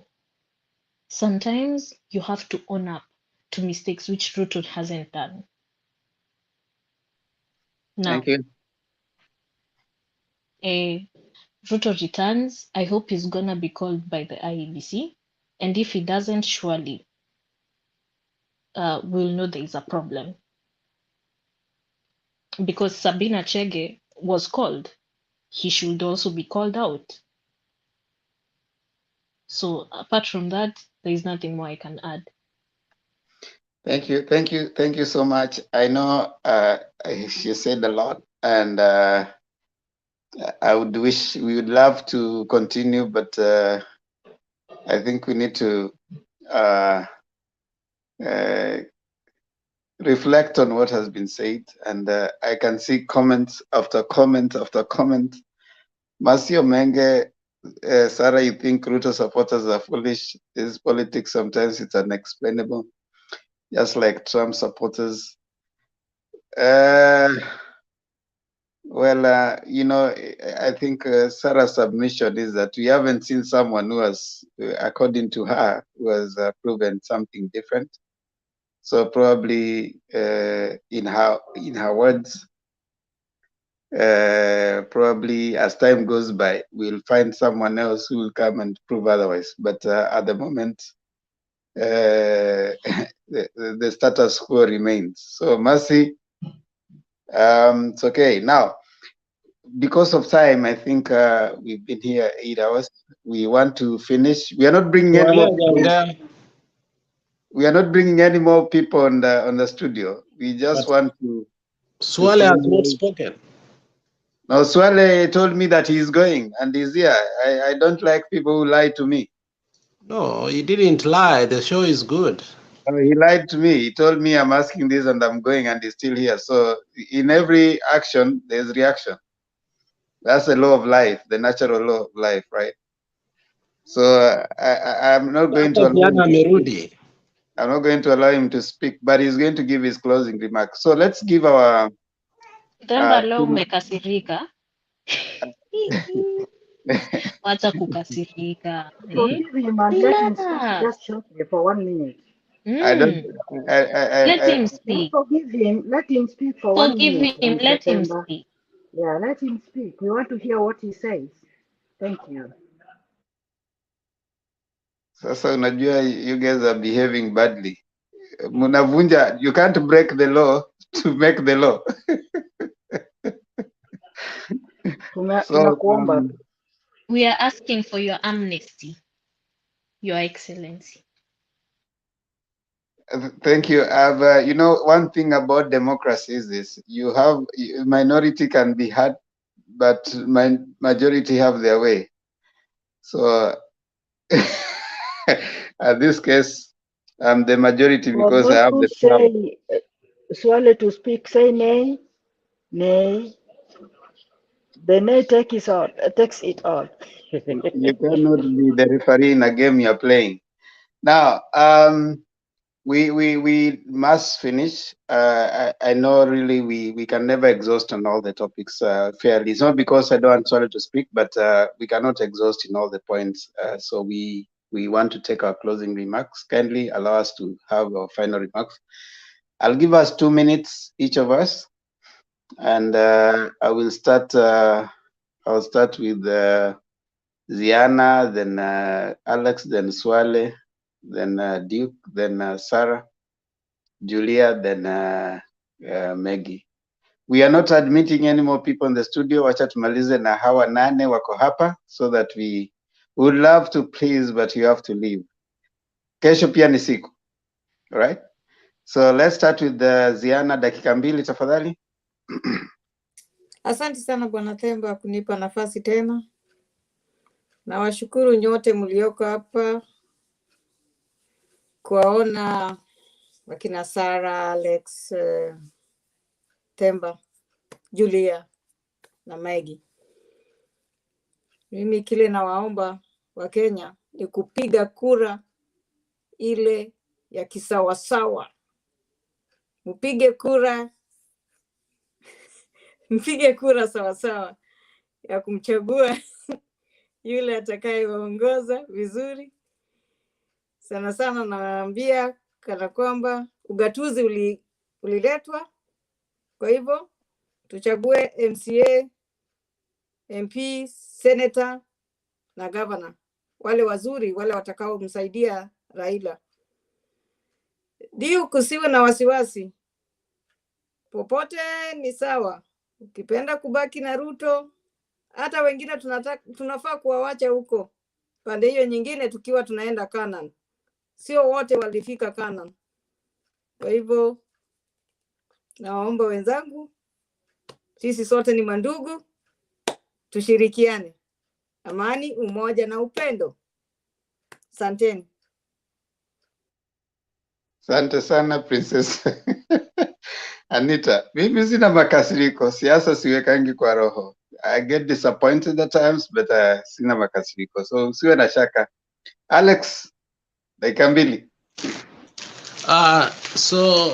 Themba, thank you very much. We have had a very good and robust show. We have learned a lot. Maneno ya bodaboda is a problem that will stay with us. We can't take it away. We can't wish it away. It's a thorn on the flesh. It's part and parcel of our own systematic problems. Now, there is the issue of Baba coming to Kisumu today. I hope for the first time we have sobriety. Our leadership in Kisumu, I say more so Kisumu because I was born and raised in Kisumu. We must be sober enough to realize Baba has never represented us. Baba has represented Nairobi. Baba was an MP for Nairobi. Baba is a Baba for all people. So when we are receiving Baba, we must remember we are stakeholders. And as Central demands this and this and this, we must also say what we want. We might even be more radical and say we want the speaker because he is going to help Baba in his agenda. And I think that is what I want most. I don't want Kalonzo to get the speakership, for heaven's sake. I want to be more radical. That is what we want. Baba and the speaker, it's good. We must agitate for what we want. That is it. Hiyo ingine 40% ikikuja, we know how we will deal with devolution and funds and ABCD and ABCD. But when Baba gets there, his agenda in parliament must be passed. We will be radical and even more radical. Duke akisikia mbaya, tuta even sema this time around, tunataka Otieno Kajwang akuwe speaker. Hatutaki Miguna akae huko mpaka 2032 Ruto akikuwa president ndiye arudi. Na Sarah will take care of Otieno ni marehemu baba. Otieno ni marehemu. No. Ile mdogo tukajua kidogo ile inaitwaje Moses. Yeah, Moses. Thank you, Moses. Ule ndio tunataka akuwe speaker wetu. He will do a good job. Na tunataka Duke ajue kuwa yeye ndio aliapisha Baba, sio Miguna akae huko mpaka 2032. maneno yake tutaiona 2032 ikiwa Ruto atachange vile Uhuru alimwambia. That is the only way. But otherwise, when Baba comes, I hope we get into sanity. Most of the time we get excited and we forget that we are partners in this Azimio. It is Azimio la Umoja. Sisi pia, we need a stake in this whole formation. Otherwise, maneno ya bodaboda, hiyo ni kitu kidogo. We will deal with it. I mean, bodaboda itatushinda. Sisi in our government, we know what we will do. Duke, thanks for acknowledging kuwa Baba Raila Amolo apendwi na watu wenu because he wants to deal with corruption. And I know why you fear corruption, Duke. So, and we are not going to, hatuendi ku bend our rules. We will deal with corruption. We will deal with Ruto. We are not going to lie about that. You go around everything, every problem we have in Kenya, it goes back to one thing, corruption. We are not going to be afraid. Unasema kuwa ati, the only reason because we are threatening.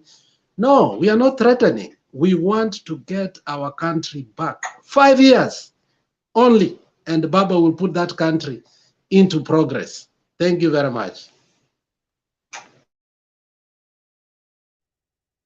Aye. Duke, dakika mbili. Okay. You respect your elders. I'm your elder. Okay. Now, actually, I will take my team 2 minutes to respond to sentiments in a good way. First of all, RX, I'm not saying that corruption is good or that corruption is not destroying our country. What I'm trying to say is this: solving corruption is not just talking about it. When you talk that a lot of money is stolen every day, there is nothing you can do, so it continues to be stolen like that forever. That is not solving corruption. Action, recovering the resources back to the treasury. Also, I don't dispute that Raila is a significant person in this nation. He has made a lot of changes to Kenya. However, for me, there are a lot of people who have made changes. Even you, even the new constitution, you participated by voting. So change has been correctified. We have several individuals like Kenneth Matiba, like Robert Ouko, who were even murdered, you see? But for me, what I hope, I think, Raila is not strong enough like maybe his father. Remember, he was even given to be the president and he refused, so that the Kenyatta can be raised. So if you start fighting for electoral reform, and then you give up on the way, you gang up with the evil, I don't think if Raila was fighting for independence, I think he would make a deal with the British, and then the fight on independence will have stopped there. That's why when you start a war, you fight to the end. For instance, most of you are in the US. We have what we want, the US Civil War. If Abraham Lincoln was stopped to fight, we would be having several states in the US, not the United States of America. But he was very strong. He was against slavery, and they fought that despite several people died, but the end goal was achieved. So when you start a war, execute it to the end. Also, actually, Sarah's talked too much negative about me. I don't want to respond because today I don't want to argue. So what I can say, he said that Raila cannot be bad for 50 years. That's true. You know, we are humans. We have mixed feelings. Even Jesus, he went to the temple and found people doing trading and they caned them. He referred to the Son of God. You see, we are humans. So we have negative and positive emotions. But you can't say that Raila cannot be bad for 50 years, but you want us to say that Ruto is very bad throughout the life. You don't talk about anything positive about Ruto. So you should actually balance your argument. Also about the deputy president being the principal assistant of the president, that's true. But the president said, I don't want you to assist me. Also, he added that there is other constitutional functions of the deputy president, but he failed to mention. I want him to mention one or two. So that's my response today. Thank you. Duke, there's someone who says that you need to know that wars are fought in boardrooms. What you see, like, for example, right now, what is happening at what you see, like the bombing, that is a battle. The war started somewhere, is being controlled elsewhere, and it will go long even after the battle has stopped, even after the last gun has stopped. So warfare is not the battles that you see. That's why they say you can win the battles, but you can lose the war. You may win a battle, but the war, you lost. So right now, a lot is happening on the ground.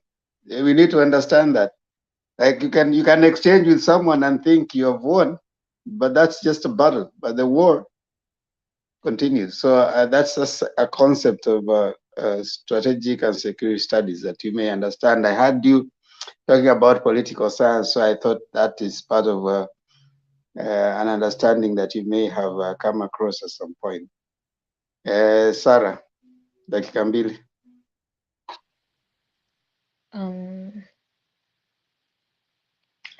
When the going gets tough, the tough get going. Duke, I have nothing negative about you. I just don't like the fact that you have too much propaganda than facts. No, I see you writing a lot. I don't know what you write there. Is it factual or infactual? That's what I don't understand. However, you know, come talk to me one-on-one. By the time umemalizana na mimi, utakuwa unaimba inawezekana. Don't worry, these things, they are trivial matters. Okay? Anyway, as this matter of who did what, who did who, kila mtu avutie mwenye anajisikia, kwa sababu at the end of the day it's a secret ballot. You'll be the only one ticking whoever you feel is comfortable for you, whoever stands for you, right? But that doesn't stop us from saying the truth, and the truth should always be spoken. Unfortunately, Ruto has lied a lot, and I'm not saying that Raila has never lied in his life. He probably has, but he's an old man right now. He doesn't have time to do, silly shenanigans that Ruto, our young man Ruto, is doing. He doesn't have that kind of time. He's old. So yeah, just give him the respect he deserves. And watu wa Canada, kama mnanisikia, vote for Azimio. Kwanza hiyo siku mutanipata huko Leslie Street, if at all uko Toronto. Mpateni na mimi, nitakita kambi hapo. If you wanna see me face to face, tutaongea. You come join me. We'll vote for Azimio together. The rest of you, thank you. And we'll continue being here. Sisi ndo wafunga show. Asante sana. Nasahau Sara kuambia not nice ajue wewe umechukuliwa, awache mchezo. Not nice mwambie awache mchezo ako nayo. No, Alex, you are the one to claim her. Why do you want her to claim you? You are the one to claim her. Wewe unaharibu, sisi tunaongea na yeye tukasema kuna ile ng'ombe moja ulilipa iko na defects. Yes. Kwa hivyo the dowry is still pending. Lakini nilipa ukakubali. Ulikubali kwa defect kwa nini? Alipeleka kwa neighbor. Unakumbuka ule neighbor? Sasa hapo. Alex, unaona nilikwambia you need to claim. Unaona sasa unatuletea vita za nyumbani hapa. Julia, dakika mbili. Hakuna. Kumbe Alex wewe ni mjanja hivi. Yeye aende kukula usingizi leo. Alex, ujanja kumbe. Alex, you Sarah, treat a I defective cow. No wonder. Julia, like a Okay, baby. thank you, everyone. This debate is really educative. Thank you so much. Duke did not respond to me appropriately because I asked him to demonstrate how and why he thinks William Samoei Ruto can fight corruption. I already gave illustrations to him. I informed him that someone like Matiang has done 1, 2, 3. I informed him that Michuki did 1, 2, 3. I wanted him to say that William Ruto worked here and he fought corruption here and things began working.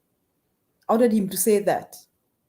He didn't say anything. He just said, when you are in power, you can do that.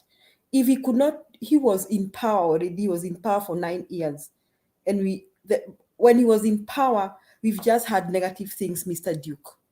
So you were not asking us to jump from the pan, from the frying pan into the fire. So you did not convince me. So tomorrow when you come back, please try, go do your research, make your notes, write your notes down. Go and search what Ruto did in which ministry, how he fought corruption, how he did 1, 2, 3, how effective he was, and come here and convince us. Now, you also compared Raila and Ruto. You said that Raila has talked about people. The things Raila has talked is he's been fighting evils and corruption in this country and irregularities and all that. But Ruto has been speaking about his own government, sabotaging his own government. That's the difference between the two people. So you need to know the difference between Ruto and Raila, what they speak and what they stand for. Finally, my comment is this. In this election, it is just between two camps. Either you're in the camp of the corrupt and the thieves, or you are not. So, Mr. Duke, me, I come from Central Kenya. I have never stolen. I have worked all my life to be where I am. I cannot be in the camp of the thieves and corrupt. I'm not trying to be disrespectful, but I'm just trying to talk about myself. Thank you, Mr. Denver, and good night, everyone. Julia, you will wait until heaven comes down. Thank you so much. Maggie, nipe dakika zako mbili za mwisho tufunge. Asante sana Bwana Themba. What I will say is okay, wacha niseme tu vile Sarah alisema. Hao watu wa UDA wa UDA sijui kama ni in fact hawatupeleki wa UDA nyuma, lakini hawatupeleki nyuma, lakini wanapeleka watu wa UDA nyuma because it seems that they don't have agenda. Agenda yao ni mtu wao kutokana serikali ile anamlisha, because you know your employer ni yule anakulisha. Serikali imeajiri huyu mtu wao, and instead what he can do is to fight that government ambaye inamlipia ndege kwenda wherever he is going and spoiling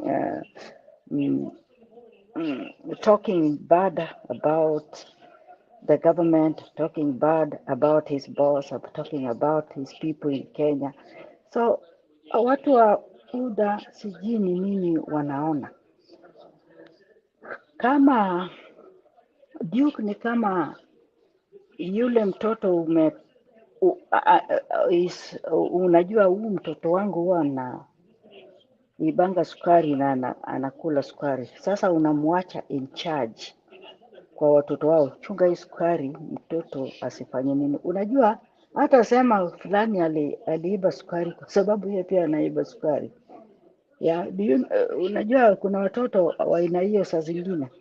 So how do you entrust somebody who must been in such scandals like corruption na nini akwambie I'm going to fight corruption?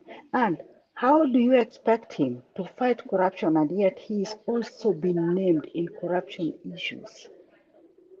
So Nyinyi watu wa UDA mnatupeleka nyuma instead ya kutupeleka mbele, so that we see what Kenya should be. You just want Kenya to be in the dark and not fighting the things we need to be fought for Kenya and the freedom we have been looking for, where you have a better stand for something good.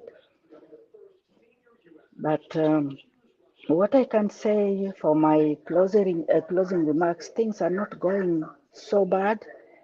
Things are good. Meru was massive. I don't know how Kisumu is gonna be, but that uko hata even if Alex is saying that uko sio kwa baba, uko ni shambamba. Thank you, Bonatemba, for giving me that minute. Thank you so much, Maggie. Alex, are you there? Yeah, Nico. Temba Nico. Tokea hapo kwa kamera nikuone. Nico. Want to recommend this for you. Which one is that? The Last Kings of Shanghai. I haven't read that. By who? By Jonathan Kaufman. No, I've never read that. Gives you the rival Jewish dynasties and how they helped to create the modern China. You see the dynastic influence, the business dynasty, and how outside Jewish dynasties are the ones who helped China to be what it is today. And you'll find the intertwining between business and power and the oligarchs of the society and how they influence policy. And probably that might make you understand even the development of the Kenyan society.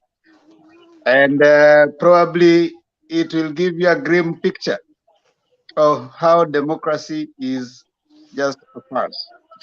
Now let me finish by saying this. Thank you so much, everyone, for coming here and participating in this discourse. Like we said, Motembe TV is a place where we come to learn. And you only need 4 things: a working phone or a gadget, a computer, connectivity. That is, kama uko na umetumia Bernard bundles, Alex? Yeah, namtumia. Hebu niambie hicho kitabu tena. Later, The Last Kings of Shanghai. Okay. Yeah, Last Kings of Shanghai. It's a good read. It's a thriller. You will have an interesting view and understanding of how things work, and maybe it will also help you understand the economy of the U.S. You know, the Jewish guys have really built the economy of U.S. in a big way, and that is something that you might want to find some some insights when you read it. For those who love reading, for those who, I know you love reading, and I see also Julia being a teacher, might want to explore that, and also Sarah, who is Alex, who Alex decided to peleka a deformed cow. You can take your cow back, my friend. But it's a cow. It's a cow. It is a cow. Yeah. Mukia tu nilikuwa deformed. So thank you so much. We, as usual, we say here we start at 9 Kenyan time, and of course global time. You can look at whichever place you are at, and it goes up to late. If you come, you find 10 people, you can drop off and wait. When someone drops off, you come in. So these people here ndio wanafunga show, especially Alex, Ziana, Sarah ameingia kwa hiyo kikundi. Megiwa anajipata saa zingine ame drop on and off, lakini leo amejipata anamalizia. Julia pia anakuanga saa zingine anamalizia huko chini, lakini leo amejipata hapa. Harun alitutoroka, but hope kesho atakuja tufunge show. Duke Asante sana. Wacha ni acknowledge a few people pale chini kwa comment section. Not nice. Themba, it may help Alex know which animals to send, not lemons. Not nice. Anakuchapa huko chini na mawe. Gitash Day. Both very new. Themba, have you read Confessions of an Economic Hitman by Parkin? I love reading, so if you can recommend anything for me, I'm good. I love reading. I love reading. So if you can give me, I'll look for that one. Confessions of an Economic Hitman. Thank you so much. We can do Mitembe. I was telling Alex here that one day we can also be just exchanging what you're reading. By the way, if you read, you can understand. You can have some background when you're giving your presentations. You know, just give haphazard views. Sometimes it's good to base them on a certain kind of paradigm. You know, it gives you some leverage in understanding what's happening, because these things that are happening, they say there's nothing new under the world. And what is happening in Kenya is so that it hasn't happened elsewhere. And sometimes when you understand it from that perspective, you can have some predictive value. You can actually look at it and give it some predictive value, and of course try and analytically have some kind of hypothetical conclusion, rather see how things are likely to pan out. You know, it gives you, it's good to be readers of these things. Like, just try. And right now we live in information superhighway. You can get information if you want it, if you look for it. And just talking without, they say theory without practice is sterile. And practice without theory is both blind and dangerous. So if you practice without a theory, you are blind and dangerous. And if you have theory but you're not practicing, you are sterile. And you know what sterility means? Sterility means that you have a potential that is not working. Yeah. So let's mix both. Yeah. Not nice. Thank you. Yeah, the book club, Butembe book club. We can exchange books, read, and come here and just try and give an exposition of what they say. Especially a lot of philosophy on politics and how power is organized and all that. If you read those books, read Republic by Plato, read other books like things that Aristotle says, and you'll be, read The Prince, read the 48 Laws of Power, The Art of War, Sun Tzu, and of course the latest. Read some of biographies of some of these great people, Martin Luther King, some of his great achievements, nonviolence.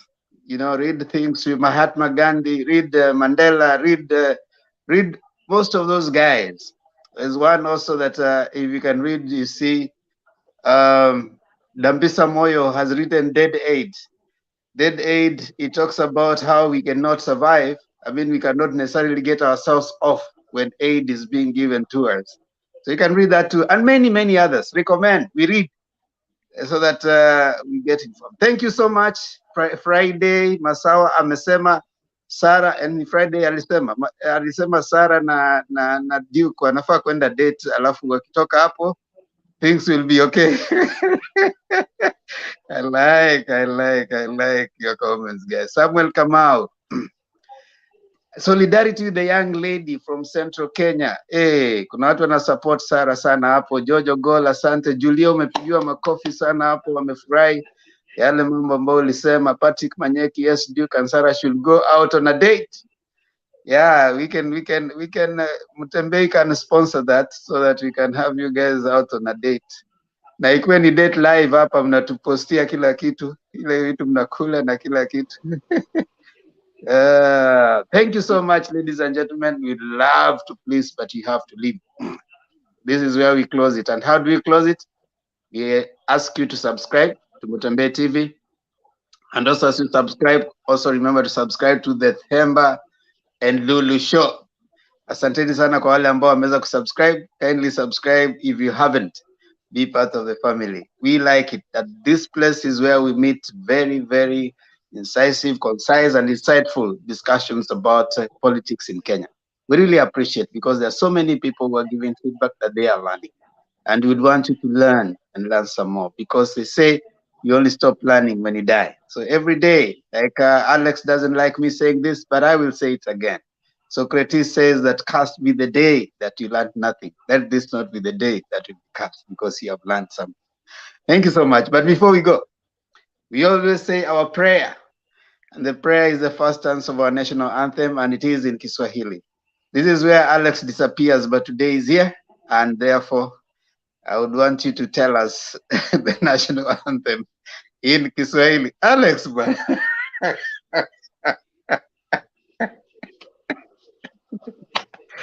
No wonder he took a lame cow kwa kina Sarah. Sarah, look at the kind of people that are coming to your home. Sarah.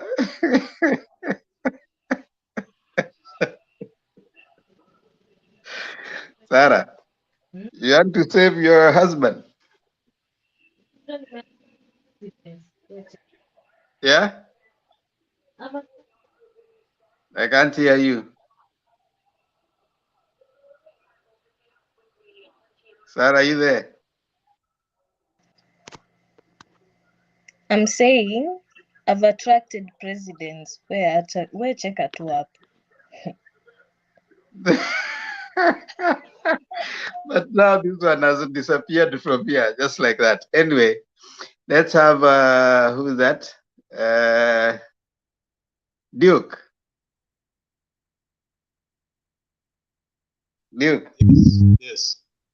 Hebu tupatie wimbo wa taifa, na unaisema kwa Kiswahili, sio kuimba. Hey, mwingine atusaidie. Haya. Temba, wacha tuseme hii kitu tumalizane naye. Haya, sema Ziana. Ziana, sema leo. Mungu nguvu yetu, ilete baraka kwetu, haki iwe ngao na mlinzi, na tukae na undugu, amani na uhuru, raha tupate na ustawi. Asante sana Ziana. Asante sana Ziana, tunasema kwamba lazima tuwe ni mandugu. Kiprotich Ngeno ndio tumekuona hapo. Tafadhali kuja kesho mapema ndio uweze kuingia ndani mpate kuwa na nini pamoja na Sara, kwa sababu kuna debate crossfire tunangojea, utatuambia ni lini. So sisi ni mandugu hata kama tukikosana kwa mawazo. Duke na wale wengine Kiprotich Ngeno, hata kama tujakuwa kwa upande moja, sisi bado ni mandugu. And the national anthem we want to keep on every day singing it, because inatukumbusha kwamba whichever way lazima tuwe na undugu, amani na uhuru, alafu baadaye raha tutapata na ustawi. Asanteni sana Julia, Princess Diana, Maggie na Sarah. Tuonane kesho inshallah. Kwaherini.